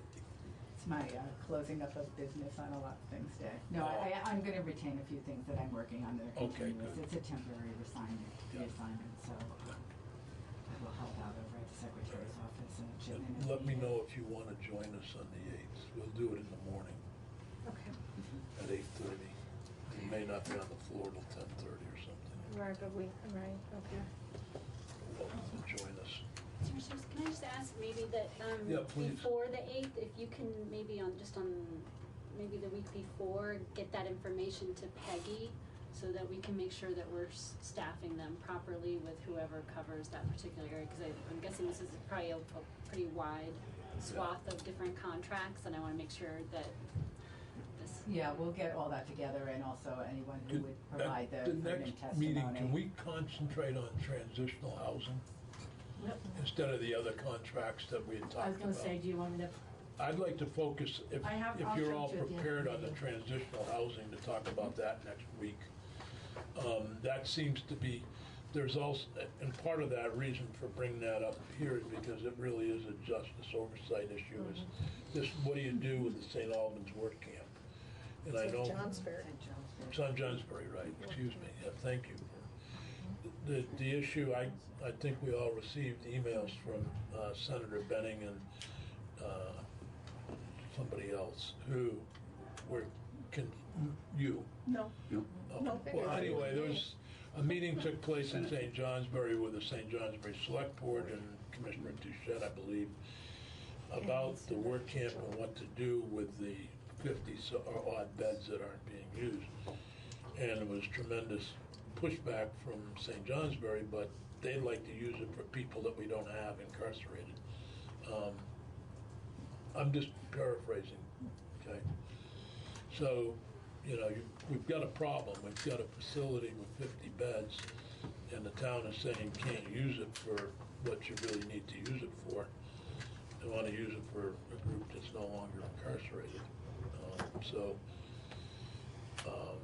I don't know how we're going to deal with this, but if we were to, it would be helpful for us next week to hear a little bit about transitional housing and what the plans are to either expand it, or I know in Bennington there's, they're willing to look at women at the depot program. They've already got 14 beds for men. I don't know how many are being used, but a better discussion of transitional housing would be helpful for all of us. And those beds up at the work camp, what was the work camp? That is to house folks who are transitioning to the community. The contract right now with with St. Johnsbury is there are no sex offenders that are to be housed there unless they come from the area. Right. So that's tying, what we're hearing, that's tying DOC's hands in terms of putting folks, part of those B1s, that might be able to stay at the St. Johnsbury facility, but they're a sex offender from another part of the state. And St. Johnsbury is saying no to that. But St. Johnsbury is also getting money from the state for what is called a readiness to serve. And that was negotiated when those B1s went in there. Based on 100 beds. Based on 100 bed, was it 100 or the other 50? I don't remember. No. Yeah. Anyway, we increased their make ready and be ready money from that population. And I was part of the discussion in St. J. Matt was at a prior juncture, part of a discussion with St. J officials, and there is not any welcome mat out for anyone who did not qualify when they negotiated that contract, and so they are people we don't have. Yeah, so I wasn't being facetious when I said that. No. They want people we don't have. So hopefully we are not paying them of the readiness We to are, serve. Well, based on the 100 beds, But even though those if beds we're not aren't full. using them, I would hope we're not paying for them. We are. Especially if we can't use them. So I look forward to the budget that does not have a payment for that in Well, it. I don't want to have that's an appropriation issue, but. Right.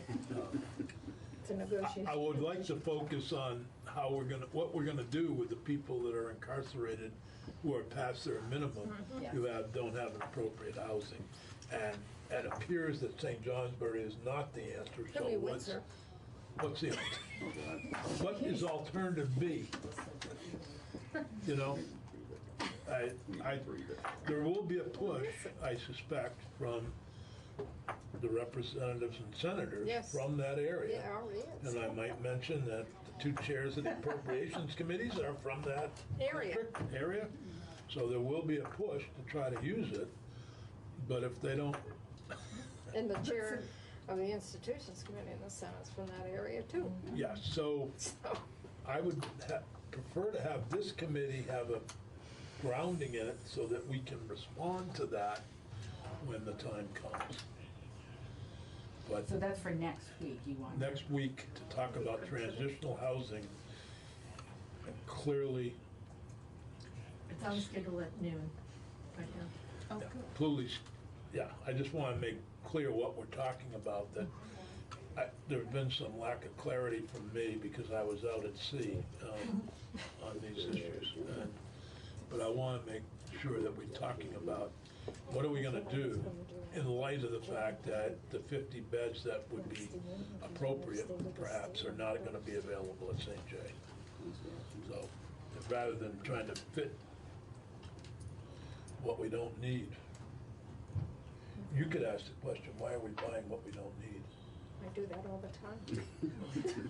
You buy what you don't need, or you ask the question? I ask the I'd question. be happy to, my committee. You may get kicked. Yeah, you sit anywhere near kids? Yes, I do. I'm this close, or closer. And Butch kicks me. All right, thank you both very much, and I appreciate it. Thank you, Annie. Hopefully we're clear on next week on the idea of transitional housing. Thank you, Annie. You're welcome. So besides that, and what else you want to talk about next week? What we did. We have time scheduled about an hour and a half for the justice. Here's the agenda that we have so far. Justice, yeah, because we're meeting on, We're meeting on Monday. Should we talk about what we did throughout these 10 meetings, and if there's any legislation needed in the various committees of jurisdiction, without letting you report? and we're not coming in at 10:30.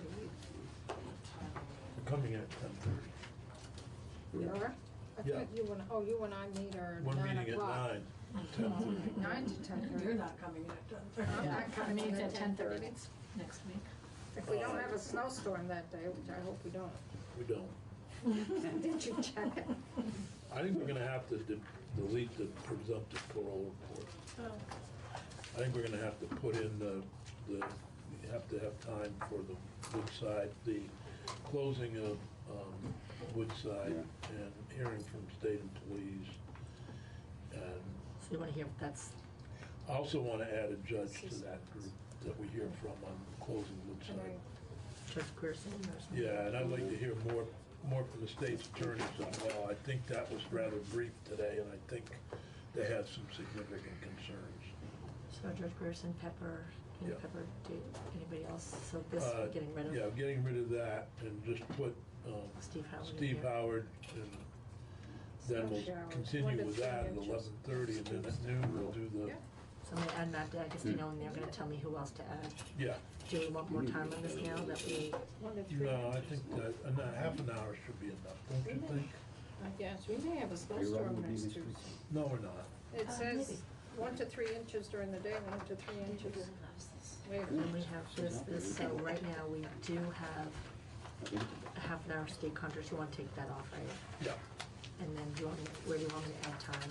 All right, well, let's do lunch at noon, then, and put them at 12:45. Okay, Or lunch. do- Well, you're I just gonna get can't here at come 10:30 and because have of- lunch that early, or No, it's up to you? I guess you're right. That's right, you don't have to lunch that early. Have lunch at 1. We vote this off? Well, appropriations Do them at is 1:30. When is the Probst meeting? 1 o'clock Monday, lunch, Tuesday, okay, Wednesday. so that gives you We an could do a hour cameo. for this part. Well, and I 1 was o'clock just lunch, thinking and we were meeting 1:30. at noon to talk about 30 the, to 15. that I could come down for that. Okay, all right, so that sounds good. I don't know what we're doing. What are we doing at noon? We're doing here? Yeah, for, So we're gonna do lunch at 12, at noon it's gonna be traditional. Appropriations is. oh, Transitional transitional housing. housing, okay. Yeah. So 1, I was That is hoping to lunch. sneak out for parts of it, but Yeah. I may not. Well, sneak out as much as you can. Get a note. Tell them. Just tell Get a her. note. Get a note. Just tell her that. No, it's more a fear of what will happen in Okay, there if never I mind. leave. They'll be fine. Well, it's just the administration presenting a budget, right? So that will be our, that will be our last meeting. Our last meeting. And there won't be any other meeting prior to the session about anything that should Yeah. bring. Unless you Butch's desire an request- emergency meeting or something serious comes up. Butch's suggestion that we just kind of review what needs to be done, did that make it onto the? No, it didn't. That's a good, yeah. Michelle, would you be able to review whatever needs to be done that we didn't do? Or that we did do. Or that we think Needs needs legislation. legislative. Needs legislation. Right now? No, next meeting. Well, so I was just reminding Peggy, so I'm only here till noon on the 17th. Right. Should we do it in the morning? So, you mean go over? I Is mean, there anything we've missed? That's the question. I mean, just remember when we were meeting over the tax department, I kind of went through your charges. There were some things that you didn't really. Yeah, but it kind of seemed like, you decided what your priorities were, Yeah. and I raised those. I can go over those again for you, but And so my question was not what were we supposed to be doing, but what have we done that needs more action? In the that- legislature. During the session. This is a good idea, maybe we should talk about it in the committee's jurisdiction. and go further. Well, the whole justice reinvestment needs to be legislated. Right. So should we just I mean, you use guys that are all as a are like kind of your Yeah, representatives. because of that all the needs to audit be in committee. legislation in order to get federal funds to help us. You can take those back with us. But that would then be the. Yeah, the recommendations that they make would be the legislation, so it's Well, I whatever mean, I think they come up with on the 22nd is their final meeting, but unfortunately, we have to have our bills in, so that's why I'm hoping that Monday we can get a better idea of what's going on there, and then on Tuesday, they're gonna present this committee.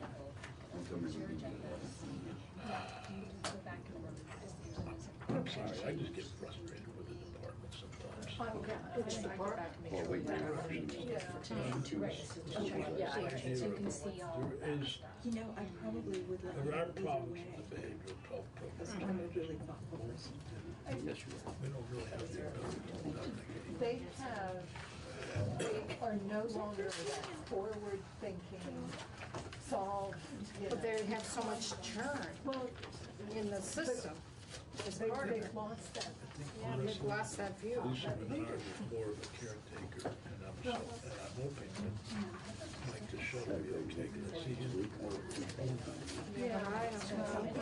He's lost his thing. He's under a lot of pressure. Huh? We don't know. Yeah, no, I We mean, don't. So Take with the fall regard for to going this. back to transitional events, one of the problems that we're seeing we have a women's house and a house for men. And they have restrictions such that they have to have a medical person on the premises. And they're a block away or they're half a mile away from the hospital. But that's the organization that's running it. Well, It's not might be DOC. federal law. That's, It's yeah, not those are- DOC. It's, Well, it may not be DOC. it's but not. What can we do? How can we affect that change so that they can take more people on? And well, I don't think St. Johnsbury is the only case where there's people who operate programs that are operating programs for people that we no longer need the programs for. But I think there's some, I know on the juvenile side, there's some federal law coming that's gonna require medical personnel on board. And these programs, like you just said, that are, yeah, can't a afford it. block up the hill is the hospital, but they're gonna have to have medical personnel on board because of the federal, what was that, the first, Families First Act or Families, I something? don't know. I don't know, It's killing me. it's very, so I don't know if there's federal requirements there. That's why people go But- for Trump. It would be helpful to have an inventory of all the transitional residences and what the rules are for admission to those programs, and maybe there are more programs that, are trying to, more than just St. J. I mean, St. J is such an obvious example of trying to get people that we no longer have. And that was one thing we were thinking of the Windsor, for the reentry Right. program, and the town of Windsor didn't want anything to do with it. well, yeah, I mean, there are a lot of factors involved in Has that. there been a discussion of Woodside being used as part of a? Reentry. Well, Woodside could be a lot of things. We're still being filmed Yeah. Yeah, we're more informal discussion right now. Oh, I'm sorry.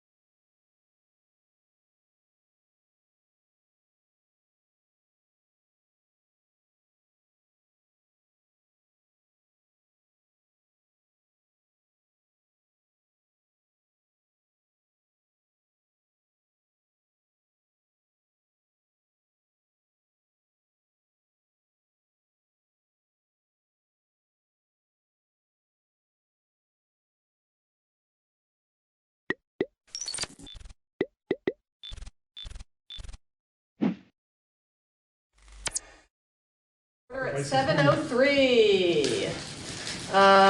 So first thing is approval of minutes of December 11th. I move we approve the minutes of December 11th. Do we have a second? Second. Any discussion, questions, comments? They look good to me. All those in favor of approving the minutes of December 11th, say aye. Aye. Any opposed? Abstentions? Hearing none, they are passed. Communications, I have none. Recognition, welcome for all of you hanging in there with us. Let's do the committee report down under the new business, because it's on twice, so we'll. Warrants and payroll. So we have December 11th warrants, 1079, 1082, 1083, 1084, 1085, in the amount of $1,048,633.90. And the December 6th payroll in the amount of $495,231.05. Do I hear a motion to approve? So moved. Do I have a second? Second. Any questions? All right, all those in favor of passing the warrants as stated and payroll, say aye. Aye. Any opposed or abstentions? They are passed. We have no administrative reports. We have no unfinished business. Wow, knock on wood. Okay. The recommendation of the Superintendent Search Exploratory Committee. Who would like to report?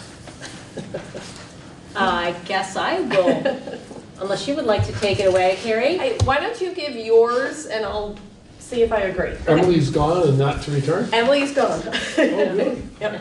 Emily's been replaced by Tim. So the first hour of the meeting, we first had a conference call with Sue Siglowski of the VSBA. She is not the person who is doing the superintendent searches. That is Susan Holson, who was currently meeting with a superintendent search committee group. So we got kind of an outline of their process. And I would say some of the strong, and I guess I'll add into that the strong points. Ooh, let me get my notes out. Some of the strong point notes that we had from the VSBA is that they worked with us before, and in fact they worked with us on the superintendent evaluation that we worked on last year. They do a fair number of these, and they have their, nope, that's from somebody else. So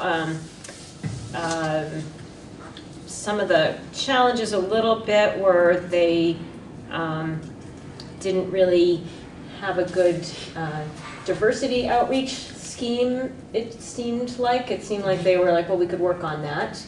And then there was a little bit of a disconnect in talking to them because I think one of the things, anyway, for me that I identified is coming up with a vision for this position, a profile of the perfect candidate. Now, I have better words for it now than I did at the phone call, so it may also be my problem, how we would go about trying to outline with the help of all the stakeholders, exactly what we were looking for in a superintendent, and we didn't, that was a little challenging.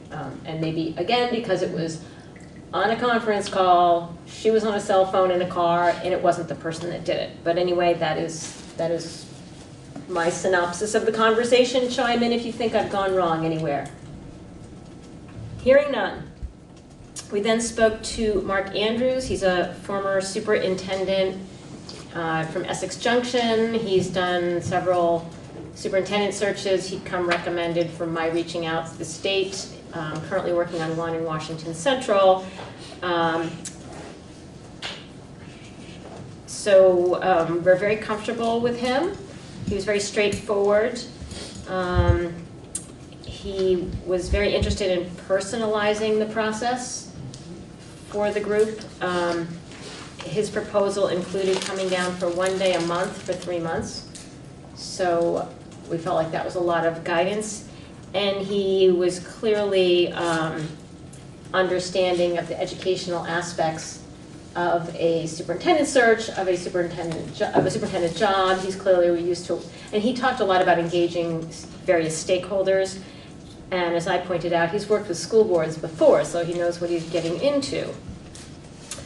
I think one of you two could maybe take to describe NESDEC, because I was not on that call, so. Yeah, so I was on the NESDEC call with David. I think we were very impressed with their track record.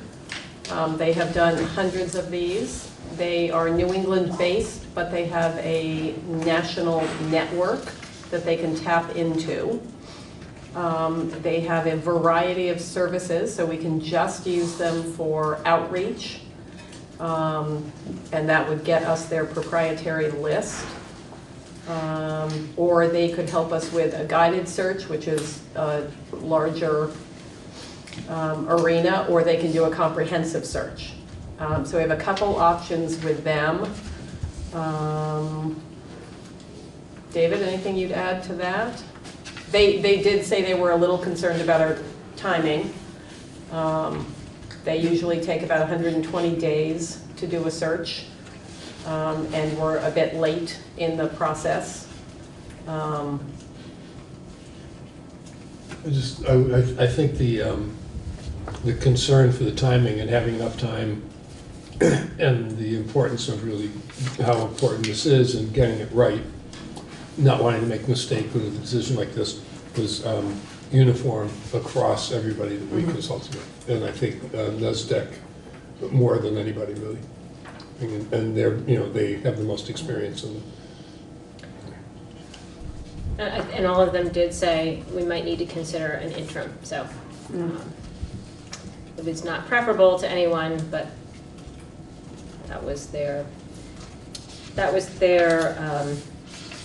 that came across from everyone. So I'm looking for Thrive and my notes from Thrive and Curtis Reed. Bear with me. For I've got the positives we had written down on Okay. Thrive, which was local and a local track record, proven success in gathering a broad pool of applicants. They have survey and research abilities, and they are familiar with the community. They have a relationship with Vermont Partnership, and they could give us guidance for strategy and do execution. And then I found my Curtis Reed. The positives were thinking outside the box. He talked about coming up with an evaluation matrix, like a rubric, to help guide our scoring of candidates. And I think that would also sort of guide you with implicit bias and making sure that we are evaluating candidates on their capabilities, as I recollect, versus any implicit bias working in there.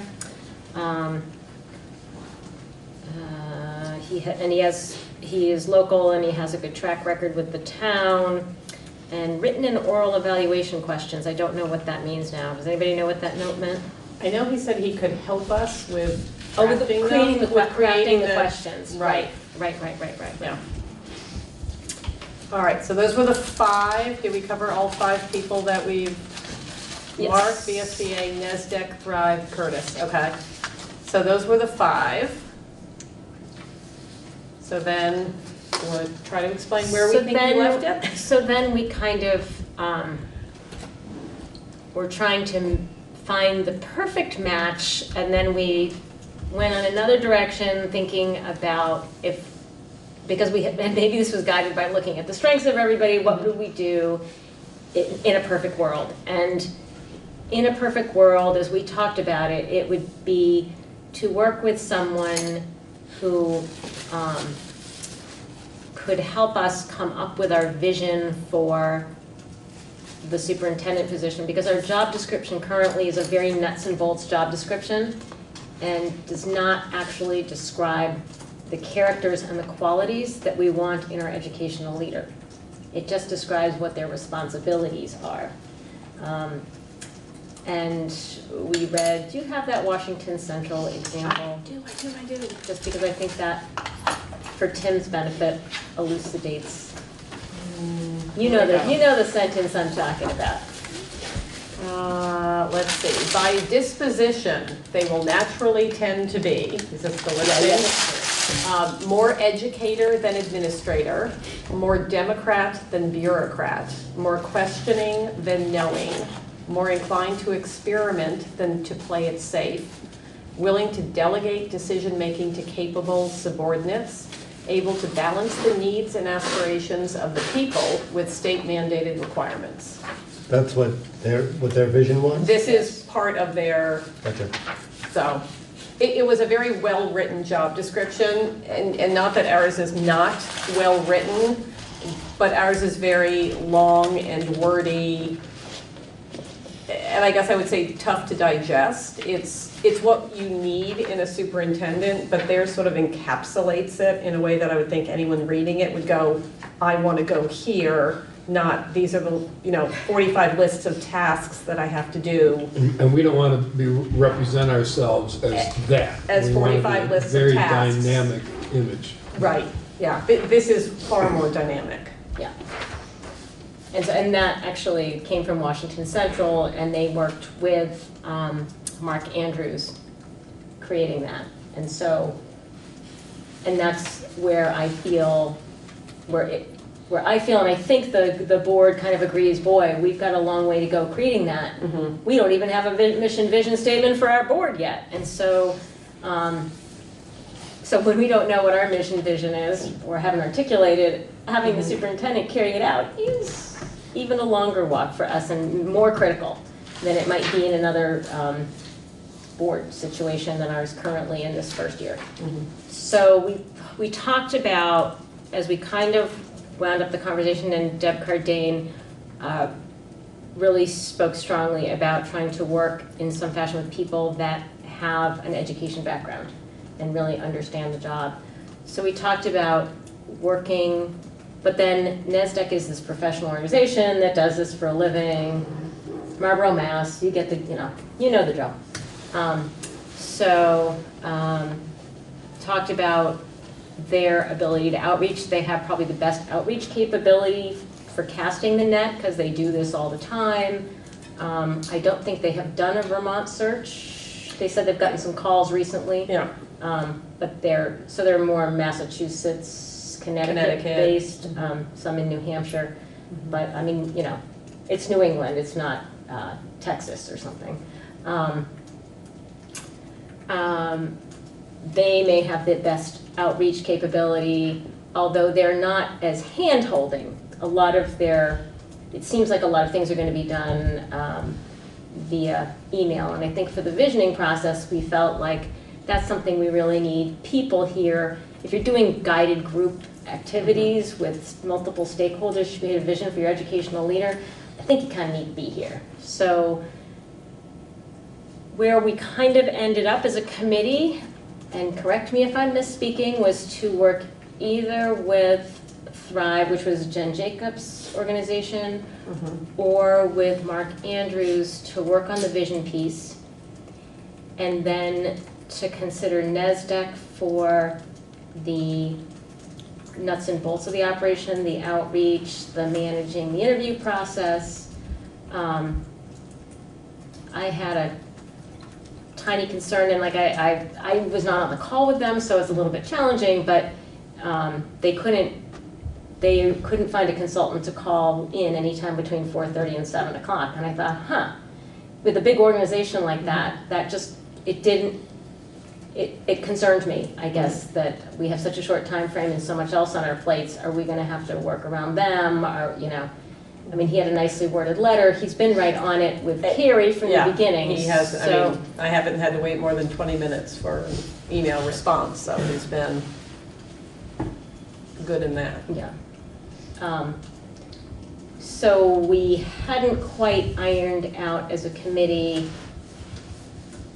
I think we still had a few questions maybe we wanted to, or maybe not. I don't know, on that second piece. Yeah, I think you've summed it up well, though, that we're thinking for visioning Mark or Thrive, and then taking that package and turning it over to NESDEC to do the rest. But now I think the question is, how do we move forward? How do we take that and... One clarification, the visioning, is that also include thinking about the materials and the description of the community and, sort of the selling parts of the ad? That's an interesting, yeah. Yeah, I guess my feeling is the selling of the community might be a little separate. I think the selling of the job, as in the wording of the job description, is going to come from the visioning. I think possibly after that you can extract some of it and make sure that when we're selling the community. Yeah, I don't mean like, we've got a river and a museum. Yeah. I mean more like what's it like to live here, and why would you want to live here, and especially why would you want to work in this district? What are we doing that's really that's unique or that's appealing, and a competent educator looking for a real creative challenge would want to come here. I think that should come out of the visioning and be incorporated into this. At least the way that That's this kind of is my thinking written, too, but we didn't say that explicitly. it has that. You do get their community vibe, yeah. You do. I mean, it's explained very well. Yeah. But I think what I want to tag on to what David said is that I think even more so we have a little more to sell here in terms of what we have in our school system. I mean, we have a really well-functioning system here. We have a really interesting community with a lot of interesting things going on that could be fleshed out a little bit more about why you'd want to come here.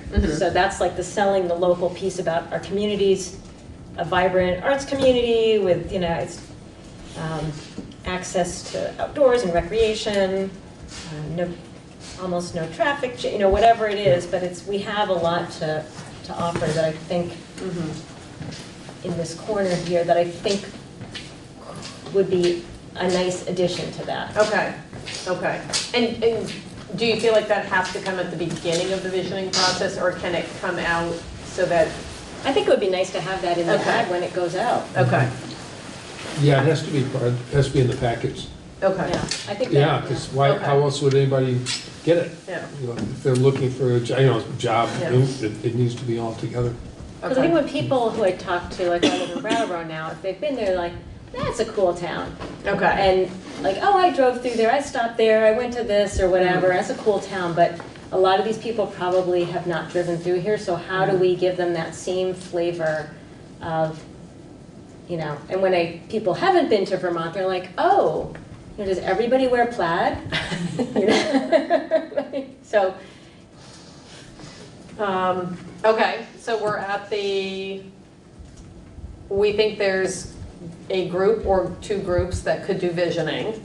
We think we like NESDEC for nuts and bolts, for outreach and management of the search once it's pushed out. Is this when we should, if we haven't made a decision on Mark or Thrive, I'll throw it out there, should we reach out to both of them and say, we're considering you for this piece? Can you give us a, Are you interested? are you interested, and can you give us a proposal? Yeah. Is that a good next step? Well, if we want to make the right decision, I think we have to, because we need to be able to compare them based on more than we have. So let's say you all were to authorize me to reach out to both of them.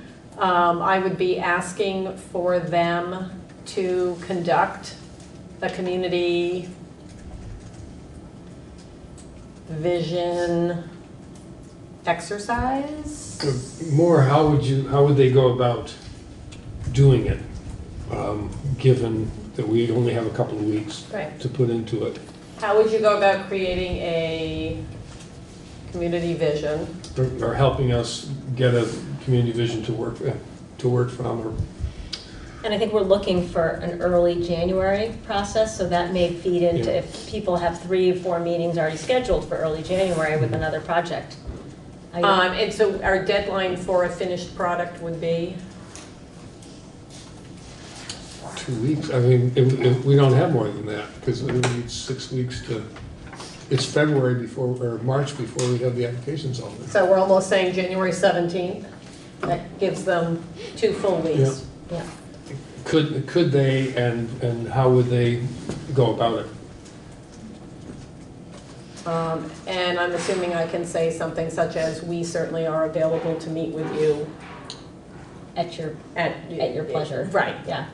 To help you identify stakeholders and such. Yeah.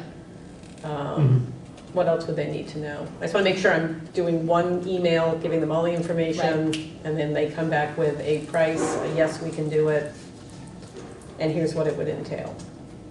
Here's what we would give back to you. How many community meetings, such as that. Yeah, what do we envision for, Question. Did you say you were gonna give until January 17th to come with a proposal?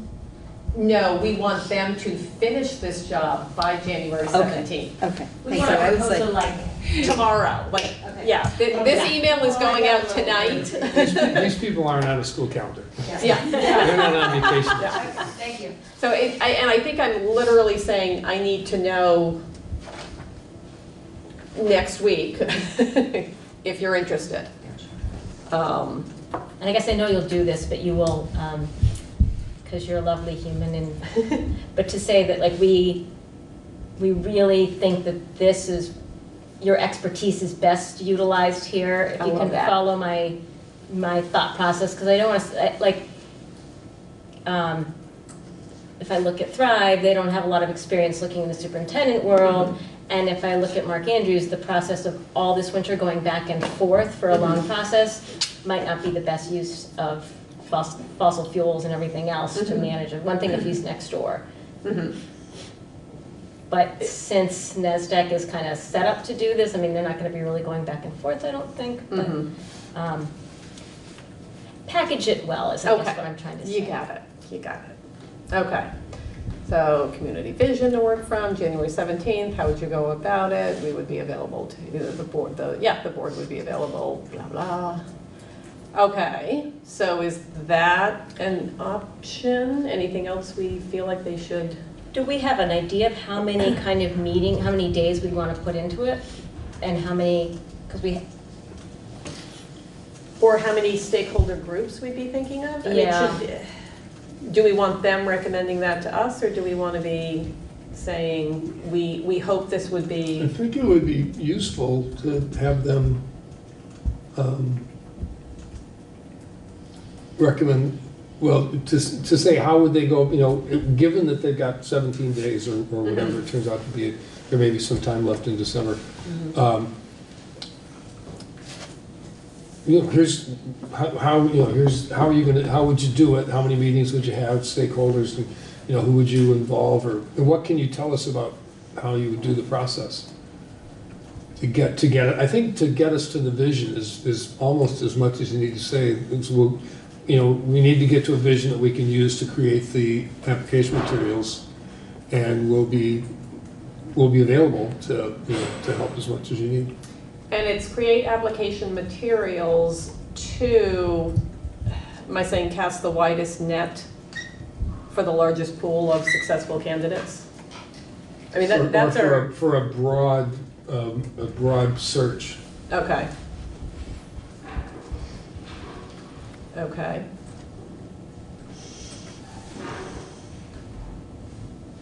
Because they'll ask for specifics, and they may say, well, who do you want to have for stakeholders? And they'll say, well, here's what we think.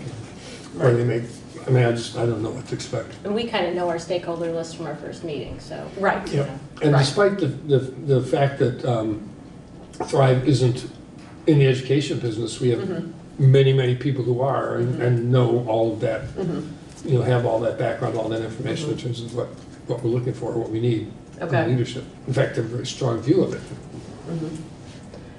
So that is an option we could take, that I reach out to both of them and say, if possible, you know, we realize we're not giving you a lot of time. Well, we're basically giving them a week minus Christmas. If by next Friday they were interested, if they could come back with their proposal. Does that seem? Then that would give us the The next. whole week, today's Thursday. So we would, okay. So then the question becomes, we get these, and I mean, I think we have to decide next Friday, probably. well, okay, so that's the next question. Can we meet next They need a Friday? week, they need a week to, Yeah, they do. Well, so do we want to meet next Friday or the following Monday? I'm Friday. oh, if I could do it early Friday or late Monday. That's the weekend between Christmas and New Year's, right? Yes. I could do it by phone too. Well, Monday is New Year's, oh no, Tuesday's New Year's Eve. I could, So Monday, I could phone it in too. Monday the 30th? I think Monday 30th would be better for me, but Do you have a time? Like, I was doing times earlier. I don't actually think we have meetings that night, so this like. Not so far. Although, well, there may be one. Oh, that's right, yeah. Yeah. You need to post it, also, or do you? We'll have time now. Yeah. We have to get it to Barb tomorrow before the office closes down. I'll get it But, yeah. tonight. I guess I could always call in if I can't be here. Okay. So Monday, Monday, December 30th, sorry, turn the page. So we would meet Monday, December 30th. Someone give me a time. Wing it. Oh, wait, I thought Friday was better for some people. Oh, is Friday better? What day was better for Either you? one. They're both, I mean, Fridays is 3 days earlier, is my thought. I know, I kind of like Friday if we can phone it in, because then, if that works for you, Carrie, if we can phone it in, because then that gives that gives them a weekend to, that gives them 3 more days to get cracking on it. Wait, what Friday are you thinking? The Sorry. 27th.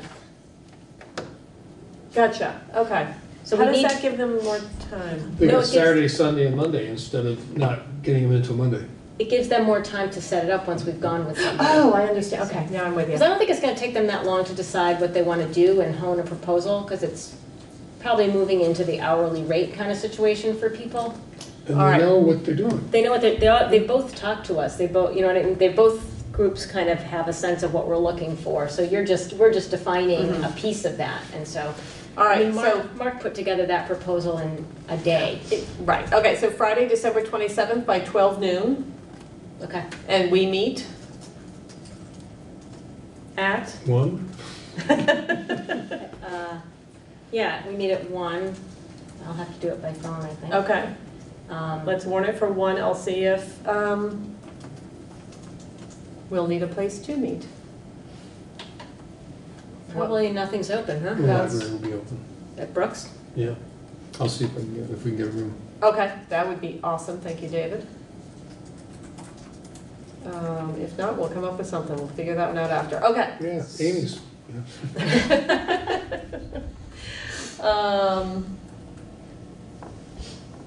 All right, what about NASDAQ? do I reach out to NESDEC and say, this is what we're considering?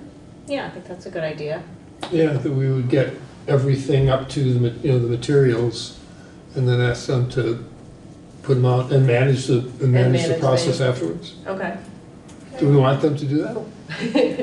And one more suggestion. I'm wondering about, so one of the things that I heard you describe with NESDEC was that they would compile data, the community's input, and create it as data for you to review. Is that? That's the visioning process from the very beginning. Right, and so I wonder if it's worth getting there, first asking, would they be willing to minimize that to a shorter period of time? Because I do think that would give you a really wide-angle picture of the community, or could.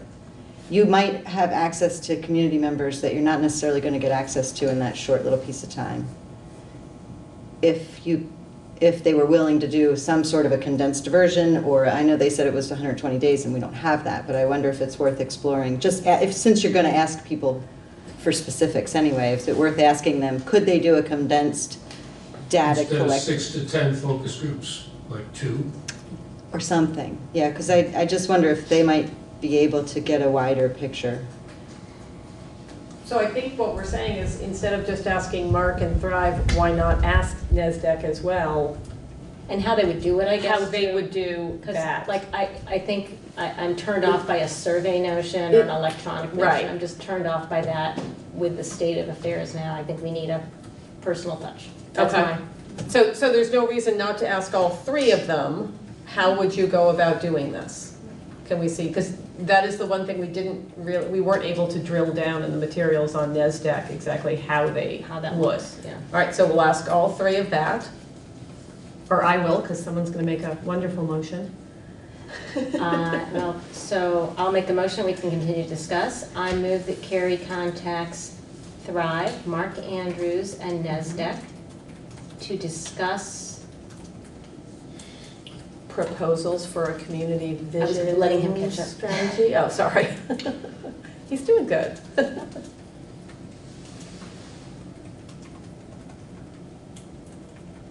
Okay, keep going, I think. Community visioning strategy for the superintendent position. Sounds good.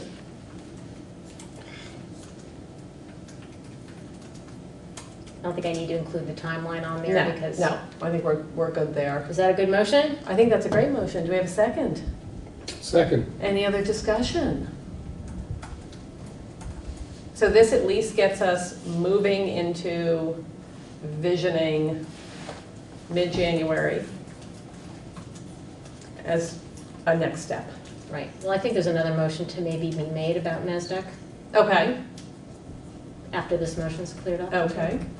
Any more discussion on this one? Tim, I hate to stick you in Clark because I realize you're the one that's not up to speed on this. So we can pause for a minute.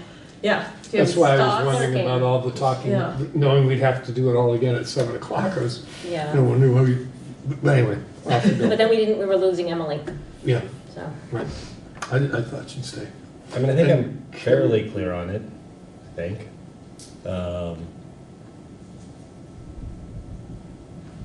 Good. I'm happy to read through our positives again, because we literally went through. No, I think I Okay, got you it got, from that, okay. yeah. And I think we were all very happy that we had 5 such, I mean, we were torn. We were starting to really go, let's take this from this person and this, and then we were like, okay, now we're getting a little too crazy, but I think we're in a good position to have such resources. All right. All those in favor of the motion as stated, say aye. Aye. Any opposed? Okay. Now you think there's another motion? I do think that Carrie could, I'm not making it quite yet, but I do think I could make a motion that Carrie reaches out to NASDAQ, because just some of, like, their availability in evenings, and just flesh out, we had a couple questions from Okay. the other thing, so just to answer those questions while you're reaching out to them anyway, and I think there's a potential, if those are cleared up, that we could make a motion to hire them and get them on board for the next piece of it. Gotcha. If we feel Okay, so this is more on people, resources, continuity with a consultant. For the, Can you call us at a 7 o'clock meeting? yeah, Yeah, okay.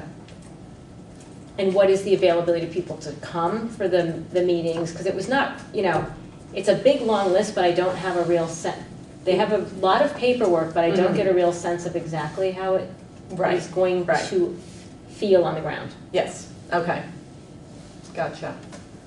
Okay, that's your motion? So I could make a motion that Carrie reaches out to NESDEC to clarify the process. Sounds good. Is there a second? I'll second that as well. Okay, any other discussion? All right, seeing none, all those in favor? Aye. Any opposed or abstentions? Seeing none, I think we have a path forward. And I think we could perhaps make that, you could warn possible action on hiring NASDAQ for that Friday meeting as well. Friday the 27th, As a okay. possible action item. Yeah. Just because it would be better to engage them this year. Well, and I think it's possible action on Thrive, Mark, All of it. Yeah, NESDEC, yeah. all of it. Oh, that was is- definitely the possible okay, action that I okay. think we need to do. Yeah. That has to happen Friday. And Okay. then, but this one, it would be great if maybe we could just do it all. Right, okay. Okay. Nicely done. Can I ask a general question? Sure. Are you done with what you need to do? I mean, is that all right to jump in now? I think or- we are done with what we need to do. Okay. One thing I was kind of wondering, it sounds like you've gone to various firms and given them, it sounds like you're going to use more than one possibly on different aspects of things. And I was wondering, what would happen to a candidate who was totally local? Would they get the same information that candidates from out of the area would get? That would happen. It would be available to anybody, right? Absolutely. Yeah, it's Yeah. absolutely Yeah. open and transparent Yeah. process, yeah. We're not excluding internal No, that's why I candidates. asked the Yeah. question. I didn't Yeah. know, since these firms are not local, how the local, somebody who is in-house and wanted to apply, how that would work, but it sounds like it wouldn't be any problem at all. No. That's a good question. We've never Yeah. done this before. Right. Not Yeah. in, ever. Yeah. And then the other question would be, well, actually I have two more questions. This one might be a little sensitive, but given the time of the resignation and then the time of the need to get the new person in place, is that by statute or by any, when a staff member resigns, it has to be within a window. And I was just wondering, is that window complied by? You'd have to look at Lyle's contract to see. But I'm sure because it's at least 6 months and I know, Right, Yeah, she's It given wouldn't us be more than that. 7 months notice. the longest I've ever heard is 7.5 months Okay. notice, yeah. And coupled on with that, because it's a lot to do in a short period of time, even though it seems like a long time, it isn't. It doesn't seem like. Yeah. Well, I think to some people, it seems like, it's over there. As a fallback position, I would go back to what Christina initially said in the first meeting, and that was, the fallback interim. Not recommending that by any means, but, if the process doesn't come to fruition as we hope, it would be good to have a fallback interim, which I assume would be somebody that would be very knowledgeable of the whole system. So it would, chances are an interim could come smoothly from somebody that's been involved with education in one of the districts for a long time. So, I think we heard from at least NESDEC, VSBA, and Mark, interim might be where you need to go. Yeah, You know, because, Actually, from 5 too. okay, Oh, really? that everyone said, Okay. first of all, that's don't rush the pretty- process, that- and be prepared that you might need to.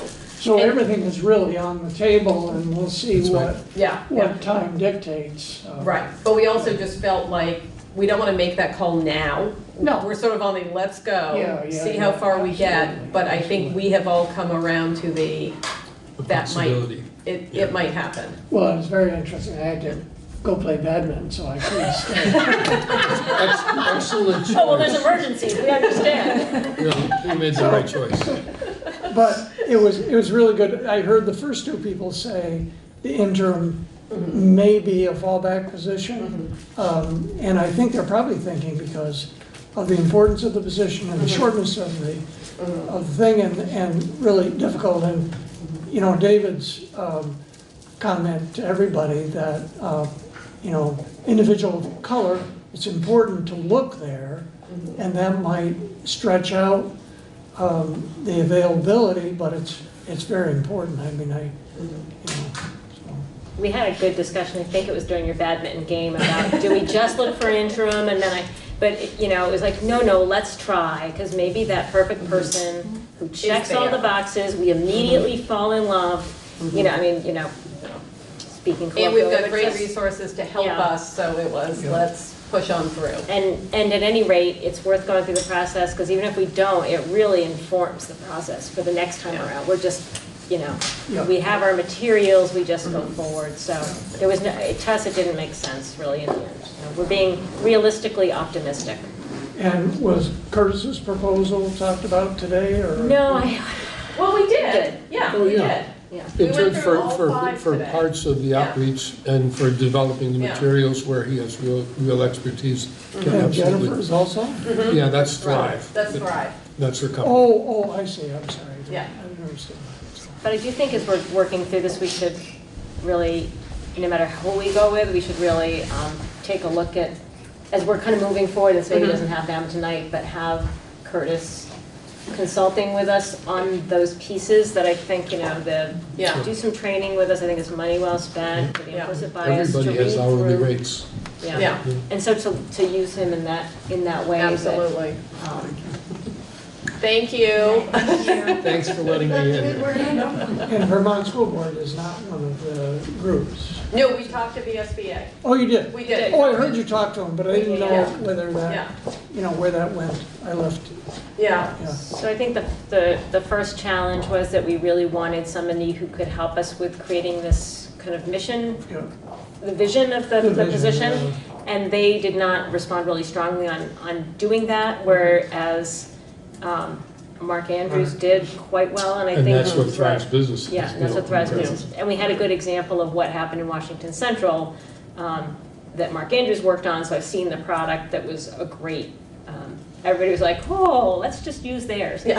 So, No, be inspired by theirs. so, and then they don't give an à la carte option, so you have to use them for everything, and I feel like, especially right now in our history where we don't have a mission, vision statement for our board, we really need somebody to help us articulate clearly what we're looking for in a superintendent. And that's the thing I feel most scared about doing here, is like, I think the interview process will actually be a little bit better at. Yeah. Yeah. In a way. We've done it. We know who We've the done it. stakeholders are. and- Yeah. And, yeah, we've got help with the questions. We But know writing what an we're ad looking that's for. attractive enough, that explains what we're looking for and who we are, that's the thing that I'm really stuck on. How do we get from what we have, which is a job description, a boring job description, to a soulful advertisement for a job that really Something explains. that really pops. Something that pops, exactly. All right, anything else? Our favorite motion? Madam Chair, there being no business before this body, I move to adjourn. Do we have a second? Yes. All those in favor? Aye. All right. When I came back, I couldn't get in.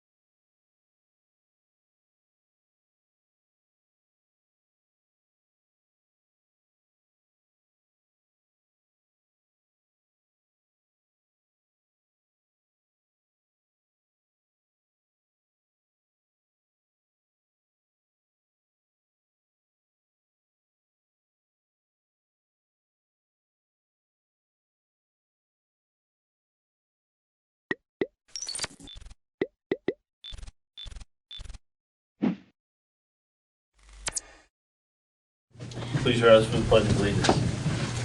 Pledge allegiance to the flag of the United States of America and to the republic for which it stands, one nation, under God, indivisible, with liberty and justice for all.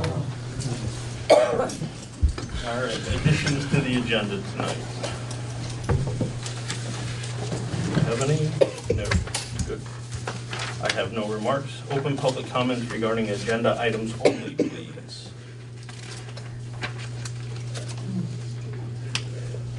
And our auditors are not here yet, so we will skip them.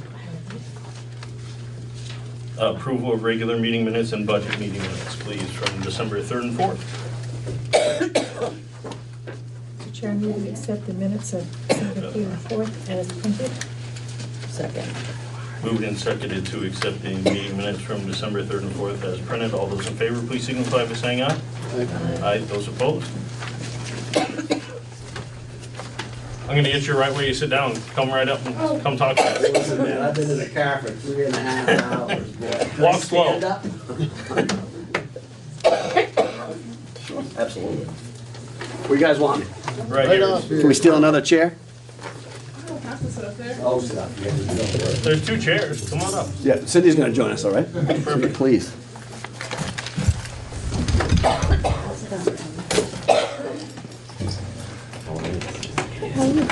Tired. It's been a long year. Yes, it has. Okay. You know, bringing us all on camera.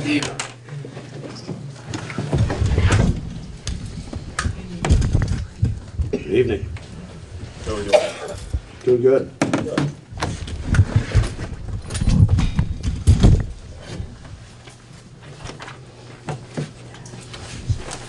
So you have the floor. Talk to us. I'm Ron Smith, principal with RHR Smith and Company. I just spent the past 4 hours driving in a blizzard over here, so if I'm a little off my game, I apologize, but certainly here to talk and close out 2018 and talk about 2019. I apologize it's taken me so long to get here. Let me tell you this, I had a death in my family this summer on the 4th of July, and I know Cindy's had a long year, so here we are, and certainly actually we're prepared to talk about 2019 as well. So we sent Cindy a draft today, so she hasn't had time to review it. We'll hit the highlights and certainly give her a chance to respond over the course of time and review. But I think we can hit some of the highlights of that and go back and start where we, this fiscal year, start at the beginning of the year, 6/30/18 and come right up to today. Sure. And tell you where you're at financially and certainly go over any questions you guys may have. Perfect. So going back to June 30, 18, I'm going to start with your general fund. Your general fund had about $700,000 of surplus, of which I think $330,000 was unassigned. And then we had the rest of it, which is about $370,000 assigned for a multitude of purposes, that was certainly either committed or obligated, whether it be at town meeting or through the board, through your statutory rights.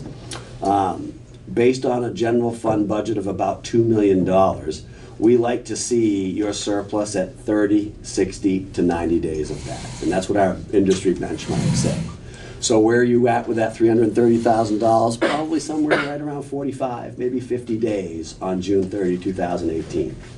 And we actually see that going up a little bit for 2019, up to around $400,000, just based on Cindy's review and whether or not we got all the carry forwards and restrictions in the right place. We actually see that going up in 2019 to the unassigned, the unrestricted, to about $400,000. And I think the restricted is going to stay right about there too, where it was on June 30, 2018. And Cindy just hasn't had the time to go over that, but She just got it today. yeah, she just got it today. We wanted to make sure we put it in her hands, but we're pretty confident, that the number she gave us, we made little to no adjustments on, as far as the transfers go. So I think more importantly, it's just going to be a function of where the restrictions are with the balances forward, at the end of the year.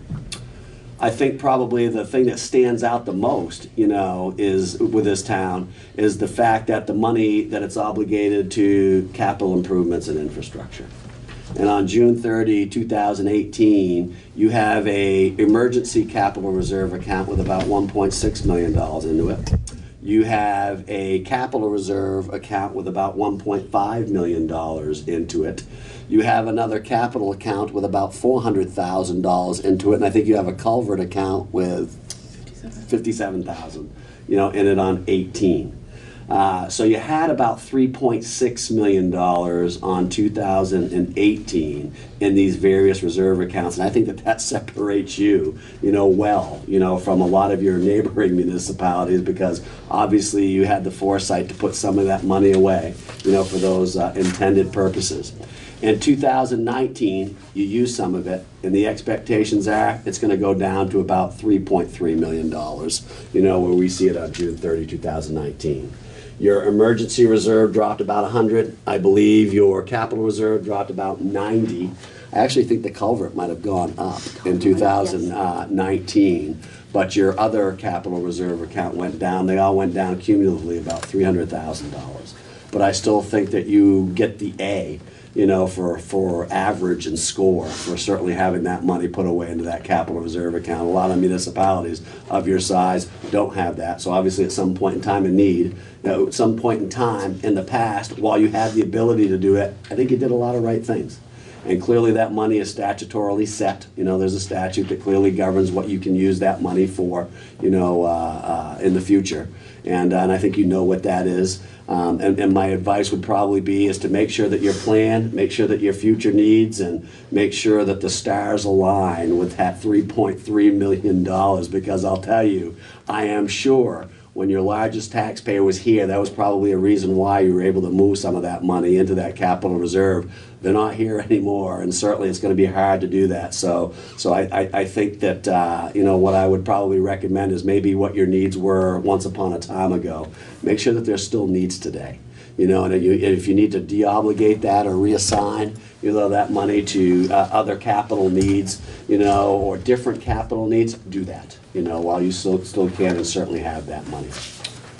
You've got about $1.6 million sitting in trust in 2018 and 2019. A lot of that's in capital reserve accounts. Again, you've got a lot of capital reserve accounts. I think that there's like $300,000, sitting in the capital reserve accounts and the special revenues, that you have. You've got some road money that's sitting over there. You've got a bunch of special projects that are sitting over there. You've got about, I think, $250,000 in cemeteries, in 2018 and 2019, sitting in those permanent funds. So you got a lot of funds, you got a lot of, you're a busy town, and you've got a lot of funds, that there are purposes, for, whether it be an ordinance, a special town meeting, or an outside intervention looking in saying we want that money, put away, for us, or for that day.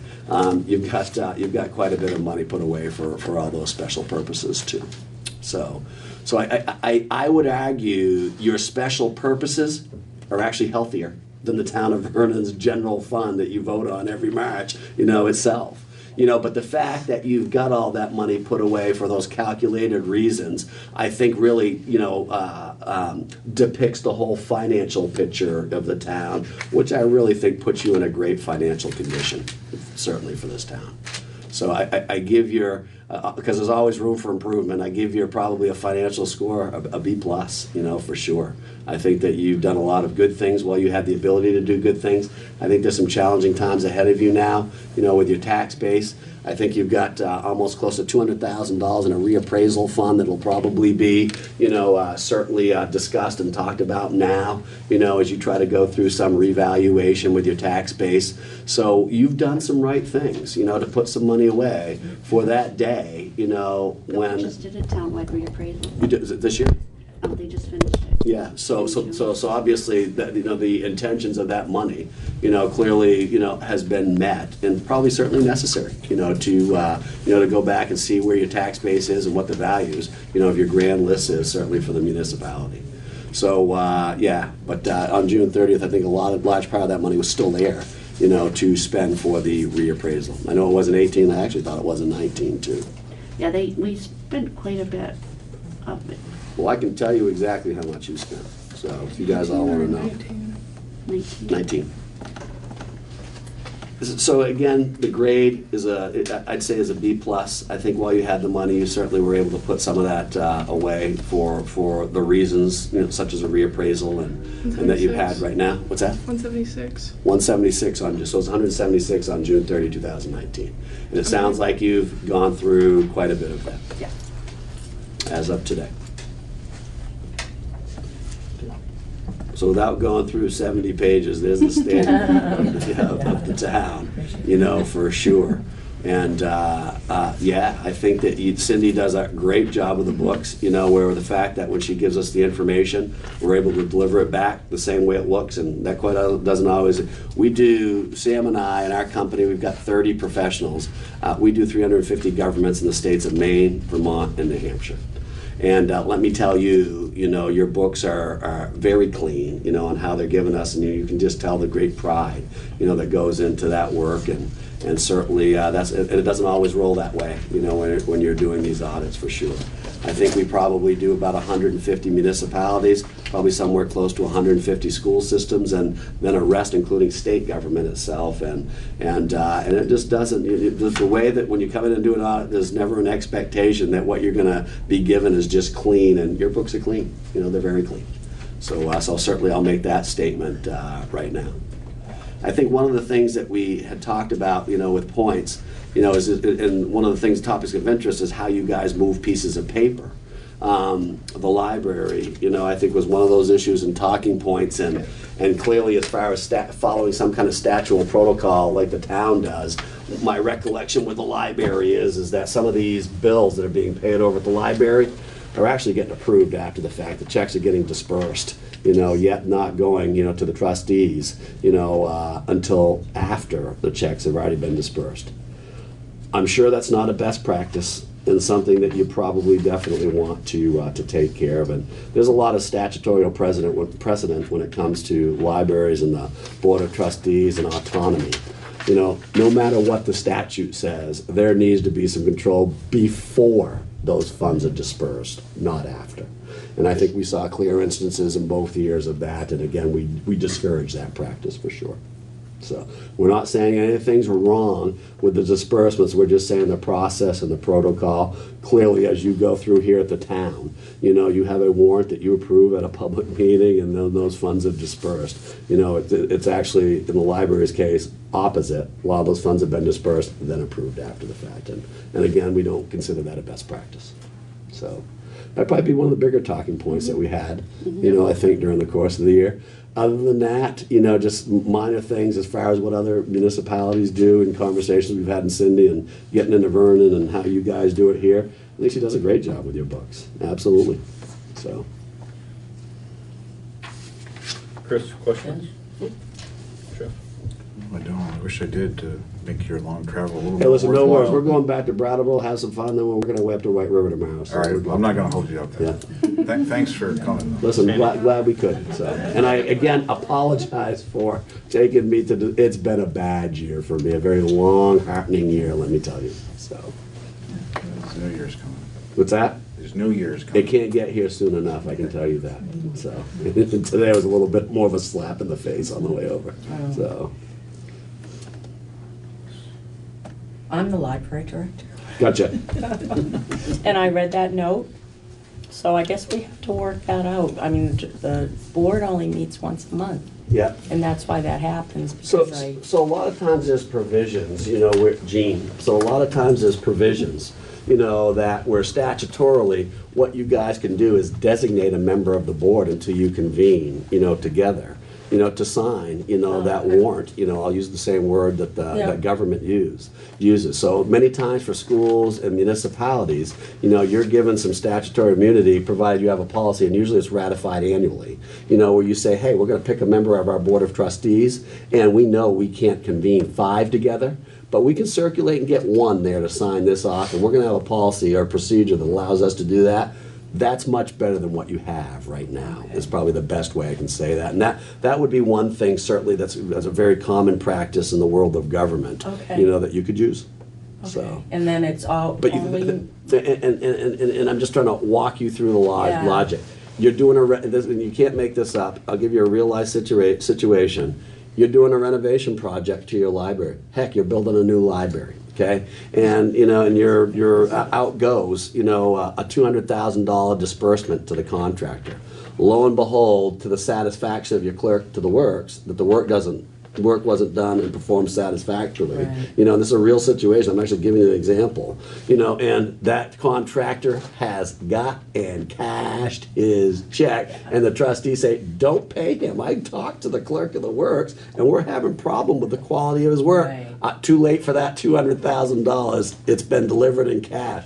I didn't see it. It never got signed. There's an instance, right there on that, and just take that and just apply that to any vendor, that you do business. And we're not necessarily saying, that the practice is wrong. What we're saying is the Board of Authority had no chance to look at and disseminate and ask questions regarding the funds that are going to get dispersed. Right. And there's a lot of money flowing through that library. That library is busy, and so is the town. So our advice would be is, in the worst case scenario, take a delegate of your Board of Trustees and have them sign off at least until you get into a public meeting. Oh, okay, because then they would still require the. Yep. Right. at It can least be 3 circulated through, we can get into the signatures whole issues of Okay. the best practices, but it could even be circulated through an email. So, where all the others, see it, but one physically would go on and say, I give permission to release these funds until we congregate together as Okay. a respective board, which is a much better practice than what you have now. True, true. Yeah. One Yeah. thing I do have to say is that all the bills that come from the library, Jean does review them Yep. and sign them before she gives them to us. We never pay any Mhm. bills Right. from our office without Jean Yep. signing Right. off on it. So, Right. Yeah, it's just the timing Yeah. of things. And- I want and if- Cindy to and have if time to do and it if that's the on case, time. Gene, it sounds like you're the logical spokesperson. Absolutely. Yeah. Maybe where somebody with authority, you want to be careful, and just so I'm clear, I just want to make sure you're a select person at this town. Yes, I am. You just want to be careful, with any type of conflict of interest, and I'd be more than happy Oh, to yeah. talk about that. Oh, Make yeah. sure you don't put yourself in that role. Right. But I'd even argue that the board could designate somebody with knowledge to do that, in Right. anticipation of that board meeting. There's a lot of better ways to do it than what I think that you're doing now. And I would just probably improve that practice, and if you want to huddle up with Cindy and maybe we can Yeah. have a 4-way conversation, we'd enjoy that, Gene, Yeah, for sure. That would be great to Yeah. help with that. Thank you very much. Sure. Any other questions from the board? Thanks for coming in. Season's greetings, happy holidays. and Thank you, good to you meet you. too. Good to see you too. Bills and warrants.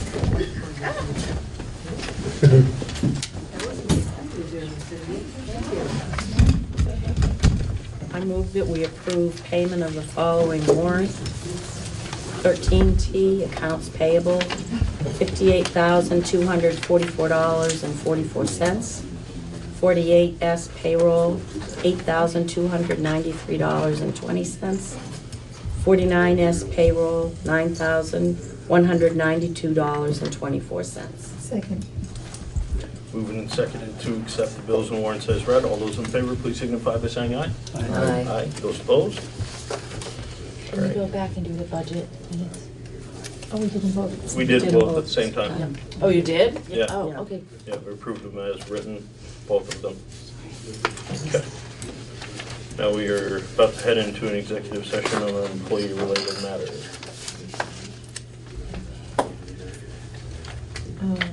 Mr. Chairman, I move that we board and Cindy, Cindy go into executive session. Michelle, I And would- Michelle, on appointment or evaluation of public officer employees. Title I, VSA 313383. Second. Moved and seconded to go into an executive session on an employee-related issue. All those in favor, please signify by saying aye. Aye. Those opposed? We are in executive session. You did number 2?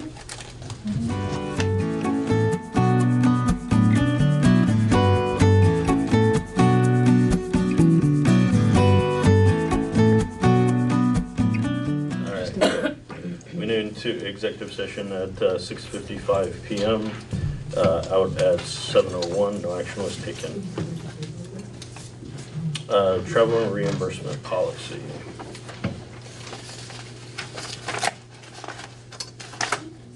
I underlined everything that's different from the one that was added, the one that we have this time. It was in red, but you couldn't really see the color.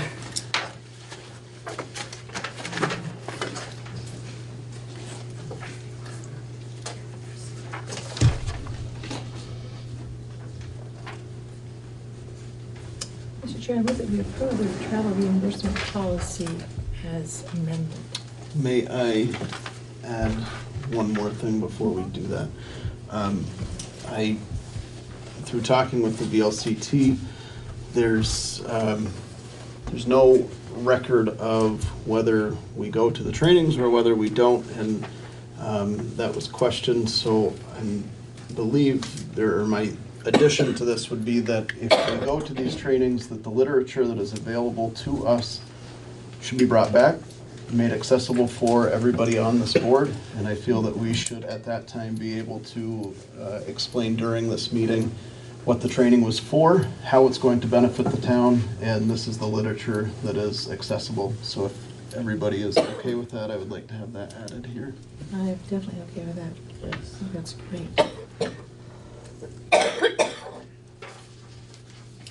Yeah, I mean, essentially, Vernon is investing in education that shouldn't be limited just to the participants. Correct. I also did find in the ordinance book that we have that there is, and I don't know the last time that it was actually used, but there is a reimbursement agreement for training. And I don't recall that that's ever been in there, or that it's ever been used, but it is still in there, and it clearly states that if we pay for you to go to a training and then you up and leave the board, you owe us that money back. And I don't know the board's wishes on that, but it's in that book, it's not being used, so we either have to get rid of it or start using it. It's not just for the board, it's for anybody. Any employee that goes to anything paid for by the town. I think probably the reason you haven't seen much of it is because when they tried to enforce it, it didn't get enforced. Which, understandable, but it is, so I don't know what the board's pleasure is with that, on whether that needs to stay or whether we need to amend that, look at that again, or what, but that is something that's in the book. Do you want to look at that again? Yeah. Because I did see that when I was pulling this out, Mhm. but I think that would be something you would probably sign with your personnel policy, like when you get it. It's like It's specific on there, which training you're going, what the date is and all, so it is. so you sign it is after, per before each everything? training, yep. And it looks like you sign that at the same time that you're requesting approval to go to that training.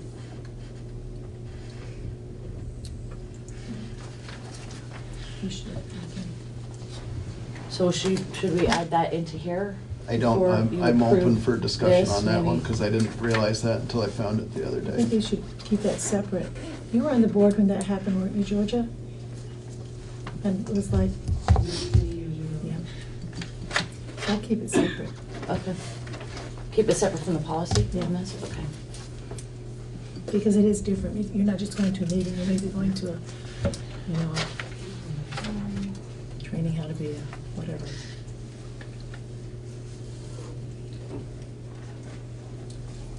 So I think what needs to be added, it indicates mileage reimbursement, but there's no specific language addressing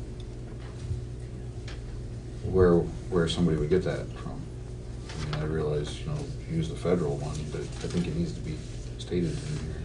Yeah, every year, we as a board reset that.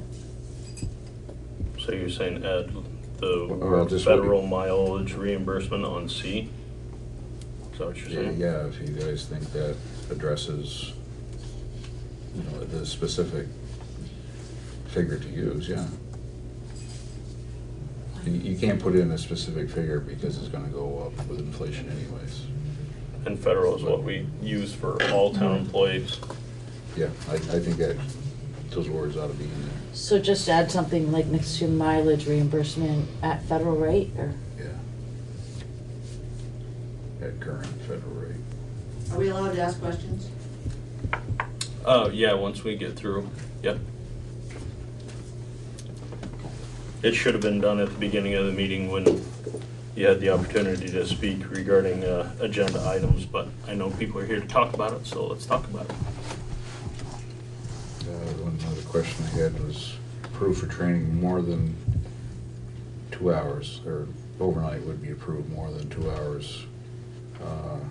I was curious as to how long it takes to get to Montpelier, which according to my app is 2 hours and 11 minutes on average. Oh, I must drive like a jerk then. You do. Oh. Well then, we didn't even beat around that one at all, Sandy. You said it before. That's funny. Yeah, I mean, I'm sure it's totally feasible to get to Montpelier in less than 2 hours. Yeah. Yeah. So I guess it I'm just depends saying it's on on, the borderline of it depends on how nitpicky you want to get. Do you want to choose an app that we, no, I swear to God, I mean, we're going to this length, so let's, Well, another thing it'll is change, but Montpelier can have really bad weather when you get up there. And that's why I asked to make sure that there was things in there that stated the weather. If there was a conference in Burlington that got out at 4 o'clock, I wouldn't, I mean, if you don't want to drive home, then that's a different circumstance that we could address, especially this time of year where it's dark at 3 o'clock. Yeah. Or we had the storm that came in, we knew it was coming, and if there was a conference to go up last night, even if it is within that 2 hours, just based on safety, I think that there is some circumstances where we can certainly look outside of that.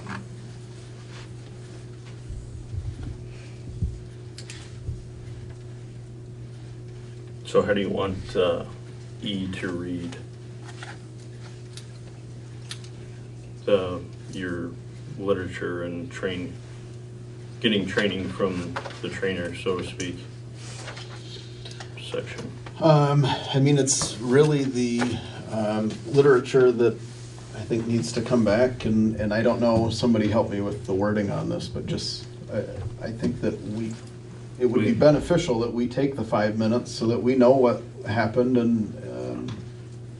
Do we include it in the following select board meeting packets? I think so. The literature? I think, or yeah, we can do that. Yeah. Okay. Some of it can be pretty I mean, that's a lot of paper, just warning you. Usually you get like the entire PowerPoint presentation, And you can always download those from, look them up on VLCT's website too. Sure, I mean, and it doesn't have to be included in the packet, but Well, that's what, I think that there needs to be something that comes back that says, yeah, I was at this training that the town is paying for. Oh, yeah. Yeah, Maybe made available to the board members? sure. And I think that speaking about that for a couple of minutes, just to, hey, this is what it was great, this is how it's going to help the residents of Vernon. Right. I think that they're deserving of that since ultimately it's their money.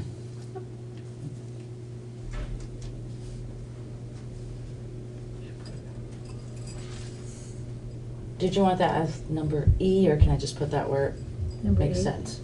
I was thinking. I wasn't gonna say it, Sandy, but. Well, you're on a roll tonight. Funny. I said number 8. Because I think he already said it.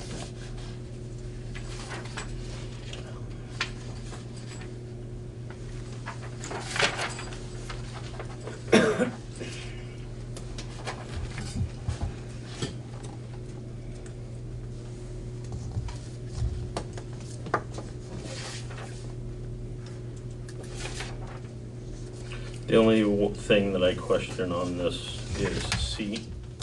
As much as I like both of you, I really don't want to share a hotel room with you, so if either of you want to attend with me, I'm going to pay for my own damn room. That's fine. Go right ahead.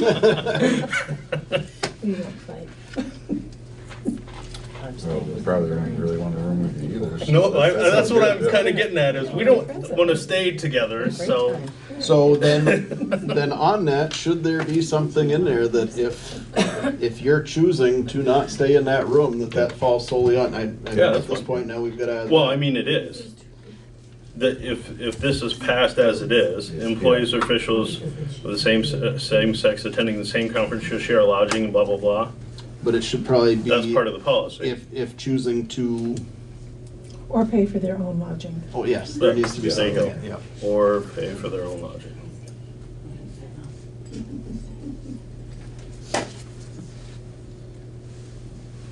And you flip a coin of who does what. I do need, before you approve this, can I get this approved by the attorney? Because this may, that actual, since you are delineating between sex and, I think I feel better HR-wise if that was looked at. What do you mean?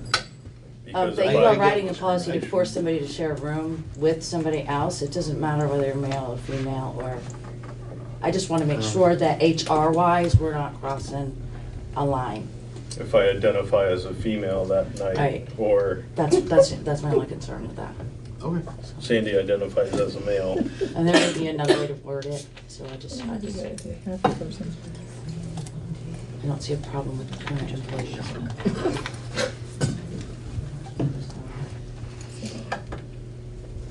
You could stipulate, depends on if you have a 2X chromosome, then that's why. Yeah, probably is politically incorrect. yeah, that one might get us in trouble eventually. Okay. We have any other changes or additions to this policy? So we will have it Well, vetted. going back to the question about, the GPS mapping program. I don't know, maybe that's not the worst idea in the world. I mean, apps are gonna come and go, but just say, apopular mapping. I mean, you Or could, put your mileage. Miles away, What are you talking about? instead of hours, miles? When he was on mileage reimbursement, is that what you're talking about? No. Oh, the 2-hour The 2 hour. limitation. Yeah. Oh. Yeah, how do you, in other words, like, if my Google Maps says 2 hours and 11 minutes to Montpelier from here, Apple mapping might say, 1 hour and 59 minutes. yeah, Yeah. oh. it doesn't need to be more complicated than, but, some specificities.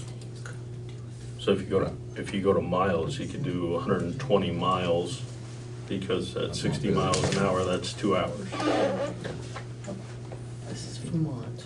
I was just saying, depending on where you're going. Vermont. Well, I understand that, but I would say that time, because that affects a conference starting in the morning, and, yeah, mileage may not be that great, but if it takes you 3 hours to get there, sure.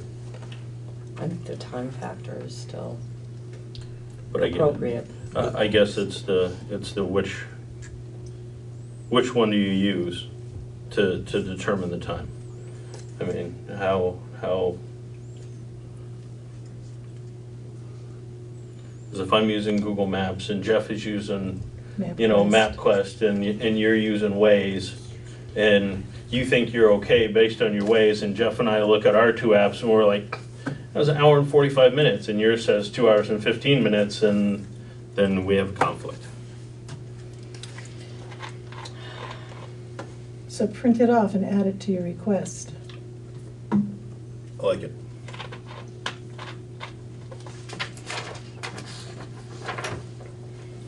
Or you just keep searching for an app that's gonna tell you less than 2 hours.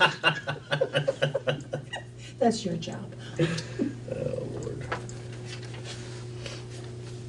Okay, so we're happy with the 2 hours, and when the request is made, we all use our heads about what 2 hours is. Yes? Do you want to put the documentation from the travel app in the hours? I'm sorry, is that a joke or am I adding that?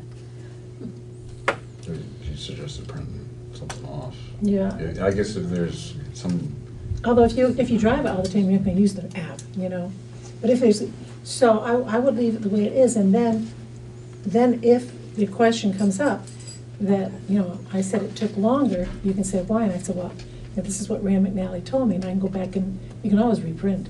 Okay. Rand McNally. All right, so it's old school. Thank you, Brett. Yeah.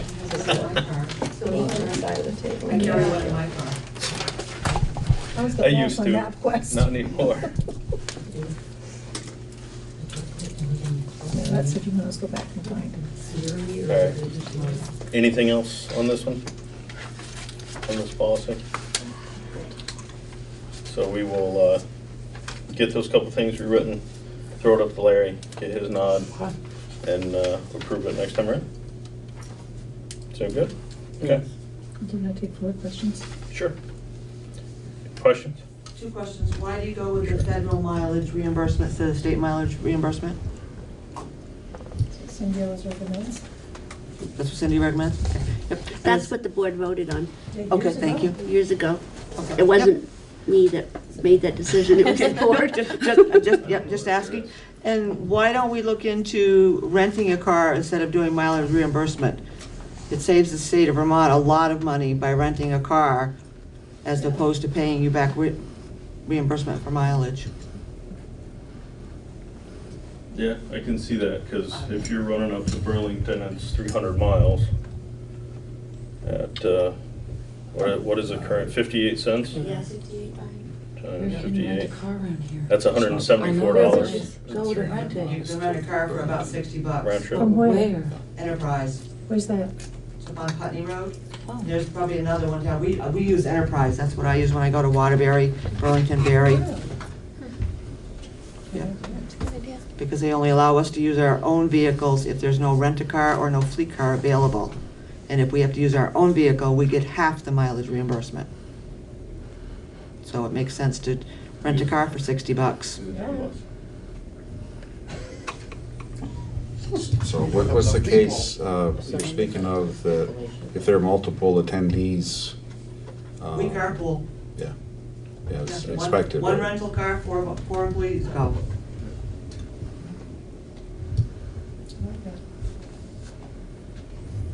We can look into it. And again, if you don't wanna ride in the rental car, you You drive drive around yourself. the house, I right? mean, yeah. I don't think any of us charge mile reimbursement anyway. I mean, at this table. I haven't. So I've never charged for mile reimbursement or meals.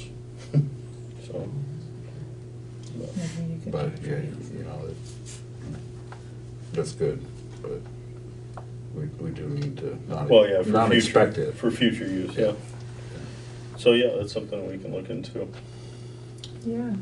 The only additional expense to that would be obviously filling up the car, but that's part of your rental. Do you guys do the automatic fill up? We do the automatic fill-up. So it's an extra $30 on top of your rental or whatever. Depends on how heavy a brake foot you have. Yeah. Because, I mean, it varies from. We all know Chris has a very heavy right foot based on. They fill it up for you. Right, they fill it up, but it's part of your package. Right. Yeah. Just pick it up, go do your Good. thing. That's a great idea. Save your Yeah, I car. mean, I like the idea that if only it saves wear and tear on your personal vehicle, particularly in the winter. It's true. And you're getting a fairly new car and everything's ready to go. Right. Thank you. Okay. Ordinance enforcement, appointment of custodial officials and appointment of enforcement officials. So this is gonna be a long one for us. So speaking of bringing back from a training, what we learned at the training to help the town, this was the last one that I was up in Montpelier doing. So in order to start enforcing, and I gave you kind of a copy of what I wrote as far as a warning ticket, if people want to use it. And that just kind of gives you an idea of what we have on the books that we have fines set for. Again, we've got to get rid of the bicycle ordinance, but I'll get that on your list to get rid of that. But these are all the things that we actually have fines for. We'd have to take the parking out of there because our enforcement officials will not be able to do anything motorized vehicle related. So they can't do anything with ATVs, snowmobiles, or cars. That's all has to be done by a law enforcement officer. But I tried to think of everybody that might possibly want to, or that you might want to empower to issue tickets and fines. So this is kind of the list I came up with. We can start scratching off before I start calling everybody to get birthdays. Why is it necessary to have a birthday? The Judicial Bureau requires it has to be a name, it cannot just be a title. It's gotta be a name and a birthday of the person. And I would also have a training session for everybody who decides that, yes, they're going to write tickets. Because there's a lot of important stuff to know before you actually pick up that ticket book and start writing stuff out. It's a responsibility that needs to be taken seriously. And there may be people on this list that you want that may say, no, I don't want to do it. Yeah, you can take my name off from there. I don't want anything to do with this. See, that's what I need to know. Yeah. Writing tickets to the really? taxpayer. We can get, I put, You can get taken off. you can absolutely get taken off. I just guessed. Yeah, and if you read how that's written. Some towns had the yeah, whole it's not even select board written on and some properly in didn't. the ordinance Because, what they're I know that like for classified noise under. So issues they and stuff, you actually guys have get. semi-automatic into that. I just put it on here. So is everybody in agreement on this table that we don't want to be in this loop? You did that? No select board members No want select to be board on this members? list? I don't want anything to do with Okay, that. I don't need to. so no select board members. Okay. Question for you. Sure. What tickets are you using? Are you using the Vermont State VCVCs? Or are you creating your own ticket, or? The tickets are issued through the Judicial Bureau, so we don't actually have them yet because we don't have any enforcement officials or, what's the other thing? This is the beginning of the process we to be don't- able to do all of that. Right. Okay, because when I read the ordinance, I can't remember which one it was, but when I read one of the ordinances, at the very bottom of it, should you be, I don't remember the exact wording, but should you be issued a ticket, check made payable to the town of Vernon. If you read the back of the VCVC through the state of Vermont, there are 3 boxes which you check off when you get a ticket. And one of them is you deny the allegation, one of them is you plead no contest, the other is you plead not guilty and request a hearing. In the ordinance, all you have is that, you pay the fine and that's it. So there's no ability for somebody to say, yeah, I want to check off the thing and I want to have a hearing. It was just an automatic, you've got to, cut a check to the town. And so that needs to We be will make sure our changed. ordinances follow the tickets. I haven't seen the tickets, actually, and no checks would come to the state, to Vernon.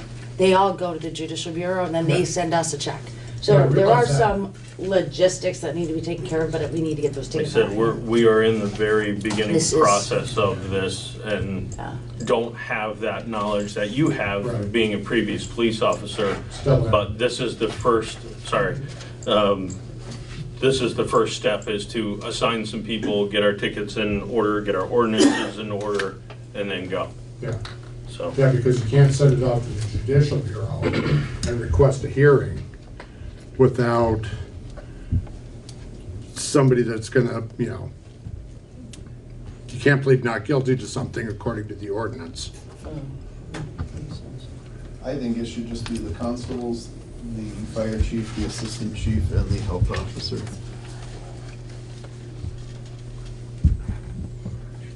Not animal control. Oh, the assistant fire chief? He's the second constable. Oh, so- okay, yeah. But yeah, I guess it should say animal control in case we have another second constable that decides they don't want to do that because they're an elected official and they have that right. They don't even need the they don't- titles, I just put I them question the same thing as why wouldn't we put second constable next to Jesse? And I guess we don't need the title, we just need the name and the date of birth. Yeah, And whatever So official after capacity every they sit election, in. we have to change this? It can't be, No, it's. Yes. Oh, we do? Yes. You cannot put just the title, it's gotta be the person and the birthday. But if the person just doesn't get, Then I just write another letter, like Okay. the one that I'm writing, and give them the name and the birthday. and- so what happens if somebody says, I'm not paying this? Then they go to court, just like a speeding ticket, they will go to court. What are these tickets you're talking about? Well, right now, we have fines for mostly animal control is a big one, that our animal control officer has no meat in his, when he's trying to enforce the animal control laws. We also have fines for use of alcohol in public places, discharge of an automatic firearm, bicycles, that are not registered, which will take care of that. You mean the bicycles the little kids ride? Yes, it's just an old 1968. ordinance that really Many, needs to be many, taken out many of the years ago, books. you had Yeah, to my register your boys had to bike, do and it, yeah. and it's still, the ordinance It's still exists, still there. we gotta get rid of it. It's kinda like in Michigan, if you swear in front of a woman or child, you can get a fine. We also have a noise ordinance and plowing and snow blowing. So like if somebody's blowing snow into the road. So those are things that we actually have fines for, but we have no medium to enforce them. Is Annette still a health officer? She is, she's an assistant health officer. Even though she doesn't live in Vernon? There's no requirement that she Okay. needs to, but do you want me to take the assistant health officers off? I'm not sure about that, because if Mark's not in town, Right, I leave them on. they're the people that we call. I truthfully don't like anything to do with this, so I don't care what you guys put on there and take off. I think that this is insane and that we're only going to upset people and people are still not going to pay it. Because what's the penalty after you go to court? It's the same, are they gonna suspend your driving license, like if you don't pay a fine in the state of Vermont? What is the ultimate I think that penalty? they could, yeah, actually. But does this tie into the emergency service? Well, some of it does, obviously, because if you're, I don't really understand it. I mean, the whole thing is that we have ordinances in town that say if you let your dog run on somebody else's yard over and over and over again, you can expect to pay a ticket for it. And right now, we have no way of doing that. So if there's not going to be any enforcement, then we need to rethink the ordinances that we have, because we've got it on there and it just doesn't mean anything unless we do this.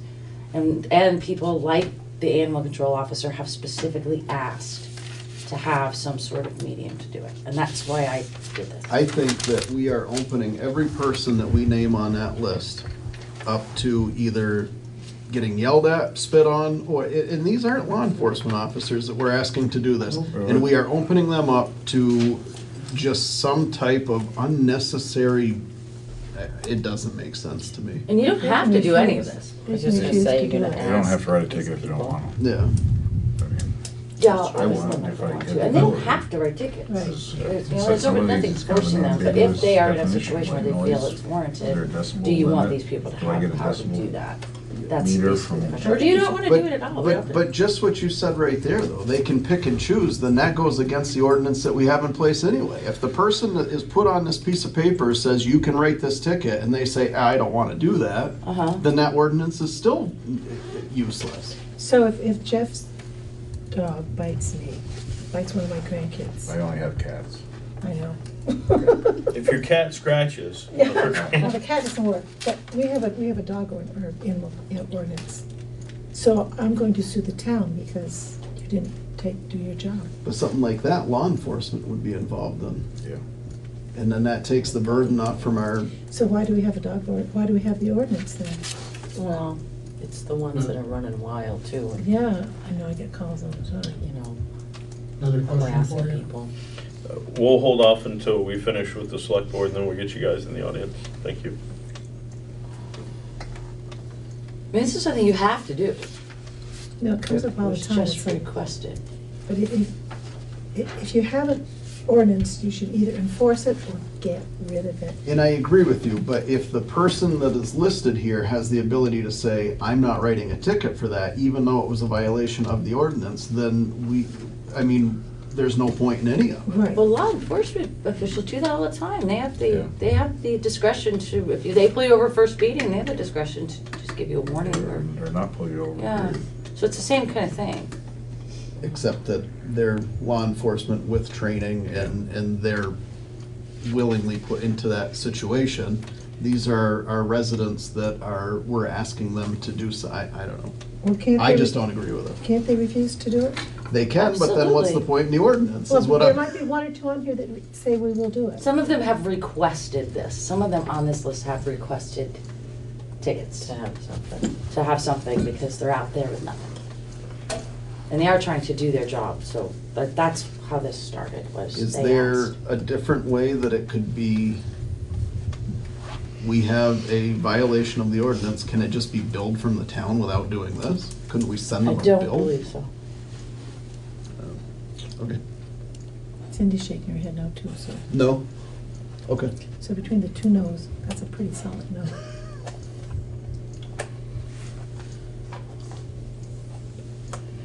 So I guess, do we want to give those folks that want the opportunity to enforce the ordinances that they're in charge of, the ability to do so or not? That's the question. I think so. I mean, if people on this list already expressed an interest in doing so. They didn't all, I honestly No, just I know. guessed at anybody that might.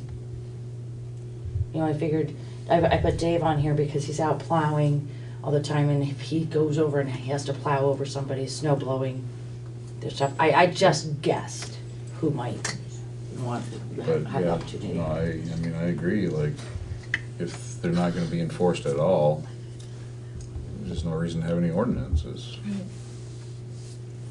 And I think some of these are worthwhile in retaining. Mm-hmm. And then every March, we have to send the state of Vermont a updated list of who Individuals. has permission to write these out. Yeah. Mm-hmm.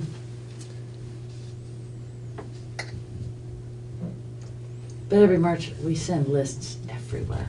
I'm making sure I'm on the same page Yep. here, that's all. Yep. And then out of these, I mean, if we had somebody discharging a automatic firearm, then I'm pretty sure state police are going to be somewhere involved in that.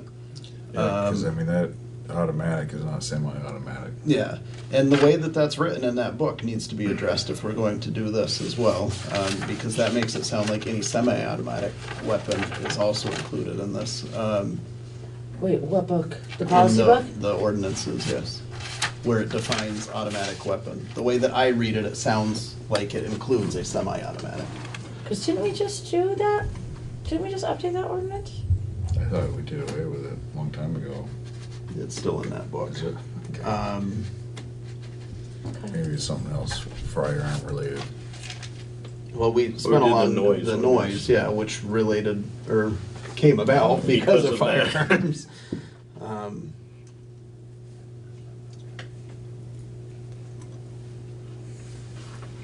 So are we happy, I guess the custodial, let's start at the beginning. If we want to go forward with this, which it sounds like the majority of us want to go forward with this, so those folks that want to enforce their ordinances can, we need to appoint a custodial official.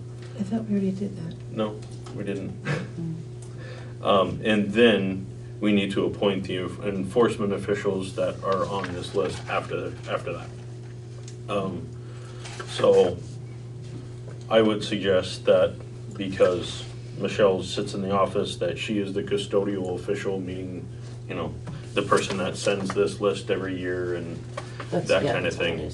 Administrative. Yes. I agree. That person does not have to get writing. So I make a motion that we appoint the town administrator as the custodial official for ordinance enforcement. Second. So moved and seconded to appoint the town administrator as the custodial official for ordinance enforcement. All those in favor, please signify by saying aye. Aye. Those opposed? Okay. So now let's get back to this enforcement list. We've already exonerated ourselves from this list.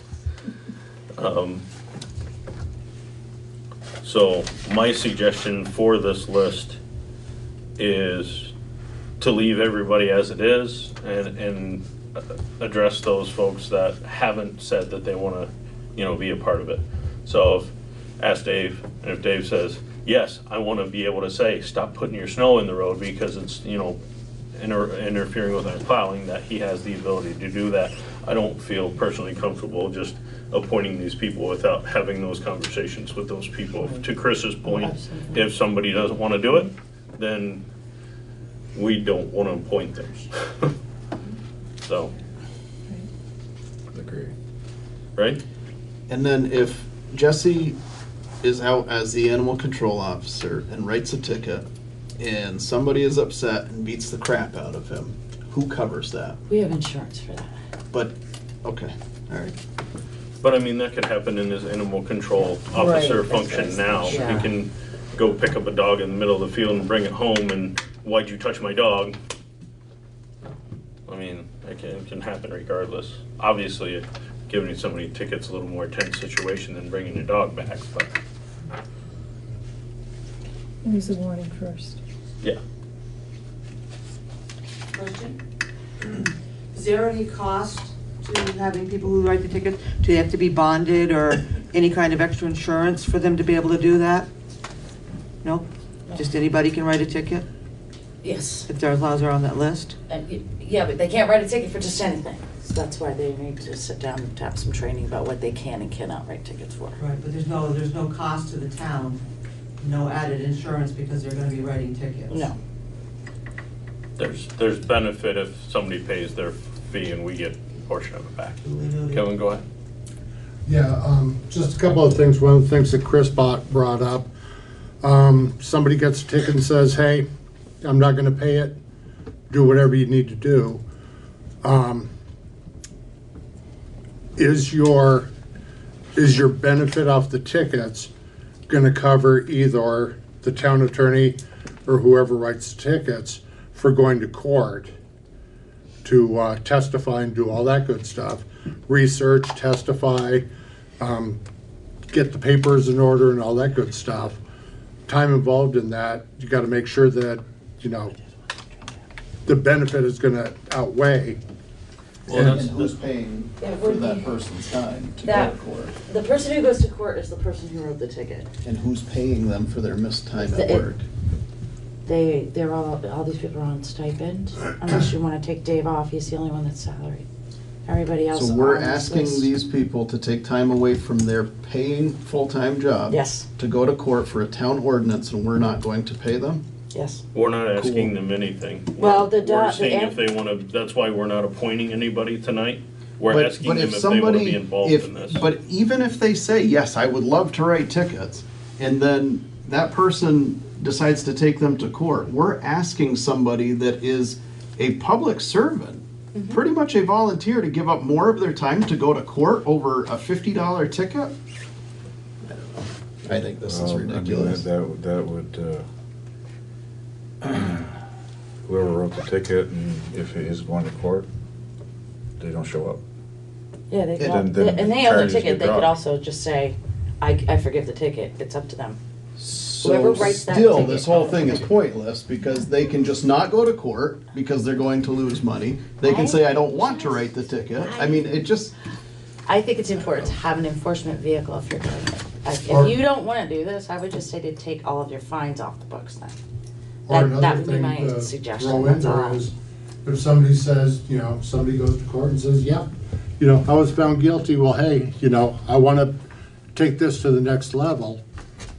And, you know, I've had people, you know, want jury trials on speeding tickets. Is that gonna involve the town attorney? What's that gonna cost? And then the other thing about the tickets is, Chris, you're right, if you're gonna have an ordinance, it should be enforced, but tickets are discretionary.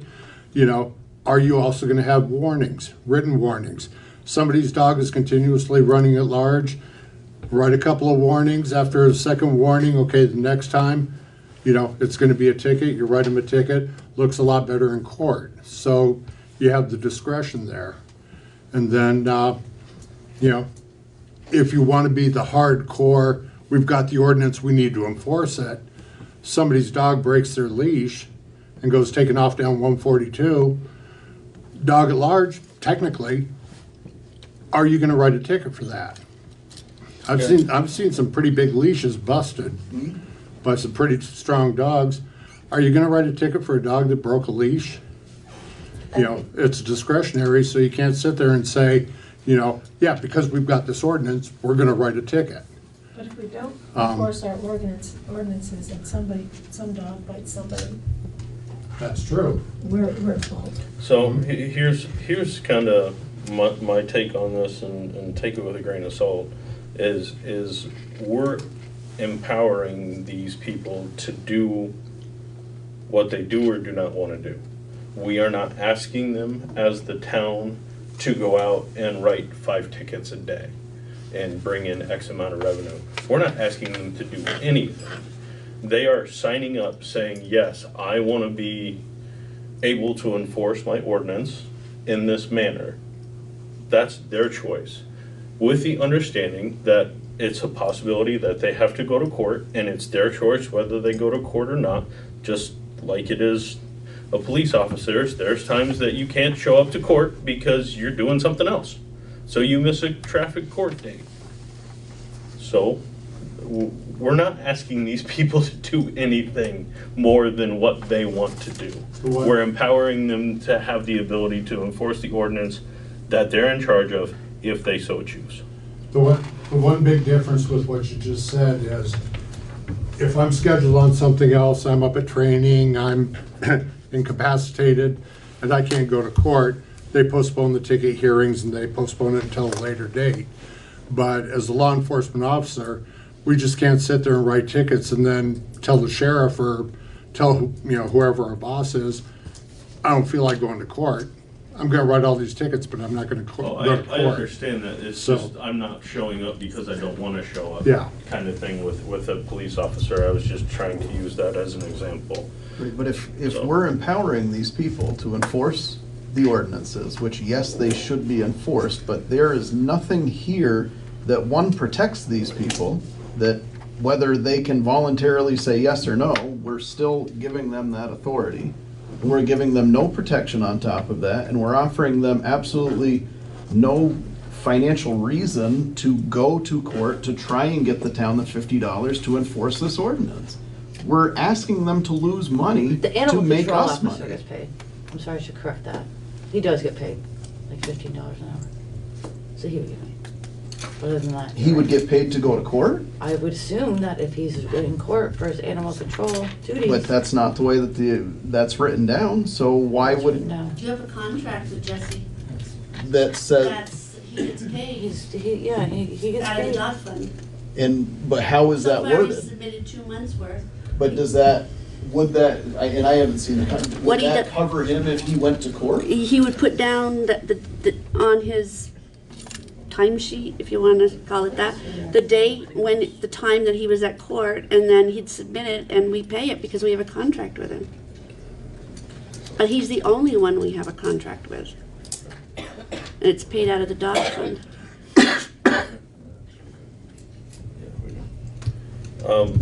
So I guess, again, the question comes back is, do we want to allow these people to enforce their ordinances, or do we not want to allow them to enforce the ordinances? That's it. That's all this is about.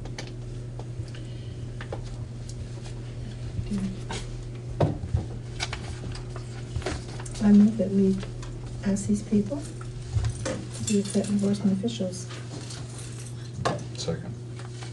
So moved and seconded to offer these people the opportunity to enforce their ordinances. All those in favor, please signify by saying aye. Aye. Those opposed? Nay. So we will table the appointment of the enforcement officers until we hear back from everybody. Okay.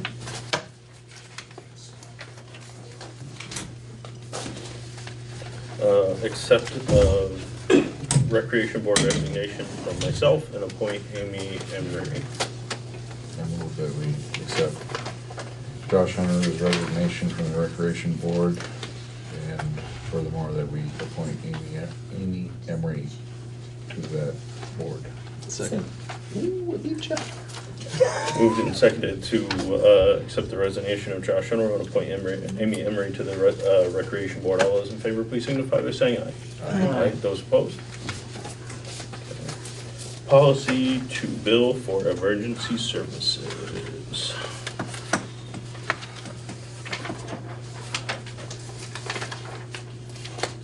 So I apologize, Chris, I could not get all the information together quick enough to actually write a draft policy. And I figured before I jumped into that maybe if the board could discuss this long list of billable items, then I will jump into whatever you decide you want me to write a policy for. I hope that's okay. Have you checked with other towns to see how theirs are written? It's hard to find written ones. I did give you a copy of Milton's, I think it is. And different towns have different policies. So Guilford charges for some things. Chris was telling me that Putney charges for other things. Some towns don't charge for anything. It was a little tough digging, but I spoke to a couple of different towns and did find like night and day. I mean, the towns are so different in what they've decided to do. So I'm sure that we could find a policy that we could work with. Did VLCT have a sample policy? Ultimately, the thought process behind this, and I started talking to Todd about it 2 years ago, that I don't care if we recoup $20 or if we get enough to fill the tank back up with diesel. I think anything is beneficial here, especially since it's going to the insurance companies. We're not asking the residents to pay for it. I believe, with the exception of a non-permitted burn, and was there one other one that was discussed or no? But anyway, otherwise it would all be charged to the insurance company. So I don't see a reason not to take their money. I'm with you. That's why you pay for insurance. Exactly. And they have to be there anyway, Mm-hmm. you know. I think I should also, do our guys go to 91? If they did, it would have to be mutual aid, because Okay. Guilford covers our small section of that, to the best of my knowledge, because they have the emergency entrance over there. Okay.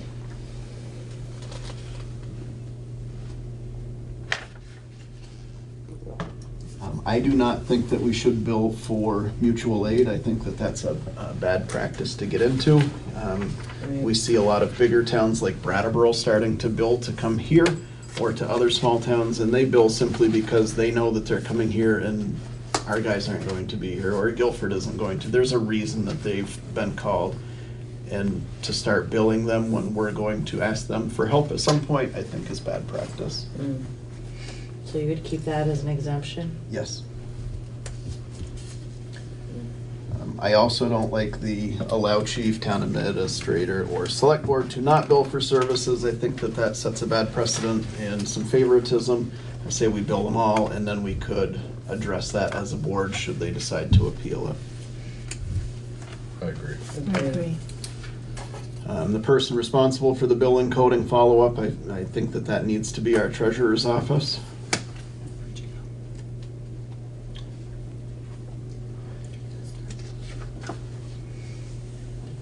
But I think that there needs to be something clearly spelled out in there that if it's John or JJ responding for EMS, or Todd or Keith, I think that their paperwork needs to be done in a timely fashion so that we can bill. But I think that the billing process should actually be done through the treasurer.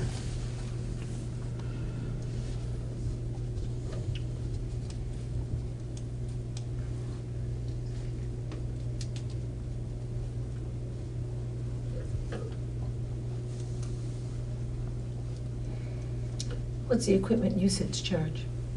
What would that cover? Because I don't know. So some towns, and I believe you included one in here. Yeah, that's like. They charge differently for how long they were on scene. Okay. Each separate piece of apparatus would be worth something different apparatus. depending on size and how long and things like that. I believe some, and I'm sorry, Michelle, I didn't look through this, No, but I it's right on believe the some front of page of them this bill policy. for It had the equipment, like the light truck. individual man hours, depending on how many people we have on scene. Okay. That's per call. That's like per hour use. That's a good idea. And I don't know if there is a way, Michelle, to write the non-permitted burn. I don't know if there's a way to put something in there. Where was it the other day? They just had the large tannerite explosion that was felt all over. That was up in Cavendish. Fireworks. I don't know if there's a way to write it so that if you're doing something stupid that creates a fire, that you're also billed for that. Would that fall under the hazardous materials incident? I don't know. Fireworks that, I'm just thinking somebody setting them off and catching somebody's There field is- on fire. So in addition to non-permanent burn, I mean, there is the whole nuisance charge. You know, like if you have faulty wiring in your house and you don't fix it and. That's they're fine, out there all yeah, the I could see time it and added have to that, said- that if you're doing, Doing something stupid? yeah, just put that right in there. I want to put your name next to it. Yeah, please. I think I did see a policy that had something that alluded to that. So I can find that.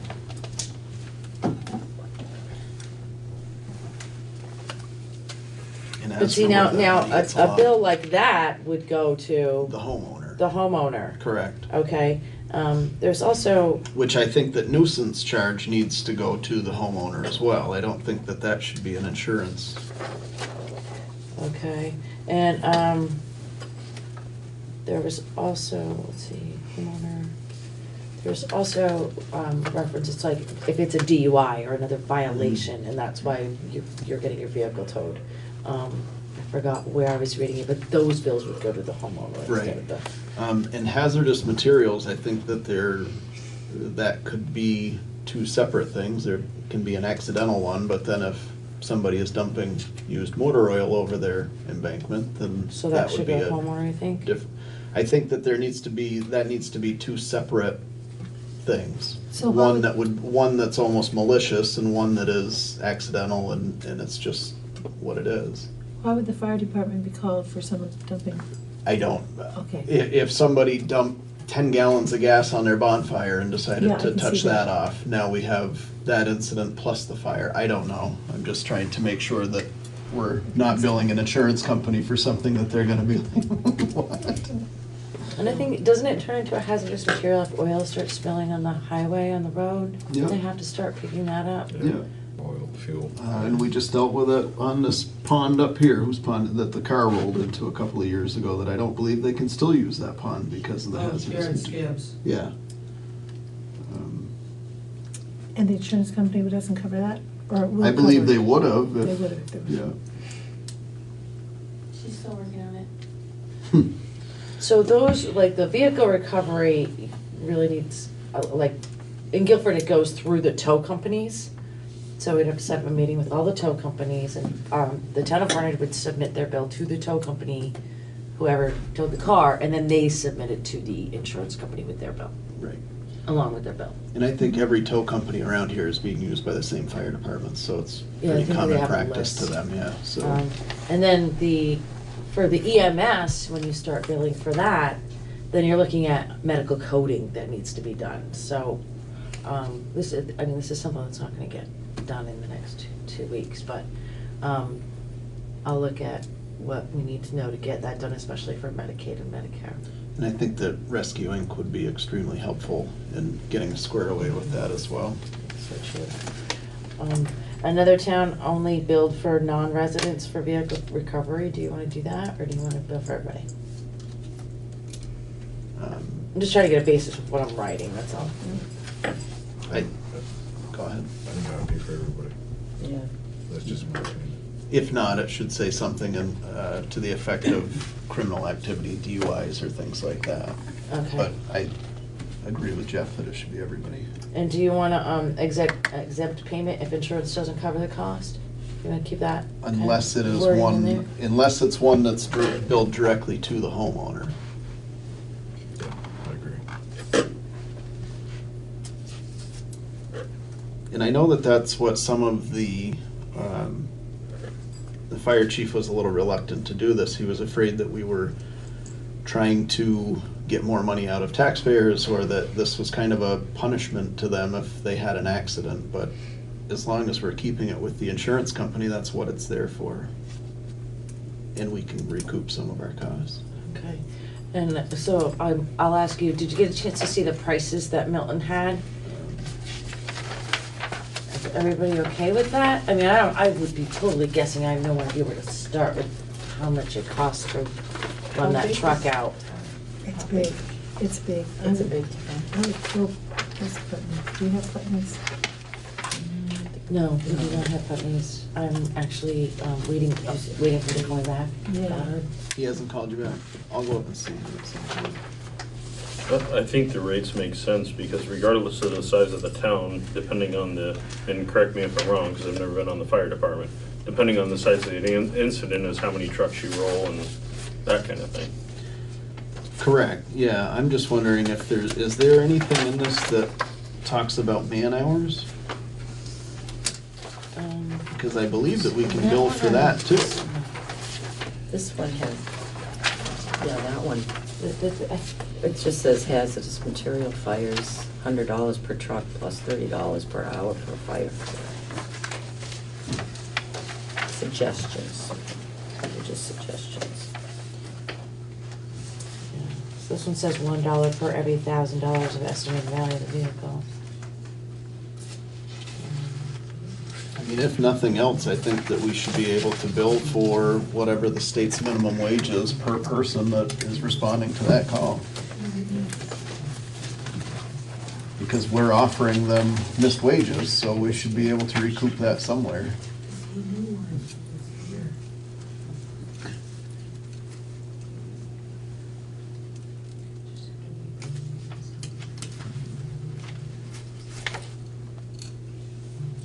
I'll check to see if we can do that, just to make sure, because on the University of Vermont thing, it doesn't say time, it just says standby and fire guard fees.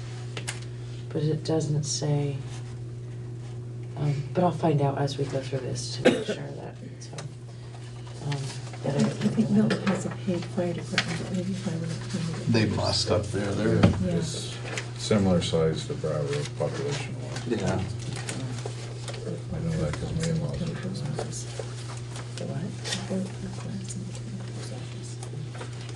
Would you say to guess $15 an hour for a firefighter? I said at a minimum wage, until we find out what we can do, but yes, I Okay, would. because it's gonna be 15 in what year anyways. Yeah, I'm fine with that.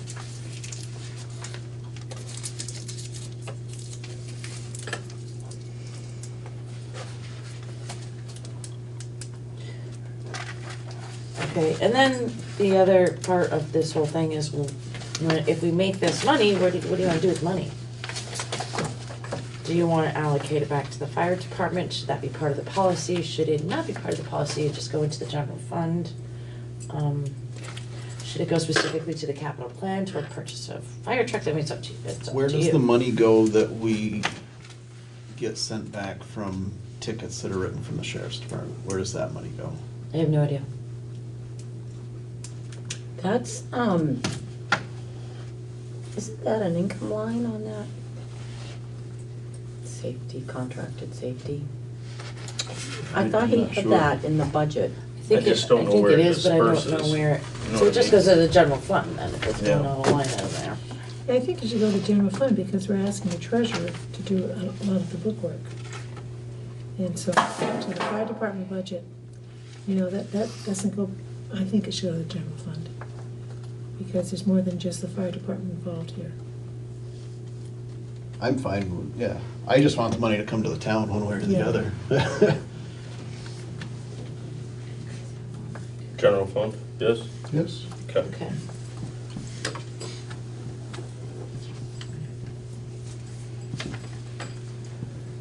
And depending on what that is, we can allocate that much more to the fire department, a percentage of it.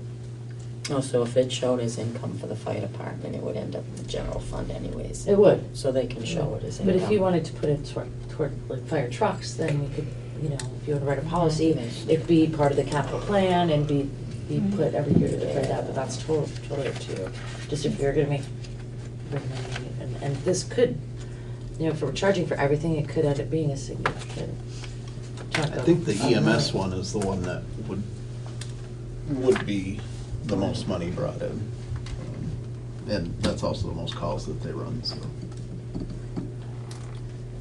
Okay, so that gives me something. Anything else that anybody wants me to make sure to look into as I'm crafting this? Oh, okay. And I'll talk to Cindy about that too, so that she knows, so that she doesn't get surprised by having that put in her office. I would imagine that we would have to find some kind of training for that medical billing to get her into. I'm guessing, Okay. yeah, and hopefully in the research that I do, I'll be able to find something that. Okay. We're skipping the salvage yard permit, public participation on non-agenda items. I have a non-agenda item, actually, it's about the agenda. I know that Melissa Allen had requested to be on the agenda. She's not, she wasn't called down for any of the items that are on the agenda. Where would she fit into this agenda? She specifically asked to be on the agenda, you said she would be. But she was not called down. She could speak in public comments regarding agenda items or non-agenda items. Okay, so is this my opportunity? Sure. Okay. I have a little presentation.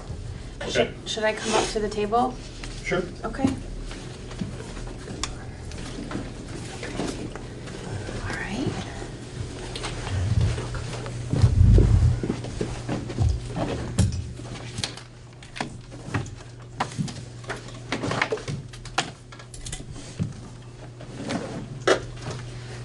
Okay. So my name is Melissa Allen. I live on Tyler Hill Road. I've been in town for a few years now and I grew up here.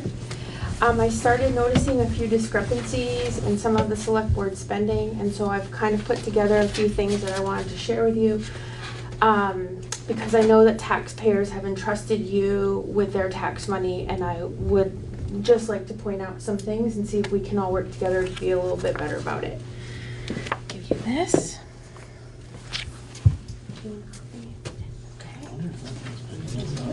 So many each today. Staples Yeah. are quite expensive today.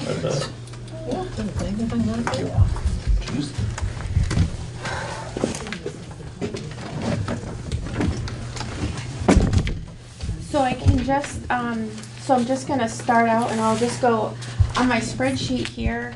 You'll see that it's quite small. I wanted to get it all on one page, but I have everything in chronological order so you can follow along as I kind of tell you and kind of break down the last year and a half-ish of some things that I noticed. The first item that I want to point out is Michelle's timesheet, and this was dated the week ending 2/24/18. Specifically noting 2/21 was a full day of work for Michelle. So if we're gonna be talking about Yep. somebody's personnel, Yep. we need to do this in executive session. Okay, gotcha. There are some personal items, but I don't know exactly what that would qualify for. Well, if you're talking about people's timesheets, their pay, their vacation time, any of that is Because I a took personnel all of item. these from public records. Mhm. So there's nothing that the public can't get Correct, that but I if have. you're discussing changes or those things that needs to be done in executive session, it'd be because it's a personnel issue. Okay, It's the there's- same thing that we just did with Cindy. Gotcha. So there's nothing in here that I'm recommending for a change. That would be up to you. I'm just pointing out some discrepancies that I found. So if that needs to be executive, I guess it can be executive. It probably should be, I think. I agree. Okay. I'm gonna make a motion that you go Okay. into executive session. Sure. My glasses back there. I'd like to go in executive session with Michelle. Melissa Allen. Why do I call you Michelle? With Michelle and Melissa. Yeah. I've only known Missy since she was little. Sure. To evaluation, let's see. Discussion or consideration of records or documents accepted from the access to public records, no. Hold on. All right. I'd like to go into executive session to discuss grievances other than tax grievances. Premature general public knowledge and its personnel. Second. Moved and seconded to go into executive session. And then I move we go into executive session. Oh, sorry, based on personnel. Okay, then I move we enter executive session to discuss this personnel. Second. Moved and seconded to go into executive session. All those in favor, please signify by saying aye. Aye. Aye, those opposed? We are in executive session at 8:05.